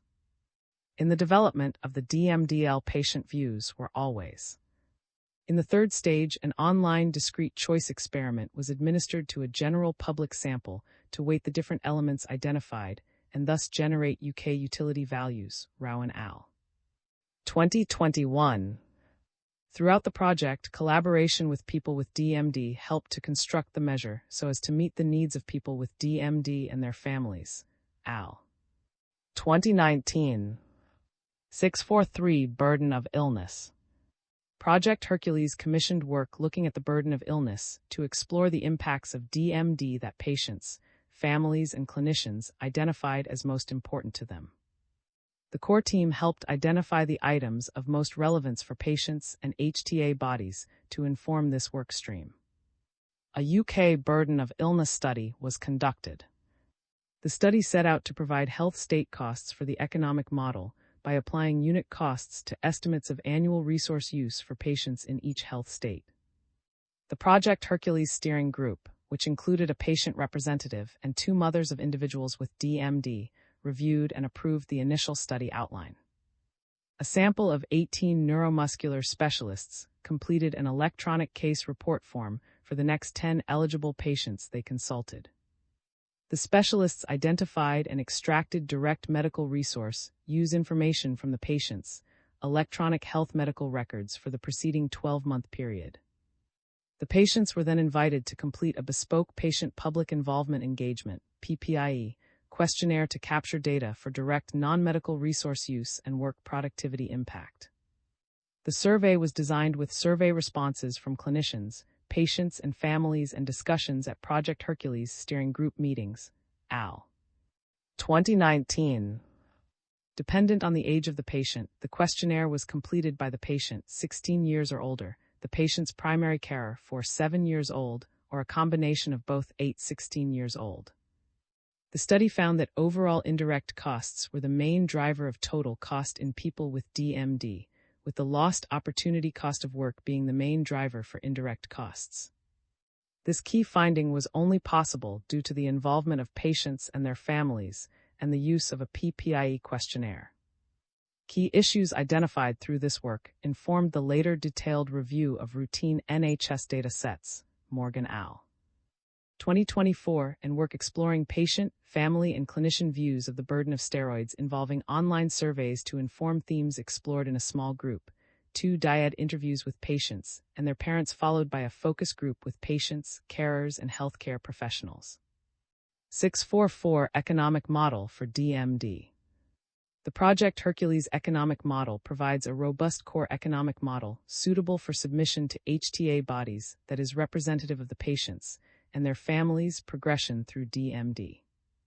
The model structure adopts an approach which captures patients' healthcare resource use and cost, and mortality associated with progression of disease. While the technical details of economic models are likely to be inaccessible to those without expert training in the area, the input of patients and their families shape the structure of the model and its core data set.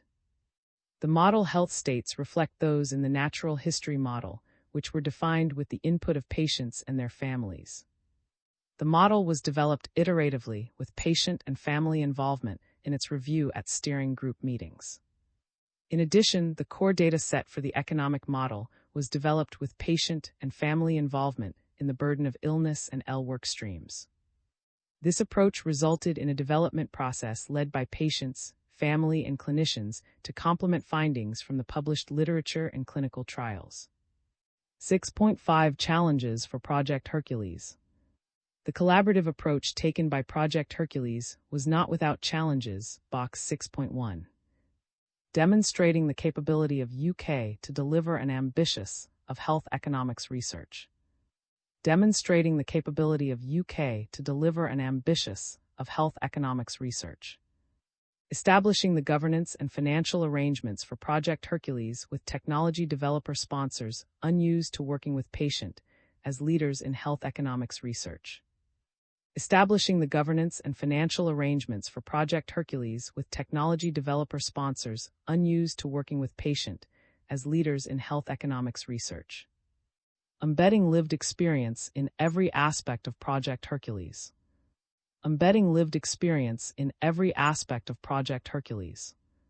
Ensuring involvement and engagement in a rare and complex health condition, including making appropriate and necessary adjustments for meetings, patient days, etc. Ensuring involvement and engagement in a rare and complex health condition, including making appropriate and necessary adjustments for meetings, patient days, etc. Representation and diversity, i.e., not all parts of the patient community were represented, and why that is difficult to do.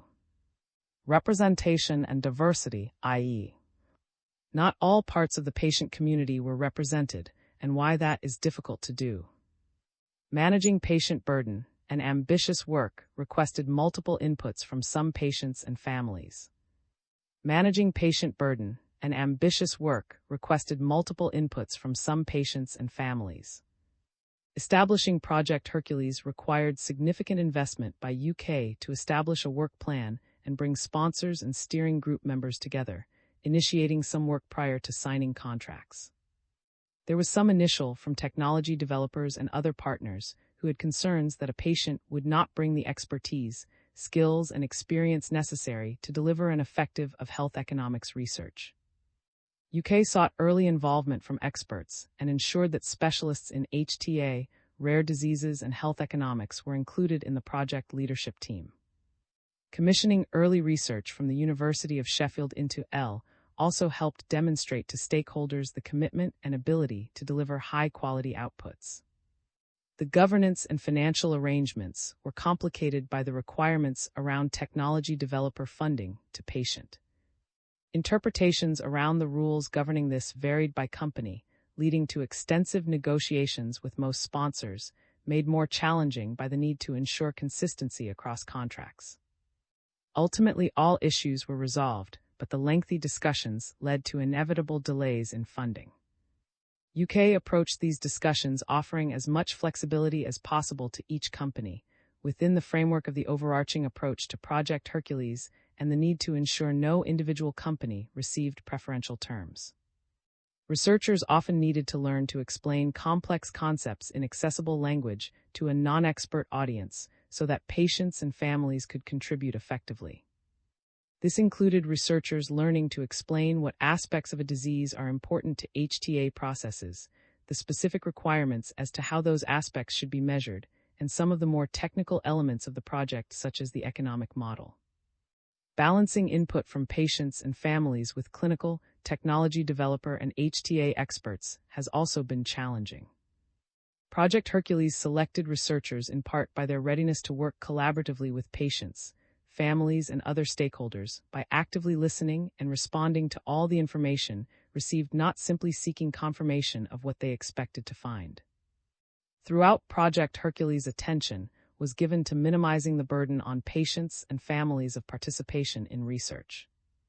This included careful consideration of the amount of patient participation in individual work streams and the most appropriate methods for achieving this participation. Rare disease patients may find themselves burdened by repeated requests for information, and a key aim of Project Hercules was to avoid duplication and unnecessary information gathering wherever possible.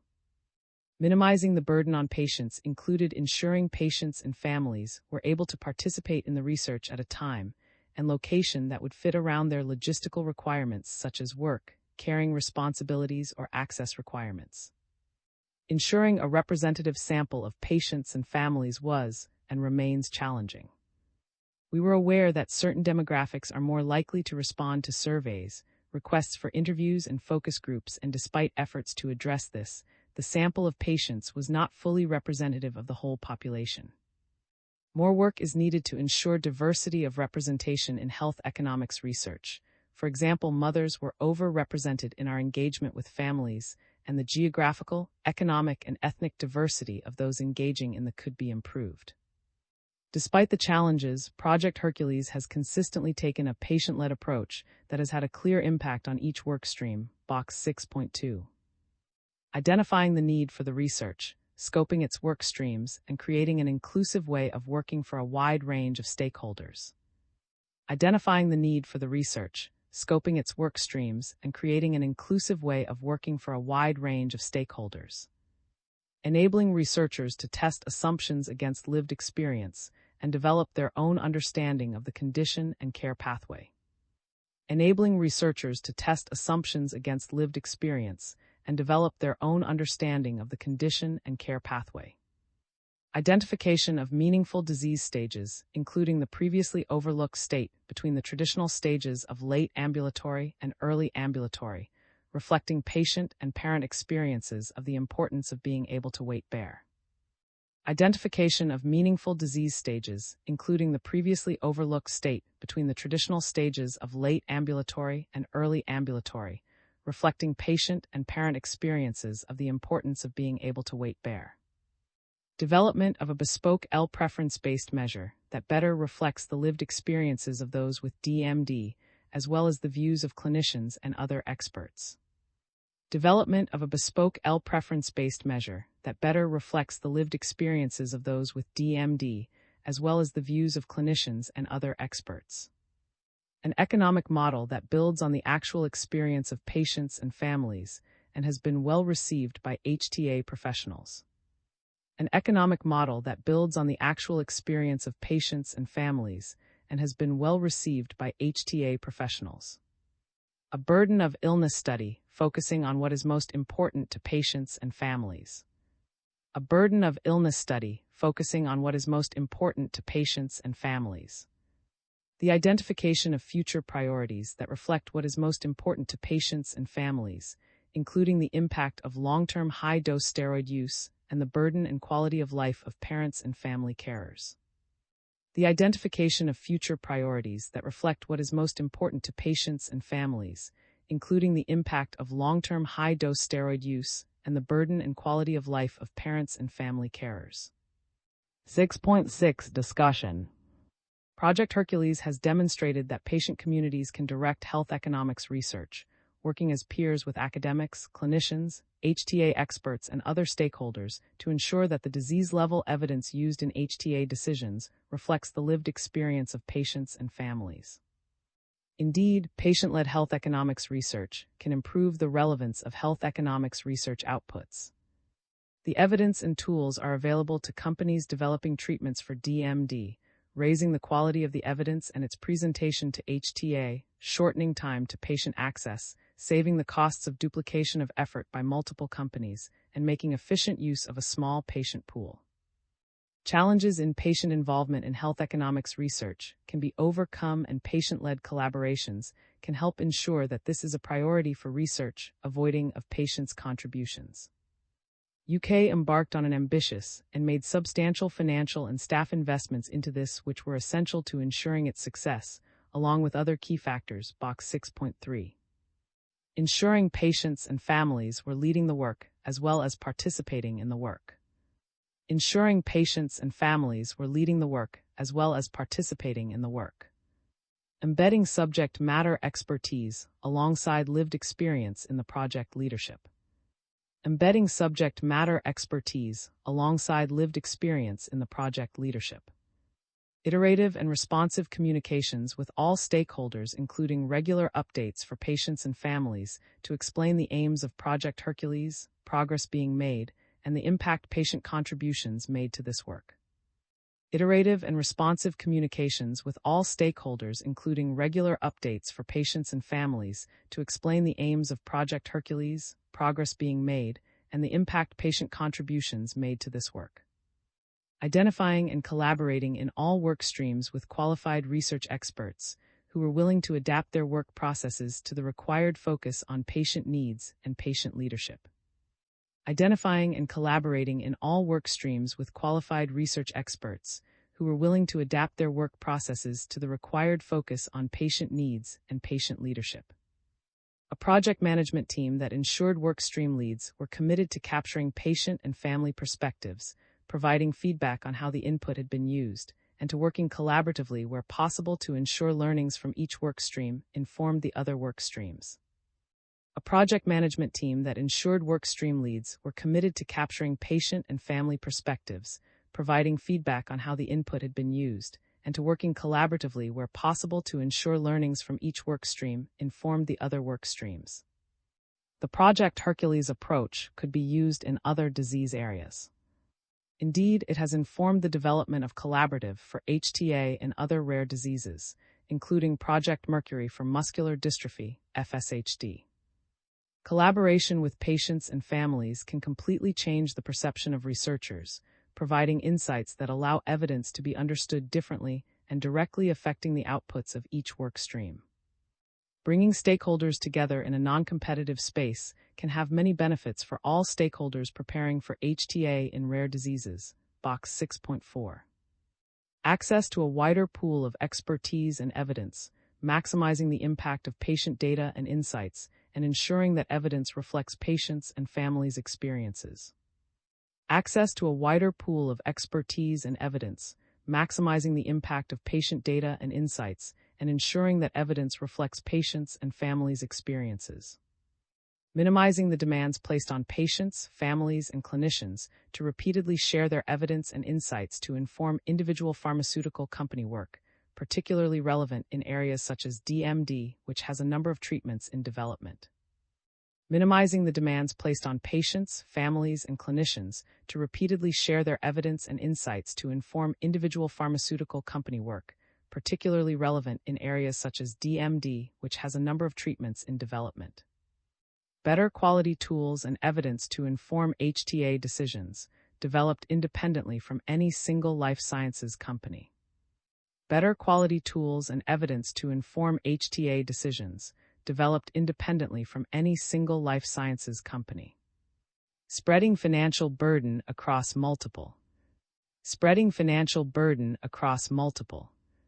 Developing disease-level tools and evidence well in advance of HTA requirements, enabling them to be shared with HTA bodies, and allowing a consistent approach to evaluating new treatments. Developing disease-level tools and evidence well in advance of HTA requirements, enabling them to be shared with HTA bodies, and allowing a consistent approach to evaluating new treatments. Avoiding duplication of effort across different stakeholder groups. Avoiding duplication of effort across different stakeholder groups. Patients are well placed to lead these collaborations as experts in the impact of the condition S, they represent. A patient-led approach to building tools and evidence for HTA, in collaboration with qualified researchers and other stakeholders, can effectively ensure that the lived experience of a condition informs every aspect of health economics and outcomes research, leading to results that better reflect the impact of that condition or a new health technology on patients' lives. Such evidence can help in demonstrating value of new therapies in a patient-relevant way. The research team would like to thank all the patients and families who contributed to this work at every stage, without whom it would not have been possible to develop evidence and tools for HTA that accurately reflect the experience of living with the impact of DMD. Ruben is Co-Chief Executive Officer at UK. UK has received funding to support the work of Project Hercules from Pharma Global Development. Bio UK. Pharmaceuticals. PTC Therapeutics International. EFLA. Switzerland Pharmaceuticals Switzerland. Therapeutics. Solid Biosciences LLC Summit. Pharmaceutical. And Wave Life Sciences. Chandler is an independent consultant who has been funded by UK to support Project Hercules. She is a member of UK's Patient Advisory Board.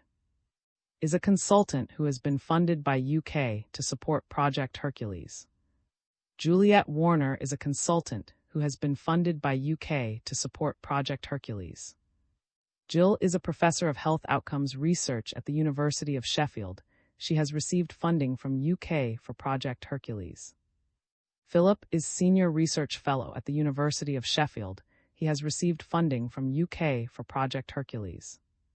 Open access. This chapter is licensed under the terms of the Creative Commons Attribution 4 International License (ORG) licenses by 4.0, which permits use, sharing, adaptation, distribution, and reproduction in any medium or format, as long as you give appropriate credit to the original author S and the source, provide a link to the Creative Commons license, and indicate if changes were made.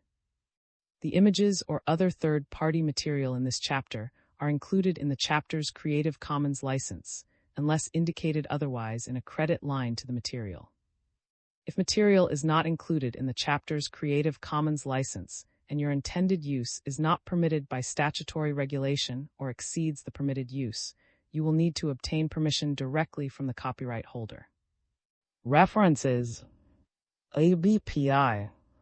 Code of Practice for the Pharmaceutical Industry, 2021. ABPI. 2021. Org Publications Code of Practice for the Pharmaceutical Industry, 2021 Accessed 7 2024. DJKCM SDAD Al. Diagnosis and Management of Muscular Dystrophy, Part 1. Diagnosis and Neuromuscular, Rehabilitation, Endocrine and Gastrointestinal and Nutritional Management. Lancet. 2018 17 251-67. Org 101016S1474442 183000243 PubMed Central. J. Hill M. Chandler F. Al.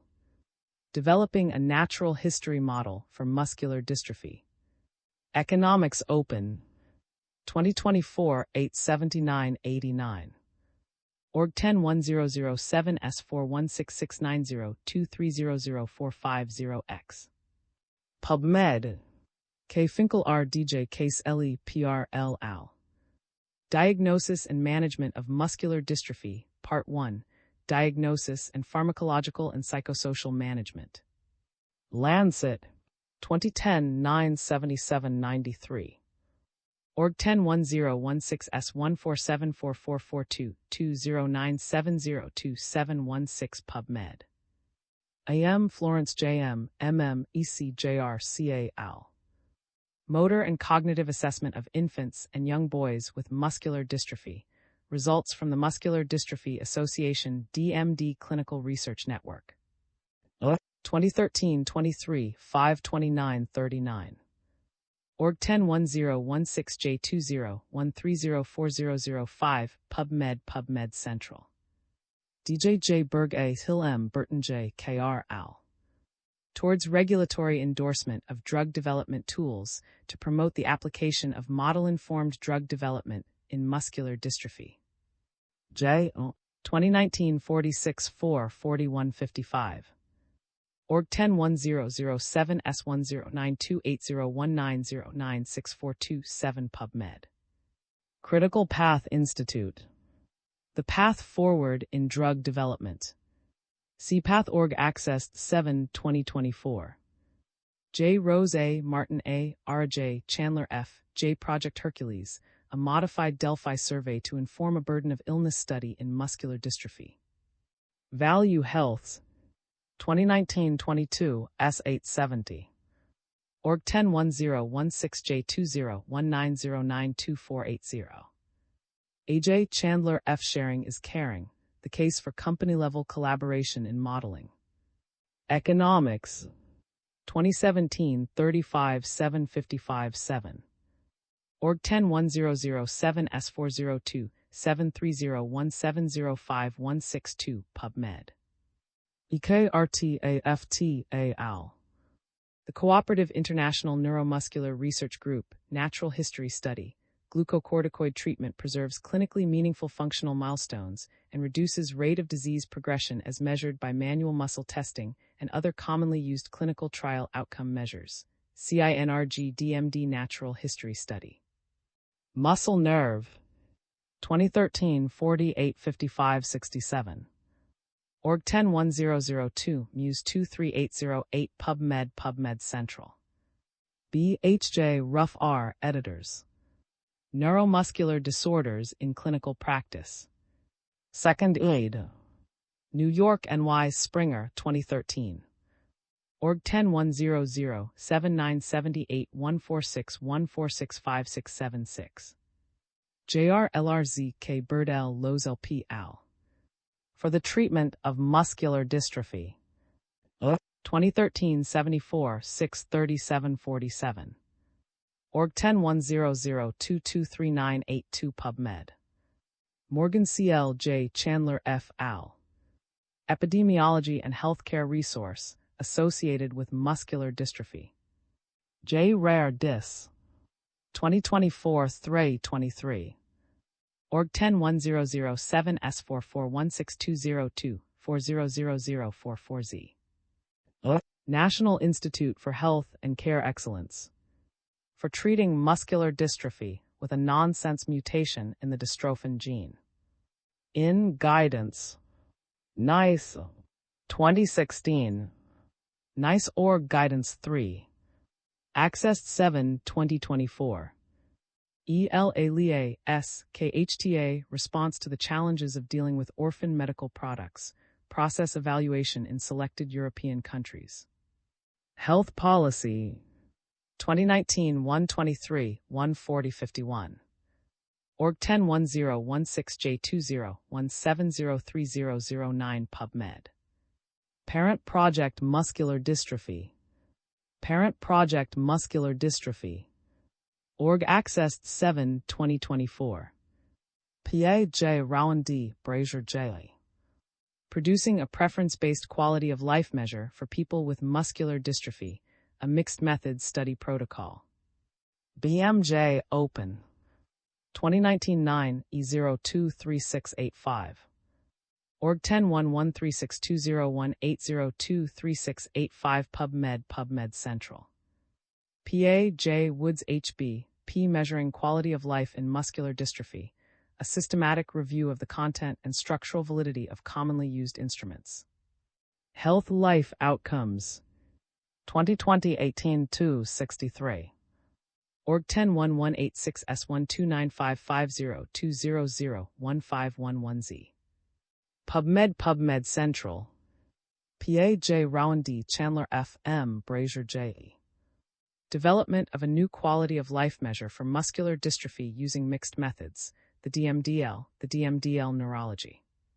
2021-96, E243850. Org 101212 WNL 0000000000000111896 PubMed Central. P.A. J. Rowan D. Brazier J. K. al. Measuring What Matters. Little evidence supporting the content validity of EQ5D in people with muscular dystrophy and their caregivers. Med 2022 42 13940. Org 10117702722989 X2110622237. PA-J, a comprehensive qualitative framework for health-related quality of life in muscular dystrophy. Life Rays 2023 32 2 25 36. Org 101007 S11136022203240W. PubMed CALB LMJDL Vet HCCB. COSMIN Guideline for Systematic Reviews of Patient-Reported Outcome Measures. Life Rays 2018-27 114757. Org 101007 S11136018179883 PubMed Central. VSV al. Respiratory and upper limb function as outcome measures in ambulant and non-ambulant subjects with muscular dystrophy, a prospective study. 2019-29-261-8. Org 101016J2019020002 PubMed. Rowan D. P. C. J. Norman R. Brazier J. Deriving a preference-based measure for people with muscular dystrophy from the DMDL Value Health. 2021-24 1499510. Org 101016J2021030007 PubMed. Van H. K. M. State-of-the-Art Advances in Muscular Dystrophy. Med J. 2017-299. Org 1033-590-103-11993. Woodcock F. Croft J. S. al. Project Hercules, a case study in developing a multi-company, flexible cost-effectiveness model in a rare disease. Value Health's 2019-22 S843. Org 101016J2019092347. H Research Collaboration United in Leading Evidence Synthesis. Org Project Hercules C-Base Standards for the Selection of Health Measurement I. 7. Extracting data on patient perspectives from social media. Keywords. 7.1 Introduction. Controlled trials, RCTs, are considered the gold standard for measuring the efficacy of a health technology, and many current HTA practices focus on grading evidence derived from quantitative methods. These approaches undervalue a wider range of data and evidence that delve into patient aspects, which can be further explored for integration in HTA CHAP. 3. Social media platforms, IG. X, Twitter, Facebook, discussion forums, blogs, etc. are used by patients, carers, and healthcare providers to share information, comments, and support one another. As such, social media platforms may be considered one source of real-world data, RWD, related to the experiences of patients or carers with the disease or specific health technologies. Al. 2021. 7.2 Principles of Social Media Analysis. Social media analysis, SMA, is the process of gathering and analyzing data from social media networks. It can provide the clinical community and decision makers with novel insights on the issues associated with living with a condition, the benefits and side effects of using health technologies, as well as health service provisions for a patient in real-world settings. Standardized methods such as natural language processing, NLP, computational linguistics, deep learning, DL, and machine learning, ML, can help information retrieval and data mining of digital data, AL. 2021. Conversations about specific health technologies on social media are usually led by patients instead of clinicians and researchers. While social media is a relevant resource for identifying issues, which can be further explored with in-depth interviews or focus groups, its content could present a valuable asset in a detailed understanding of the patient's lived experience of a disease or use of health technologies. Street and 2017. Known challenges of online forums involve the anonymity and representativeness of the social media users, as the information collected may be difficult to validate and irrelevant to the patient population for which the health technology is intended. In addition, they may attract like-minded views and not be representative of the entire targeted patient population. Furthermore, SMA of patient conversations on public forums is more feasible, as explicit agreements are needed to access patient-generated data in closed groups. Even though some biases may persist, SMA can address some of these challenges by applying standardized methods to review the information available on online patient forums, Street and 2017. 7.3 Stakeholder Perspectives on Use of Social Media Analysis in HTA. In September 2023, the Health Technology Assessment International's Patient and Citizen Involvement in HTA Interest Group, PCIG, published a study that engaged a group, i.e., from HTA producers and industry to patient advocates. It aimed to assess whether the evidence generated from SMA provides additional insights into patient experiences, preferences, or needs to help inform HTAs, AL. 2023 A.B. The stakeholders agreed that SMA can be an important source of information to identify patient unmet needs and identify the potential benefits of a new health technology, which can be integrated into an HTA as well as inform various elements in the HTA process. Some examples include the suitability of clinical outcome assessments or patient-reported outcomes and the identification of trends in the patient experience dynamics. While the stakeholders saw potential value in SMA, in revealing new or complementary information on the patient's needs, experiences, and HTA producers stressed the importance of assessing the information obtained from the online platforms in specific contexts to more accurately understand its potential value.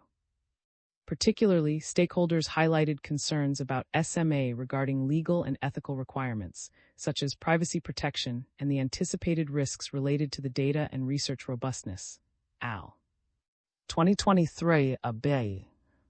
Due to the rapid and frequent developments in social media communications, the PCIG members conducted a scoping review of the published literature to inform the creation of guiding principles on the research tools, the data, and the ethical review process across the SMA, i.e., from in-scoping to reporting and follow-up.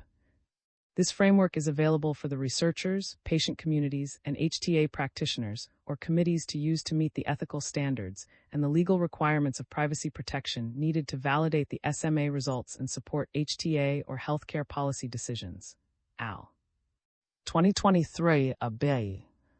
The guiding principles represent an initial step in the of SMA conduct and a baseline for future enhancements of the framework based on continued dialogues between HTA researchers or producers and ethics reviewers, as well as advancements on this topic.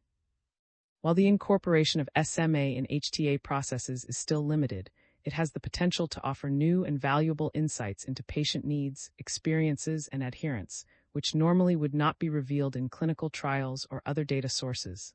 AL. 2018 AL. 2019 AL. 2020. These new insights can then have an important impact on HTA recommendations as well as public health policies. However, careful ethical considerations must be taken toward the further development of research methods, data interpretation, and engagement to minimize the risk of potential harm to those who post information on social media and to the people who are the subject matter in the posts. 7.4 Analyzing unstructured patient-generated health data extracted from social media with NLP and DL. Unstructured patient-generated health data are spontaneously recorded or captured by patients or their carers, Wood al. 2015. These data can be obtained from a variety of sources, including patient-led research networks, wearable smart devices, and social media platforms. Notably, platforms such as Facebook, Twitter, and patient networks have created several opportunities for patients and carers to exchange health-related information. Patients frequently use social media for knowledge advancement, social support, advice exchange, and to promote self-care and doctor-patient relationships. Al. 2016. Consequently, this has resulted in a potentially rich, but analytically challenging, source of RWD. In recent years, improved analytics approaches have made it easier to use these data in medical research. Techniques such as NLP paired with MLDL now enable efficient processing of the various complexities inherent in social media data, spanning differences in terminology, duplicate posts, misspellings, and abbreviations, and 2015. Moreover, as opposed to manual, NLP algorithms can be developed to accurately and automatically identify features within posted content, such as adverse events, thereby enabling the analysis of large volumes of text-based posts. Al. 2016. The Web Recognizing Adverse Drug Reactions (WebRADR) project is part of the European Union's Innovative Health Initiative (IHI), previously Innovative Medicines Initiative, and aims to collect information on existing practices, guidance, and legal requirements for social media monitoring to identify potential safety issues related to adverse reactions in pharmacovigilance. Al. 2017. Applying neural networks and NLP approaches to mine structured data from the publicly available Spontaneous Reporting System (SRS) data sources might also increase evidence extraction, hence eliminating several logistical barriers associated with previous methodologies and allowing for faster, real-time, and cost-effective data collection. Al. 2023. In one example, Li al. demonstrated the importance of integrating multiple patient-generated data sources, i.e., social media and FDA public archival transcripts, to capture patient perspectives on specific topics. For instance, their work proposed 2 case studies: opioid use disorder and pulmonary arterial hypertension. The findings demonstrated the value of social media in patient-centered research by providing unfiltered patient perspectives outside the clinical settings, capturing experiences of patients who may not participate in clinical trials, and offering real-time data on medication use, treatment barriers, and side effects. Li al. 2020 A.B. Parsing, the process of analyzing the strings of symbols in natural language, following the norms of formal grammar. Parsing, the process of analyzing the strings of symbols in natural language, following the norms of formal grammar. Lemmatization, a text pre-processing technique to break a word down to its root meaning to identify similarities. For example, a lemmatization algorithm would reduce the word better to its root word, or lemmy, good. Lemmatization, a text pre-processing technique to break a word down to its root meaning to identify similarities. For example, a lemmatization algorithm would reduce the word better to its root word, or lemmy, good.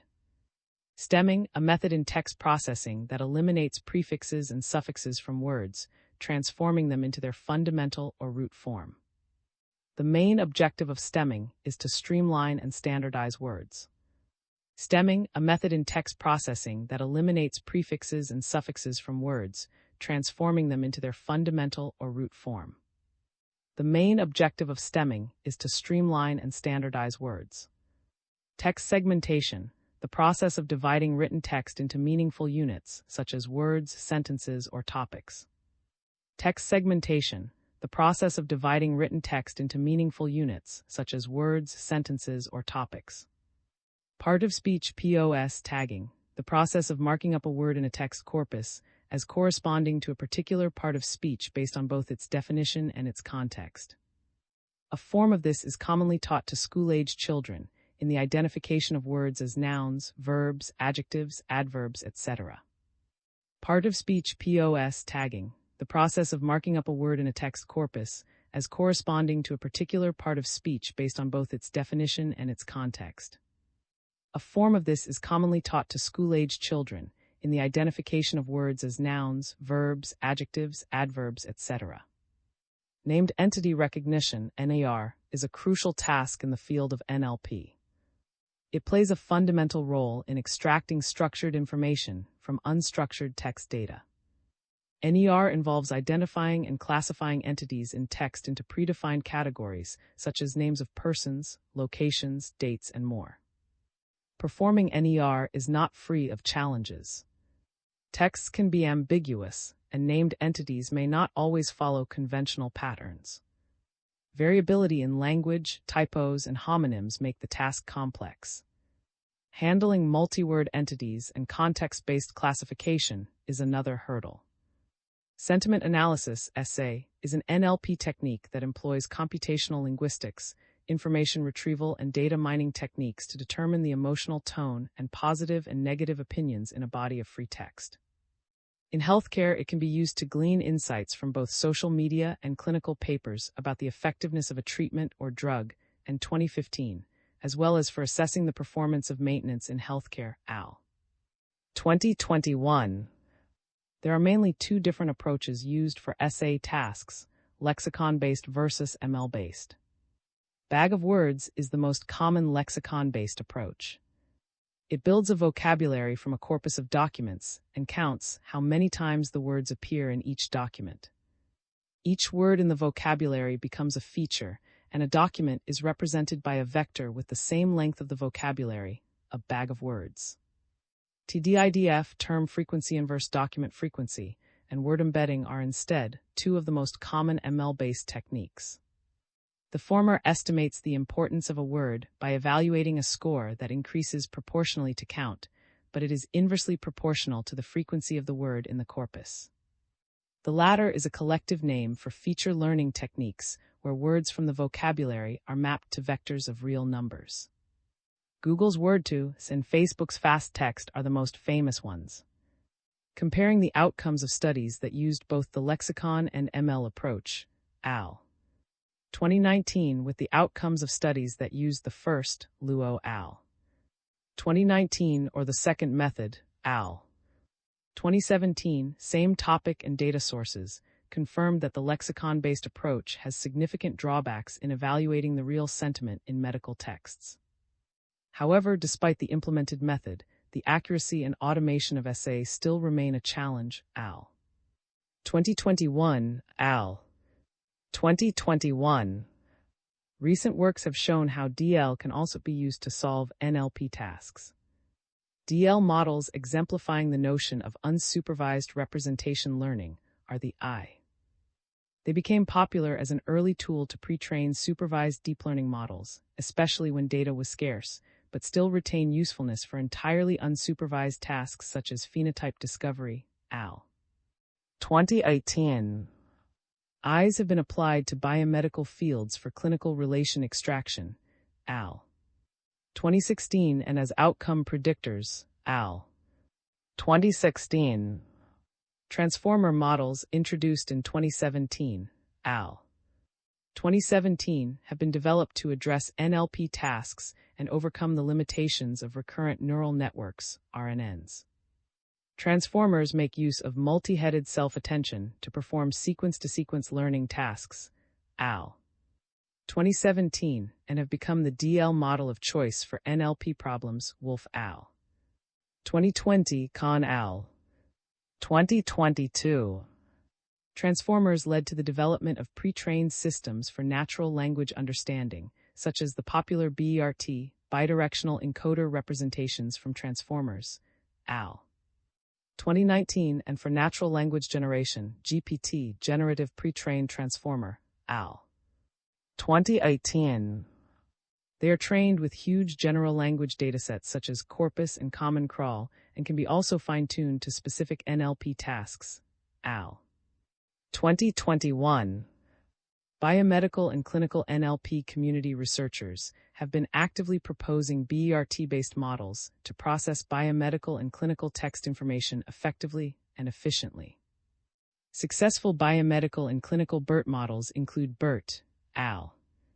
2019, which is built on basic BERT to increase its performance on scientific data, BioBERT Li al.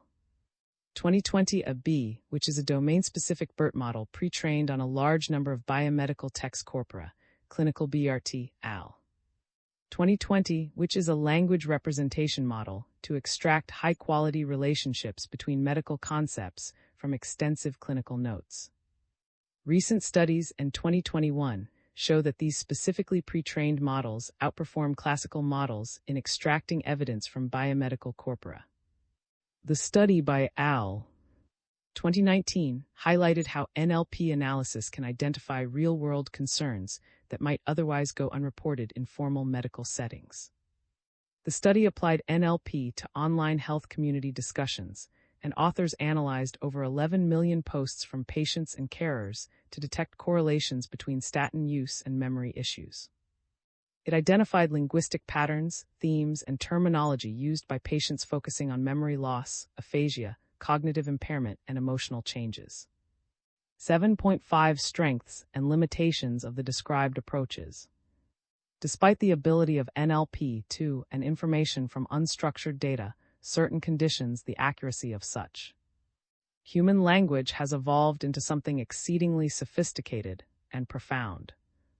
Language is further complicated by spoken language dialect reference points such as sarcasm and numerous other factors. Computer science practitioners have made significant progress in training NLP models to identify negation, where phrases like not, without, unseen, ruled out, and others are used to prevent improper of traits in a record. For example, a record with the phrase, "The patient experienced chest pain but has no history of heart disease," would be appropriate for understanding the relationship between chest pain and heart disease.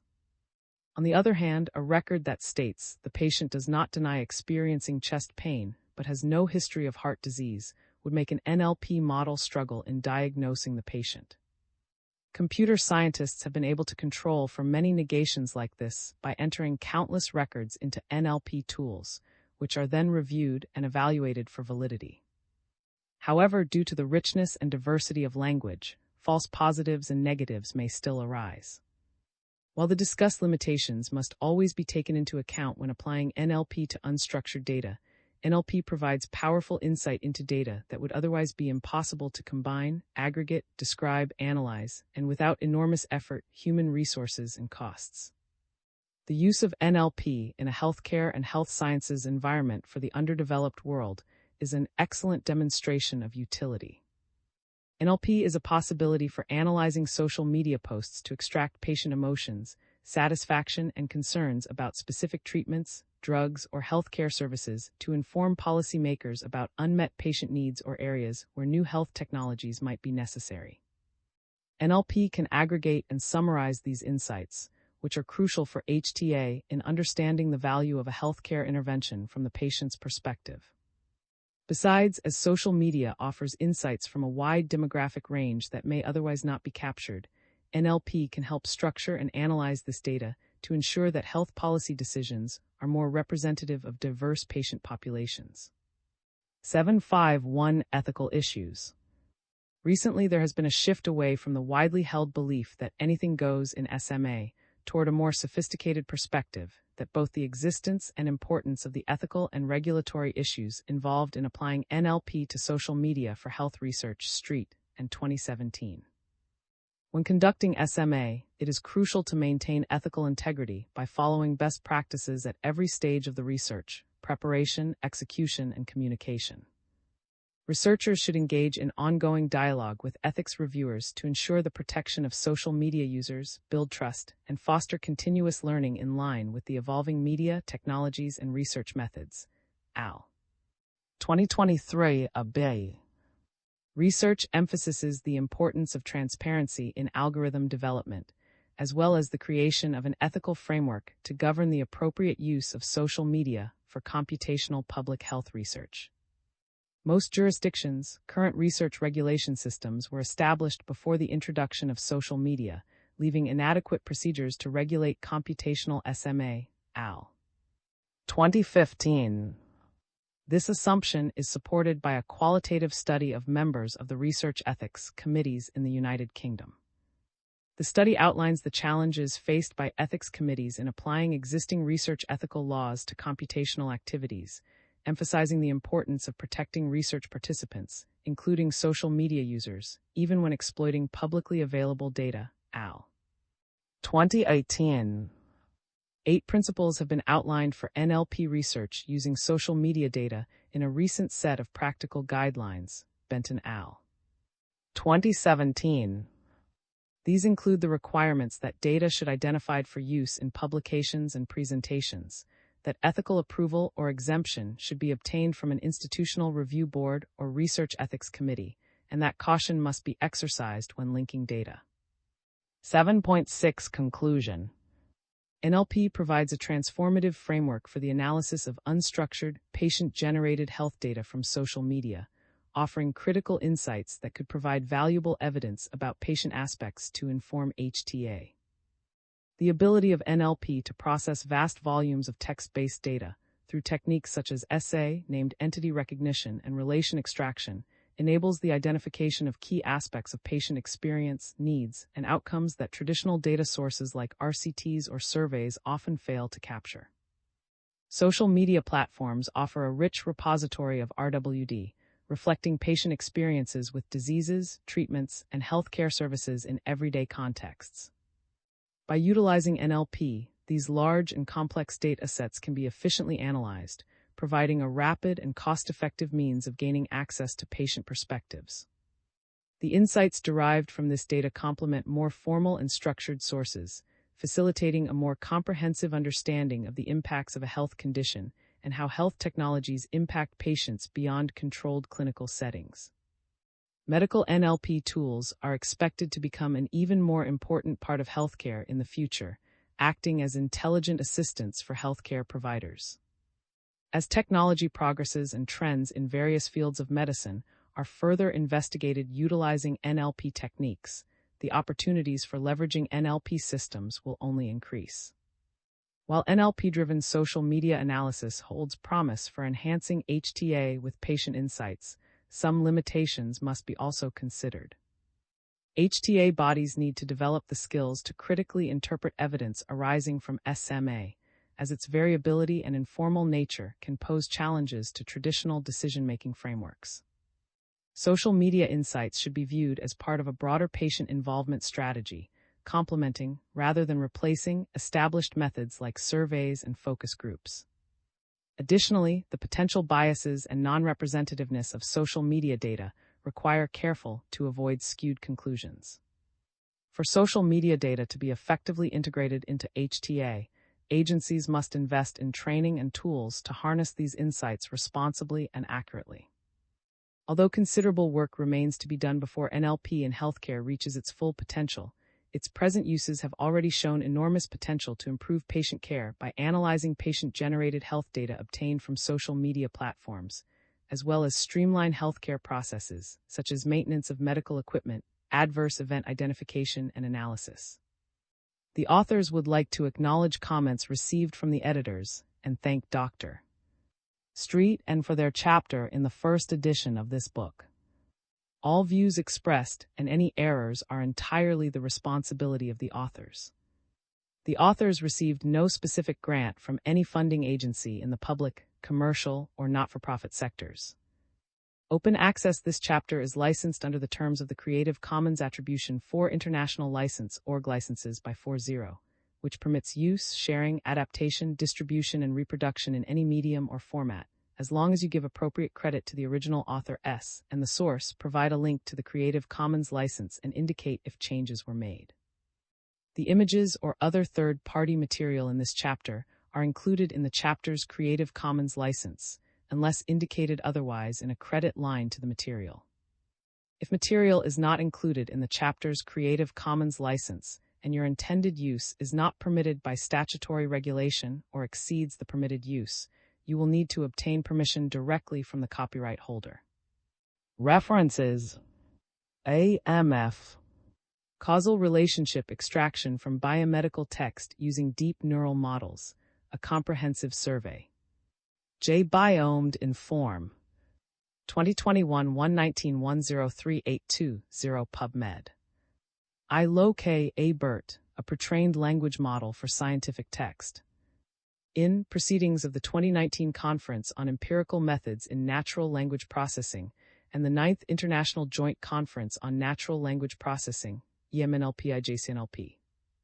Association for Computational Linguistics, 2019.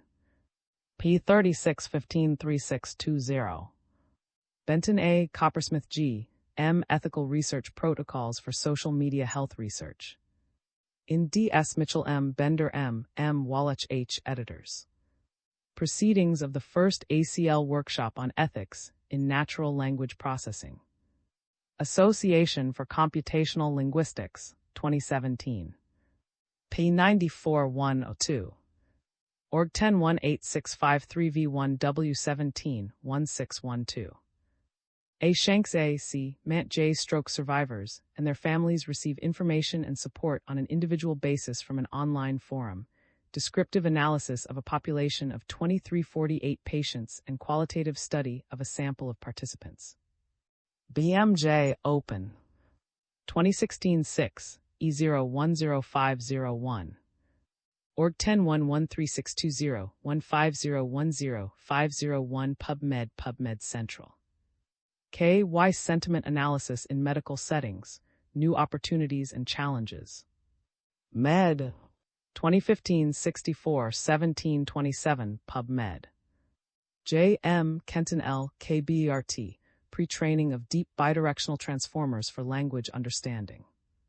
In Proceedings of the 2019 Conference of the North American Chapter of the Association for Computational Linguistics, Human Language Technologies, Volume 1, Long and Short Papers. Association for Computational Linguistics, 2019. P40 171 4186. Jae-Soo J. Song H. X. Tao C. Optimization on Machine Learning Based Approaches for Sentiment Analysis on HPV Vaccines-Related Tweets. J. Biomed Semantics. 2017 817. Ra Samuel G. Derek G. From a Fair Game to a Form of Covert Research. Research Ethics Committee members, differing notions of consent and potential risk to participants within social media research. J. Rays Hum Rays Ethics. 2018-13 14959 PubMed Central. APZ LYY Hannah A. Al. Using Social Media Research in Health Technology Assessment, Stakeholder Perspectives and Scoping Review. J. Technol Assess Healthcare. 2023 a 39 E63 PubMed Central.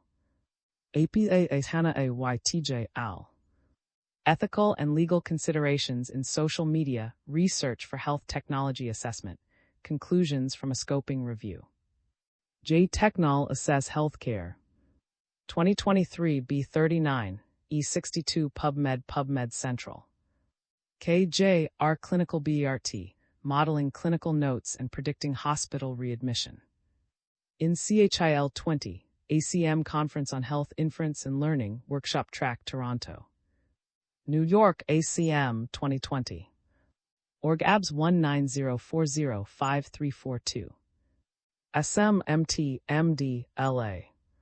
How do we talk about doctors and drugs?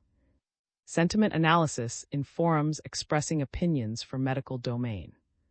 Med 2019-9357 PubMed. RJR A10 RMT KWG IMIGatrial 1. Use of social media in the assessment of relative effectiveness. Explorative review with examples from oncology. JMIR Cancer. 2018-4 E11. Org 102196 Cancer 7952 PubMed Central. Con SM M SW Con FS Shaw M Transformers in Vision, a survey. ACM 2022-54 141. Lee J. SW SOCHJ Al. Data and Text Mining BioBERT, a pre-trained biomedical language representation model for biomedical text mining. Bioinformatics. 2020 a 36 123 440. Lacey Claircy CDRC CAPTR Reyes D. Al. Ray's Soch Adam Farm. Assessment of public and patient online comments in social media and Food and Drug Administration archival data. 2020 B16-9 6773. Org 101016J2019100009. M. Dolly ASLV Al. Social Media Monitoring and Adverse Drug Reaction Reporting in Pharmacovigilance, an Overview of the Regulatory Landscape. 2017-51 125-31 PubMed. JS X an ensemble method for extracting adverse drug events from social media. Med 2016 7062 76 PubMed. LuoXG Shaw S a natural language processing framework to analyze the opinions on HPV vaccination reflected in Twitter over 10 years, 2008-2017. Hum 2019-15 1496504 PubMed Central. APE Evidence-Based Clinical Engineering, Health Information Technology Adverse Events Identification and Classification with Natural Language Processing. 2023-9, E21723 PubMed Central. X Guanwei Yang Wu J Clinical Relation Extraction with Deep Learning. J Hybrid Technol. 2016-9-2 3748. LA E Sentiment Analysis for Performance Evaluation of Maintenance in Healthcare. In A. L. Editors. CMB BIH 2021. IFMBE Proceedings. 84. Cam Springer 2021. P 359-67. Org 10107978303073909641. Arley L. B.A. Dudley J.T. Deep Patient and Representation to Predict the Future of Patients from the Electronic Health Records. Rep. 2016-626-094 PubMed Central. J. M. Salerno P. S. L. E. Case Studies on the Use of Sentiment Analysis to Assess the Effectiveness and Safety of Health Technologies, a Scoping Review. IEEE Access. 2021-9660-4351. AKT, I Improving Language Understanding by Generative Pre-Training. OpenAI. 2018-110. IP Pharmacovigilance through the development of text mining and natural language processing techniques. J. Biomed Inform. 2015-58-288-91 PubMed. BPJ, A Deep EHR, a survey of recent advances in deep learning techniques for electronic health record EHR analysis. J. Biomed Heal Inform. 2018-22, 1589604. SZWU Janes Joe R. Al. PNS 135, Survey of Public Commenters on Draft Evidence, reports to the Institute for Clinical and Economic Review. Value Health. 2020-23, S309. Street J. L. Analysis of Social Media. In KM H. Single ANV Editors. Patient Involvement in Health Technology Assessment. Singapore Springer Singapore, 2017. P 175-85. F. Ray AJ Lie, KJ Med Internet Rays. 2019-21, E14809 PubMed Central. ANNJ Jones L. AN Al. Attention is all you need. In NIPS 17, Proceedings of the 31st International Conference on Neural Information Processing Systems. 2017. P 6010. Org 1055555329522223295349. EMLCJS. Ethical Challenges of Big Data in Public Health. PLOS. 2015-11-17. GLW, RPNS 96, Nice Social Media Impact of Ad Public Comments on Recommendations. Value Health. 2019-22, S302. Wolf T. Debuel VJC Moi Al. Transformers, State-of-the-Art Natural Language Processing. In Proceedings of the 2020 Conference on Empirical Methods in Natural Language Processing, System Demonstrations. Association for Computational Linguistics. 2020. Ps 3845. Woodwa, A.V., E. Emerging Uses of Patient-Generated Health Data in Clinical Research. 2015-910-1824 PubMed. RxJX. Utilizing BART for biomedical and clinical text mining. Data Anal Biomed. 2021-173-103. 8. Discussion, The Evolving Science of Patient Involvement. Keywords. 8.1 Introduction. Patient involvement in all forms of medical decision-making has been growing over time. It is now well that integrating patients' perspectives can improve the relevance of decision-making across the entire medical product.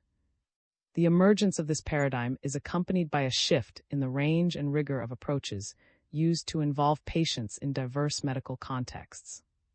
For example, the Patient-Centered Outcomes Research Institute, PCORI, has a Science of Engagement initiative that has invested in systematically studying approaches for involving patients, carers, and broader healthcare communities to support research that is most meaningful to patients. Patient-Centered Outcomes Research Institute 2022. In regulatory science, the United States, U.S. Food and Drug Administration's Patient-Focused Drug Development Initiative has sought to create more opportunities for patients, carers, and advocates to express their experiences and perspectives to inform benefit-risk decisions. AL. 2015, U.S. Food and Drug Administration 2025. Public-private partnerships involving patient and community stakeholders have developed guidelines for inclusion of patient preference information to inform industry, regulatory groups, and health technology assessment. HTA bodies internationally prefer 2024. In this chapter, we discuss advancing methods and opportunities to involve patients in decision-making in medicine, including in HTA.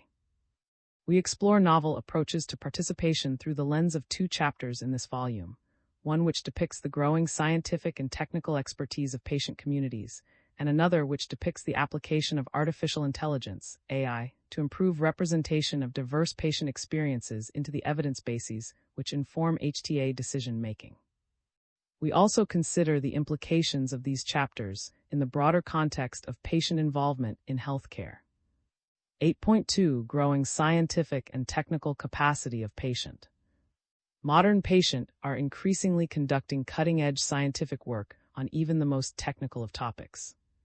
One example of this is Project Hercules, described in detail in Chap.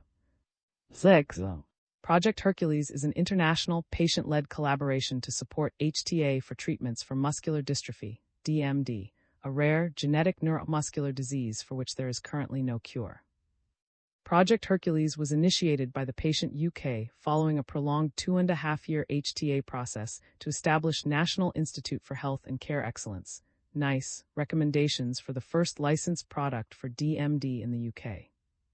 Several unique factors challenged NICE in their evaluation of this product, including the high cost of medicine development, poorly documented natural history of DMD itself, and a lack of disease-specific and age-appropriate endpoints that represented disease burden.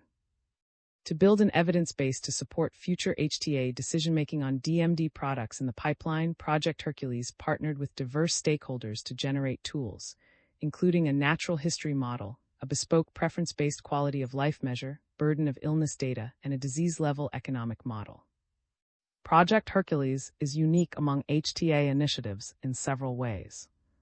First, it provides an example of a patient initiating the development of tools to support HTA. Traditionally, patient involvement in the HTA process has been incumbent upon HTA bodies to invite patient participation. Hercules flips this script by itself initiating the activities, and then inviting regulators, researchers, clinicians, and members of industry to collaborate on the generation of tools to support HTA. A second way in which Project Hercules stands out is its demonstration of the technical and scientific expertise that patient can today hold.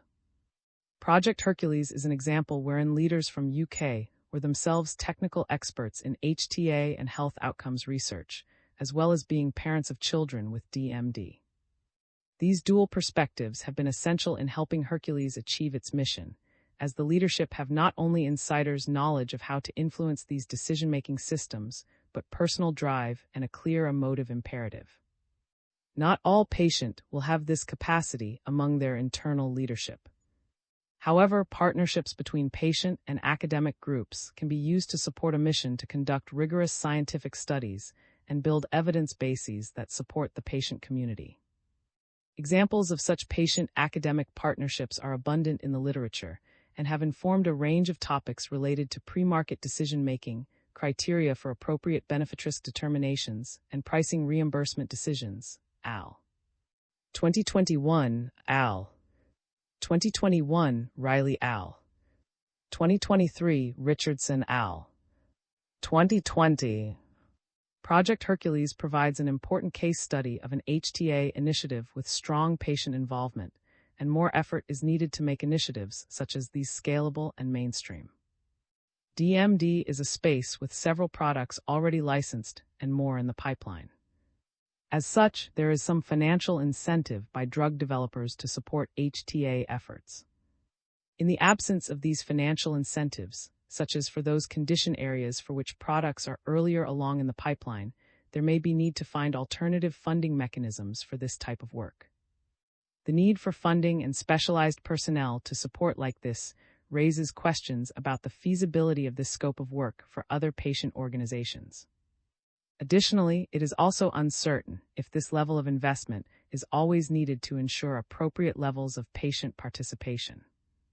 Other initiatives led by patient and conducted in partnership with academics have demonstrated potentially more efficient approaches to assessing the appropriateness of established processes in HTA decision-making. For instance, members of a US-based DMD patient, Parent Project Muscular Dystrophy, partnered with academic researchers in the U.S. to measure patient and parent preferences for emerging DMD treatments. AL. 2022-D. As a part of this work, they sought to assess the acceptability of the generic health-related quality of life measure Euro 5 dimension, EQ5D, to the DMD community. The prevailing notion at the initiation of the study was that the EQ5D measure, which is typically used to assess health status and make comparisons across conditions, did not reflect the challenges of life that had the greatest impact on DMD patients and families. As such, the patient, in partnership with an academic research team, went on to conduct a multinational study which evaluated the acceptability of the EQ5D, while the intent of the study was to demonstrate that the measure was not appropriate for measuring health status in DMD. Findings from a series of assessments, including those exploring content validity, face validity, and correlation with disease-specific measures, demonstrated that the measure performed well at documenting many burdens of DMD. AL. 2021. In this way, it challenged an emerging notion that established legacy measures could not be used to capture the experiences of patients. AL. 2022-C. AL. 2022. In doing so, it raised questions regarding how to determine when the use of these measures is appropriate and sufficient, and when additional resources and engagement efforts would be needed to supplement HTA deliberations. 8.3 AI and patient involvement. AI is challenging all aspects of science, medicine, and daily life. AI includes both machine learning models and natural language processing, NLP, which can be used in ways that can enhance and in some cases replace human-performed processes. U.S. physicians named addressing administrative burdens such as medical documentation to be the greatest area of opportunity for AI in a 2025 survey of U.S. physicians by the American Medical Association, 2025, and patients found AI chatbots to be an empowering resource for feedback on sensitive topics in a recent systematic review, AL. 2023. AI can also be applied to support patient involvement broadly in health. AI-based tools can be valuable to support existing approaches for healthcare research, and they are also leading to a new branch of research that can only be done with AI support. AI can be used to listen to patients' communication and is increasingly used in medical research to support administration and evidence generation, such as transcribing meetings and recordings, and evidence synthesis, such as assisting in systematic reviews. AI can also be used to understand patients by assisting in mining diverse data sources such as medical records, billing data, wearables, and other big data in health. While the term real-world data, RWD, can be used to describe many types of big data collected in routine care and health, AI can be applied to non-health sources such as social media, telecommunications data, and purchasing financial data. Chapter 7 presents one potential use of AI to foster patient involvement through NLP studies that could be enlightening for HTA and medical research more generally by identifying patients' perspectives. The emergence of AI in health research challenges traditional practices and methods for patient involvement that need to be explored. Chapter 7 provides details of how NLP can extract structured data from unstructured text. It can be used to identify emotional tone and sentiment, identify medical concepts from clinical notes, and support the prediction of patient outcomes.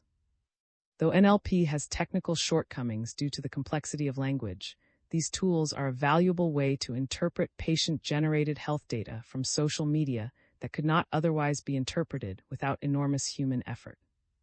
The authors of Chap 7 suggest that NLP may offer benefits over structured patient-reported outcome measures, such as avoiding participant attrition for follow-up surveys.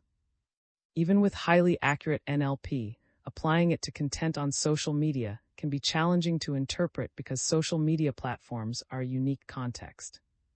2014 eloquently described use of social media for research as comparable to using fruit flies as model organisms in biology. Neither is an absolutely accurate representation of humans, but both are useful for the ways that they can be used in research that could not be feasible through other methods. Algorithms are built into social media platforms, shaping what content is visible to the users and leading to bias of how the users engage with social media. Content is not always generated in earnest, as AI-generated content and sponsored content are prominent. It has been recommended not to draw conclusions from social media research alone, but instead to also use complementary conventional approaches. Applying NLP to social media has increasingly raised ethical and regulatory concerns. The ethical guidelines developed before the existence of social media are not adequate to ensure the protection of research subjects, even when using publicly available data. Ethical recommendations include performing de-identification of social media data, obtaining institutional review board or research ethics committee approval, and exercising caution when linking data. Chap 7, al. 2023 Bay. Use of direct quotes from social media is particularly challenging as individuals can be easily re-identified. Al. 2018. There is also a lack of consensus on patients' perspectives on the acceptability of these technologies and use of the data collected. HTA experts state concerns about transparency of how AI algorithms operate and potential harmful model biases. Goodman and 2024. The ethical, legal, and social implications of AI in engagement research will need to be managed in future. Best practices for AI approaches to be widely adopted in a way that balances stakeholder protection with benefits. Chapter 7 points out that using NLP for data already generated is not a license to abandon participation in research. Approaches for involving patients in the development and evaluation of medical products, such as those outlined in Chaps 29, 30, 31, and 32, are well established and can be applied to guide the use of AI in HTA, al.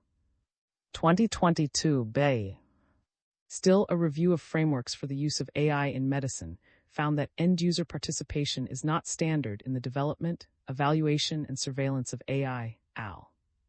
2022 Knowledge gaps around AI are an obstacle to acquiring participant input in study design, al.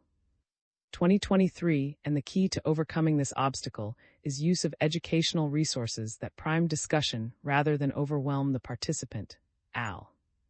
2022 Bay. Methods such as participatory research, al. 2018 deliberative processes, al. 2021 and preference studies, al. 2022, al. 2022d are effective platforms that could be applied to inform NLP studies of patients, al. 2022 Bay. 8.4 Expanding the use of AI in HTA. There is substantial enthusiasm and potential for the use of NLP studies of patients' perspectives despite concerns about data quality, risk of generating false or misleading outputs known as hallucinations, and regulatory concerns. HTA may be informed by the unique types of research that can only be done with AI in the future. Social media research is uniquely suited to populations with potentially stigmatizing conditions because it provides complex self-reported data without the burden of a qualitative interview. One example is a recent study of a Facebook support group of Malaysian women with endometriosis, which identified the ways that this population sought peer support and the limitations of support provided by healthcare providers. Wilson al. 2020 al. 2023 Social media often includes the time and location of a post, providing epidemiological data to consider in analyses, as seen in a thematic analysis of posters' attitudes about COVID-19 with consideration for concurrent regional outbreaks, Lee al. 2020, al. 2023, Apart from primary data, NLP may be used to data from published studies of patient involvement, facilitating new reviews and meta-analyses. The high barrier to entry of conducting NLP research will be an ongoing limitation for its future applications in HTA. NLP is efficient at parsing large volumes of data, but tremendous upfront investment is needed to conduct studies. Researchers often face obstacles to access data from healthcare systems and use it to train NLP due to justified concerns about data governance, privacy, and security, al. 2025. New secure infrastructures may be needed, as were developed for NLP to follow the U.S. Health Insurance Portability and Accountability Act, HIPAA, law regarding privacy of healthcare data. And this expense may be prohibitive for many, for which such regulations apply. Apart from simply acquiring data, training and fine-tuning an NLP model takes time, effort, and expertise. High-quality NLP training data is available for languages that have previously been used extensively in AI research, such as English and Mandarin Chinese, which are referred to as high-resource languages, al. 2025. Conversely, low-resource languages lack high-quality training data, even though many such languages are widely spoken, such as Arabic and Portuguese. Without better accommodation for low-resource languages, NLP methods may perpetuate inequity of who benefits from healthcare research. 8.5 Conclusion. Patient involvement continues to advance through new research methods and approaches, yielding valuable findings in healthcare research and HTA. It is important to develop new methods to incorporate patients' perspectives because this can lead to research questions that are most valuable to the patient. The studies described in this chapter are highlighted for their innovative approaches. In the case of Project Hercules, the innovation came from using a patient-led multi-stakeholder collaborative approach. A patient initiated the effort and invited industry, clinicians, and academics as collaborators, inverting the normal workflow of research. This has led to research that incorporates the patient voice at every step. Conversely, the AI methods and example studies described in this chapter ascertain patients' perspectives through a wide variety of data sources, often indirectly. AI will continue to be a valuable source of support for established research methods, such as transcribing qualitative interviews. AI is also engendering new research, such as data mining of social media and medical health records content that would not otherwise be possible. There are ongoing challenges to AI-driven studies, such as ethical research conduct, accuracy, and incorporating participant engagement. Greater discussion is needed to address these challenges and refine best practices. We thank the co-editors for their insightful feedback. NT has no patient or industry funding. NC has served as a paid and unpaid consultant on patient engagement and preference studies for patient and the pharmaceutical industry. JB has served as a paid and unpaid consultant on patient engagement and measurement of patient preferences for numerous patient, pharmaceutical and medical device industry and contract research. JB holds an Innovation in Regulatory Science award from the fund. Open access. This chapter is licensed under the terms of the Creative Commons Attribution 4 International License (ORG) licenses by 4.0, which permits use, sharing, adaptation, distribution, and reproduction in any medium or format, as long as you give appropriate credit to the original author S and the source, provide a link to the Creative Commons license, and indicate if changes were made. The images or other third-party material in this chapter are included in the chapter's Creative Commons license, unless indicated otherwise in a credit line to the material. If material is not included in the chapter's Creative Commons license and your intended use is not permitted by statutory regulation or exceeds the permitted use, you will need to obtain permission directly from the copyright holder. References: S.J. Pinto A. Exploring Patient Perspectives on How They Can and Should Be Engaged in the Development of Artificial Intelligence, AI, Applications in Healthcare.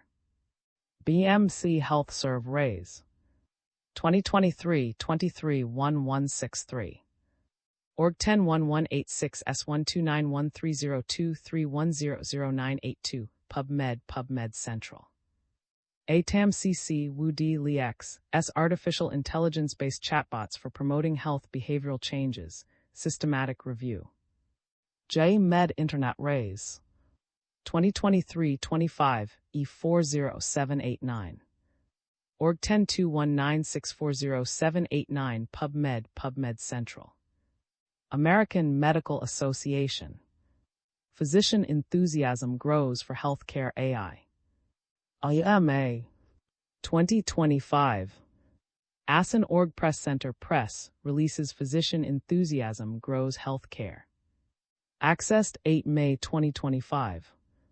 AC Bell D M C S C W S P W Keener M J Wells KB B Participatory Methods to Support Team Science Development for Predictive Analytics in Health.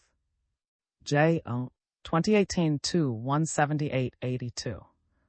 Org 10101720183113. PubMed Central. JWTLC M. Don't Quote Me. Reverse Identification of Research Participants in Social Media Studies. NPJ Digit Med. 2018-130. Org 101038S4174601800362. PubMed Central. NMJ Brill S. Bridges J Guidelines for Artificial Intelligence in Medicine, a literature review and content analysis of frameworks. J-Med Internet Raise. 2022-4 E36823. Org 102196363823. NLJE Brill S. Increasing the Patient-Centeredness of Predictive Analytics Tools. Patient. 2022 B15615-7. Org 101007S402 7102200595-7. PubMed.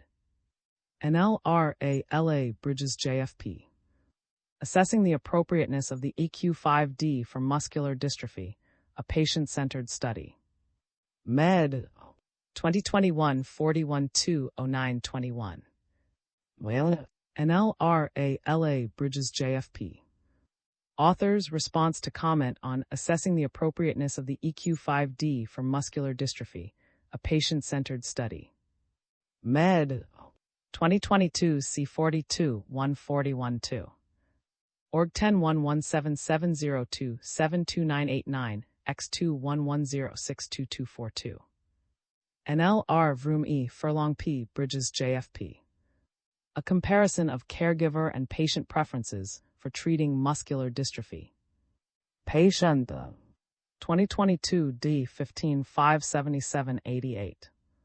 Org 101007S402 7102200574Y. PubMed Central. Goodman C. E. is Health Technology Assessment, ready for generative pre-trained transformer large language models. Report of a fishbowl inquiry. J. Technol Assess Healthcare. 2024-40 E48. Org 101017 S0266462324000382. PubMed Central. APALYY Hana A Puram D IS Lee SHTJ. Using social media research in health technology assessment, stakeholder perspectives, and scoping review. J. Technol Assess Healthcare. 2023-39 E63. Org 101017 S0266462323002593. PubMed Central. APAA Hana A YTJ LY Peer M AS D Ethical and Legal Considerations in Social Media Research for Health Technology Assessment. Conclusions from a Scoping Review. J. Technol Assess Healthcare. 2023 B39 E62. Org 101017 S0266462323000399. PubMed Central. TANL Bridges JFP. Quantifying the burden of IN syndrome using quality-adjusted life years. 2021 43 116 E4. Org 101016J202105013 PubMed. Li J Su Q, R.V., T-Data Mining and Content Analysis of the Chinese Social Media Platform during the early COVID-19 outbreak, Retrospective Observational Study. JMIR Public Health. 2026, E18700. Org 1021961870 PubMed Central. MyJMAT, T Development of Secure Infrastructure for Advancing Generative Artificial Intelligence Research in Healthcare at an Academic Medical Center. JM Med Inform. 2025 32 5868. Org 10109300 PubMed Central. PAS Natural Language Processing Applications for Low-Resource Languages. Natural Language Processing. 2025 31 18397. Org 10101720 433. Patient-Centered Outcomes Research Institute. PCORI launches up to $36 million initiative to advance the science of engagement in health research. Patient-Centered Outcomes Research Institute. 2022. Org News Release launches 36 million initiative Advanced Science Engagement Health Research. Accessed 8 May 2025. M. Burkell M.R.S. Patient-Focused Drug Development, a New Direction for Collaboration. Medcare. 2015 53 917. Org 101097 MLR 00000000000000273 PubMed. PA J Rowan D Brazier J K Chandler F J Crossley E Measuring What Matters. Little evidence supporting the content validity of EQ5D in people with muscular dystrophy and their caregivers. Med. 2022 42 13940. Org 10117702722989 X2110622237. Prefer. Patient preferences in benefit risk assessments during the drug life cycle. Prefer patient preferences.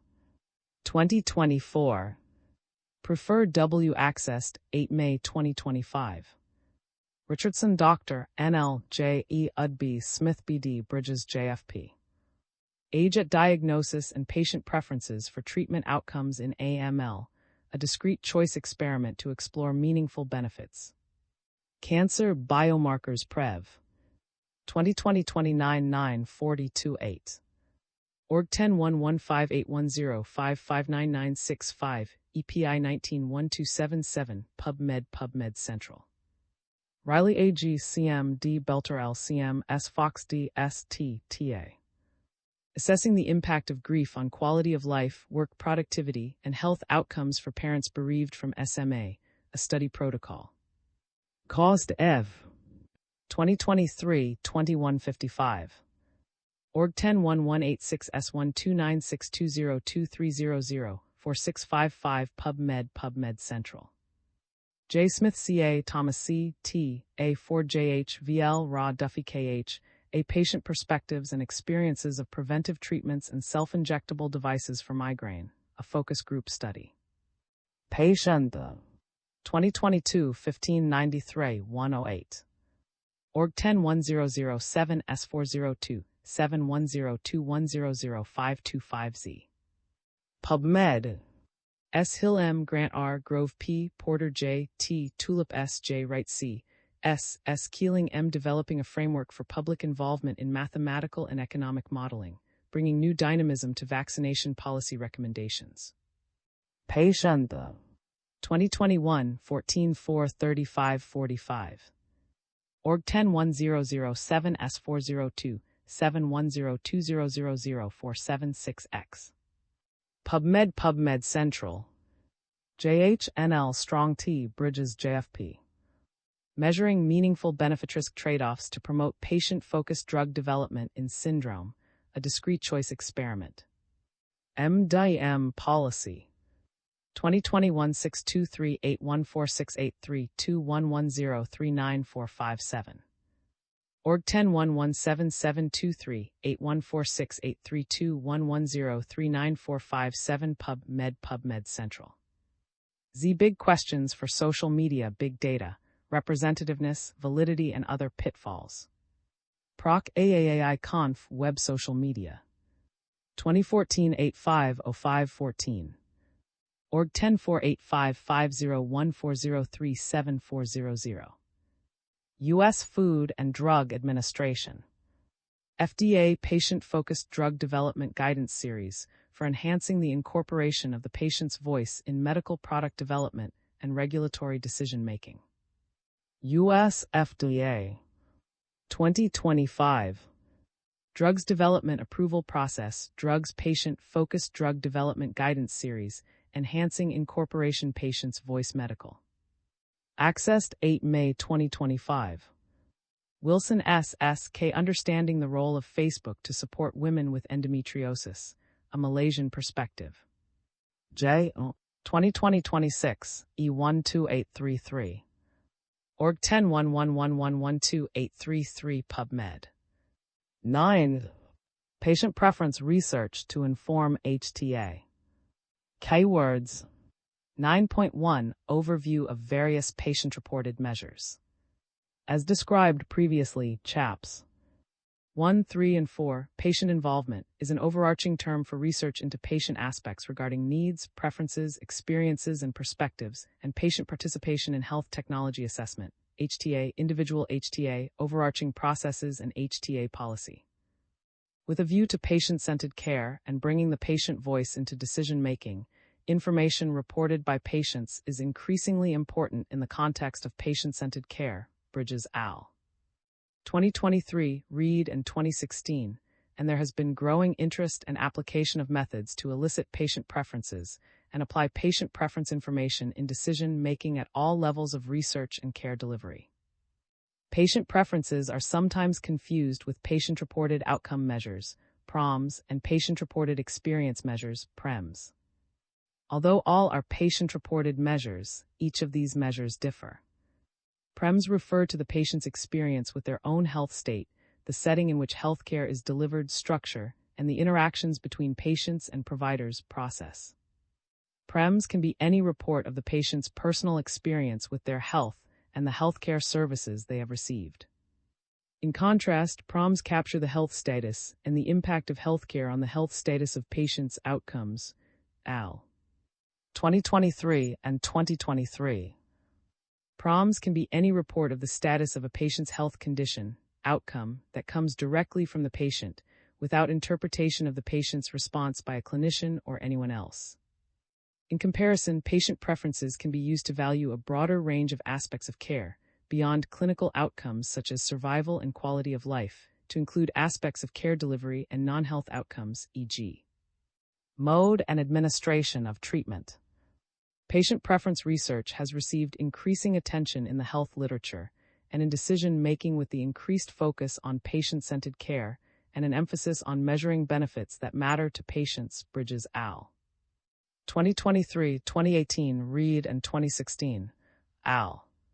2019 of. Patient preference information has been defined as qualitative or quantitative assessments of the relative desirability or acceptability to patients of features that differ among alternative health states, health interventions, or health services, U.S. Food and Drug Administration 2016. Desirability reflects preferences for positive outcomes or features, benefits, and acceptability reflects the degree of aversion to negative outcomes or features, harms, or risks. In contrast to PREMs and PROMs, patient preference information offers a measure of what a patient wants in terms of desirability and acceptability of these features, and also offers the possibility to capture the relative importance of these features and patient priorities, and the trade-offs that a patient might make amongst the features. Patient preference data inform the relative importance of product or service characteristics from the patient's perspective, and can also provide insights regarding heterogeneity of preferences in different patient populations, with the caveat that the sample is sufficiently large and diverse, and the data collected capture relevant variables related to the preference heterogeneity. Both qualitative and quantitative preference research can be conducted to understand the relative importance of a product or service. Qualitative research, CHAP 11, is also critical to informing the design of quantitative patient preference surveys, in which trade-offs among attributes are elicited from respondents through a series of questions. Coast al. 2012 al. 2020 al. 2017. 9.2 Main methods used for measuring patient preferences. Time trade-off and standard gamble methods for estimating health state utilities. Time trade-off and standard gamble methods for estimating health state utilities. Structured weighting, IG. Using rating, ranking exercises, swing weighting, or analytic hierarchy process, AHP. Structured weighting, IG. Using rating, ranking exercises, swing weighting, or analytic hierarchy process, AHP. Stated preferences, IG. Using best-worst scaling, BWS, conjoint analysis and discrete choice experiment, DCE, surveys, and stated preferences, IG. Using best-worst scaling, BWS, conjoint analysis and discrete choice experiment, DCE, surveys, and revealed preferences, derive preferences from actual observed market. Revealed preferences, derive preferences from actual observed market. Patient preference research in health is motivated in general by the desire to promote patient in healthcare and can be used to inform clinical and health policy decision-making. Ho al. 2016, U.S. Food and Drug Administration 2016, al. 2019 b. Quantitative stated patient preference research includes valuation methods grounded in utility and consumer theory and the psychology of choice to understand how patients value different aspects, attributes of an intervention. Al. 2000. Stated preference research examines trade-offs between multiple attributes used to describe an intervention and the effect of changes in the attributes' levels on choice. Utility values are derived from the choice responses using econometric analysis methods. In contrast, structured weighting techniques such as AHP derive preferences from pairwise comparisons between two attributes, and relative statements regarding the importance of or preference for an attribute level are elicited. The weight of each attribute in the set is calculated from the pairwise comparisons of all weights. Systematic reviews of the literature over time have reported that DCEs, and more recently, BWS methods are the most commonly applied approaches for measuring patient-stated preferences in health, from which preferences are derived from surveys of patients based on choices. Clark al. 2014 al. 2012 Marshall al. 2010 al. 2019 al. 2023. Thus, this chapter focuses on DCE and BWS. DCEs are an attribute-based measure of value that examine trade-offs among attributes of a healthcare intervention. In DCEs, respondents choose between alternatives in a series of questions called choice tasks. Each alternative differs and includes features, attributes of the decision, i.e., treatment, side effects, dosing, chance of success. Bridges al. 2011 and 2008. The way participants respond to the choice tasks reveal the weight respondents attach to attributes of the treatment or intervention, and thus infer respondent preferences through an indirect utility function. These weights can be used to estimate marginal rates of substitution that reveal the trade-offs respondents are willing to make between attributes. Al. 2013 al. 2019 b. Evidence about patient preferences derived from DCEs can be used to value patient experiences alongside clinical outcomes, value health states in economic models, and predict uptake or acceptability of new services. Al. 2017. DCEs also provide potentially useful information within a HTA decision-making context.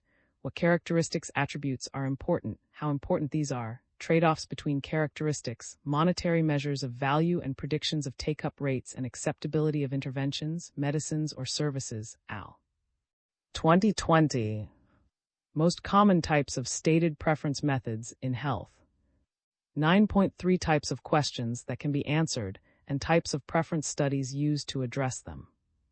Types of research questions answered by patient preference studies. Research question, preference method, context, use cases, benefit for HTA, references, relative attribute importance. What matters most to patients? How do patients trade off benefits with risks costs? Does say when treatment profiles vary, e.g., by efficacy, safety, quality of life outcomes, etc., and there is a lack of evidence or uncertainty about how patients trade off benefits versus risks costs. 1. Comparing a new treatment versus an existing treatment, comparator. Determine if the new treatment is preferred, by how much and what is driving preference. 2. Comparing multiple treatment options. Score and compare treatments by mapping real treatment characteristics to the patient value framework identified by the model, sometimes referred to as patient value mapping. Pfeiffer al. 2020-2019. Non-health benefits. What value do patients place on non-health benefits? Does say when a new treatment has non-health benefits that are not captured by other evidence, e.g., clinical outcomes or quality-adjusted life years, QALYs. 1. A new treatment has a different mode of administration compared to existing treatments, e.g., measure the value of oral versus injection treatments. 2. A new treatment has a different frequency of administration compared to existing treatments, e.g., measure the value of monthly versus weekly injections. Understand the value of wider patient experience alongside other evidence clinical outcomes. Pfeiffer al. 2018, Marshall al. 2018. Predicted uptake. What is the predicted uptake of a new treatment? Does say when there is uncertainty around what proportion of patients would prefer to use a new treatment over existing treatments. 1. Measure uptake for a new treatment that has not entered the market. Measure the acceptability of new treatments and potential budget impact. Pfeiffer al. 2024, Marshall al. 2009-2016. Willingness to pay, WTP. How much are patients WTP for a new treatment or feature of treatment? Does say when we need to convert patient value benefits into monetary measures. 1. Measure how much additional benefit a new treatment or feature of treatment brings to a market and translate that benefit into monetary measures. WTP estimates can be used in a cost-benefit analysis, CBA framework. Deal al. 2013, Pfeiffer al. 2018, Johnson al. 2014, Marshall al. 2016 B. 2019. Maximum acceptable risk, MAR. What is the greatest increase in harms risks which a patient would accept for a given benefit? Does say when a new treatment has significant benefits but also significant harms risks, and there is no evidence of the risk tolerance of patients for a specific benefit. 1. Measure how much risk patients would be willing to accept to gain an additional benefit, e.g. %. Increase in risk of side effects for an additional year of average survival. 1. Maximum level of risk that patients are willing to accept. 2. Measure how much risk patients would be willing to accept to gain an additional benefit, e.g. %. Increase in risk of side effects for an additional year of average survival. Al. 2009-2013, Ho al. 2015. Endpoint. How do patients various study endpoints? BWS. When there is a lack of evidence or uncertainty about how patients value endpoints, e.g., primary vs secondary versus surrogate endpoints. 1. A new treatment has a number of endpoints used in the trial, clinical benefits and risks, quality of life, etc. Determine or measure how patients these endpoints. Interpret relevant endpoints through the lens of the patient. Provides context to decision-making. Al. 2016 Al. 2022 Al. 2018 Al. 2018. Each research question can be applied to measure aggregate patient preferences. More sophisticated preference models can be used to measure variation in patient preferences, known as preference heterogeneity. Al. 2022 Joe Al. 2018. This is particularly important in HTA decision-making because it is not expected that all patients have the same preferences in most health contexts, e.g. Measure whether groups or segments of patients have different preferences. If systematic differences in preferences between populations can be demonstrated, HTA committees can use this information to see how certain decisions would impact or align with different segments of patients. 9.4 How patient preferences are currently used in HTA. In recent years, the increased attention on patient preferences in clinical practice guidelines and 2008, Al. 2017 and academic research, Al.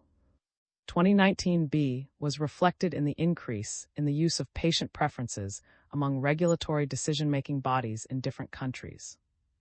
In an era where sustainability and innovation may be seen to be in conflict and where clinical trial endpoints are challenged, patient perspectives in HTA integrating quality of life, patient experiences, and preferences are fundamental in drug reimbursement decisions. Moreover, as HTA bodies enter into international collaboration agreements with other HTA bodies, for example under the European Regulation on HTA coming into effect in 2025, CHAP 18, input from patients and patient will become increasingly important. Consequently, regulatory and HTA bodies have been exploring the use of patient preference data, Al. 2019. In the United States, U.S., for example, the Food and Drug Administration, FDA, has provided guidance on how to use patient preference information in benefit risk assessments, U.S. Food and Drug Administration 2016. Furthermore, the increasing commitment to patient-focused drug development by the U.S. FDA and patient participation in translational research provides a significant opportunity to improve the clinical trials enterprise and enhance participation by patients and patient in the work of trial sponsors, U.S. Food and Drug Administration 2025. The European Medicines Agency, EMA, also assessed the feasibility of incorporating patient preferences into their processes, Al. 2016. Patient preference research is also mentioned as a potential method in the guidelines of the Australian Pharmaceutical Benefits Advisory Committee, Commonwealth of Australia 2016. In England and Wales, the National Institute for Health and Care Excellence completed a 2-year exploratory study concluding that patient preferences might be able to generate relevant evidence for HTA decision-making, Al. 2020. The Institute for Quality and Efficiency in Healthcare in Germany explored the application of patient preference data to inform relevant endpoints of a technology conducting case studies on the use of quantitative patient preference data for reimbursement decisions, Al. 2012 and 2017. 1. Identification of priorities and relevant endpoints in early drug development. Identification of priorities and relevant endpoints in early drug development. 2. Benefit risk assessment in regulatory approval, and benefit risk assessment in regulatory approval, and 3. Complementing clinical trial evidence for informing the HTA recommendations or policy decisions. Complementing clinical trial evidence for informing the HTA recommendations or policy decisions. Patient preference data can be integrated through approaches such as trade-off assessment between clinical benefits and side effects, preference share, estimation of quality gains, and cost-benefit analysis as shown in the aortic valve implantation case study example, Marsh al. 2021. Despite growing interest, it remains unclear how patient preferences can be used in HTA and the extent to which it can reshape and influence HTA decisions, e.g. accepted as standalone evidence to clinical and economic effectiveness or as additional evidence to clinical effectiveness only. Thus, patient preference data can be used as evidence to support alignment of HTA decisions with patient preferences and needs, resulting in improved treatment outcomes and patients' quality of life. Case study example box 9.1. Furthermore, preference evidence can guide HTA bodies in resources and funding for interventions that are valued highly by patients. HTA bodies are enabled to make more informed decisions about which healthcare interventions should be and funded. This ensures that resources are allocated to interventions that are most valued by patients. HTA bodies will remain primarily interested in health technologies for which added health benefits were demonstrated for the whole patient population compared to currently available treatments. Patient preference studies can reveal how relevant these demonstrated benefits are for the patients living with the disease. HTA bodies will be most interested in using patient preference studies when these studies are carefully targeted to address research questions which are relevant to HTA, when they offer guidance and a standardized path on how to effectively balance patient preference evidence with clinical and economic evidence, and when the content and format of these preference studies can support consistent interpretation as well as application in HTA, al. 2020. Heart valve disease, HVD, is a broad term used to describe diseases and conditions affecting the heart's valves, al. 2023. Both surgical aortic valve replacement, SAVR, al. 2023, and more recently less invasive procedures, such as aortic valve implantation, TAVI, are becoming more common, Baron al. 2017. Techniques are safe and effective, however TAVI is less established than SAVR. On the other hand, it is also less invasive and associated with faster recovery and fewer complications, al. 2010, al. 2019, Mack al. 2019. Pfeiffer al. 2024 conducted a DCE to understand patients' preferences for HVD treatments, including benefit-risk trade-offs for heart valve procedures, with a focus on the effects of invasive V's minimally invasive procedures to mirror SAVR and TAVI. The DCE was funded by Edwards, a medical device company specializing in artificial valves. Relative attribute importance as well as predicted preference share was calculated from the DCE model, and participants were grouped by their prior experience with heart valve procedures into no procedure experience, invasive procedure experience, or minimally invasive procedure experience. There is a great deal of heterogeneity in HVD patient preferences, even when treatment outcomes appear similar. HVD patients demonstrated a slight overall preference for the minimally invasive procedure over the invasive procedure. Patients' choices were most influenced by the durability of the valve and likelihood of independence post-procedure, irrespective of their prior procedure experience. When all treatment attributes were held constant and the effect of invasiveness of the procedure was isolated, patients were more likely to choose the treatment they had already had experience with an experience effect. However, predicted preference share analysis demonstrated that when the attributes reflected the profile of the TAVI-SAVR procedure, its safety and efficacy results, preference for TAVI was so strong it reversed the influence of prior treatment experience, and all patients were predicted to choose TAVI over the SAVR profile. These results can inform HTA decision makers about what features of HVD procedures patients value most, to ensure appropriate treatments are available that align with patient goals and values, i.e., long valve durability and fast recovery. 9.5 Recommendations and guidance from international consortia and expert groups. 1. International Society for Economics and Outcomes Research, ISPOR. International Society for Economics and Outcomes Research, ISPOR. 2. Innovative Medicines Initiative Patient Preferences in Benefit, Risk Assessments during the Medical Product, IMIPrefer Project, and Innovative Medicines Initiative Patient Preferences in Benefit, Risk Assessments during the Medical Product, IMIPrefer Project, and 3. Health Technology Assessment International, Patient and Citizen Involvement in HTA Interest Group, PCIG, Patient Preference Project Subcommittee, PPPS. Health Technology Assessment International, Patient and Citizen Involvement in HTA Interest Group, PCIG, Patient Preference Project Subcommittee, PPPS. 951 ISPOR. ISPOR has produced several international expert task force reports that are consensus-based good research practices for methods to study patient preferences, which have been widely cited and applied in the literature. The first of these, published in 2011, Bridges al. reported on a range of methods that included those that used rating, ranking, and choice-based stated preference approaches to assess profiles that varied in their attributes and levels. The task force provided broad guidance on good research practices by suggesting a structure to guide the development, analysis, and publication of conjoint analyses in healthcare studies, without necessarily endorsing any one approach. The good research practice guidance included a 10-step checklist covering 1. Research question, 2. Attributes and levels, 3. Construction of tasks, 4. Experimental design, 5. Preference elicitation, 6. Instrument design, 7. Data collection plan, 8. Statistical analyses, 9. Results and conclusions, and 10. Study presentation. The second and third task force reports focused on choice-based methods and the key aspects of experimental design and statistical analysis of DCEs, Johnson al. 2013, al. 2016.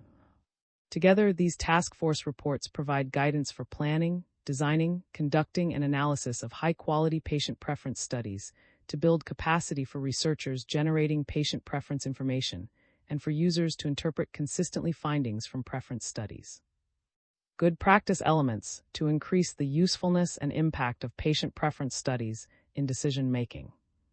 Element. Context. Key aspects to consider. 1. Context. Assessing the who, what, where, why, and when about decision-makers and decision-making. Identifying the most relevant individuals and who are involved in making the decision. Identifying what types of decision can be informed by conducting a preference study. Identifying where you can interact with decision-makers. Identifying why decision-makers may need the preference study and or find it useful. Identifying the optimal time to conduct a study and share it with decision-makers. 2. Purpose. Determining how a preference study can be most useful to decision-makers and other stakeholders. Clarifying how the study can be relevant to decision-makers and or in decision-making. Communicating how the study can help address decision-makers, NIDES. Being transparent about how the researcher intends the study to be used by decision-makers. Developing resources that help decision-makers use the study findings in decision-making. Providing assistance to decision-makers and having allies who can also support decision-makers. 3. Population. Identifying to whom the study findings will be applied and how they can best be engaged. Identifying who will be affected when decision-makers apply the findings. Clarifying how the study sample was identified to reflect the relevant affected population. Clarifying how patients' groups are engaged in the conduct of the preference study. Partnering with patients' groups to ensure their needs are being addressed by the study. Sharing the study findings to relevant patients' groups and communicating how data was used. 4. Method. Describing how the study method chosen and the protocol was shared and explained. Explaining which methods were considered when designing the study and why. Explaining how and why specific methods were chosen for the preference study. Sharing the study protocol broadly with decision-makers and or other stakeholders. Demonstrating how input from decision-makers, patients, and stakeholders was addressed. Providing resources for decision-makers, patients, and other stakeholders about the methods used. 5. Impact. Thinking and acting broadly to identify and assess the intended and unintended impacts. Identifying all the intended and unintended impacts from the study on decision-making. Assessing the usefulness of the study and the intended and unintended impacts. Replicating the study and testing if findings are to other populations. Disseminating the work broadly and capturing how it might be impactful in other ways. Fostering the implement or application of the study findings in real-world contexts. Adapted from Bridges al. 2023. 952 IMIPrefer project.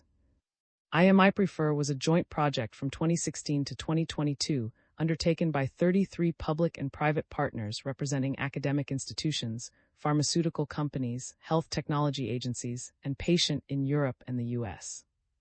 The expert and evidence-based recommendations provided guidance on the design, conduct, and use of patient preference research in decision-making throughout the medical product lifecycle for health technology developers, regulatory authorities, health technology and reimbursement agencies, Prefer Consortium 2022. The 4 recommendations listed below are the ones most relevant to HTA. 952 Value of patient preferences, when to incorporate patient preferences. Patient preferences can be useful for informing preference-sensitive decisions. However, it is important to decide when patient preference research may benefit decision-making.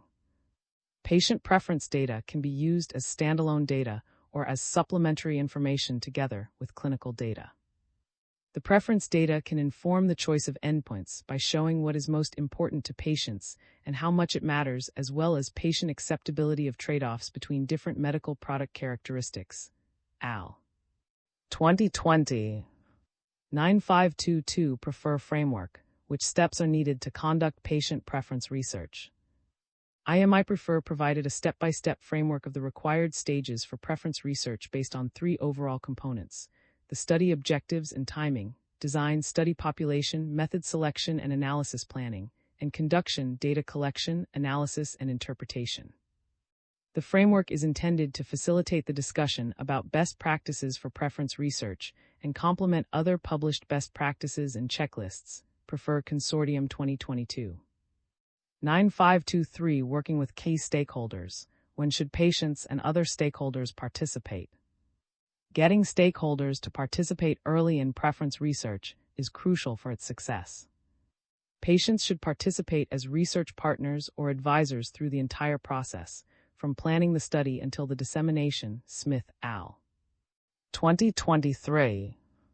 Regulators and HTA bodies should be consulted to make sure that the research adds value and delivers results that can be integrated in the decision-making process.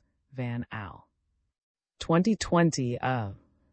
This approach can increase the relevance, appropriateness, feasibility, and acceptability of patient preference research, ensuring that it provides useful information for stakeholders. 9524 Areas for future research. What is next in patient preference research? Future areas of research were identified that could not be addressed by the IMIPrefer group. These include how to incorporate results from patient preference research, to compare different preference elicitation methods, or to determine if, and to what extent, internal validity and data quality can be incorporated in preference research, as well as to explore measurements of external validity for different preference methods. Prefer Consortium 2022. 953 PCIG Patient Preference Project Subcommittee (PPPS) is a multi-stakeholder professional society that seeks to develop and promote HTA internationally. Its PCIG runs a range of projects to develop patient involvement in HTA. One such project is led by the PPPS to enhance the use of patient preference evidence in HTA decision-making. The PPPS is made up of volunteers from around the world, including patients, academics, preference researchers, health technology developers, and HTA representatives. The project's early work focused on assessing the current landscape regarding use of patient preferences in HTA. This work identified a gap in knowledge, which led to a 4-part educational patient preference webinar series that started in 2020-2021. In 2022, the PPPS conducted an online survey with 40 members of HTA bodies and affiliated across 12 countries to identify and validate the current barriers to implementing and adopting patient preferences in HTA decision-making processes. AL. 2024. Survey results showed that the leading reasons why patient preference studies were not submitted by technology developers in most HTA assessments were time and resource constraints, followed by a lack of clarity on how preference evidence was used in the HTA and what impact it may have on decisions. Extending this work, the PPPS conducted a series of in-depth collaborative workshops with HTA representatives from 5 different countries to facilitate mutual learning and reflection on ways that patient preference data can be better integrated into HTA, AL. 2024. Outcomes from the workshops further highlighted a lack of awareness and understanding on the use of patient preferences in HTA. Workshop participants agreed that patient preference evidence would enhance decision-making if submitted alongside other types of evidence. However, despite appreciating the value of these methods, they were still unsure of where the evidence fits and how it could be used in the decision-making context. In light of these findings, the PCIG subcommittee conducted mock deliberations with members of various HTA bodies via an online workshop series, where patient preference information is presented as evidence to be included in the HTA deliberative process, alongside standard clinical and cost-effectiveness evidence. The mock deliberation workshops highlighted both opportunities and challenges in integrating patient preference information into the HTA processes. While patient preference information was acknowledged as valuable evidence, its influence in decision-making varied. Variation in responses was predominantly linked to the experience and background of the participant, e.g., clinician or health economist, rather than systematic differences between the countries. In general, participants understood how patient preference information could be integrated with the clinical evidence, e.g., interpreting the clinical data from the patient perspective. In contrast, participants found it difficult to comprehend how patient preference information could be integrated with standard cost-effectiveness evidence. Further research is planned with committee members to address these issues before developing more formal guidance. Final results of the project will be disseminated as a how-to guidebook, with the aim of improving the likelihood that patient preferences can and will be used more frequently in HTA decision-making. 9.6 Challenges of using patient preferences in HTA. Evidence from patient preference research studies can provide useful information for HTA bodies. However, while the use of patient preference research studies in HTA is evolving, it is not standard practice yet. There remain challenges in meeting the 11 recommendations issued by the FDA for valid scientific evidence for patient preference information or any clinical non-clinical information in a regulatory submission. These recommendations address patient representativeness of the sample and of results, capturing heterogeneity of patients' preferences, established good research practices by professional, effective communication of benefit, harm, risk, and uncertainty, minimal cognitive bias, logical soundness, relevance so that critical aspects of harm, risk, benefit, and uncertainty are included, robustness of analysis of results, study conduct, and comprehension by study participants. U.S. Food and Drug Administration 2025. Measuring the preferences of a representative sample of adequate size so that the study results can be reasonably generalized to the population of interest. Measuring the preferences of a representative sample of adequate size so that the study results can be reasonably generalized to the population of interest. Capturing heterogeneity of patients' preferences for benefit-risk trade-offs that reflects a broad array of potential factors, e.g., sex, gender, race, ethnicity, socioeconomic, life circumstances, personal tolerance for risk, and experiences with their disease.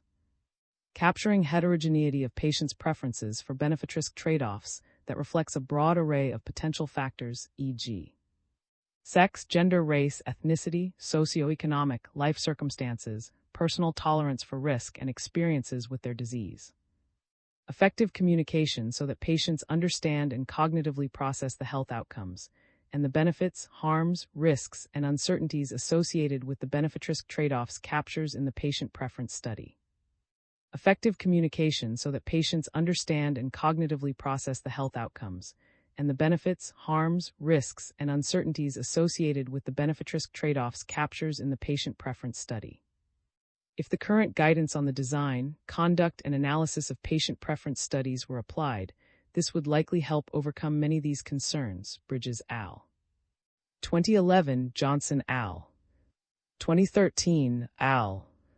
2016, Bridges al. 2023.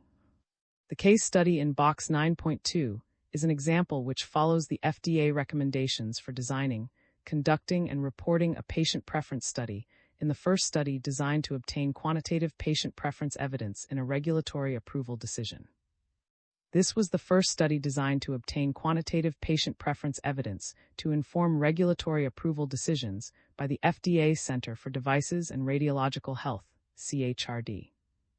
The study evaluated trade-offs among effectiveness, safety, and other attributes of weight loss devices using discrete choice experiments to quantify the importance of safety, effectiveness, and other attributes of weight loss devices to obese respondents. Respondent choices yielded preference scores indicating their relative value for attributes of weight loss devices in the study. The study showed that a substantial portion of obese patients would accept the risks associated with a surgically implanted device if they lost a sufficient number of pounds. For example, to accept a device with 0.01% mortality risk, a risk-tolerant patient will require about 10% total body weight loss lasting 5 years. Patient preference evidence was used to make regulatory decision-making more patient-centered. Patient preference evidence was used to make regulatory decision-making more patient-centered. The sample included more than 500 patients drawn from an online panel that was designed to represent a cross-section of the U.S. population.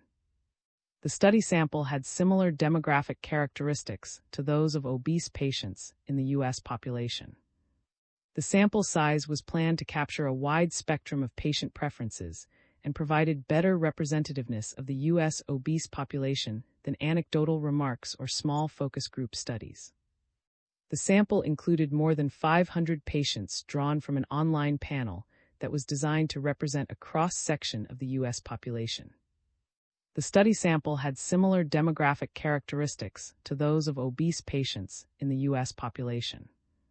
The sample size was planned to capture a wide spectrum of patient preferences and provided better representativeness of the U.S. obese population than anecdotal remarks or small focus group studies. The study was designed to measure quantitative patient preference heterogeneity and conduct preference segmentation. The study's stratified sampling by body mass index, BMI, ensured that estimates were precise across the whole BMI range of interest. Moreover, the study used a preference elicitation method that not only allowed investigators to identify and divide patients into different segments by patients' risk tolerance level, but also provided the estimated percentage of patients that would prefer receiving the device to the status. The study was designed to measure quantitative patient preference heterogeneity and conduct preference segmentation. The study's stratified sampling by body mass index, BMI, ensured that estimates were precise across the whole BMI range of interest. Moreover, the study used a preference elicitation method that not only allowed investigators to identify and divide patients into different segments by patients' risk tolerance level, but also provided the estimated percentage of patients that would prefer receiving the device to the status. Design, conduct, and analysis of the study followed good research practices endorsed by a professional ISPOR. Design, conduct, and analysis of the study followed good research practices endorsed by a professional ISPOR. Research conducted at the study design stage and during the face-to-face interviews with patients helped ensure that the survey instrument was patient-centered, the communication of benefits, harms, risks, and uncertainty was clear, and the format of the questions would keep potential cognitive bias to a minimum. Research conducted at the study design stage and during the face-to-face interviews with patients helped ensure that the survey instrument was patient-centered, the communication of benefits, harms, risks, and uncertainty was clear, and the format of the questions would keep potential cognitive bias to a minimum. Rigorous internal validation tests were conducted to make sure the data quality was sufficiently high.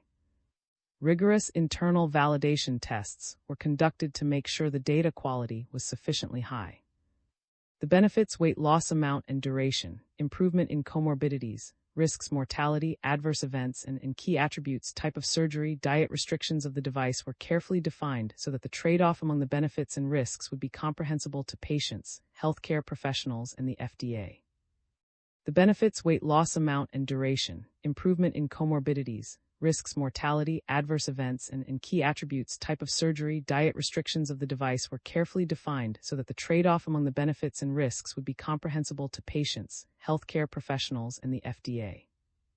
Another consideration in the use of patient preference data within the HTA appraisal process is the time and costs involved in conducting stated preference surveys, such as DCEs or BWS Object Case 1. Many HTA assessments rely on the review of existing evidence. That is, they are based on secondary data with limited time and resources to collect primary data. As such, it is unlikely that preference studies would be conducted as part of many assessments. However, they could be part of the evidence base submitted by health technology developers, especially in collaboration with academic experts, to address the quality and robustness of the patient preference study design. Responsibility for collecting patient preference evidence remains an unresolved issue. Research suggests that HTA bodies believe patient should be responsible for collecting such evidence. Al. 2024. Despite having lived experience, knowledge, and connections with patients, many patients lack resources to conduct these types of studies. While health technology developers may have the resources to fund or conduct patient preference research studies, such evidence will be perceived as less robust due to the perceived conflict of interest. Collaboration between patients, carers, academic researchers, clinicians, and HTA body representatives as early as possible in the drug or device development process can provide an opportunity for patient-led research on patient preferences. These studies require unrestricted funding from multiple sources to protect against perceived bias. 9.7 Conclusion and Discussion: Areas for Future Research. Several areas of future research have been identified in the previous sections of this chapter. However, the inclusion of all relevant stakeholders in patient preference research is a common feature crucial to its success.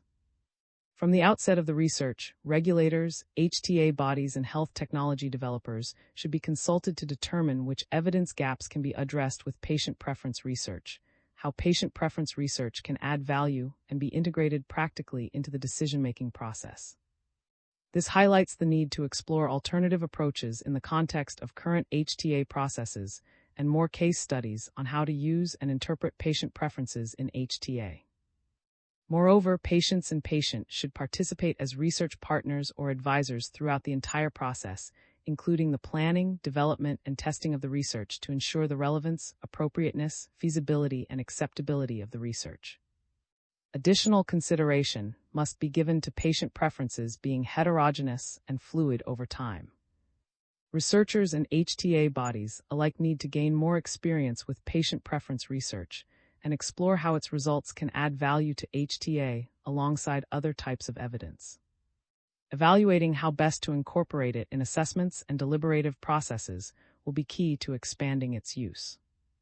Where HTA bodies have the resources and capabilities, there may be opportunities for patient to lead the research with the guidance of expert researchers. Patient preferences research can provide added value to the decision-making process and help ensure that the drugs and devices truly meets the needs of patients. However, there is more work to be done to ensure its place in the deliberative processes in HTA. We would like to thank Ann Barker for their help with editing and referencing. We also would like to thank the co-editors for their helpful comments on the draft of this book chapter. All views expressed and any errors are entirely the responsibility of the authors. No funding was received by any authors for the work on this book chapter. Deborah A. Marshall is a professor at the University of Calgary and Chair, Health Economics, Value and Impact, which partly funds her salary. She occasionally consults for her expertise in preference research through government-funded agencies or industry. Karina is a senior research associate working at the University of Calgary, as well as a visiting scientist at the University Rotterdam. Barry David Stein is a Montreal, Quebec-based lawyer. He is president and CEO of Colorectal Cancer Canada, a Canadian not-for-profit patient group that provides input on drug submissions to Canada's Drug Agency and National NN Services in Quebec. Colorectal Cancer Canada receives funding from both pharmaceutical companies and government agencies not related or relevant to the content of this book chapter. There are no funding, employment, or financial or non-financial interests to declare relevant to the content of this book chapter. Pfeiffer is an owner-director of who undertakes paid and unpaid work for patient. Also undertake patient preference consultancy, work for the pharmaceutical industry and consultancies that is paid and may relate to HTA submissions in medicine development.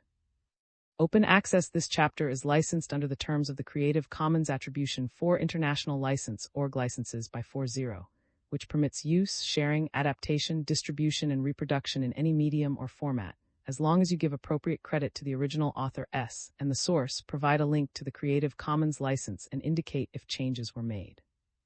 The images or other third-party material in this chapter are included in the chapter's Creative Commons license, unless indicated otherwise in a credit line to the material. If material is not included in the chapter's Creative Commons license and your intended use is not permitted by statutory regulation or exceeds the permitted use, you will need to obtain permission directly from the copyright holder. References: Baron S.J. SVKEAKR al.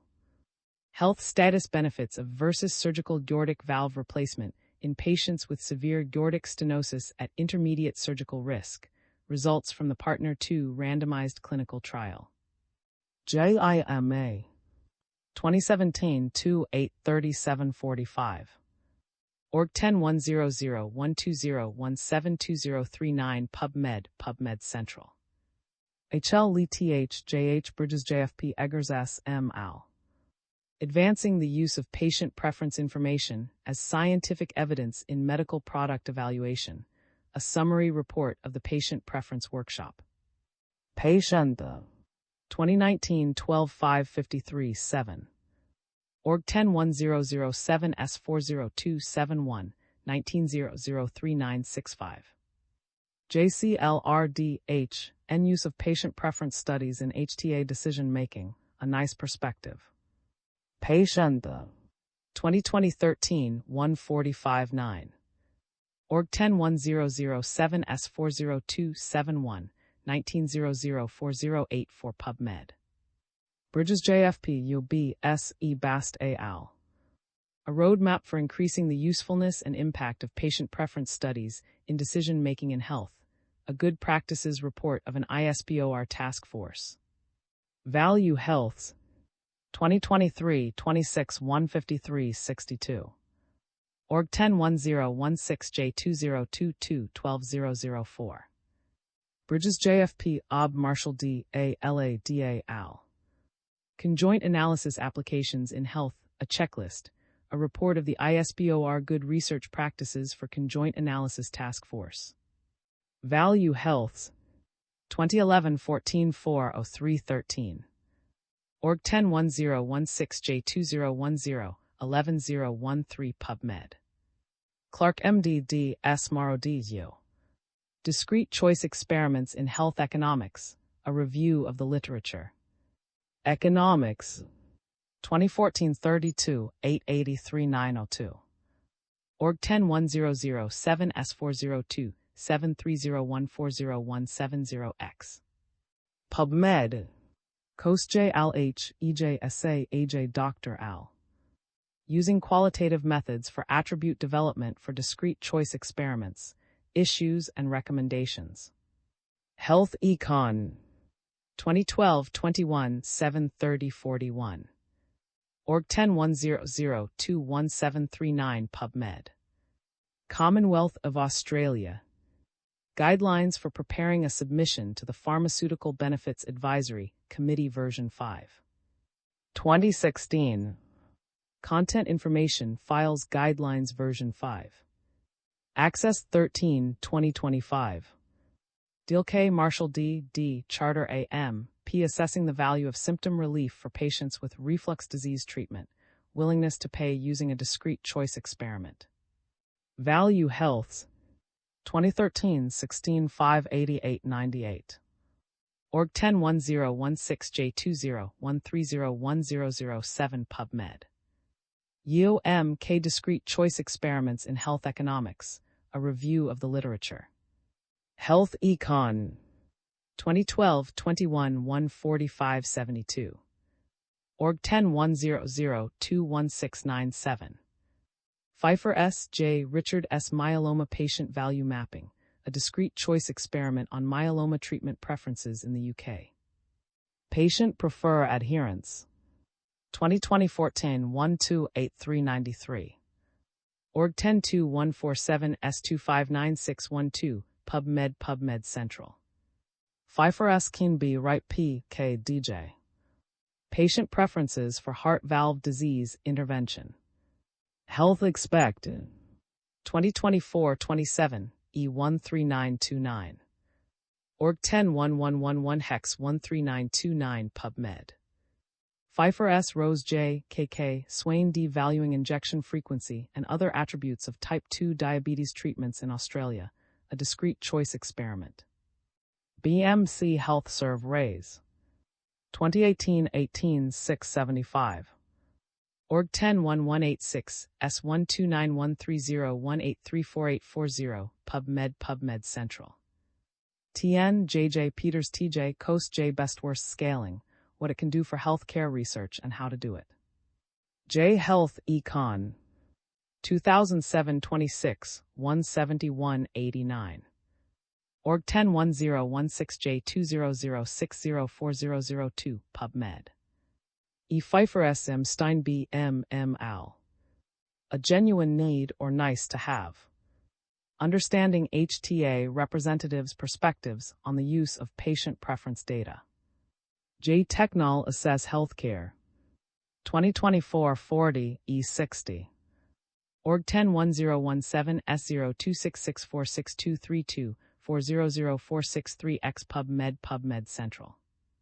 KJIL S. The Uses of Patient-Reported Experience Measures in Health Systems, a Systematic Narrative Review. Health Policy. 2023 128 110. Org 10 1016 J202207008. JM. A Guide to Measuring and Interpreting Attribute Importance. Patient. 2019 12 795. Org 10 1007 S40271 19003603. Ob A. Johnson Fr. Quantifying Benefit, Risk Preferences for Medical Interventions, an Overview of a Growing Empirical Literature. Health Econ Health Policy. 2013 11 3 1929. Org 10 1007 S402 5801300228Y. Ob JM CGM Prior T Marshall DA C. Al. Statistical Methods for the Analysis of Discrete Choice Experiments, a report of the ISPOR Conjoint Analysis Good Research Practices Task Force. Value Healths. 2016-19 315.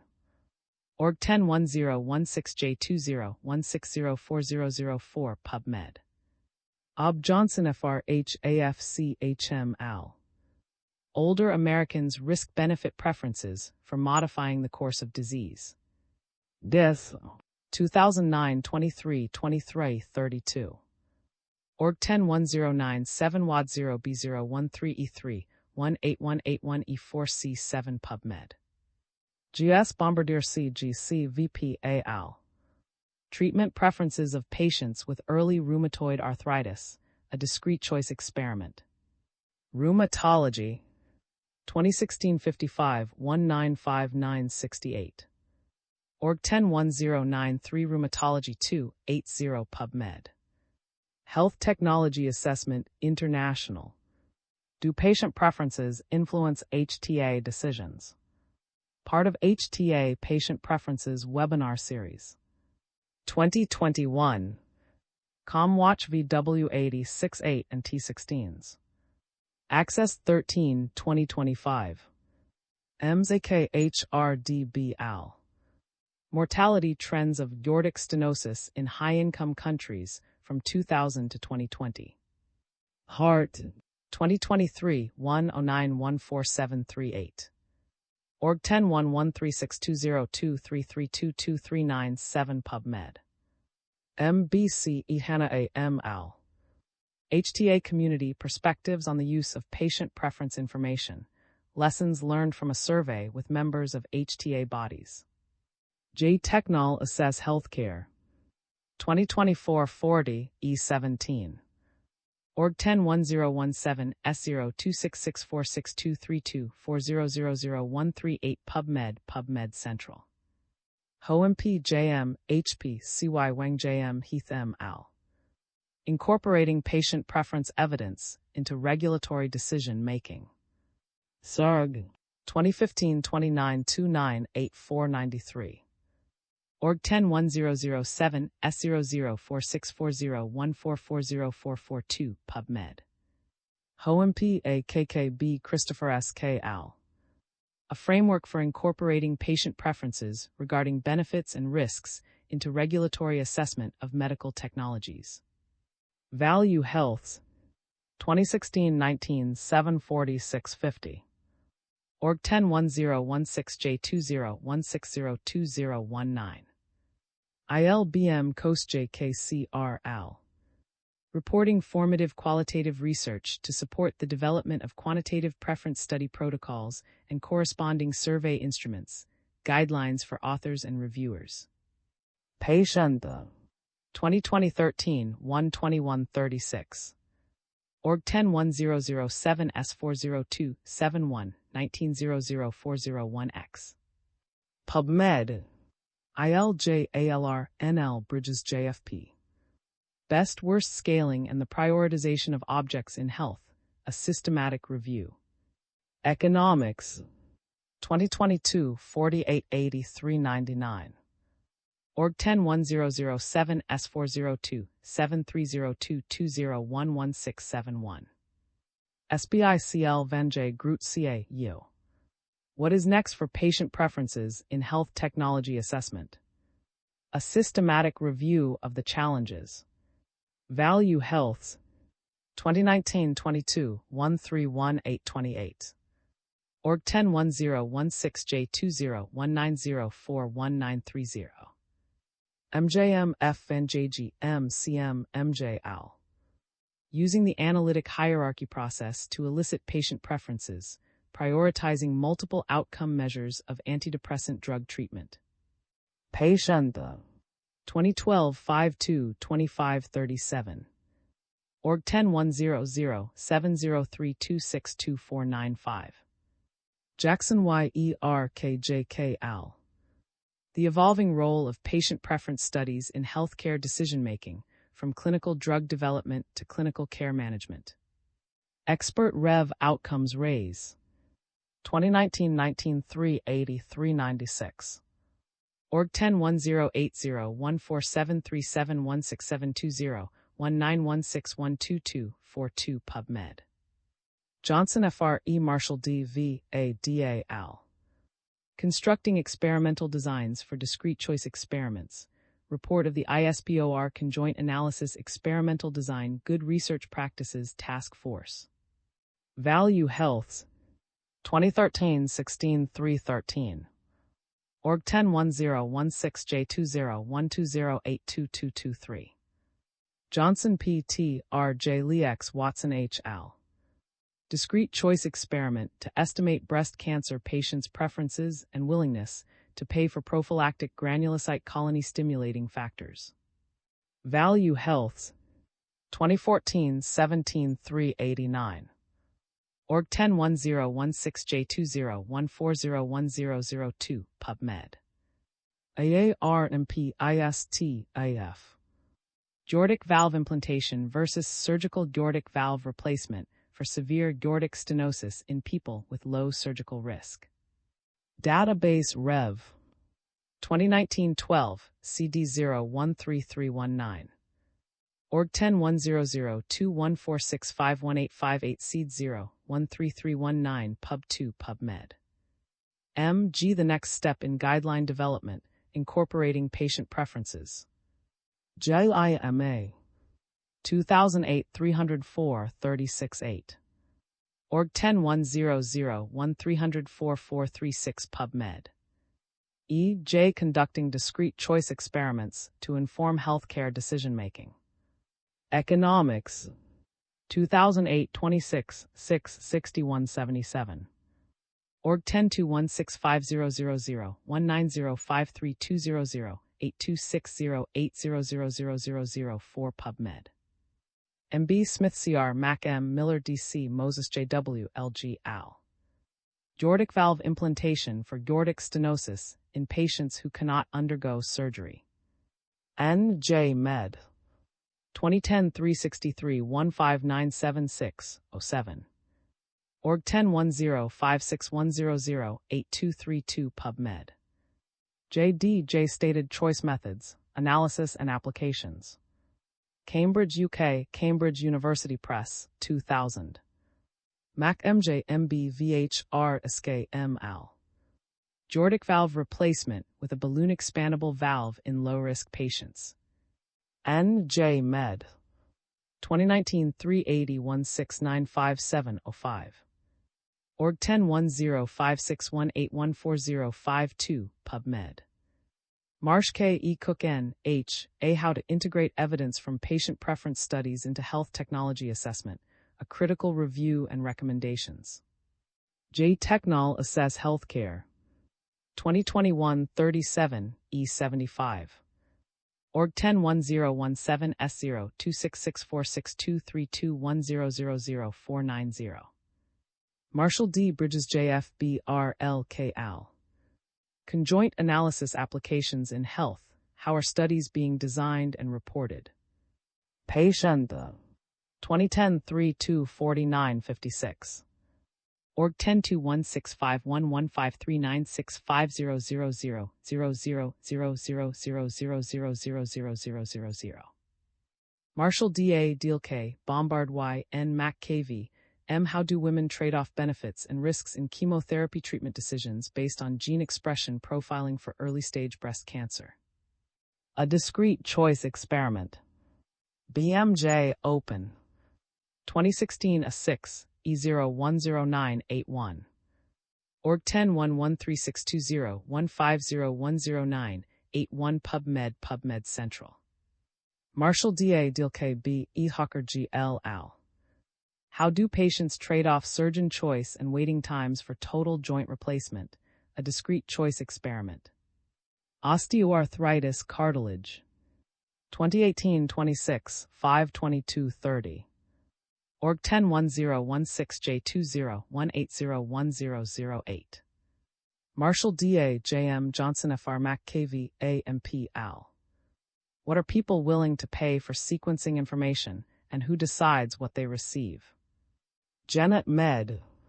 2016 B181295302. Org 101038201661. Marshall D.A. Johnson Fr. N. S. JME Marshall J.K. Al. How do physician assessments of patient preferences for colorectal cancer screening tests differ from actual preferences? A comparison in Canada and the United States using a stated choice survey. Health Econ. 2009 18142 Org 1010021437. Marshall D.A. McKV, St. FP, MK Al. The value of diagnostic testing for parents of children with rare genetic diseases. Genet Med. 2019-21-2 798806. Org 101038S41436019058831 PubMed. T. Gall SMJR H. M. Al. Our Hidden Aging, Time to Listen to the Heart. Baker Heart and Diabetes Institute. 2023. Baker Impact Advocacy Valve Disease. Access 13, 2025. Medical Device Innovation Consortium. Medical Device Innovation Consortium, MDIC, Patient-Centered Benefit Risk Project Report, a framework for incorporating information on patient preferences regarding benefit and risk into regulatory assessments of new medical technology. U.S. Food and Drug Administration. 2022. Media 95591 download. Access 13, 2025. DJ. Incorporating quantitative patient preference data into healthcare decision-making processes. Is HTA falling behind? Patient 2018 11-2 4952. Org 101007 S402 7101803059 PubMed. A. E-patient-reported satisfaction, experiences, and preferences, same but different.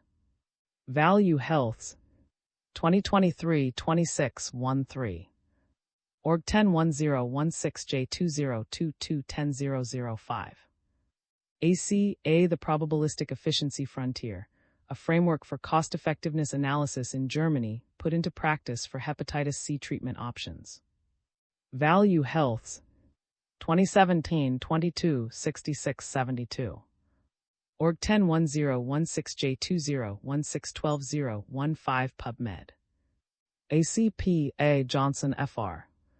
Experimental Measurement of Preferences in Healthcare Using Best-Worst Scaling, BWS, Theoretical and Statistical Issues. Health Econ Revs. 2016-65. Org 101186S135610-150077Z. DMHTB Plate al. Incorporating Patient Preferences into Drug Development and Regulatory Decision-Making. Results from a quantitative pilot study with cancer patients, carers, and regulators. Pharmacal. 2016-99 54854.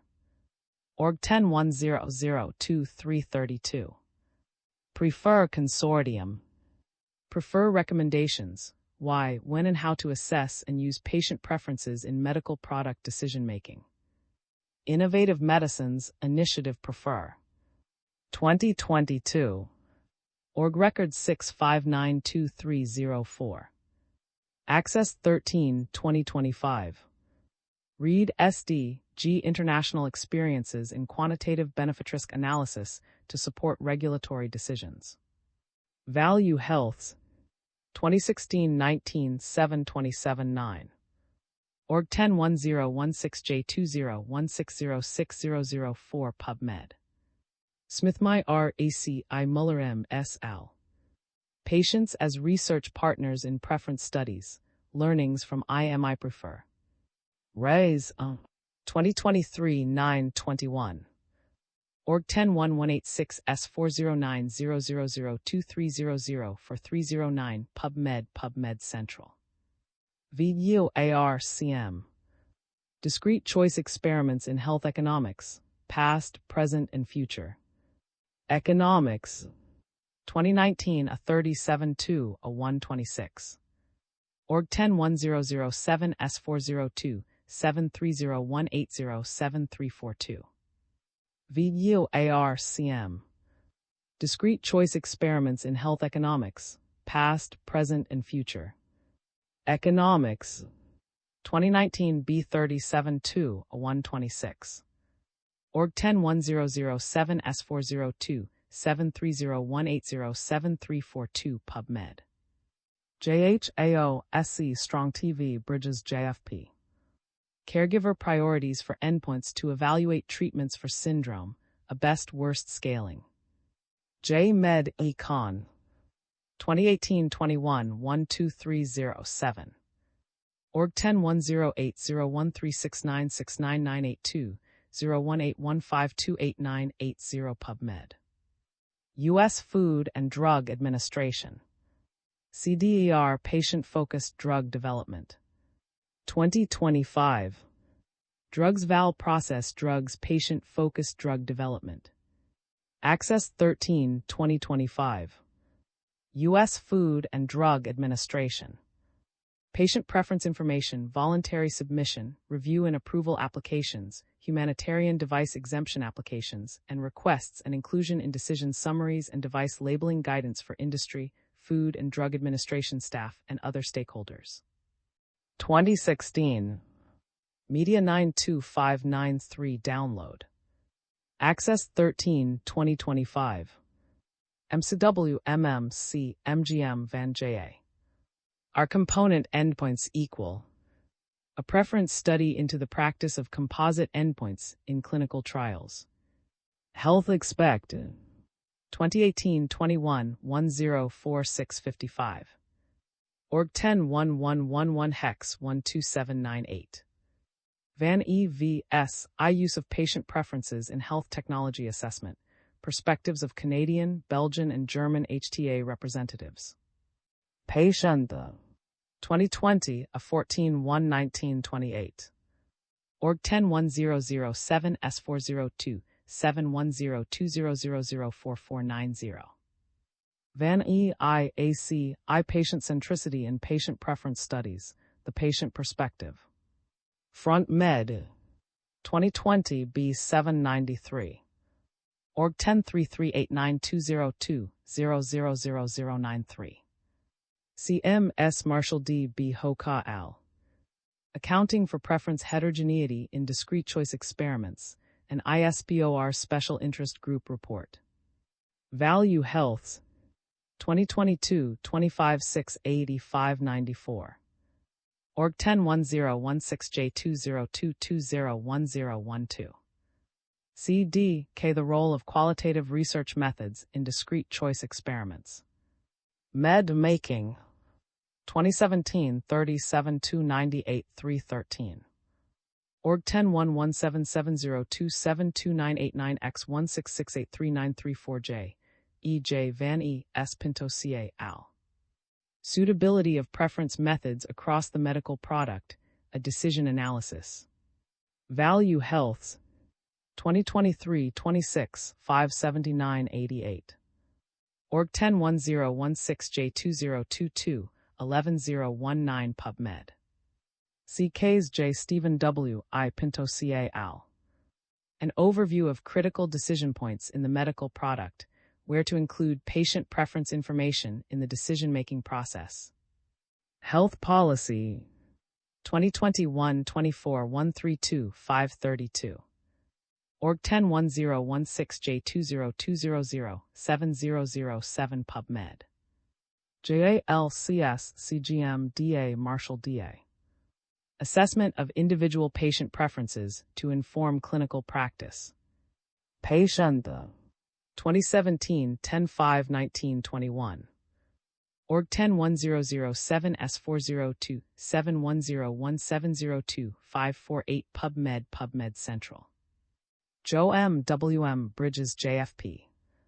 Using Latent Class Analysis to Model Preference Heterogeneity in Health, a Systematic Review. Economics 2018 36-175-87.